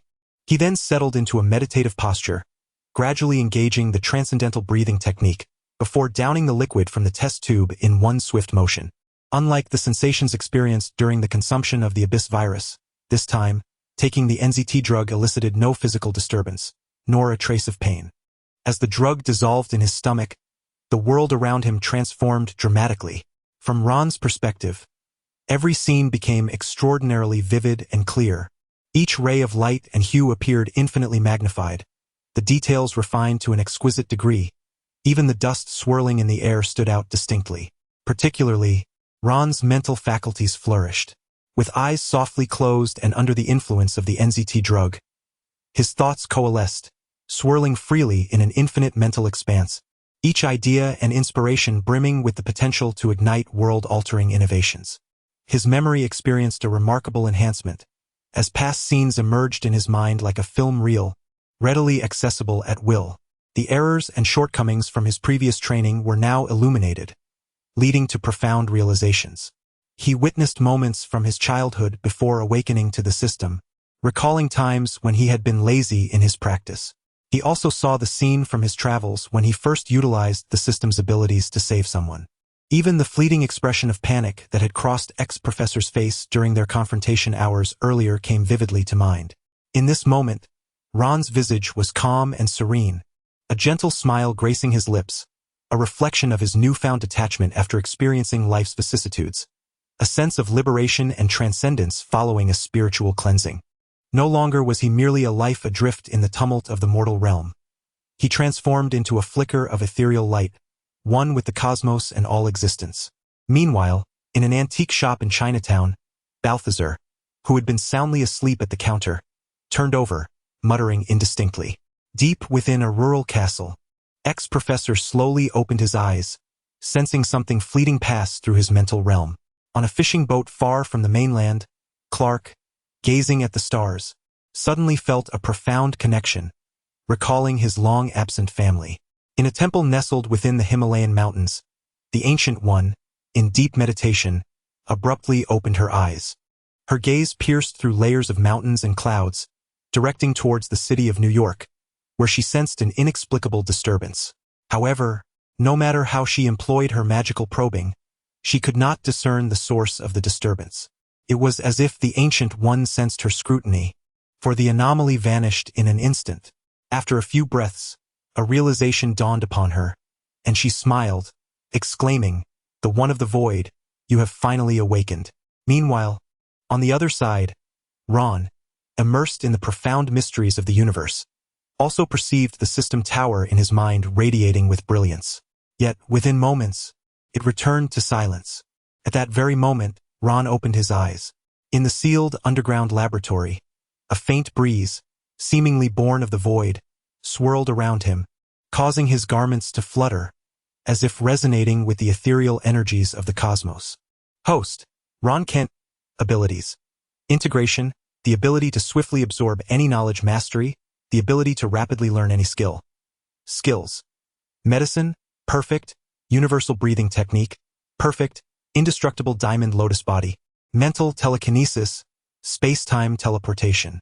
Combat power evaluation, unity with heaven and man, that is to say, a celestial being.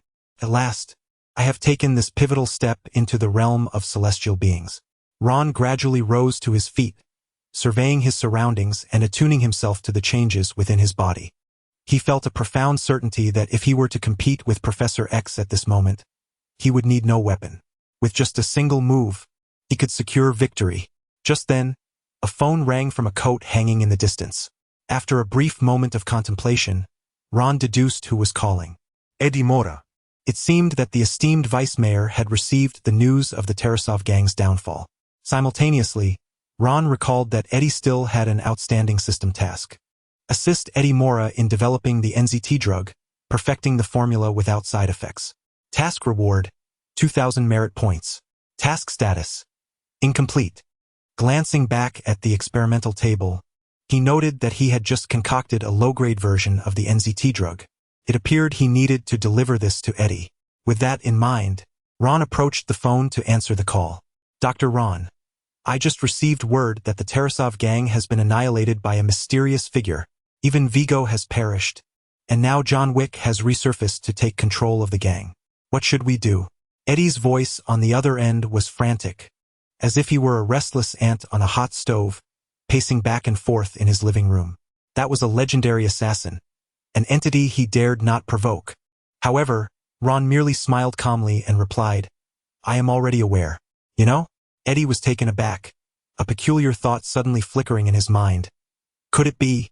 Indeed, I just visited the Tarasov gang to discuss a few matters. John is the individual I dispatched to manage the aftermath, and he has recently been at Stark Group Hospital. I will arrange for you both to converse about the specifics tomorrow. With these words, Ron concluded the call, not by his own volition. The reason lies in Eddie, who, upon hearing these revelations, stood frozen, rendered speechless for several seconds. Consequently, the call was abruptly terminated. Even after the disconnection, he remained momentarily dazed, holding the phone to his ear, his gaze vacant as he stared blankly ahead. It was, astonishingly, the words of Ron that had left him so profoundly shaken. One could surmise that it would take him the entire night to process this information, leaving him restless and sleepless. However, he was not alone in his insomnia. Another shared his plight. In a villa on the outskirts, the furious Magneto, Eric, stood without his helmet, his anger manifesting in shouts that echoed through the room as he repeatedly called out for Professor X. Charles, come out. I know you can hear me. Stop pretending. Eric had never anticipated that a mere gang confrontation would result in the loss of 3 of his most valued allies. Steve lay dead, and Aurora was gravely injured. The Tarasov gang, which he had secretly supported, had quietly changed hands, rendering his recent strategies utterly futile. Most critically, his friend Mystique, Raven, had betrayed him, aligning herself with Storm and returning to Professor X's side. Thus, Eric attributed all blame to Professor X, convinced that he had orchestrated these events. Eventually, Eric subdued his impotent rage and donned his helmet once more. Yet, the clarity that once characterized his gaze was now marred by bloodshot veins.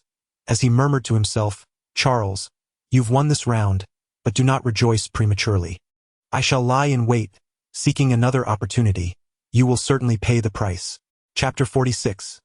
The White Strategy. Subduing Eddie. The following morning, Eddie, who had spent the night in the hospital ward, awaited the arrival of the hour for work.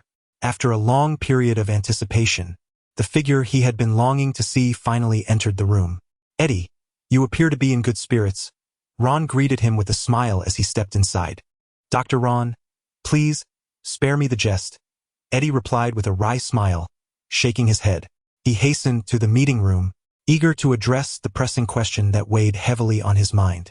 What transpired with the Tarasov gang? He inquired cautiously, not out of blame but out of a desire to understand the events of the previous night. Upon learning that Ron had acted swiftly due to threats against his family, Eddie was astounded to discover that, within the span of less than an hour, Ron had eradicated the entire malignant group. While the Western world may not echo the ancient adage of a man should be regarded differently after 3 days, there exists a saying, human nature is as changeable as the weather. Yet, in Eddie's eyes, Ron's transformation had transcended mere weather patterns. What began as a sunny morning had devolved into a cataclysmic night. To dismantle one of New York's top 5 formidable gangs single-handedly, what kind of person possesses such terrifying strength? Surely it was not the end for those gangsters. Eddie swallowed nervously, contemplating his words before continuing. And what of the mutants in their gang? There are no mutants among their ranks, Ron replied matter-of-factly. The individuals you refer to were merely mercenaries hired by Vigo through a transaction involving CPH-4. Your intelligence is riddled with inaccuracies. While Eddie's information could not be dismissed as entirely useless, it was indeed flawed, as Vigo did have a few mutants in his vicinity. Trembling, Eddie asked, and what of them? Rest assured, all that needed to be eliminated has been dealt with, Ron responded indifferently. As these words hung in the air, Eddie inhaled deeply and reclined abruptly on the sofa. Good heavens, you truly regarded them as tumors to be excised. His bloodshot eyes, a testament to his sleepless night, now betrayed a profound anxiety. How could this be? He was torn between 2 fears. One, that Ron was far too powerful, making collaboration akin to courting danger. The other, a simmering rage directed at the detestable Vigo, who, in his final moments, had entrusted all his assets to another, thereby jeopardizing Eddie's meticulously laid plans. Just when Eddie believed that Ron had vanquished Vigo without securing CPH-4, the silhouette before him suddenly flipped his palm, presenting a vial of serum. What is this? Eddie straightened in his seat, eyeing the vial with curiosity. NZT-48, Ron replied. It is a refined version of the NZT pill, devoid of side effects, transformed into a serum through my perfected formula. What? Eddie exclaimed, leaping from the sofa in shock. The esteemed vice mayor, in this moment, found himself in a state of utter disarray due to Ron's words. He alternated between reclining and sitting upright, even bouncing with unrestrained enthusiasm, entirely devoid of composure. Clutching a reagent, he gazed incredulously at Ron, exclaiming, Dr. Ron, is this truly real? Eddie could scarcely believe that Ron had indeed accomplished their ambitious plan. Was it not stated that Vigo had entrusted all CPH-4 to the mutants to solicit assistance? From where, then, did Ron procure the raw materials and refine the formula with such astonishing speed? Do you doubt my expertise? Ron raised his chin, first elucidating the drug's efficacy and then gesturing that it could be consumed immediately, inviting Eddie to experience the flavor of the non-toxic NZT compound. Upon witnessing this, Eddie promptly shook his head, clarifying that his surprise was not a matter of skepticism but rather an overwhelming sense of disbelief at the magnitude of what had been revealed. He settled back onto the sofa, contemplating whether to ingest the potion now or wait for a more opportune moment. With a knowing smile, Ron encouraged him, do not hesitate. Consume it now. With me by your side, any issues that arise can be swiftly addressed. Indeed, Eddie felt enlightened, shaking off his drowsiness. He uncorked the vial and, under Ron's watchful gaze, drank it in one swift motion. In an instant, his world transformed into a kaleidoscope of vibrant colors. Beep. System random task. Assist Eddie Mora in developing the NZT compound and perfecting the non-toxic formula. Task reward, 2,000 points. Task status, completed. Beep. Extraordinary item detected. NZT-48 compound synthesis formula, valued at 2,000 merit points. Would you like to sell? Sell. Having dispatched a potion worth over 200 points, Eddie swiftly accrued 4,000 points. This transaction was indeed remarkably profitable. However, Ron felt a twinge of frustration. Why was it that despite having developed this formula the previous night, he could not sell or redeem it? He was compelled to wait for Eddie's confirmation before gaining the selling rights. This system was decidedly inflexible. As the sound of accumulating points echoed in his ears, moments later, Eddie, reclining on the sofa, reopened his eyes. When he regarded the young man before him once more, the restlessness in his gaze had diminished, replaced by a newfound steadiness, mingled with a hint of trepidation. Just as Ron had asserted, the compound was indeed flawless. The effects of this single dose were tantamount to having consumed dozens previously, resulting in a permanent enhancement. Moreover, it came without any adverse effects. The once all-controlling Eddie Mora was finally restored. Yet, the clearer and more meticulous his thoughts became, the more he perceived Ron's formidable prowess. From a mere apprentice doctor to a miraculous practitioner of traditional medicine, and ultimately to an extraordinary being of immense power, each encounter seemed to unveil new wonders. With a haggard visage but eyes now sparkling with clarity, Eddie addressed Ron. "Dr. Ron, I am profoundly grateful for your assistance. According to the stipulations of the contract, a sum of $10 million will soon be deposited into your account. Furthermore, at any time and from any location, should you require assistance, I shall endeavor to provide it to the best of my abilities. Additionally, I wonder if you possess the perfected version of the NZT serum?" Upon hearing this, Ron shook his head, and the other party's expression shifted, fearing he might decline. Unexpectedly, the next moment, he retrieved a stack of documents from his pocket, the synthesis formula for NZT-48. "What is this?" Eddie inquired, gazing at the documents in astonishment, hesitating to proceed. Although a contract had been signed for their collaborative effort to refine the formula, he had hardly contributed to the process. Thus, receiving a flawless version of the NZT serum was beyond his expectations. The notion of obtaining the perfect formula had never even crossed his mind. Yet, Ron seemed unfazed, voluntarily presenting the formula to fulfill their agreement, leaving Eddie in disbelief. "I will not unilaterally breach our agreement," Ron remarked with a smile. Eddie, no longer hesitating, accepted the documents and eagerly perused them, growing increasingly astonished. It was not until he reached the conclusion and comprehended everything that he let out a wry smile and set the documents aside. No wonder Ron dared to entrust the serum to him. He had evidently mastered the most critical purification steps in the synthesis process. This was not a task for machines but rather required meticulous manual effort, an irreplaceable endeavor. Of course, without Ron's assistance, Eddie could have diligently followed the 50:1 ratio data discovered by Ron for synthesis. As for whether he could create a perfect version of the serum, Ron's explanation was simple. He had never tried and did not know. Was collaboration with Ron the only path to acquiring the serum?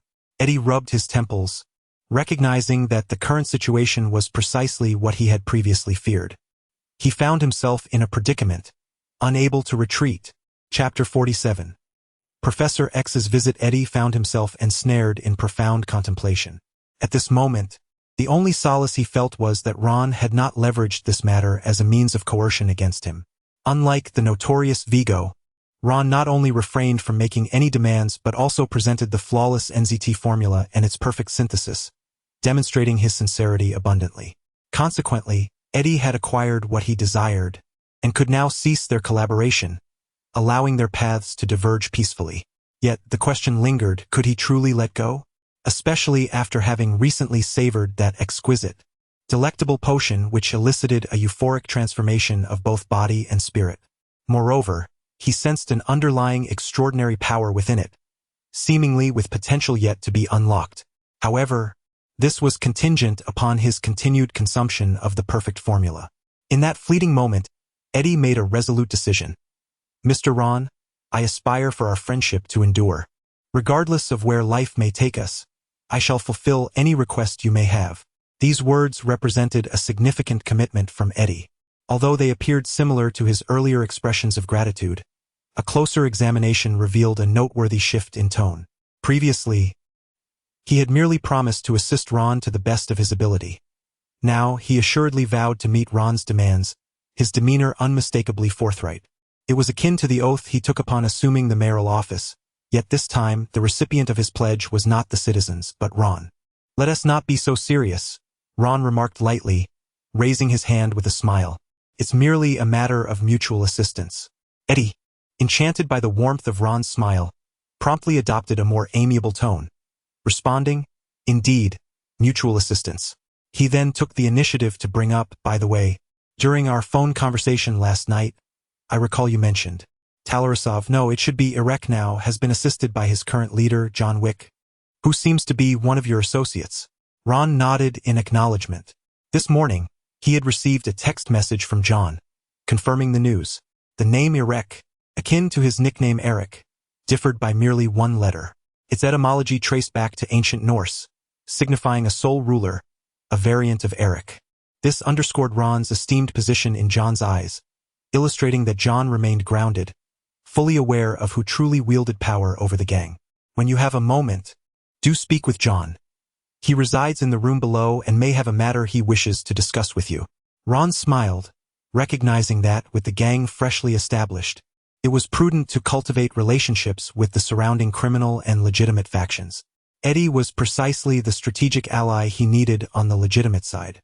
With Eddie as the deputy mayor aiding him, the establishment of their criminal enterprise would undoubtedly prove significantly less arduous.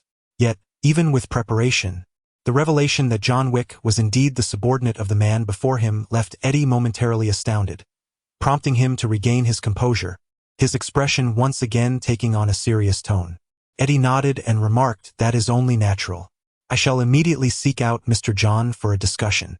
Beyond fulfilling Ron's directive, a flicker of anticipation stirred within him.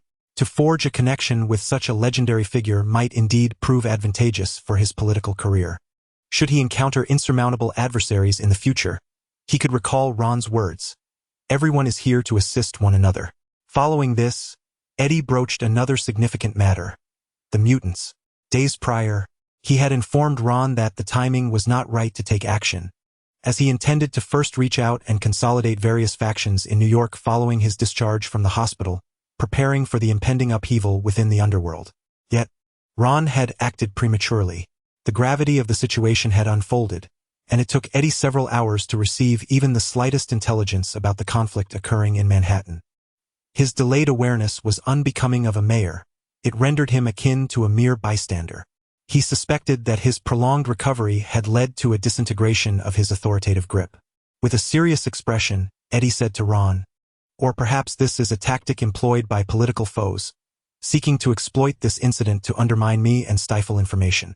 After all, the events of last night, on the surface, appeared to intertwine with the mutants' involvement, marking a clash among New York's criminal factions.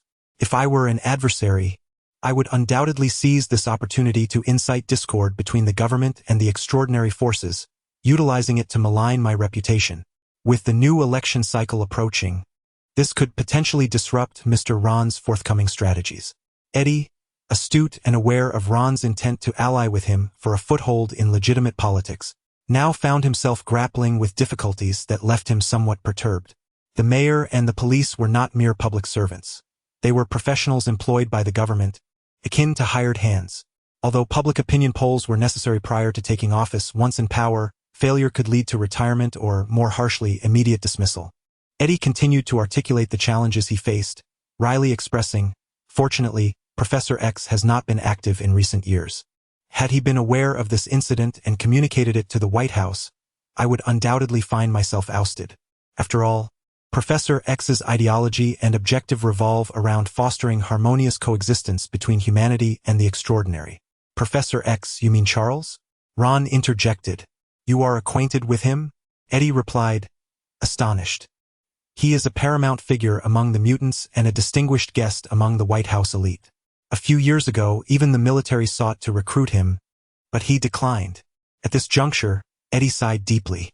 "Though he is currently inactive and has entrusted all affairs to his student Hank, I remain concerned that others may leverage this situation to criticize my ability to govern the city." Hank, the Beast, a guest lecturer at the university and a core member of the government laboratory, also serves as Professor X's representative in external engagements. Eddie had shared all this in hopes of eliciting some counsel from Ron. However, to his surprise, Ron's countenance remained unchanged, as though he were utterly indifferent to the discourse. Was my explanation insufficiently straightforward, leaving him unaware of the impending crisis? Eddie pondered silently. Just as he was preparing to elucidate the critical points once more, Ron suddenly interjected nonchalantly, "It's merely Professor X. He is of little concern." Eddie was taken aback by this remark. Before he could articulate a response, Ron continued, "Even if he were aware of this matter, he would not dare to offend me." Upon hearing this, Eddie could not help but shake his head in exasperation. Mr. Ron, you are unaware of the significance Professor X holds in both political circles and among the extraordinary. Not to mention the political realm. Professor X has previously established an academy that has sheltered, assisted, and uplifted hundreds of extraordinary individuals. Should these individuals learn of your audacity to slander Professor X, while they may not engage in open conflict, they would undoubtedly harbor a heightened sense of animosity. It would be akin to provoking numerous powers before even stepping outside. As he took a deep breath, preparing to enlighten Ron on the importance of Professor X, a sudden knock at the door interrupted him. After several raps, 3 figures slowly entered the room. Leading the way was a long-haired youth seated in a wheelchair, followed by a man and a woman who were pushing him along. Initially displeased by the intrusion into the hospital room, Eddie sprang to his feet in astonishment upon seeing the visitors. Professor X, you are here. Charles, beaming with a smile, merely nodded at Eddie in acknowledgement before shifting his gaze towards the figure reclining on the sofa. Haha, I told you we would meet again. Sensing that the person before him was disinclined to engage, Charles steered his wheelchair alongside the sofa. At this moment, he could finally meet Ron's gaze directly, smilingly remarking, Eric, why do you seem less than welcoming? Ron, taking a sip of his coffee with an unperturbed demeanor, replied, one may indulge in culinary delights, but names ought not to be carelessly uttered. We are not familiar. Chapter 48. Unexpected compensation. Mineral number 014. Do not overreach. We are not familiar. Scoundrel, what are you saying? Raven, the shapeshifter, was instantly incensed upon hearing this. She hurriedly strode over to Charles, her small feet moving swiftly as she exclaimed, Charles, let us depart. We shouldn't appear as if we are begging him. Though her words were filled with anger, they were laced with an undercurrent of fear. The battle from the previous night had left her both enraged and terrified, and she had no desire to be present in this place. Raven, Professor X called out sharply, halting her impudent behavior. He then turned his gaze towards Eddie. Are you indeed the esteemed Deputy Mayor of New York, Mr. Eddie? Before the professor, one would hardly dare to be addressed as esteemed. Eddie trembled at the words, hastily relinquishing his prominent position. I was unaware of your visit today, Professor.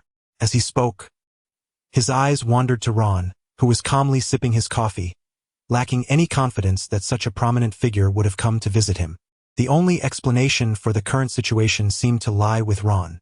However, at this moment, Ron did not even lift his gaze, remaining composed with his beverage. It has been quite some time since I ventured out. Today, I sought to reconnect with an old friend, Professor X remarked to Eddie. No sooner had he finished speaking than the adjacent sofa shifted 2 feet, revealing just enough space for a wheelchair to fit comfortably. As he maneuvered the chair, he gently added, since you are a friend of Dr. Ron, I presume your capabilities must be commendable. It seems the selection for the city manager is imminent. Is it not, Hank? Professor, a young man standing nearby promptly approached. You two should exchange contact information. Working in government, I am certain you will find topics to discuss. Very well, Mr. Eddie, this way, please. Hank raised his hand, smiling as he ushered Eddie aside, eager to establish a connection. Eddie, however, was still reeling from the impact of Professor X's words. Even after having just consumed the NZT drug, his mind felt foggy as he followed Hank. No wonder Ron had urged him not to worry. Mutants were hardly a cause for concern.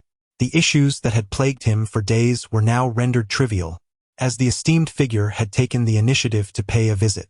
Without uttering a single word, he sought to assist him in the selection for city manager, mayor. Clearly a minor task done out of respect for Ron. In that instant, Ron's stature in Eddie's mind grew immensely.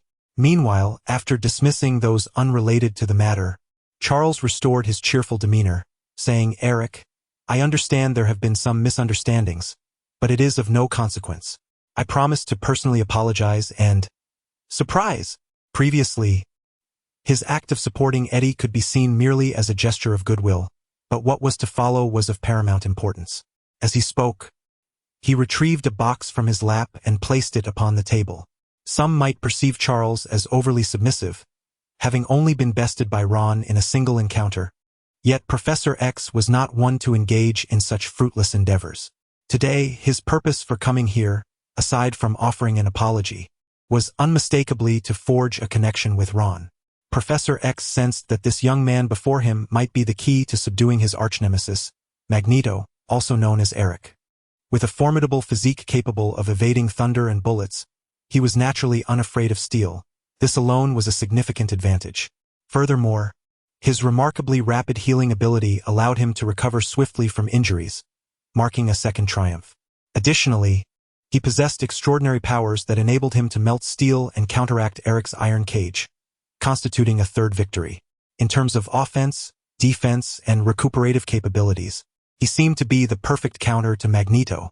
Moreover, Charles believed that Ron harbored a great secret. Despite exhibiting a seemingly feeble mental prowess akin to that of a novice, he could free himself from Charles's control. Who would believe such a claim?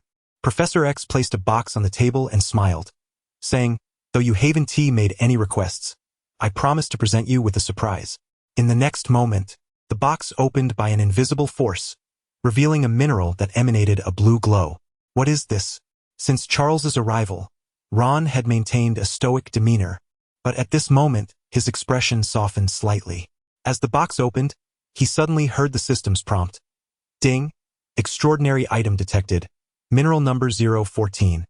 Worth 2,971 merit points. Would you like to sell?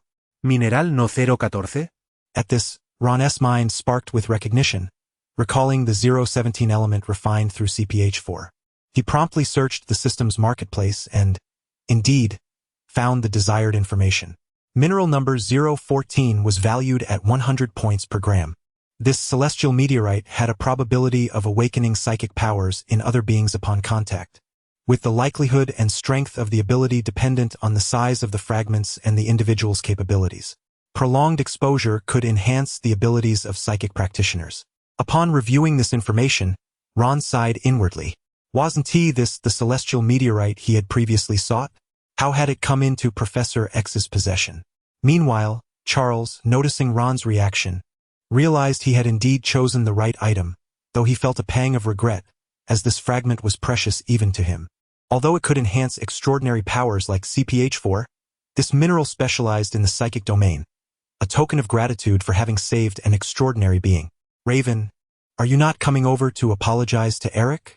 Charles slightly turned his head and addressed the person behind him, his tone exceptionally stern. Mystique, upon hearing this, pouted in annoyance but reluctantly approached, bowing and saying, "I apologize for yesterday's incident, Dr. Ron." Humph. Charles is a professor far superior to you, a mere doctor. As for Ron, he didn't even open his mouth, merely casting her a glance as a form of acknowledgement. What is so impressive about that?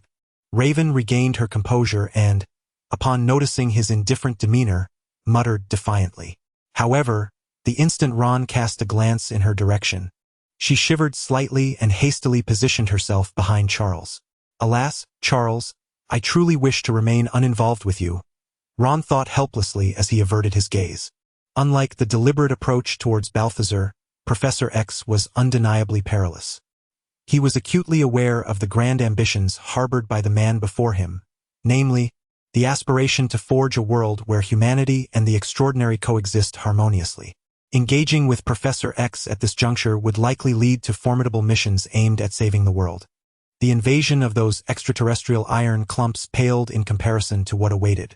Even Ron was reluctant to accept such perilous undertakings, particularly given his current capabilities. What's the matter? Not fond of this surprise? Charles inquired, observing Ron's shake of the head, presuming it stemmed from a lack of appreciation for its merits. Just as he was about to elaborate, Ron closed the box and spoke softly. It's not that I dislike it. Rather, I fear the implications of accepting such a surprise.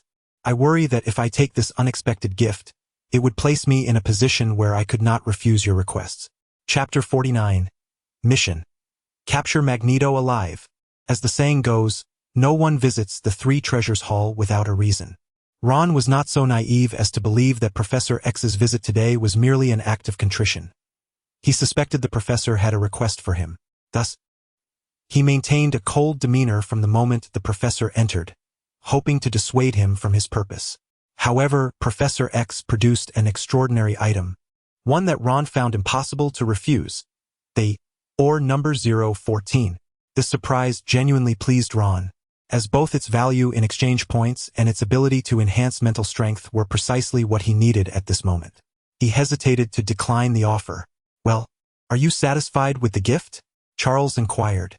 Although he could not read Ron's mind, he discerned from his words and expressions that the gift had a positive effect. "It's acceptable, but your purpose for visiting today must extend beyond this. Correct?" Ron, disinterested in prolonging the conversation, posed the question directly. "Indeed, since you've guessed it, I shall not conceal my intentions any longer," Charles replied with a nod and a smile. "If possible, I would like to request your assistance. Are you familiar with the Brotherhood?" The Brotherhood of Mutants was founded by Magneto, also known as Eric. Most of its members are mutants who harbor animosity towards human society, with a minority being other extraordinary beings. Their ultimate goal is to overturn human society and establish mutants and extraordinary beings as the rulers of this world. "Just as I suspected," Ron remarked, revealing his foresight. "You want me to eliminate this organization?" No, you misunderstand," Charles quickly clarified. His philosophy advocates for harmonious coexistence between humans and extraordinary beings rather than violent suppression.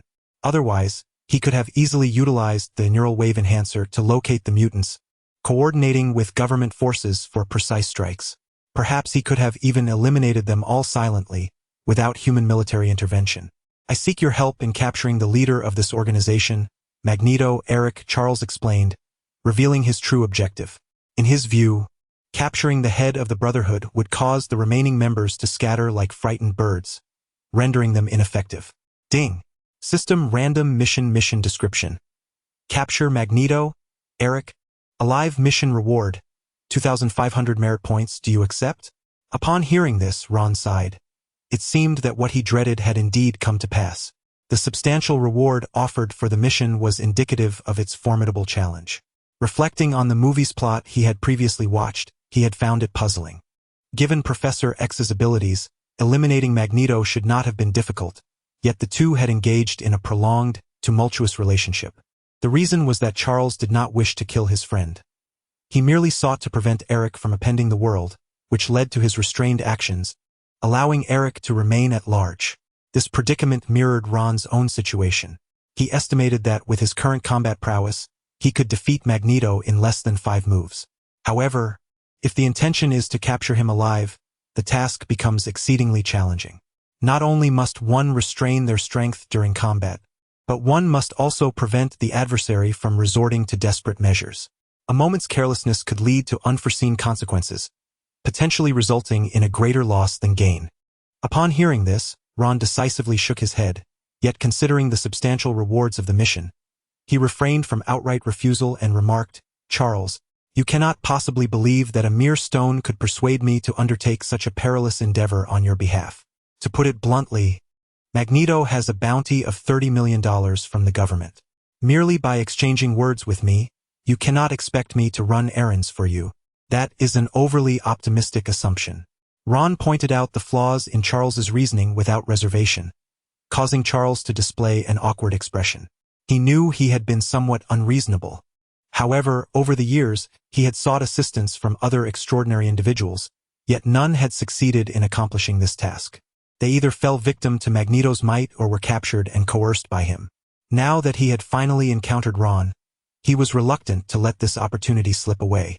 After a moment of contemplation, Charles recalled the plan he had devised earlier and resolved, "If you assist me in capturing Eric, I shall bestow upon you another significant gift." "Oh?" Ron scrutinized him and replied, "Do elaborate on what this gift entails. I hope it is not yet another worthless stone." Taking a deep breath, Charles suppressed his irritation. "Can we refrain from discussing stones? They are quite valuable, you know. Given that I currently seek your assistance, I shall not argue further. I noticed you seem to be cultivating a connection with the vice mayor. If you aid me in accomplishing this task, I will recommend him for a promotion." "Wait a moment. I am assisting you, and you propose to elevate Eddie as a form of recompense? What sort of exchange is that?" Ron rolled his eyes, perceiving that Charles was somewhat inept at negotiating. "Be patient and allow me to finish," Charles interjected, continuing to present his bargaining chip. This is merely a small act of goodwill. My true gift is this. I can enhance your extraordinary abilities. What did you just say? Ron inquired, astonished. I said I can augment your strength, Charles reiterated emphatically. If I am not mistaken, your power has already ascended to SSS level as of last night. I possess the means to facilitate your further advancement, Professor X declared assertively, confident in the grand gift he had prepared. His decision to treat Ron with respect, rather than adopting an authoritative stance, was not solely due to his dependence on assistance. More importantly, this individual before him was also an extraordinary being of SSS caliber. Truly remarkable. Ron was momentarily taken aback, for even with the system at his disposal, he did not dare guarantee a casual enhancement of his strength. It is essential to understand that the celestial realm transcends to the divine realm. This state is renowned for the unity of spirit and body, the comprehension of the mysteries of the universe, and the mastery of celestial powers. Its formidable strength can be encapsulated in 3 tenets: invulnerability to all spirit, impenetrability to all body, and immortality of all attack. Even Professor X Charles is currently only a half-formed SSS level. Without the aid of instruments, merely possessing the mental fortitude to reach the realm of a pseudo-ascendant while one's physical form lags behind is indeed a formidable challenge. The difficulty of attaining such a state is readily apparent. Thus, what gives him the audacity to assert that he can assist Ron in taking that pivotal step? Yet, Charles exudes unwavering confidence, his tone devoid of any hint of skepticism. Ron, eager to inquire further, finds himself met with a veil of secrecy. If you can assist me in accomplishing this task, I will undoubtedly aid you in this endeavor. However, this merely presents a precious opportunity to enhance one's combat prowess. Whether success follows rests solely upon your own efforts. Professor X sighed, ultimately divulging a fragment of crucial information. Upon hearing this, Ron's expression wavered. If it were indeed as he claimed, a mere favor could lead to a chance for empowerment, which he could reluctantly accept. After all, it pertains to an opportunity related to the divine realm, a serendipitous find.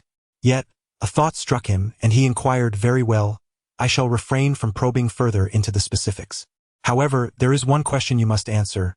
Why do you have the confidence to invest in me, believing that I will not, like Magneto, seek to overturn the human world? Ron found this puzzling. After all, he had nearly eliminated Mystique and Storm just the previous day. How could he still be perceived as so trustworthy in Professor X's eyes? Did his visage betray a semblance of a good person? He initially assumed this question would be difficult to address, yet Professor X smiled and replied, in fact, before coming here today, I had already met with the Ancient One, who assured me that you would not engage in such actions. What did you say? Chapter 50. The stubborn Tony Stark. After a brief moment, Ron accepted the task and agreed to assist in capturing Magneto. Charles beamed with joy. Having received the desired response, he led his companions out of the hospital, reminding Ron to prepare himself. Given that Magneto possessed a psychic blocking helmet, locating him would prove quite challenging. However, Charles was confident that within a week to a fortnight, he would uncover a lead, heralding an imminent confrontation. As for the words of the Ancient One, Charles could offer no explanation, for she had merely stated that Ron's character was trustworthy. Ron, Eric's fate rests on your shoulders. Long after Professor X departed, Ron remained sprawled on the sofa, lost in contemplation. The mere thought of the Ancient One filled him with a sense of melancholy. Why? Before his growth, he had gone to great lengths to journey to the Himalayas in search of the temple, yearning to learn from the Ancient One. Yet upon reaching the summit, there was no sign of the magical sanctuary, nor even a soul in sight. Now, he understood that the Ancient One had sensed his approach all along but chose to remain hidden. What secrets lay beneath this? Ron murmured to himself, ultimately letting out a resigned sigh. Pondering was futile, much like the outstretched finger of a certain doctor facing imminent demise. Those who called themselves prophets relished in shrouding their words in mystery and riddles. Meanwhile, Eddie, who had just spent an enjoyable afternoon conversing with Hank, was filled with immense joy. Mr. Ron, thank you for your assistance. Thanks to Ron, he had gained access to Professor X.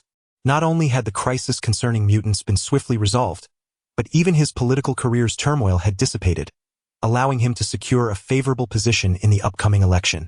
At this moment, as Eddie looked towards Ron once more, the previous resistance in his gaze had vanished. Instead, he displayed a sense of eagerness, anticipating the opportunity to lean on Ron, a towering figure to ascend to greatness. Just as he was about to express his loyalty, the door to the hospital room was knocked upon once more. In the next instant, a man wearing brown sunglasses entered, carrying a bouquet of flowers. "Wow, you look quite well," Eddie remarked, his lips curling in discontent upon recognizing the visitor. "I thought it was someone important, but it's merely the illustrious CEO of Stark Industries, Tony Stark. Now that I'm on the verge of discharge, you finally have time to check on a mere nobody like me? You've misjudged that. I'm here for a hospital inspection, and visiting you was merely incidental," Tony Stark retorted, placing the bouquet in a vase. He then approached the sofa and smiled at Ron. "So, you must be Dr. Ron? Keaton has been singing your praises for quite some time." "Oh, what did the director say about me?" Ron inquired, smiling, his composed response momentarily catching Tony off guard. He did not display the nervousness typically characteristic of an employee meeting a superior. In an instant, Tony reacted, moving to the sofa and sitting down with a smile. "He mentioned that your medical skills are remarkable and suggested I consult you. If one were to rank the individuals Ron most desired to meet upon arriving in this world, the Invisible Woman from the Fantastic Four would undoubtedly hold the top position. As for Tony Stark, this fellow frequently dominated newspaper headlines and tabloid covers, devoid of any sense of mystery. Yet, despite this, upon witnessing him in person, Ron couldn't help but let out a quiet sound of admiration. This was primarily due to the stark contrast between the Tony he saw and the paparazzi's photos. With his brown sunglasses, scruffy beard, short black hair, tailored black suit, and a wine-red shirt underneath, the reality was tenfold more flamboyant than the images portrayed. "You're indeed fortunate, Tony," Eddie chuckled, settling beside him, observing the banter between Tony and Ron, which suggested a familiarity. "Dr. Ron's expertise in traditional Chinese medicine is truly remarkable. He could certainly examine you." "Traditional Chinese medicine?" Tony replied, momentarily taken aback, tilting his head slightly to look at Ron. "I've heard of it. It's an ancient practice from the East, mastered by very few. Can you truly perform it?" Tony's skepticism was not without merit. Although Ron bore an Eastern visage, it did not inherently imply proficiency in traditional Chinese medicine. Much like Tony's striking looks and wealth, he remained unmarried. "Dr. Ron, please do examine him. We wouldn't want him to contract some dreadful ailment," Eddie interjected gleefully, feigning disdain, as if eager to witness Tony's embarrassment. However, Ron remained silent, directing a probing gaze toward Tony. This matter required the patient's consent, after all. To everyone's surprise, Tony readily nodded in agreement. "Humph, even with exceptional medical skills, without a stethoscope around your neck, what can you possibly discern?" If Ron could read Tony's thoughts, he would surely chuckle. The profundity of traditional Chinese medicine encompasses much more than mere surface understanding. Having obtained the patient's consent, Ron wasted no time, focusing intently on Tony. In an instant, astonishment surged within Tony's heart. He felt the gaze of this young man before him, strikingly bright and profound, akin to stars in the night sky, shimmering with wisdom and insight. It was not merely observation. It was as if he could penetrate the very depths of one's soul and physique, unraveling the mysteries within. Meanwhile, as Ron utilized the technique of observation, he immediately discerned something unusual. Tony's complexion was flushed, his skin coarse, and his eye sockets dark, indicative of potential kidney deficiency. The tone of his voice was low, resonant yet lacking strength, resembling symptoms of kidney deficiency. More importantly, even from a distance, Ron detected the scent of feminine perfume lingering about him. There were at least 4 or 5 distinct fragrances, suggesting he had quite the night. Next came the inquiry. "Mr. Tony, have you recently experienced a sense of weakness in your lower back and knees, accompanied by nighttime thirst and irritability, and at times insomnia?" Tony was taken aback, pondering in disbelief. What is this nonsense? Has he conducted a prior investigation into my condition? Yet, despite the revelation of his ailments, he adamantly denied it. Nonsense. I am in excellent health, sleeping soundly until dawn. After uttering this, He adjusted his collar and met Eddie's gaze, which was a blend of amusement and skepticism. Typically assertive, he now felt a twinge of insecurity, strategically lowering his head to sip his coffee. Ron extended his hand and said, "Mr. Tony, may I take your pulse?" Tony Stark harbors an unusual quirk. He dislikes when others offer him items, a fact known to only a handful. However, there is another widely acknowledged truth. This notorious playboy absolutely despises being touched by men.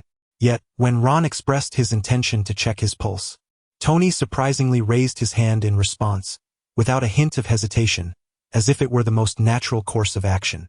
Eddie, seated nearby, burst into laughter. As Ron shifted through various positions to examine the CUN and both sides of the Chi pulse, synthesizing the 4 diagnostic methods, he ultimately arrived at a conclusion. As the saying goes, the pulse is the precursor of vital energy and blood, the conduit of blood, and the essence of breath. If Tony's body were a highway, then his vital energy and blood would resemble a sluggish little car. Although it is frequently maintained and repaired, it often encounters various issues.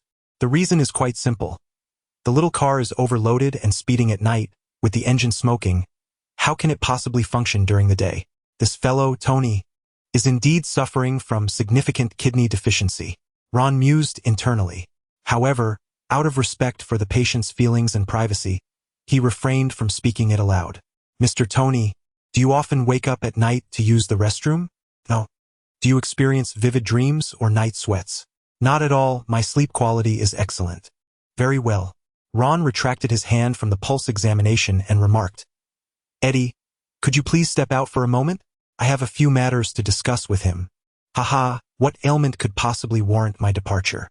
Although he said this, Eddie promptly rose, leaving a bewildered Tony behind. Observing this, Ron chuckled and said, "It's nothing serious, just a bit stubborn." Chapter 51. Tony, the physician par excellence Eddie, upon hearing the diagnostic conclusion, chuckled in disbelief, shook his head, and exited the ward, intending to engage John in a discussion regarding Ron's strategies. In the expansive hospital room, Tony Stark fidgeted restlessly. Unaware of Ron's findings, he felt a twinge of hesitation as he pondered the enigmatic aspects of traditional Chinese medicine. Could it be that he could identify the hidden ailments within me without the aid of diagnostic instruments? Nevertheless, Tony maintained an air of nonchalance and feigned indifference as he remarked, "Dr. Ron, have you uncovered something?" "Indeed, but fret not. It is merely a minor issue." Ron replied with a smile. "It appears you are experiencing some kidney deficiency." "Kidney deficiency?" Tony responded, somewhat perplexed, feeling no sense of embarrassment, for he did not grasp the true connotation of the term. In the Western context, the phrase translates literally to mean weakened or injured kidneys. Tony shook his head, subtly diminishing his regard for Ron's medical prowess. It seemed he was not as extraordinary as Dean Keaton had suggested. With this thought in mind, he declared, "Dr. Ron, you may be unaware, but I recently underwent a physical examination, and my kidney function is perfectly healthy, not deficient in the slightest." Having uttered this, Tony prepared to depart, unwilling to squander further time with what he deemed a charlatan. Little did he know that, in traditional Chinese medicine, kidney deficiency does not signify an organic affliction of the kidneys, but rather a systemic dysfunction stemming from weakened renal vitality. From a Western perspective, kidney deficiency is, in essence, a functional disorder, succinctly described as a diminished reproductive capacity. Ha! Tony nearly spewed his coffee upon hearing Ron's explanation of his condition. Hastily wiping his mouth and swallowing the beverage, he stood in indignation, ready to leave, muttering a mere 2 words in critique: "Charlatan." However, Ron's expression remained unperturbed. He even nodded in acknowledgement. It was not an admission of inadequacy in his medical skills, but rather an understanding that Tony's reaction was a typical response for a man confronted with a diagnosis of kidney deficiency. Without further ado, Ron stated, "Though you may be experiencing kidney deficiency, I can provide treatment." Upon hearing this, Tony immediately reclaimed his seat on the sofa. The 2 men engaged in a silent standoff, with Tony, his bloodshot eyes betraying his late-night endeavors, fixating intently on Ron. After a few moments of awkward silence, he finally broke the ice, saying, "Dr. Ron, you truly are a master physician. So, how does one go about treating this? Cough cough. Kidney deficiency. Do not misunderstand. It is not I who suffers from it, but rather a friend of mine who fits your diagnosis perfectly. Ron, amused by the shift in Tony's demeanor, chose not to expose the inconsistencies in his words. Instead, he picked up a pen and paper from the table, drafting a prescription while advising Tony, or rather, his friend, to take better care of his health. Refrain from indulging in harmful substances. They benefit neither body nor soul. Observing his demeanor, it was evident that he had yet to don the mantle of Iron Man, as his chest bore no sign of a reactor. The thought crossed Ron's mind that should he fail to wield the hammer to forge iron, it would indeed be a source of great amusement. With a flourish of his pen, he swiftly inscribed a prescription, confident that the materials necessary to treat kidney deficiency need not be procured through the system. Rare ingredients like tiger bone and ginseng, while precious, could be acquired with sufficient funds. Upon hearing the diagnosis and treatment plan, Tony's admiration for Ron deepened. Though he was unfamiliar with the principles of traditional Chinese medicine, he marveled at how, within mere minutes of their encounter, Ron had discerned his physical condition and lifestyle habits, even the nocturnal necessity of visiting the restroom. To Tony, it felt akin to psychological analysis, where one's mental state, physical health, and overall demeanor could be assessed for medical evaluation. Individuals possessing such multifaceted skills were often of exceptionally high intellect. Moreover, Ron's meticulous calculations and profound medical knowledge, coupled with his understanding of human nature, were impressive. He had tactfully sent Eddie away, for otherwise, Tony would never admit to his own kidney deficiency. Of course, he was not about to acknowledge it now, merely inquiring on behalf of a friend. What a talent! Tony couldn't help but feel a surge of enthusiasm, contemplating the prospect of having Ron at his disposal. However, confining such talent to the drudgery of hospital shifts seemed a disservice. With that in mind, Tony discreetly tucked away the prescription for kidney deficiency. Ron, if I may address you as such, our hospital boasts a team of medical consultants, and I would like to extend an invitation for you to join us, Tony declared with confidence. For a young man just embarking on his career to garner the attention and request of the CEO of Stark Industries was indeed a cause for gratitude, reminiscent of a certain spider-themed individual.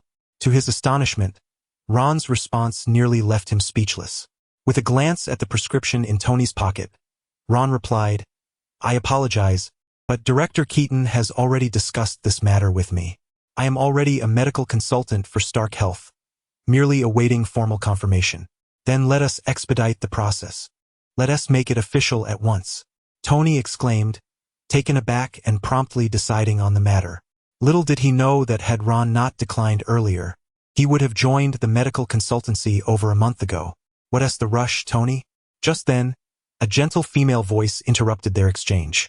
Both men looked up to see two figures entering the room. Ah, it's them, Ron exclaimed, rising to his feet. The newcomers were none other than the long-absent head of the neurology department, the strikingly beautiful Helen Zhao, and Tony's trusty bodyguard and driver, Happy. Helen, with her elegant stature, had her long hair neatly tied up, her features embodying the quintessential standards of Asian beauty, with a delicate oval face and expressive eyes. In contrast, Happy, the burly figure behind her, exuded a robust presence. Tony, I've retrieved the documents. We are ready to depart, she announced. Happy, tall and statuesque, approached Tony, presenting a stack of documents while Zhao Hailuan did the same. However, before handing over her own pile, she cast a curious glance at the newcomer, Ron. A fresh face indeed. How had she not encountered him before? It was only when she glanced at the nameplate adorning Ron's chest that realization dawned upon her. She promptly extended her petite hand, a radiant smile gracing her lips, and said, You are, Dr. Ron. I am Zhao Hailuan, the head of our department. I have read your 2 papers, and your research on the evolution of life left a profound impression on me. Initially, during a business trip, Zhao Hailuan had been incensed upon hearing that an outsider had been surreptitiously introduced into her department. However, upon reviewing Ron's credentials and publications, her indignation swiftly transformed into delight. It felt as though fortune had smiled upon her. Ron chuckled in response, and after a cordial handshake, he remarked, Those were merely scribbles from my school days. I never anticipated anyone would actually read them. Ah, Dr. Ron, your humility is commendable. To be chosen as a Prot.G by Professor House is no small feat. You are certainly no ordinary individual. The initial encounter between Ron and Zhao Hailuan unfolded amidst enthusiastic dialogue, a scene that evoked a sense of melancholy in Tony. This fellow, he hadn't even shifted in his seat when I entered. With that thought, he interjected, interrupting their conversation. Hailuan, what was the document you intended to give me earlier? Caught off guard by the abrupt interruption, Zhao Hailuan offered her apologies to Ron before glancing at Tony and retorted, I was just saying, the absurd task you assigned me a few days ago. This individual is perfectly healthy, which has led me to waste so much time on this business trip. Tony, taken aback, received the documents, flipping through a couple of pages before shutting them and tossing them onto the table. What do you mean I assigned you this? This was the decision of the hospital committee. And as for your assertion that General Snow is unwell, what is the story behind that? Chapter 52. Accompanying Tony Stark on a medical visit, how could someone who has been unconscious for over a month not be ill? Tony's words hung in the air, met with a look of helplessness from Helen Zhao. General Snow, the newly appointed head of logistics for the United States Air Force, was also a major client of Stark Industries. Several months prior, with the assistance of Colonel Rhodes, Tony had engaged in discussions with him, culminating in a procurement contract worth hundreds of millions. Should this transaction proceed flawlessly, the profits would be substantial enough for Tony to celebrate with champagne. After all, in this extraordinary land, a single package of screws from the military logistics could fetch as much as $90,000, while goat beef from the mess hall was procured at several million. Tony had initially believed this deal was as good as sealed, but fate had other plans.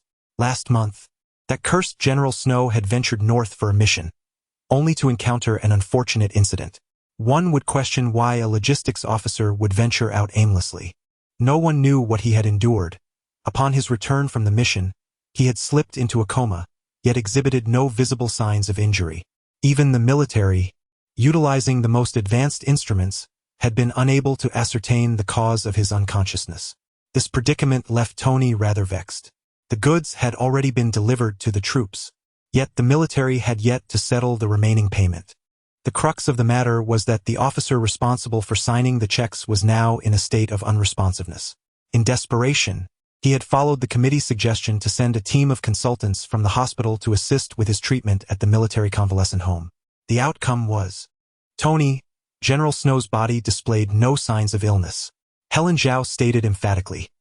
There were no external injuries, no organ dysfunction, and the nervous system showed no signs of damage.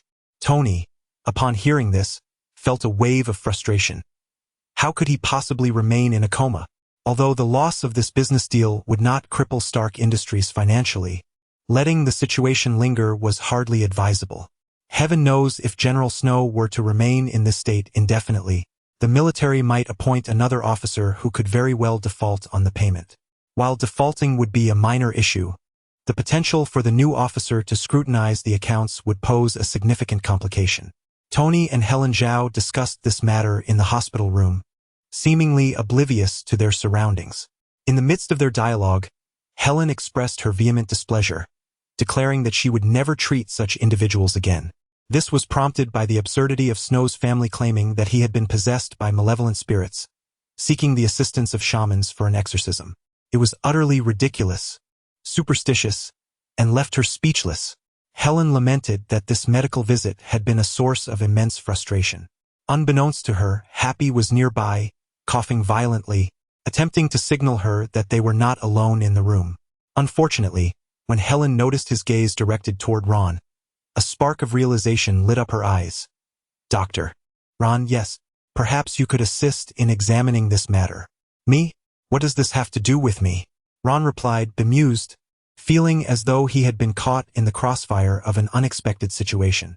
Initially, he declined to join the advisory team, merely lending his name due to the frequent need for medical consultations. At that moment, Zhao Hailuan turned to Tony and introduced Ron, stating, Doctor. Ron excels in addressing perplexing ailments within the realm of life sciences. Moreover, you may be unaware that Dr. Ron possesses a remarkable medical technique from the Eastern continent, which might offer you unexpected surprises. Following her remarks, Tony's expression darkened. He was acutely aware of Ron's proficiency in traditional Chinese medicine, not only knowing of it but also having experienced it firsthand. With this thought, he discreetly touched his pocket to ensure that the prescription for his kidney deficiency did not inadvertently fall out for others to see. However, to onlookers, Tony's expression and actions appeared as a manifestation of distrust towards Ron. Zhao Hailuan furrowed her brow and scanned the surroundings before saying, "Oh, where has the deputy mayor gone?" He could attest to Ron's medical skills. "What do you mean by that?" Tony inquired, perplexed. "I just checked the hospitalization records from the recent business trip.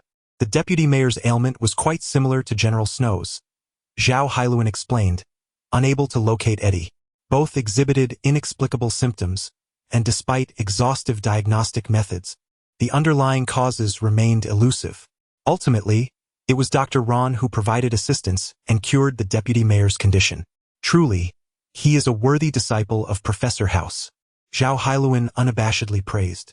She had recently reviewed Eddie Mora's medical history and grasped its intricacies. Witnessing Ron's exceptional medical prowess, coupled with the esteemed reputation of his mentor, she had already begun to regard him as a miraculous healer. Feeling somewhat helpless, Ron remarked, "Dr. Zhao, I am not as extraordinary as you portray. Do not be so modest. While Western medicine may require clinical trials, your expertise in traditional Chinese medicine will undoubtedly astonish Tony," Zhao Hailuan replied, smiling. She then turned to Tony, saying, "Since you are skeptical, let Dr. Ron examine you." Observing, listening, inquiring, and palpating the pulse. These 4 steps will surely reveal any hidden concerns within you. Her words startled Tony, who quickly rejected the notion, fearing public embarrassment should his kidney deficiency be exposed. "There is no need for such complications. Can I not trust the person you recommended?" Tony said as he began to gather his documents, signaling happy to depart. "Let us proceed this way, Ron. I will see you tomorrow morning, and we shall head out to examine General Snow." After uttering this, he hurriedly left without awaiting Ron's consent. This abruptness left Zhao Hailuan puzzled. It had been quite some time since she had witnessed Tony in such a frenzied state. In the next moment, with a questioning gaze directed at Ron, she speculated, "Have you already examined Tony? This matter pertains to patient confidentiality and cannot be disclosed." Ron replied with a smile, shaking his head. "You truly are an astute woman, deducing the reason for Tony's hasty retreat merely from the nuances of our conversation." As he spoke, he picked up the box containing the 014 ore and appeared ready to depart. The reason for his imminent exit was the familiar sound of footsteps echoing from the entrance. It was Eddie, returning to the ward after his recent meeting with John. "Dr. Zhao, you've arrived," Eddie greeted as he entered, subtly nodding towards Ron. Upon observing this exchange, Ron understood that the matter had been settled. Thus, he refrained from lingering, offered a brief farewell to both men, and turned to leave the ward. "Your Excellency, how has your recovery progressed?" he inquired softly, gently closing the door behind him as the sounds within gradually faded away.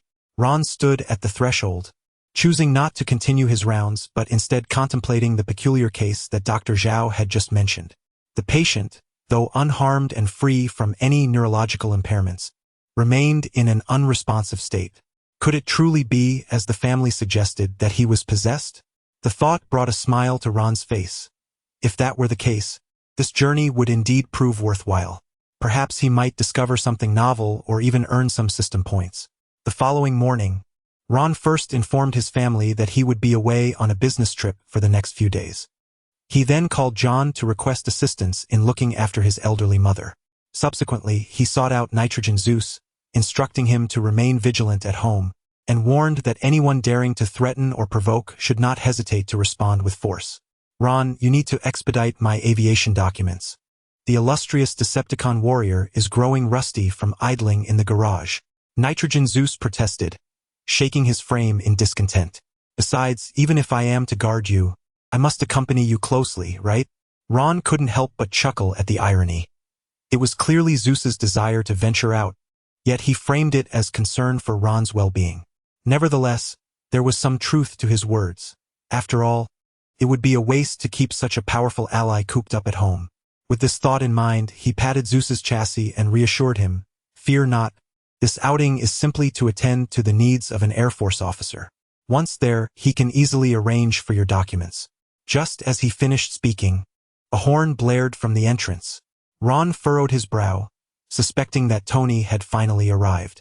This guy is truly unreliable. How could he be so late? Chapter 53. John Constantine Tony Stark's spirits were exceptionally high at present. The reason for his elation was that, upon returning home last night, he had instructed Pepper to prepare a medicinal concoction according to a specific recipe, which surprisingly proved effective. Not only did he enjoy a restorative slumber until dawn, but upon awakening, he discovered that little Tony had risen even earlier than himself. It had been quite some time since such an occurrence had transpired. More importantly, Ron's treatment regimen placed no restrictions on his alcohol consumption. As long as he indulged in moderation, with no more than 5 ounces daily, it remained within acceptable limits. For instance, at that moment, as Ron settled into the vehicle, he observed Tony savoring a glass of wine with great deliberation. "Ron, care for a drink? It's invigorating in the morning," Tony proclaimed. He gestured with his right hand, a ginseng root steeped in amber liquid bobbing within the bottle. Ron sighed in resignation and replied, "When you say morning, do you mean the 34 minutes remaining until noon? Traffic has its way, doesn't it, Happy?" Tony quipped, his expression unwavering. Happy, seated in the driver's seat, merely nodded, accustomed to such banter. Due to the considerable distance to their destination, located in Burrell City, North Carolina, on the eastern coast of the United States, 3 states away from New York, the trio had only been traveling for a little over 10 minutes before arriving at a suburban airport to change their mode of transport. A private jet had been awaiting their arrival for quite some time. "Ron, here are General Snow's messages and medical records for your review," Tony said, reclining comfortably once the aircraft was airborne, as he handed Ron a file. "What do you discern from the documents?" In truth, Tony merely wished for Ron to familiarize himself with the patient's condition, harboring no particular expectations, especially considering that the consulting team dispatched days prior had failed to identify any ailment despite their extensive examinations.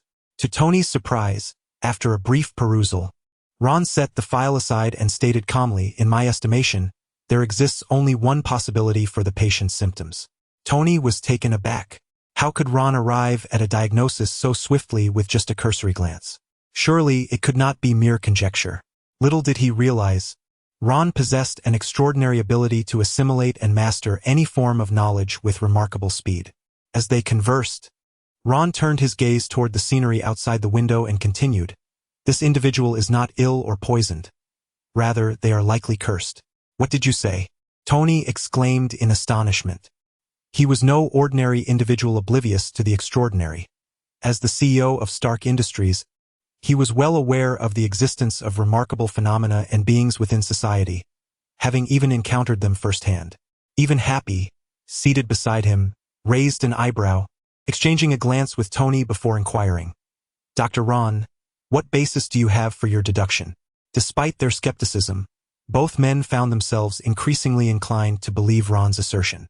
After all, how could one explain a person inexplicably unconscious for over a month, with no discernible medical condition? With a gentle smile, Ron listened without delving into the complexities of the matter.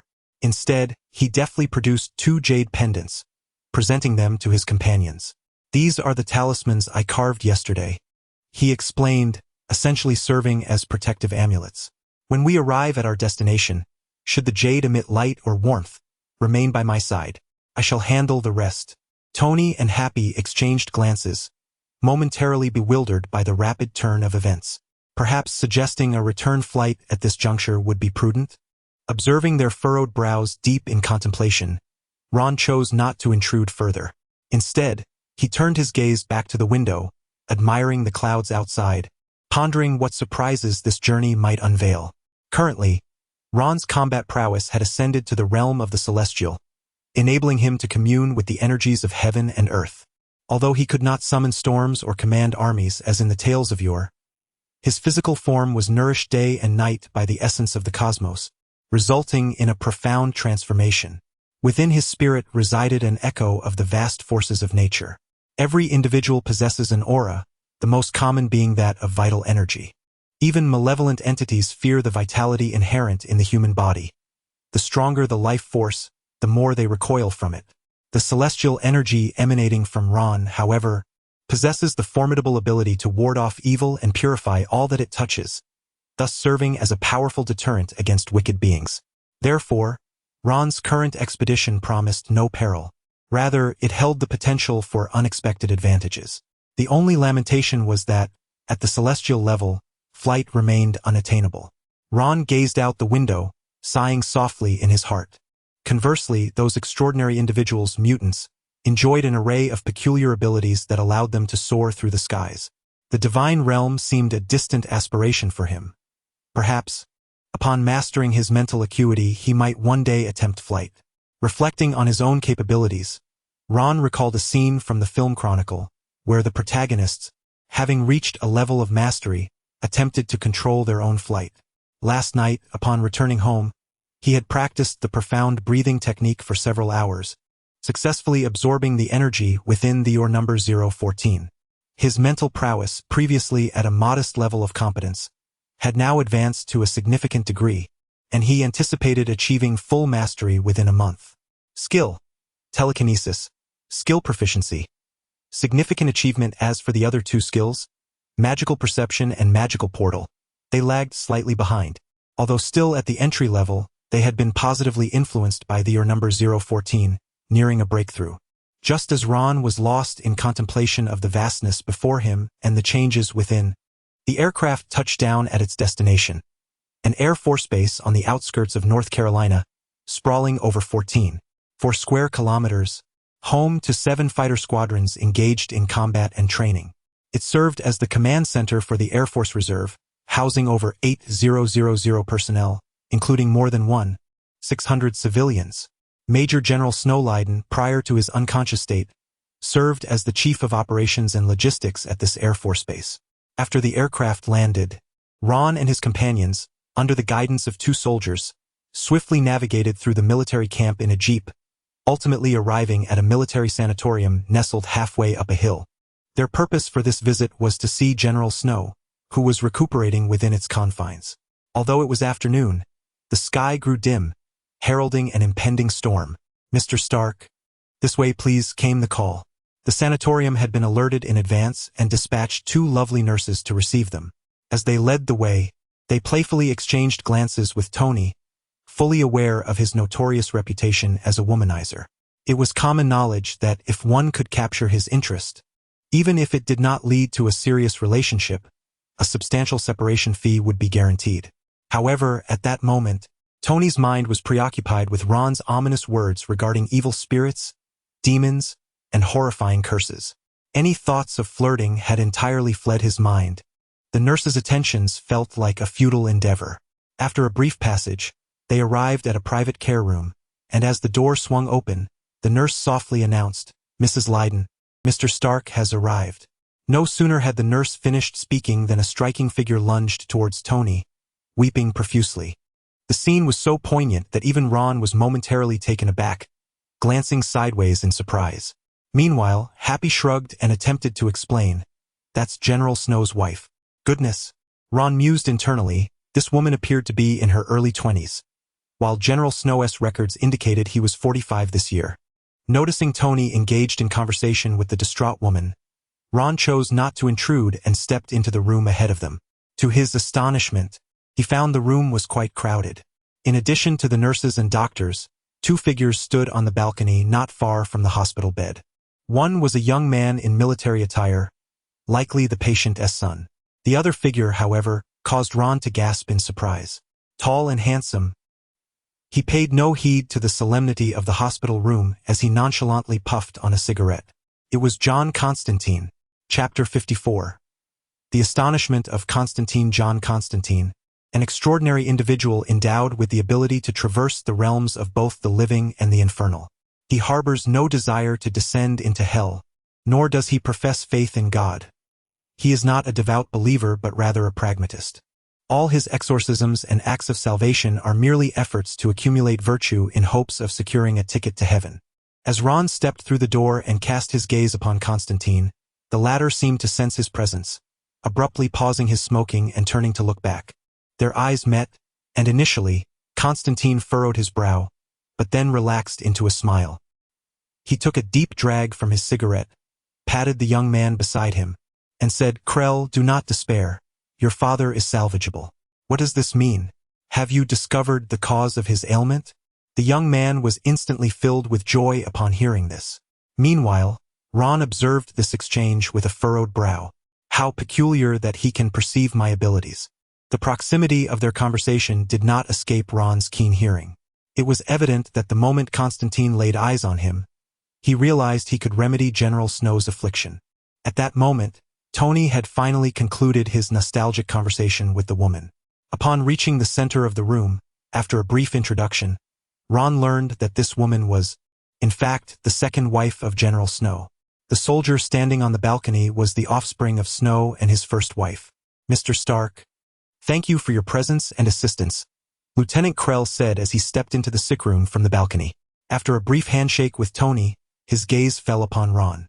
Before he could speak, Constantine interjected, "Had I known you would be here, I needn't have rushed from Los Angeles." With that, he extended his hand with a smile, introducing himself as John Constantine. One does not rebuff a friendly gesture. Even Ron, despite his pride, could not decline the kindness. Yet, he found it somewhat puzzling that Constantine appeared far less arrogant and domineering than depicted in films. "Ron Kent," Ron replied, extending his hand for a brief handshake, channeling his inner energy through his palm into Constantine's body. Indeed, it was mid-stage lung cancer, not yet at the terminal stage portrayed in the movies. He likely remained unaware of the severity of his condition, hence lacking any feelings of despair or fearlessness. Ron's energy was withdrawn before Constantine could fully respond, having examined his body. However, their greeting left bystanders somewhat bewildered. The former disregarded the capitalist tycoon before him, engaging amicably with his aide, while the latter had ignored the presence of the privileged lieutenant and the attractive housekeeper since his arrival, not even offering a greeting. It seemed as though he awaited Tony to facilitate introductions, as if he were the one in command. Only Tony, discerning the significance behind Constantine's address of Ron as Your Excellency, gleaned some insight from the exchange. "Boss, the items have been located. It is time for us to take action." "Oh," as the atmosphere within the room descended into an eerie silence, a cheerful voice suddenly pierced through. A young man adorned with a beret was cautiously maneuvering a mirror into the ward. However, upon lifting his gaze and noticing the unexpected presence of so many people, he froze in place. This was Chaz Kramer, assistant and apprentice to Constantine, youthful, brimming with enthusiasm and curiosity, and harboring the utmost admiration for Constantine. "Chaz, no need to fuss. We shan't intervene today," Constantine remarked with a calm demeanor, displaying no trace of anger at having his task usurped. In truth, the moment Ron had entered the ward, he had sensed that today's events did not concern him.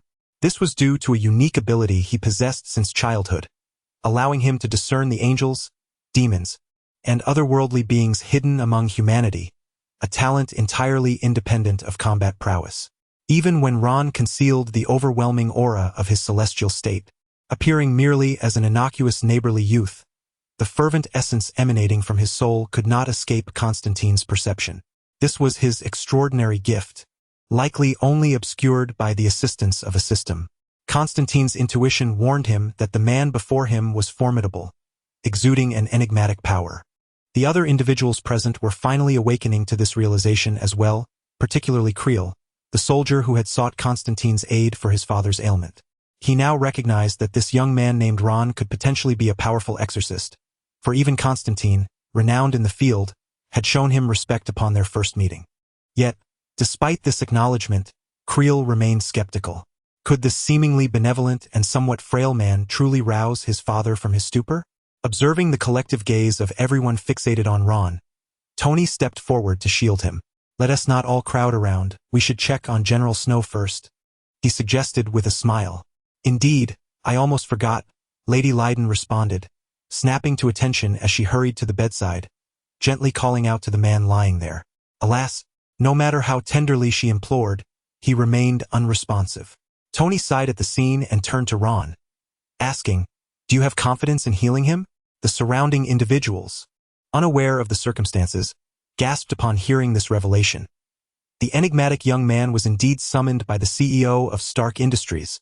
Ron nodded, his demeanor serene as he stated, "Please let those uninvolved step outside." In truth, from the moment he entered and surveyed the surroundings, he had already perceived General Snow lying in bed. Unlike the ordinary eye, Ron saw beyond mere appearances. The pallid visage of Snow was not simply a sign of unconsciousness. A dark aura enveloped his face, subtly morphing into a skeletal visage, as if akin to a pump siphoning life force from Snow's mouth and nostrils in an unending stream. In just a few days, when the skull fully takes shape, it is likely to herald the demise of General Snow.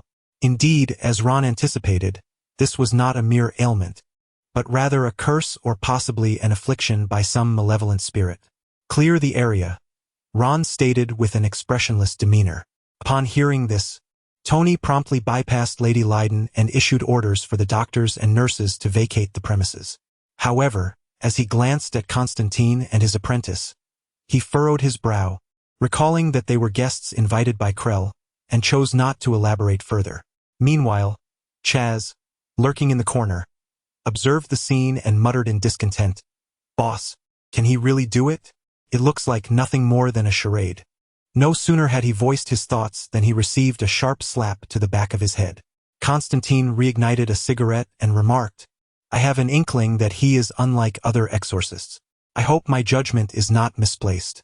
On the other side, as Ron witnessed the crowd parting, he nodded in acknowledgement.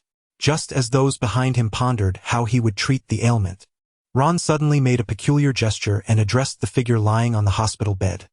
"I do not know who you are, nor what your intentions may be. However, I offer you a chance.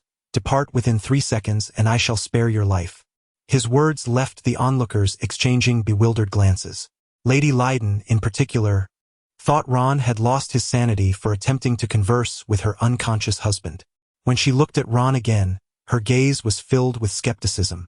Had it not been for Tony's introduction, she would have expelled him long ago. Unbeknownst to them, as Ron's voice faded, the dark mist enveloping General Snow began to swell rapidly, as if sensing an adversary's intrusion. Ultimately, it transformed into a somewhat ethereal skull, hovering menacingly in the air, fixating its gaze on Ron and opening its mouth to emit a silent scream. Ron shook his head at the sight. "You were given an opportunity, yet you chose to squander it." In the next instant, he gently raised his hand. Snap! A sharp sound echoed through the ward. As the crowd stood in perplexity, uncertain of the meaning behind the snap, a thunderous explosion erupted outside on the balcony. In an instant, a bolt of lightning descended from the heavens, striking the balcony with a deafening roar.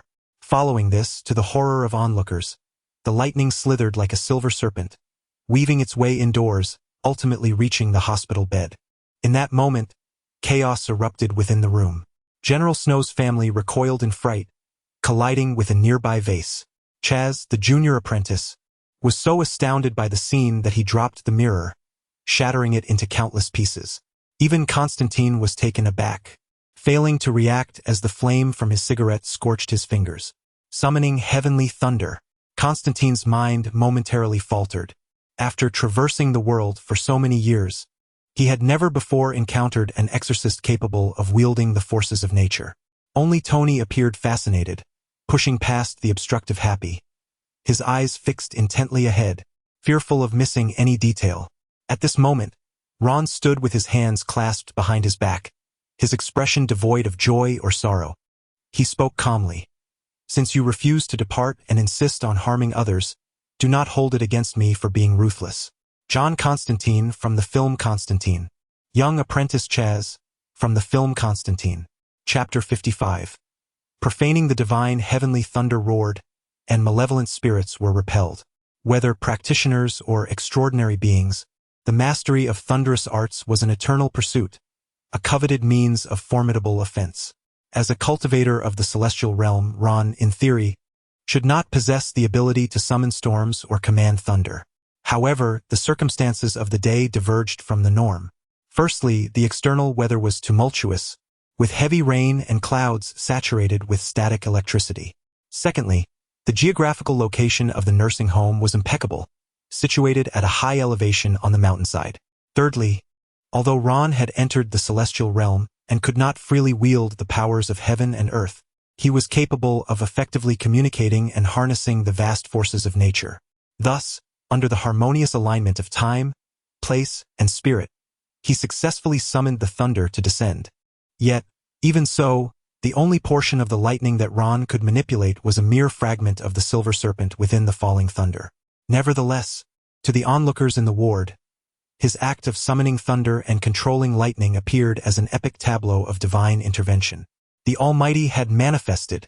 Lady Layden fell to her knees with a thud, her hands clasped in fervent prayer, murmuring, "My merciful Lord, please restore Snow to health."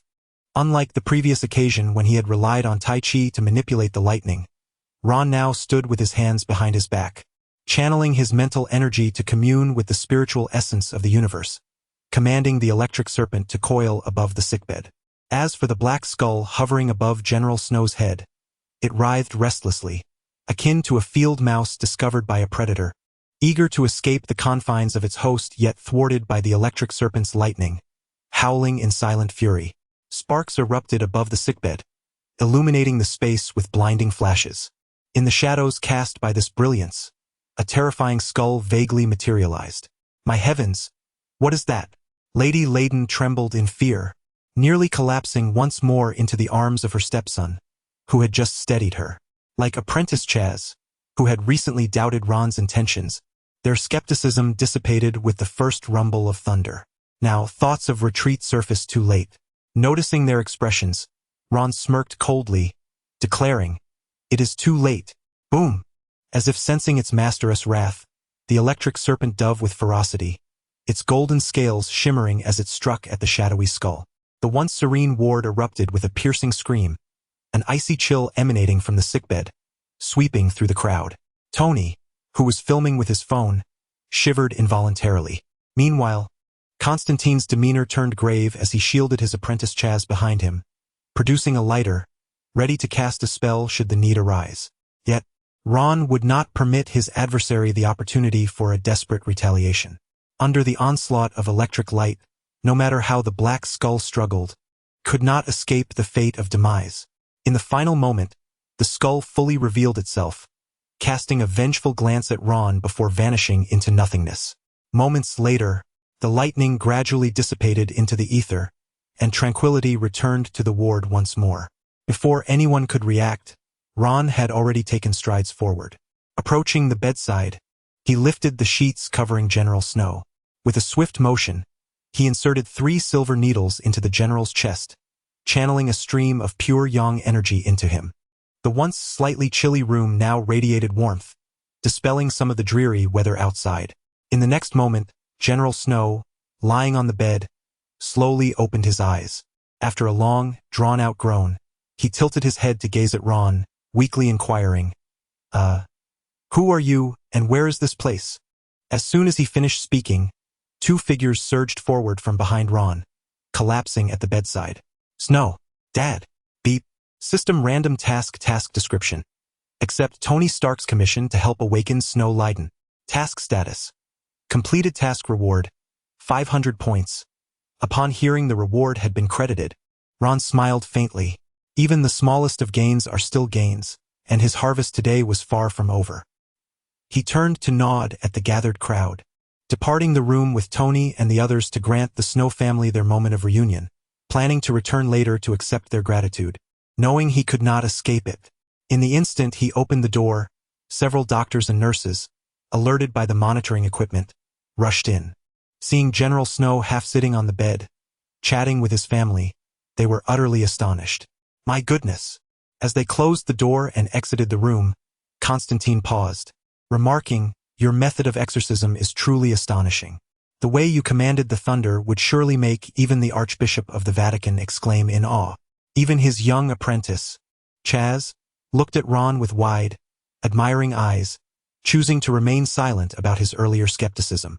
Hearing Constantine's jest, Ron couldn't help but chuckle. It seemed this man, regardless of his health, had little reverence for the divine, jesting about God.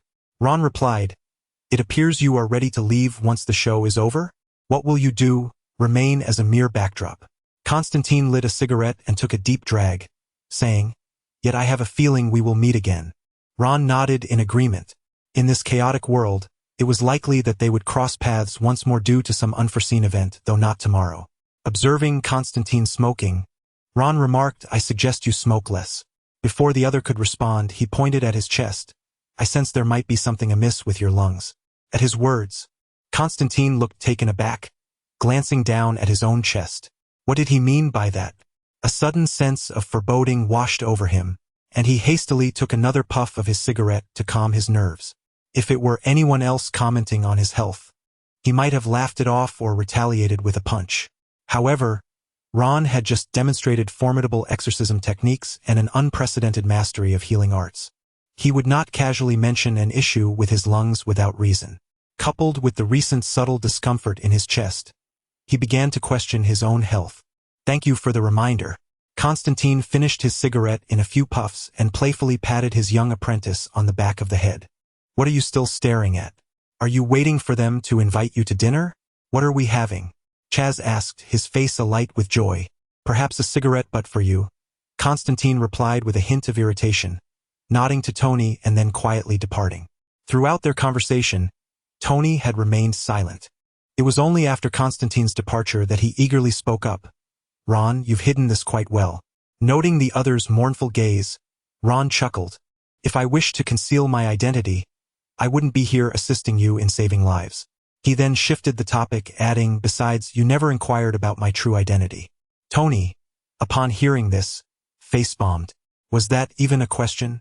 Their initial encounter had been in a hospital, where he naturally assumed Ron was a doctor. After Ron's traditional Chinese diagnosis and treatment, Tony's impression of him had only gained a hint of mystery. It was only moments ago, when Ron summoned thunder to exorcise demons, used silver needles to anchor souls, and awakened the slumbering General Snow, that Tony realized just how little he truly understood about Ron. Reflecting on this, he glanced at Happy, who had been tasked the previous night with investigating the information and documents Ron had provided, yet failed to mention this crucial detail. Negligence.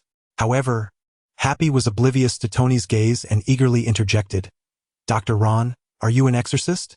"No, I am a practitioner." "A practitioner?" Both Happy and Tony echoed, puzzled. Ron contemplated for a moment before explaining, "In your realm, you would call it a supernatural being.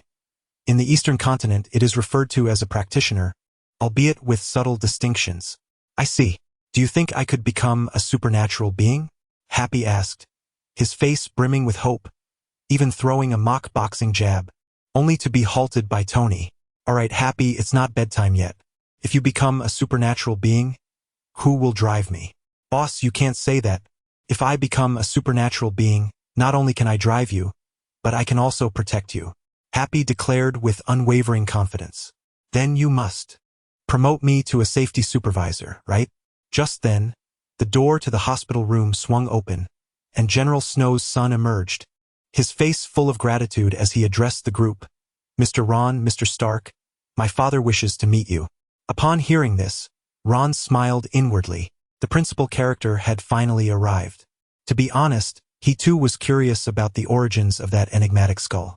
Chapter 56. Avada Kedavra in the hospital room. General Snow noticed Ron and his companions approaching and waved his hand, signaling the doctors and nurses to leave. Even his beautiful wife was persuaded to step outside, leaving only his son, Creel, to stand by and attend to him. "Hey, General Snow, you certainly had a good sleep," Tony jested. "You nearly had us worried sick." Upon hearing this, Snow could only manage a wry smile and replied, "Tony, it has been quite some time since we last met. You still have that sharp tongue." "It has not just been a few days. It has been nearly 2 months," Tony remarked as he chatted, taking a document from Happy and extracting a receipt contract. "Let us not dawdle. Once you sign, we can throw a party to celebrate your recovery. You could use some movement. Lying in bed is bound to make you rusty." His words elicited laughter from those in the room, although Creel, Snow's son, sniffled, his eyes reddening. Heaven knows how he endured during his father's coma. Even his promotion to lieutenant was nearly derailed. Thankfully, Mr. Stark intervened and enlisted Colonel Rhodes' help, allowing him to succeed. Now that his father had finally awakened, a beautiful and bright future once again lay before him. Only you would insist on working right after I wake up. I'd have to throw anyone else out. General Snow chuckled, shaking his head while casting a disapproving glance at his son. How disappointing. Shortly after Ron and the others left the hospital room, Snow had learned from his family about the events that transpired during his unconsciousness. He was aware that Tony chose to stay by his side even during his coma and helped his son with his promotion. Despite various factors at play, Snow felt immense gratitude. After all, even the military had given up on his treatment, leaving him to languish in the sanatorium. With a determined expression, Snow clenched his weak hand and, after a couple of coughs, turned his gaze towards Ron. "You must be Dr. Ron," he said, struggling to sit up, and expressed his gratitude. "Thank you for saving my life." "It was nothing significant. I merely acted upon Tony's request," Ron replied with a smile. "After all, a simple favor is worth doing." Just as he finished speaking, Tony shrugged, yet his eyes conveyed a sense of gratitude towards Ron. At this moment, Ron took a few steps closer to the bedside and began, "General Snow, I have a question I wish to consult with you if you agree. You want to inquire about the events that transpired with me, do you not?" General Snow inhaled deeply and proactively responded. "This is a lengthy tale." Creel, the young man, catching his father's gaze, promptly picked up the remote control and turned off the hospital's surveillance. He then positioned himself at the door as a guard. Seeing Creel's demeanor, everyone else surmised the nature of the forthcoming dialogue. Certainly, it was confidential information. General Snow reclined back on the hospital bed, closed his eyes in contemplation for a moment, and then tremulously began. It was indeed a terrifying experience. 2 months ago, Major General Snow, stationed at an Air Force base in North Carolina, unexpectedly received a secret directive. He was instructed to promptly lead a flight team to the remote Luafu Island, situated off the East Coast, to conduct a reconnaissance mission. Ordinarily, such a trivial matter would not necessitate the personal involvement of General Snow. However, the higher-ups mandated that he, as the operations chief, personally investigate a peculiar incident occurring on the island. Reluctantly, he bid farewell to his beautiful wife in the dead of night and prepared to head to the airport. Luafu Island is merely a small landmass, encompassing a modest area, with only a quaint town housing approximately 500 residents. General Snow initially perceived this insignificant place as unlikely to harbor any matters worth his direct attention. Yet, upon arriving in the airspace above Luafu Island, he was taken aback. The entire island was shrouded in a dense fog, which, remarkably, seemed impervious to the persistent coastal winds. As indicated in the mission briefing, the scene appeared exceedingly bizarre. Even though General Snow was aboard an armed helicopter, he nearly encountered a flight mishap during the descent. What was more terrifying was that, upon their landing, the team was assailed by an unknown entity. With a look of dread in his eyes, General Snow recounted tentacles, monstrous creatures, and the lifeless bodies of the island's inhabitants littering the ground, accompanied by the occasional roars of beasts emanating from the mist. Most chillingly, figures of human semblance emerged from the fog. General Snow paused, elaborating, "I do not refer to the townsfolk, but rather to terrifying silhouettes resembling wizards from cinematic lore, brandishing their staffs." At General Snow's harrowing description, Tony and Happy shuddered in fear. Only Ron furrowed his brow in confusion. Wizards? He recalled hearing Balthazar mention that wizards seemed to possess their own territories, disconnected from human society. After a significant event in the past, they had sealed off the pathways to the human realm, forbidding wizards from transgressing. This isolation had resulted in a proliferation of mutants and extraordinary beings within human society, while wizards remained exceedingly rare. What, then, was the nature of the wizards that General Snow spoke of? Those monsters, seemingly under the wizard's control, were ruthlessly slaughtering the island's residents, as if performing an ominous ritual. General Snow swallowed hard. The recollection of that horrifying scene sent shivers down his spine. The entire town was enveloped in fog, with monstrous roars and human screams ringing in his ears, and the earth stained with dark crimson blood. Even the elite soldiers by General Snow's side were consumed by the mist. In a desperate struggle to relay the intelligence from this cursed place, his 2 most trusted lieutenants made the ultimate sacrifice. They piloted their helicopter through the fog, one circling low to attract the wizard's attention, while the other remained perched on a building to launch an attack. Although they ultimately succeeded in obliterating the wizard with a missile, the counterstrike claimed the lives of both lieutenants before they could escape. Russ, Bueno, and Elon were all valiant. I alone am the coward. Although General Snow was mired in corruption and indulgence, upon witnessing the successive sacrifices of his subordinates on the battlefield, he could not help but shed tears. I am unaware of the wizard's method of attack, but I distinctly heard him utter a spell that resembled Avada Kedavra, and just like that, my finest subordinate fell lifeless in the cockpit. After the demise of that wizard, the surrounding mist began to dissipate, and the creatures hidden within it vanished without a trace. Ultimately, General Snow surveyed the battlefield. In addition to searching for his subordinates' dog tags, he discovered an object resembling a flashlight or lighter at the spot where the wizard had perished. The moment his hand made contact with the flashlight, he felt an unsettling sensation. Shortly after stowing it away in his pocket, he succumbed to unconsciousness. General Snow exhaled deeply. The emotional turmoil was too much for his recently recuperated body to bear. Krell, present the object to Dr. Ron. Snow lifted a cup of water to moisten his lips and weakly called for his son. Upon hearing this, the young man hurried to join the others, retrieving a suitcase from beneath the bed and opening it. Fortunately, the object he found appeared unremarkable. It resembled a portable tool, which led the military personnel to mistakenly believe it was General Snow's personal item and not confiscate it. Dr. Ron, look. Krell, wrapping it in cloth, took out a small, exquisite object from the suitcase. The moment Ron grasped it, he was filled with astonishment, for the system had already identified the item. Ding! Extraordinary item detected. Light extinguisher. Unique. Item description. A magical artifact that can extinguish nearby lights upon activation. It possesses magical properties for transportation, activation, navigation, and dispelling illusions. The monsters emerging from the mist are inspired by the 2007 sci-fi horror film The Mist. The mist itself is derived from the spell, cloudy mist found in Fantastic Beasts. The Crimes of Grindelwald, while the wizard is a reference to the magic from the Harry Potter films. This explanation serves to intertwine the three cinematic worlds through the mist and incantations. Chapter 57. Advice to Tony Stark the Extinguisher? Ron gazed in astonishment at the intricately crafted device in his hand, resembling a mere lighter. This was a magical artifact created by none other than Albus Dumbledore, the esteemed headmaster of Hogwarts School of Witchcraft and Wizardry. While extinguishing light was its superficial function, its true purpose lay in navigation, enabling one to transcend certain spatial boundaries. The sudden appearance of dark wizards on the island, coupled with the enigmatic evil cult, cast a shadow over Ron's thoughts, leading him to a troubling hypothesis. Perhaps the dark wizards of the magical community sought to break the seal and infiltrate the human realm. Ron tucked the extinguisher close to his heart. Although the system had appraised its recovery value at an astonishing 5,000 points, he chose to forego its sale. This was the first time he had encountered an extraordinary item with the system's designation of unique, meaning it was neither available for purchase nor found in the system marketplace. He decided to take a trip to Diagon Alley later to show it to Balthazar.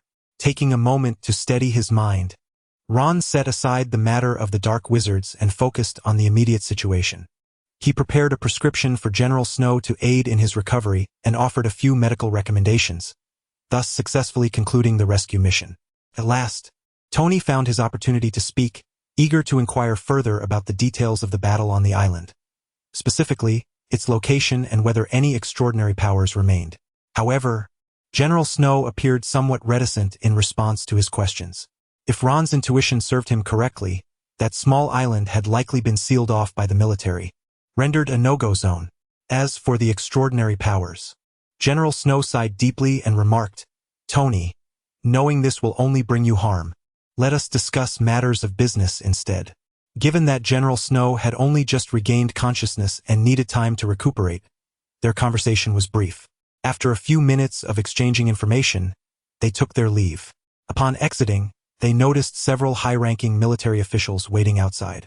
Had it not been for Krell standing guard, these individuals would have barged in to speak with General Snow. On the journey home, Tony unusually refrained from his usual quips, likely due to the shocking news he had just received, leaving him deep in thought. In the past, he had felt invincible, believing that his wealth, power, and status would shield him from danger. Even if he faced peril, he could easily navigate through it. However, witnessing General Snow's predicament prompted Tony to reflect on his own vulnerabilities. If he were to encounter such a situation, would he be able to survive? It was not until the plane was about to land that Tony finally broke his silence, a serious expression gracing his face as he posed a singular question to Ron. How does one become extraordinary? Ron chuckled at this inquiry from the playboy who typically indulged in life's pleasures. Observing the earnest yearning in Tony's eyes, he contemplated for a moment before responding with a touch of humor, providing Tony with an answer. The impoverished rely on mutation, while the affluent depend on technology. As night fell, Ron returned home. After declining Tony's suggestion to enjoy a night out, he made his way to Chinatown. To his surprise, the moment Ron stepped through the door, Balthazar, who had been resting behind the counter, jolted upright. The old man's drowsy gaze suddenly sparkled with intensity as he turned to Ron, or more precisely, to the light dimmer nestled in Ron's pocket. "Ron!" Balthazar exclaimed in a hushed tone, his eyes gleaming with fervor. He sensed the power of dark magic. Not wishing to prolong the moment, Ron promptly withdrew the exquisite magical artifact. Under Balthazar's watchful gaze, he lifted the brim of the dimmer, aimed it at the street lamp outside, and gently pressed the switch. With a soft click, the distant light detached from the lamp, transforming into a luminous orb that floated gracefully through the air before swiftly darting into Ron's hand. At that moment, the tip of the dimmer also glimmered with a faint glow. Indeed, it was a dimmer.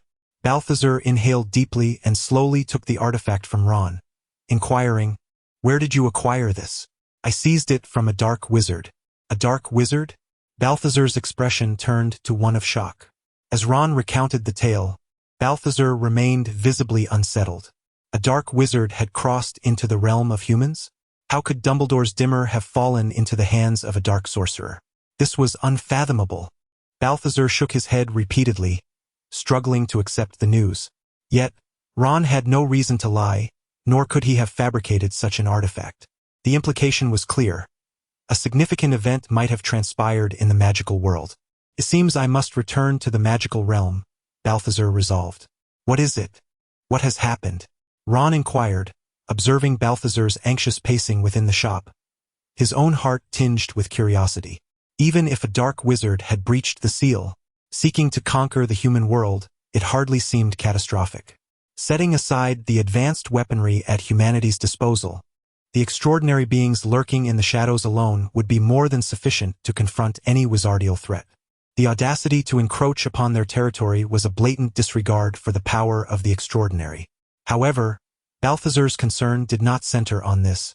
It lay with his dear friend Dumbledore. He feared Dumbledore might have encountered an unfortunate incident, as the presence of his belongings in the possession of a dark wizard was inexplicable. Above all, Balthazar hoped fervently that the dimmer had merely been stolen and that no tragedy had unfolded. Otherwise, the magical world would indeed face a cataclysmic shift. At that moment, Balthazar resolved to return to the magical realm. Should any dire situation arise, he wished to lend his assistance. With this thought, he suddenly raised his gaze to Ron, who wore an expression of perplexity, and said, "I wish to ask you for a favor." "What is it?" Ron replied, furrowing his brow, already harboring a few suspicions. Yet, after a few moments of hesitation, Balthazar spoke. "I suspect an incident has occurred in the magical world. Please help me keep an eye on the shop. If the arrow of fate should come knocking, please convey this message to her." Ron was momentarily taken aback, casting a peculiar glance at Balthazar. In such a dire situation, should he not be soliciting his assistance? Balthazar let out a wry smile. He indeed wished for Ron's support, for additional strength in times like these is always advantageous. Yet, alas, Ron was unable to enter the magical realm. Just days prior, he had learned from the Ancient One that Ron had ascended to the SSS level, achieving a dual elevation of both body and spirit. When Balthazar first heard this news, he was utterly astonished, nearly leaping in disbelief. To him, Ron had always been a junior, possessing only a modicum of combat prowess. He never anticipated that in the blink of an eye, they would stand on equal footing, if not with Ron surpassing him. After all, he was a perfect SSS level with both body and spirit concurrently elevated, and it was merely a matter of time before he broke through to the divine realm. However, at this moment, Balthazar was devoid of any inclination to jest or celebrate this development. Ignoring Ron's strange gaze, he solemnly returned the extinguishing device, his expression grave and filled with concern. "Ron, keep this safe and ensure it never falls into anyone's hands, especially that of a sorcerer." Chapter 58. The Bounty Assassination. Eric. Ron carefully stored the Lumos device. It was only through Balthazar's explanation that he understood its greatest utility, to navigate and breach realms. Many years ago, due to a significant event, the Ministry of Magic and the Wizarding Association ordered all wizards to return to the magical world, sealing the pathways to the Muggle realm. Only a handful of magical imprints remained, akin to passports, granting these individuals the freedom to traverse between worlds. Balthazar was one of them, tasked not only with updating the magical world with the latest intelligence from human society but also with safeguarding the passage. As for Ron, lacking the magical imprint, he was barred from entry. The Lumos device was one of the few remaining tools capable of locating fissures in the magical world seal, enabling wizards to clandestinely cross into human society. Surely, a magical artifact created by Dumbledore could not merely serve as a flashlight. Now, do you comprehend its significance? Balthazar sighed, mentioning that the dark wizard on that small island had indeed exploited the Lumos device to infiltrate human society, even intending to perform a blood ritual to summon an army of dark wizards. Fortunately, the military had inadvertently discovered and eliminated him. Yet, it remained uncertain whether the dark wizard who had used the Lumos device to arrive here was the sole one. Ron fiddled with the device, cautioning Balthazar that he should fear other dark wizards causing havoc in human society during his absence. Rest assured, unless that particular individual escapes from prison, ordinary dark wizards won't stir much trouble. Balthazar waved his hand dismissively, his primary concern now being the safety of his friend. Given the urgency of the situation, he could not afford to elaborate further. After conveying this information about the magical world, he eagerly opened the portal. In an instant, the quiet shop was filled with a booming sound, reminiscent of a train rolling across tracks. The destination of the portal Balthazar opened was the renowned Platform 9 leading to the magical world. Is it really that urgent? Ron furrowed his brow upon witnessing the haste. Balthazar did not respond, merely nodded at him before stepping into the portal and disappearing. Within a mere 5 minutes of their meeting, Ron found himself alone in the room. Letting out a sigh, he realized that Balthazar had truly decided not to include him in the adventure this time. However, it was fortuitous. He had been eager to enhance his combat power and was keen to procure some superior equipment. Perhaps he could indulge himself in Balthazar's collection. Oh, this vase is quite exquisite, reminiscent of antiquity. This sword looks promising.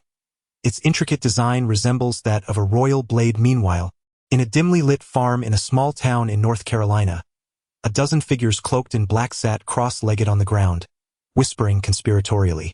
A tall figure seated at the head of the table suddenly rose, bursting into hearty laughter. "I have just received the divine revelation from our leader. That item has been taken away from the army." The surrounding figures, upon hearing this, instantly lifted their heads in joy. "Damn it, the day has finally arrived. If I stay here any longer, I will rust away. We must retrieve it and rectify our mistakes.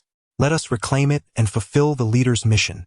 The following morning, Ron completed his medical rounds and resumed his working hours. However, his current workplace had transformed into a lavish office. According to the Human Resources Department, this was a directive issued overnight by the esteemed Tony Stark. Upon entering the office, Ron's gaze was immediately drawn to a crystal nameplate embedded on the desk, which reflected the name and title of the room's occupant under the sunlight. Ron Kent, Healthcare Consultant Expert. Indeed, in a private hospital, my title has risen remarkably.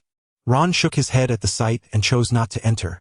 Instead, he closed the door behind him and descended to the patient ward.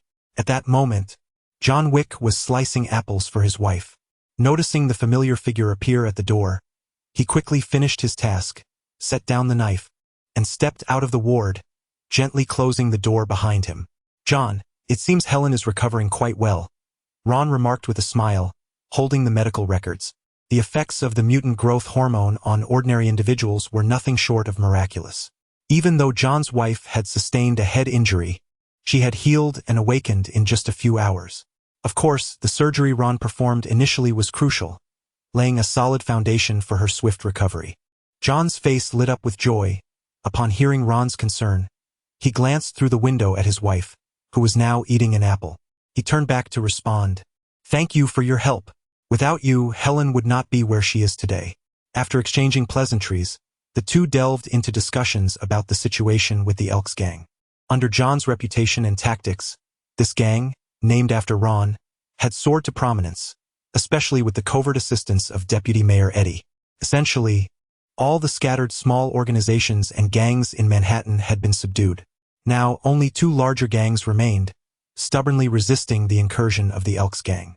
Ron nodded in acknowledgement, saying, "No worries, just let me know if you encounter difficulties." "There are no difficulties," John asserted firmly. If it weren't for his commitment to dining and conversing with his wife at all hours, he would have already led his men to overthrow these two gangs. Seizing the opportunity of their meeting, John then reported on two additional matters. The first was regarding virtual currency. He had partnered with Eddie to register a company on Wall Street, intending to leverage the financial district to promote the virtual currency's reputation. After all, Eddie, prior to entering politics, was a professional trader, adept at such endeavors. As for the second matter, it was rather critical. John paused momentarily before speaking. "In the world of assassins, someone has placed a bounty on your head, albeit under the name Eric." How much is the bounty?" Upon hearing this, Ron chuckled, his expression remaining unchanged, as if he had anticipated such a scenario.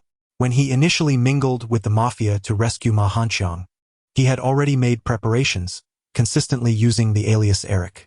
He was also quite vigilant regarding surveillance and the watchful eye of Skynet, leaving virtually no trace behind. However, in the realm of assassins, bounties typically do not come with images, only personal information. Due to a surplus of assassins and a scarcity of contracts, competition is fierce, and success relies solely on one's skill to seize opportunities. Seeing that Ron was unfazed, John finally breathed a sigh of relief and spoke. $2 million. What? Ron immediately expressed his dissatisfaction, questioning why the amount was so meager. However, voicing this concern might surprise John, for according to market standards, a bounty of $2 million is the typical reward for eliminating an S-class target. Ron, a newcomer with no remarkable achievements publicly, securing an S-class bounty right out of the gate was a rarity that hadn't occurred in decades. That being said, the high table still possesses some clout. Ron remarked with a smile. It was no wonder that the target he sought to master was so well concealed yet could be traced by a titan of the assassin world. Even during the bidding process, he was classified as an S-class and offered a considerable sum. Of course, this might merely reflect the employer's generosity. "Eric, I suspect many assassins in New York are on your trail. They know you possess an Eastern appearance, so remain cautious," John advised.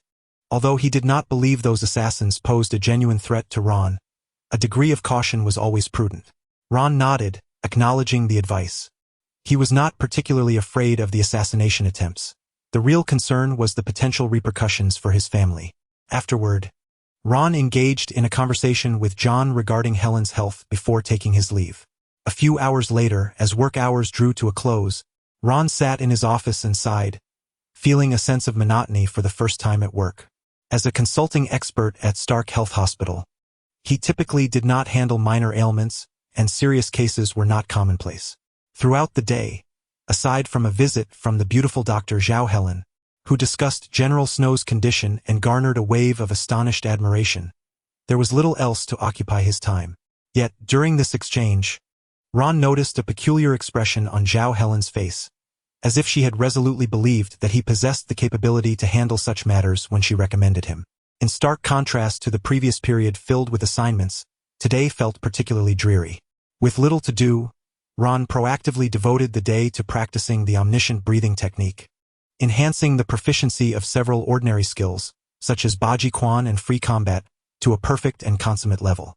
The only regret he harbored was that the indestructible Lotus body remained at the introductory stage, still requiring approximately 20% proficiency to achieve a breakthrough into the minor accomplishment realm.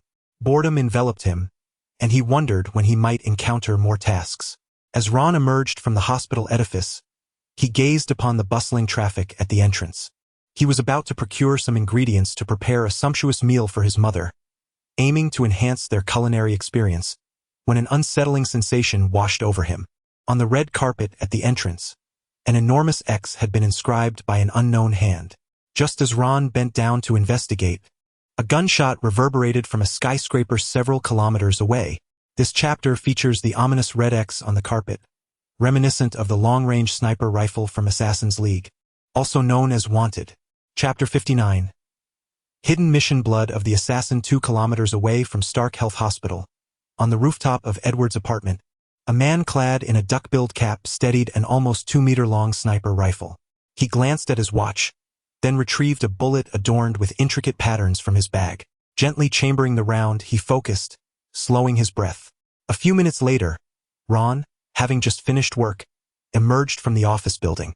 As he was about to step onto the eerie red X marked on the ground, a sharp crack echoed. The bullet, gleaming with a silvery sheen and engraved with exquisite designs, shot forth from the barrel like an arrow. It spun rapidly through the air, soaring and disintegrating like a rocket, traversing several kilometers, piercing through the clock tower on the rooftop, the building's glass, the greenery on the desk, and even a donut held by a woman. Ultimately, it sliced through the air, carrying the scent of death, right before Ron. Is this it? Earning 2 million seems almost too effortless. The Cross chuckled lightly, pulling the trigger while remaining glued to the scope, eager to witness the moment the target's head would burst. Yet, in the next instant, his confident smile froze on his face. Just seconds before, the moment he squeezed the trigger and the bullet left the chamber, Ron had sensed the impending assassination. Before the bullet could reach him, he subtly lifted his gaze. His profound eyes, akin to a divine being perceiving the world, penetrated the layers of concealment, locking onto the Cross stationed on the apartment rooftop. His lips moved slightly in appreciation, uttering, "Good technique." What? The Cross was utterly astonished, staring at the deep gaze reflected in his scope, incredulous. He has detected me? But soon he dismissed this absurd thought, widening his eyes once more to peer through the telescope. There stood Ron, his expression serene. At the very moment the bullet was about to reach him, he raised his right hand. Clang! A heavy tolling resonated in the Cross's ears. The bullet miraculously halted mere millimeters from Ron's face, effortlessly pinched between 2 fingers, as if one were delicately picking up food. At that instant, the air around seemed to solidify. The bullet's sharpness and velocity dissolved into nothingness. In the realm of martial prowess, only speed remains unbreakable. Throughout history, countless heroes have fallen beneath the might of technological weaponry. Ron sighed, flicking the deformed bullet away, which landed on the ground with a crisp sound. Clearly, he was not destined to become another casualty of gunfire. He lifted his gaze towards the night sky, addressing the shadow observing him from afar with a low chuckle. "Are you ready? I am coming to kill you." In the next moment, Ron's figure vanished in an instant, while the Cross displayed a visage of terror, akin to facing a formidable foe. There was no time to gather his belongings. He fled the rooftop in a panic, clutching the sniper rifle. However, for one with Ron's extraordinary abilities, this distance was but a fleeting moment, requiring no magical portal for traversal. The elongated figure gracefully traversed the road, leaping over the rooftops with an agility that allowed him to cover a distance of 100 meters in an instant. By the time the Cross arrived at the ground floor via the elevator, he was horrified to find Ron, who had been several kilometers away just moments before, now standing at the entrance. Remarkably, he had even stopped to buy a bottle of beverage along the way, sipping it leisurely through a straw. Ron regarded him with an amused smile, gesturing towards the nearby sofa, the implication unmistakable. The Cross froze, a chill running down his spine, with a singular thought racing through his mind. It's over. Taking a deep breath, he forced himself to regain composure, then approached the sofa and sat down respectfully, managing to muster a strained smile as he addressed Ron. "My lord." Ron nodded, took a sip of his soda, and inquired, "What is your name?" "Carlos," the Cross replied, not daring to conceal anything, speaking with utmost respect. Faced with someone capable of catching a sniper bullet between his fingers and crossing kilometers in the blink of an eye, even as an S-class assassin, he felt no inclination to resist. The assassination attempt had already failed. The prospect of a direct confrontation was unthinkable. Upon hearing his name, Ron's expression shifted to one of understanding. If his assumptions were correct, this man was indeed the father of the protagonist from the wanted poster, known for his ability to wield curved bullets. As their conversation progressed, Ron gleaned the answers he sought. The Cross's background was rooted in an assassin organization known as the Mutual Aid Society, a clandestine group that had existed for centuries. This society executed the death orders bestowed by the Loom of Fate, adhering to the principle of killing one to save 1,000. Composed of highly skilled assassins endowed with extraordinary abilities, almost all members belonged to the S-class tier. They also served as the enforcement arm of the assassin world's high table. The Cross had distanced himself from the organization in earlier years. Thus, his attempt on Ron's life was not sanctioned by the Loom but was a self-initiated bounty task. Without waiting for Ron to inquire further, the Cross revealed his employer, the New York Mafia. Ron comprehended the implications immediately. It was unlikely that this was related to the Mahankiang affair. Otherwise, retribution would have occurred long ago, rather than waiting until now. This suggested a connection to the downfall of the Tarasov gang and the rise of the Elk gang.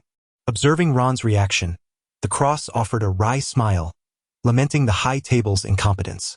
If he had known Ron could catch bullets with his bare hands, no amount of money would have persuaded him to take on this contract.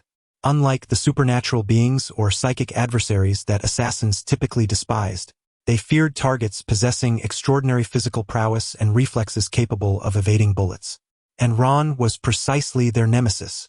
Having acquired the answers he desired, Ron wasted no more time. As a reward for the honesty displayed, he raised his hand and dispatched a silver needle, ensuring the other's demise. However, to his astonishment, the Cross deftly dodged. Such a feat had never been witnessed before. Yet, in the next moment, Ron discerned an unusual development. At this moment, the Cross was flushed, with veins bulging on his forehead as if he had unleashed some extraordinary power. Dynamic vision. The silver needle shot forth from Ron's hand appeared to the Cross as a sluggish snail. Moreover, the Cross himself exhibited an extraordinary reaction speed and physical prowess. While deftly evading the silver needle, a handgun slipped from his sleeve. With a swift motion of his arm, a bullet traced a graceful arc, curving around the sofa that obstructed its path, aiming directly for Ron's temple. Simultaneously, he took advantage of the bullet's cover to make a hasty escape. Truly worthy of being an S-class assassin endowed with special abilities, he executed this series of counterattacks in the blink of an eye. It was likely that even John would not have been his match. Ron maintained a calm demeanor, disregarding the incoming bullet as he pondered the comparison. He watched impassively as the Cross fled through the door. Yet, in the next moment, the bullet abruptly halted mid-air, and the recently escaped Cross appeared as if manipulated by unseen strings, his steps rigid. He trembled back from the doorway and reseated himself on the sofa. Ron observed the Cross, now with a flushed complexion, struggling against the mental binding, and sighed, shaking his head. Then, the bullet, suspended in the air, made a swift turn and shot towards the heart of the Cross. The S-class assassin, the Cross, a notorious villain from the wanted list known as Carlos, met his demise. Ding! Exclusive system task. Rapid pursuit. Hidden task 3. Triggered task description. Collect Assassin's Blood 1-5 task reward. A random item from the system. Chapter 60. Exclusive mission. Iron Man, had the hidden mission been triggered? Ron was somewhat astonished upon hearing the system notification. Just 2 days prior, after assisting John with his vengeance quest, he had been pondering the nature of the remaining hidden missions, especially since there was no description available. Yet today, by a stroke of fortune, he had stumbled upon the mission clue. Rising from his seat, Ron adjusted the collar of his garment to conceal the gunshot wound on his chest and departed the premises. As he made his way to the supermarket to procure ingredients, he began to contemplate the hidden mission. Assassin's Blood, unique item description. A fusion of assassin's blood, This item can significantly enhance physical attributes, improve shooting skills, and grant dynamic visual acuity. Note: this resource is unique and cannot be exchanged within the system. Please use it judiciously. Ron furrowed his brow. This item appeared to be a form of extraordinary artifact, albeit one that needed to be collected from extraordinary beings. Moreover, like Dumbledore's Deluminator, it possessed a unique attribute. If all went as anticipated, this mission would require Ron to eliminate those assassins akin to the Cross, who possessed special abilities, to obtain it. However, he was left pondering what purpose the system intended for him to gather such an item. After contemplating without resolution, Ron decided to directly fuse one of the items to observe its effects. In the next moment, the blood, radiant as a ruby and stored in the system space, abruptly vanished. While selecting ingredients in the supermarket, Ron felt a slight shift in his body, followed by a wry smile. The enhancement effect from this assassin's blood was rather meager. Although the system's description promised an increase in physical prowess, the actual augmentation to his celestial body was disappointingly scant, perhaps a mere 3% at most. Regrettably, it arrived too late. Ron sighed. Had this been months ago when his physique was still in the realm of the mundane, the effects of the assassin's blood would have been extraordinary. Not too late. These crayfish have just arrived. The salesperson, overhearing Ron's musings, mistakenly thought he was commenting on the freshness of the ingredients. I can guarantee you, we're the only ones around selling this. Those foreigners have no idea of the delicacy of crayfish.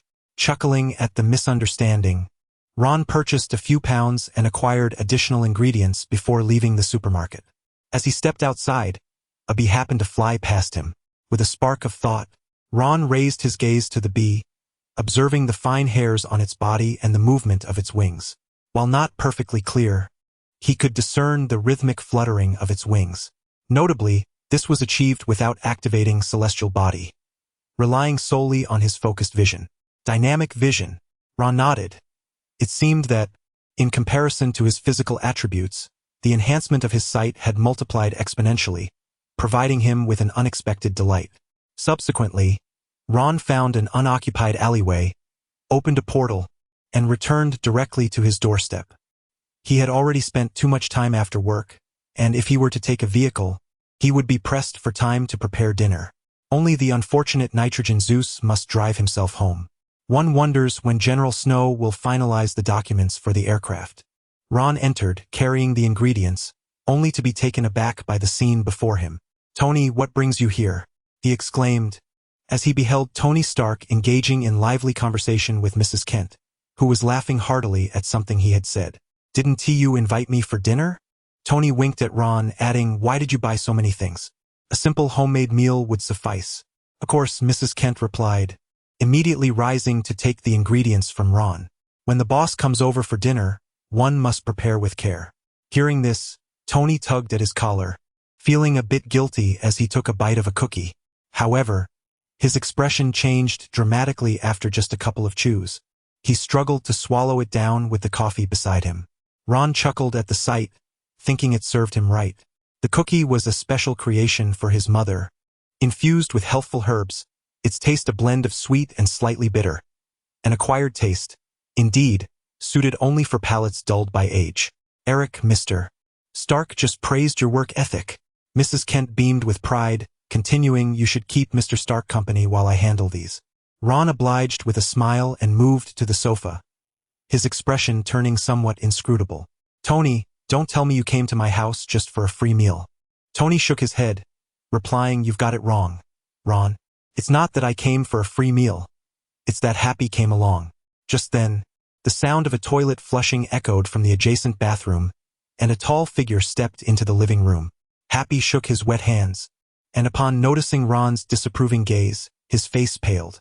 "Sorry, I forgot to dry my hands." Thus, Ron experienced his first evening hosting guests since moving to New York. Mrs. Kent and Happy were both in high spirits.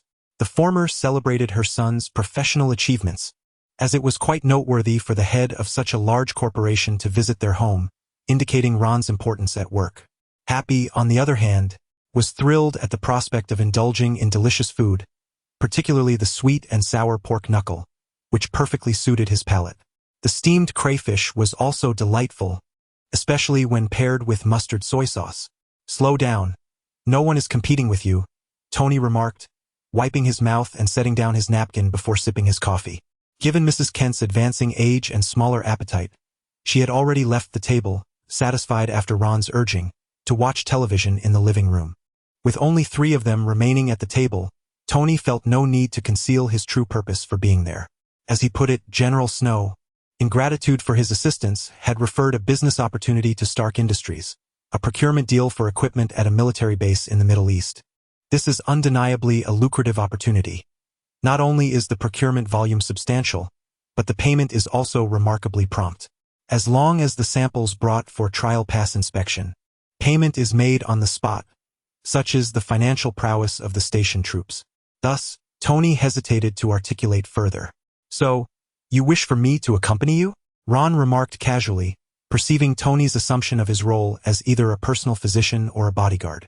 Glancing at Happy, he noted the latter's carefree demeanor, seemingly unfazed by the imminent loss of his job and still preoccupied with food.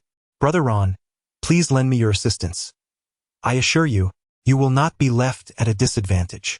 Tony attempted to persuade Ron to acquiesce. Following the incident with General Snow, he now harbored an inherent aversion to business trips to unfamiliar locales. Yet this particular deal was of utmost significance. Even the company's vice president, Obadiah Stane, could not substitute for him. Thus, in desperation, he turned to Ron, hoping for companionship. At that moment, Ron found himself at a loss for words. Just as he was about to decline, the long silent system task re-emerged. Ding! Exclusive system task. Task 1. Protect Tony Stark in completing the transaction. Task 2. Ensure Tony Stark's safe return. Task 3. Completion rewards, 4,000 points, and a random reward. Do you accept?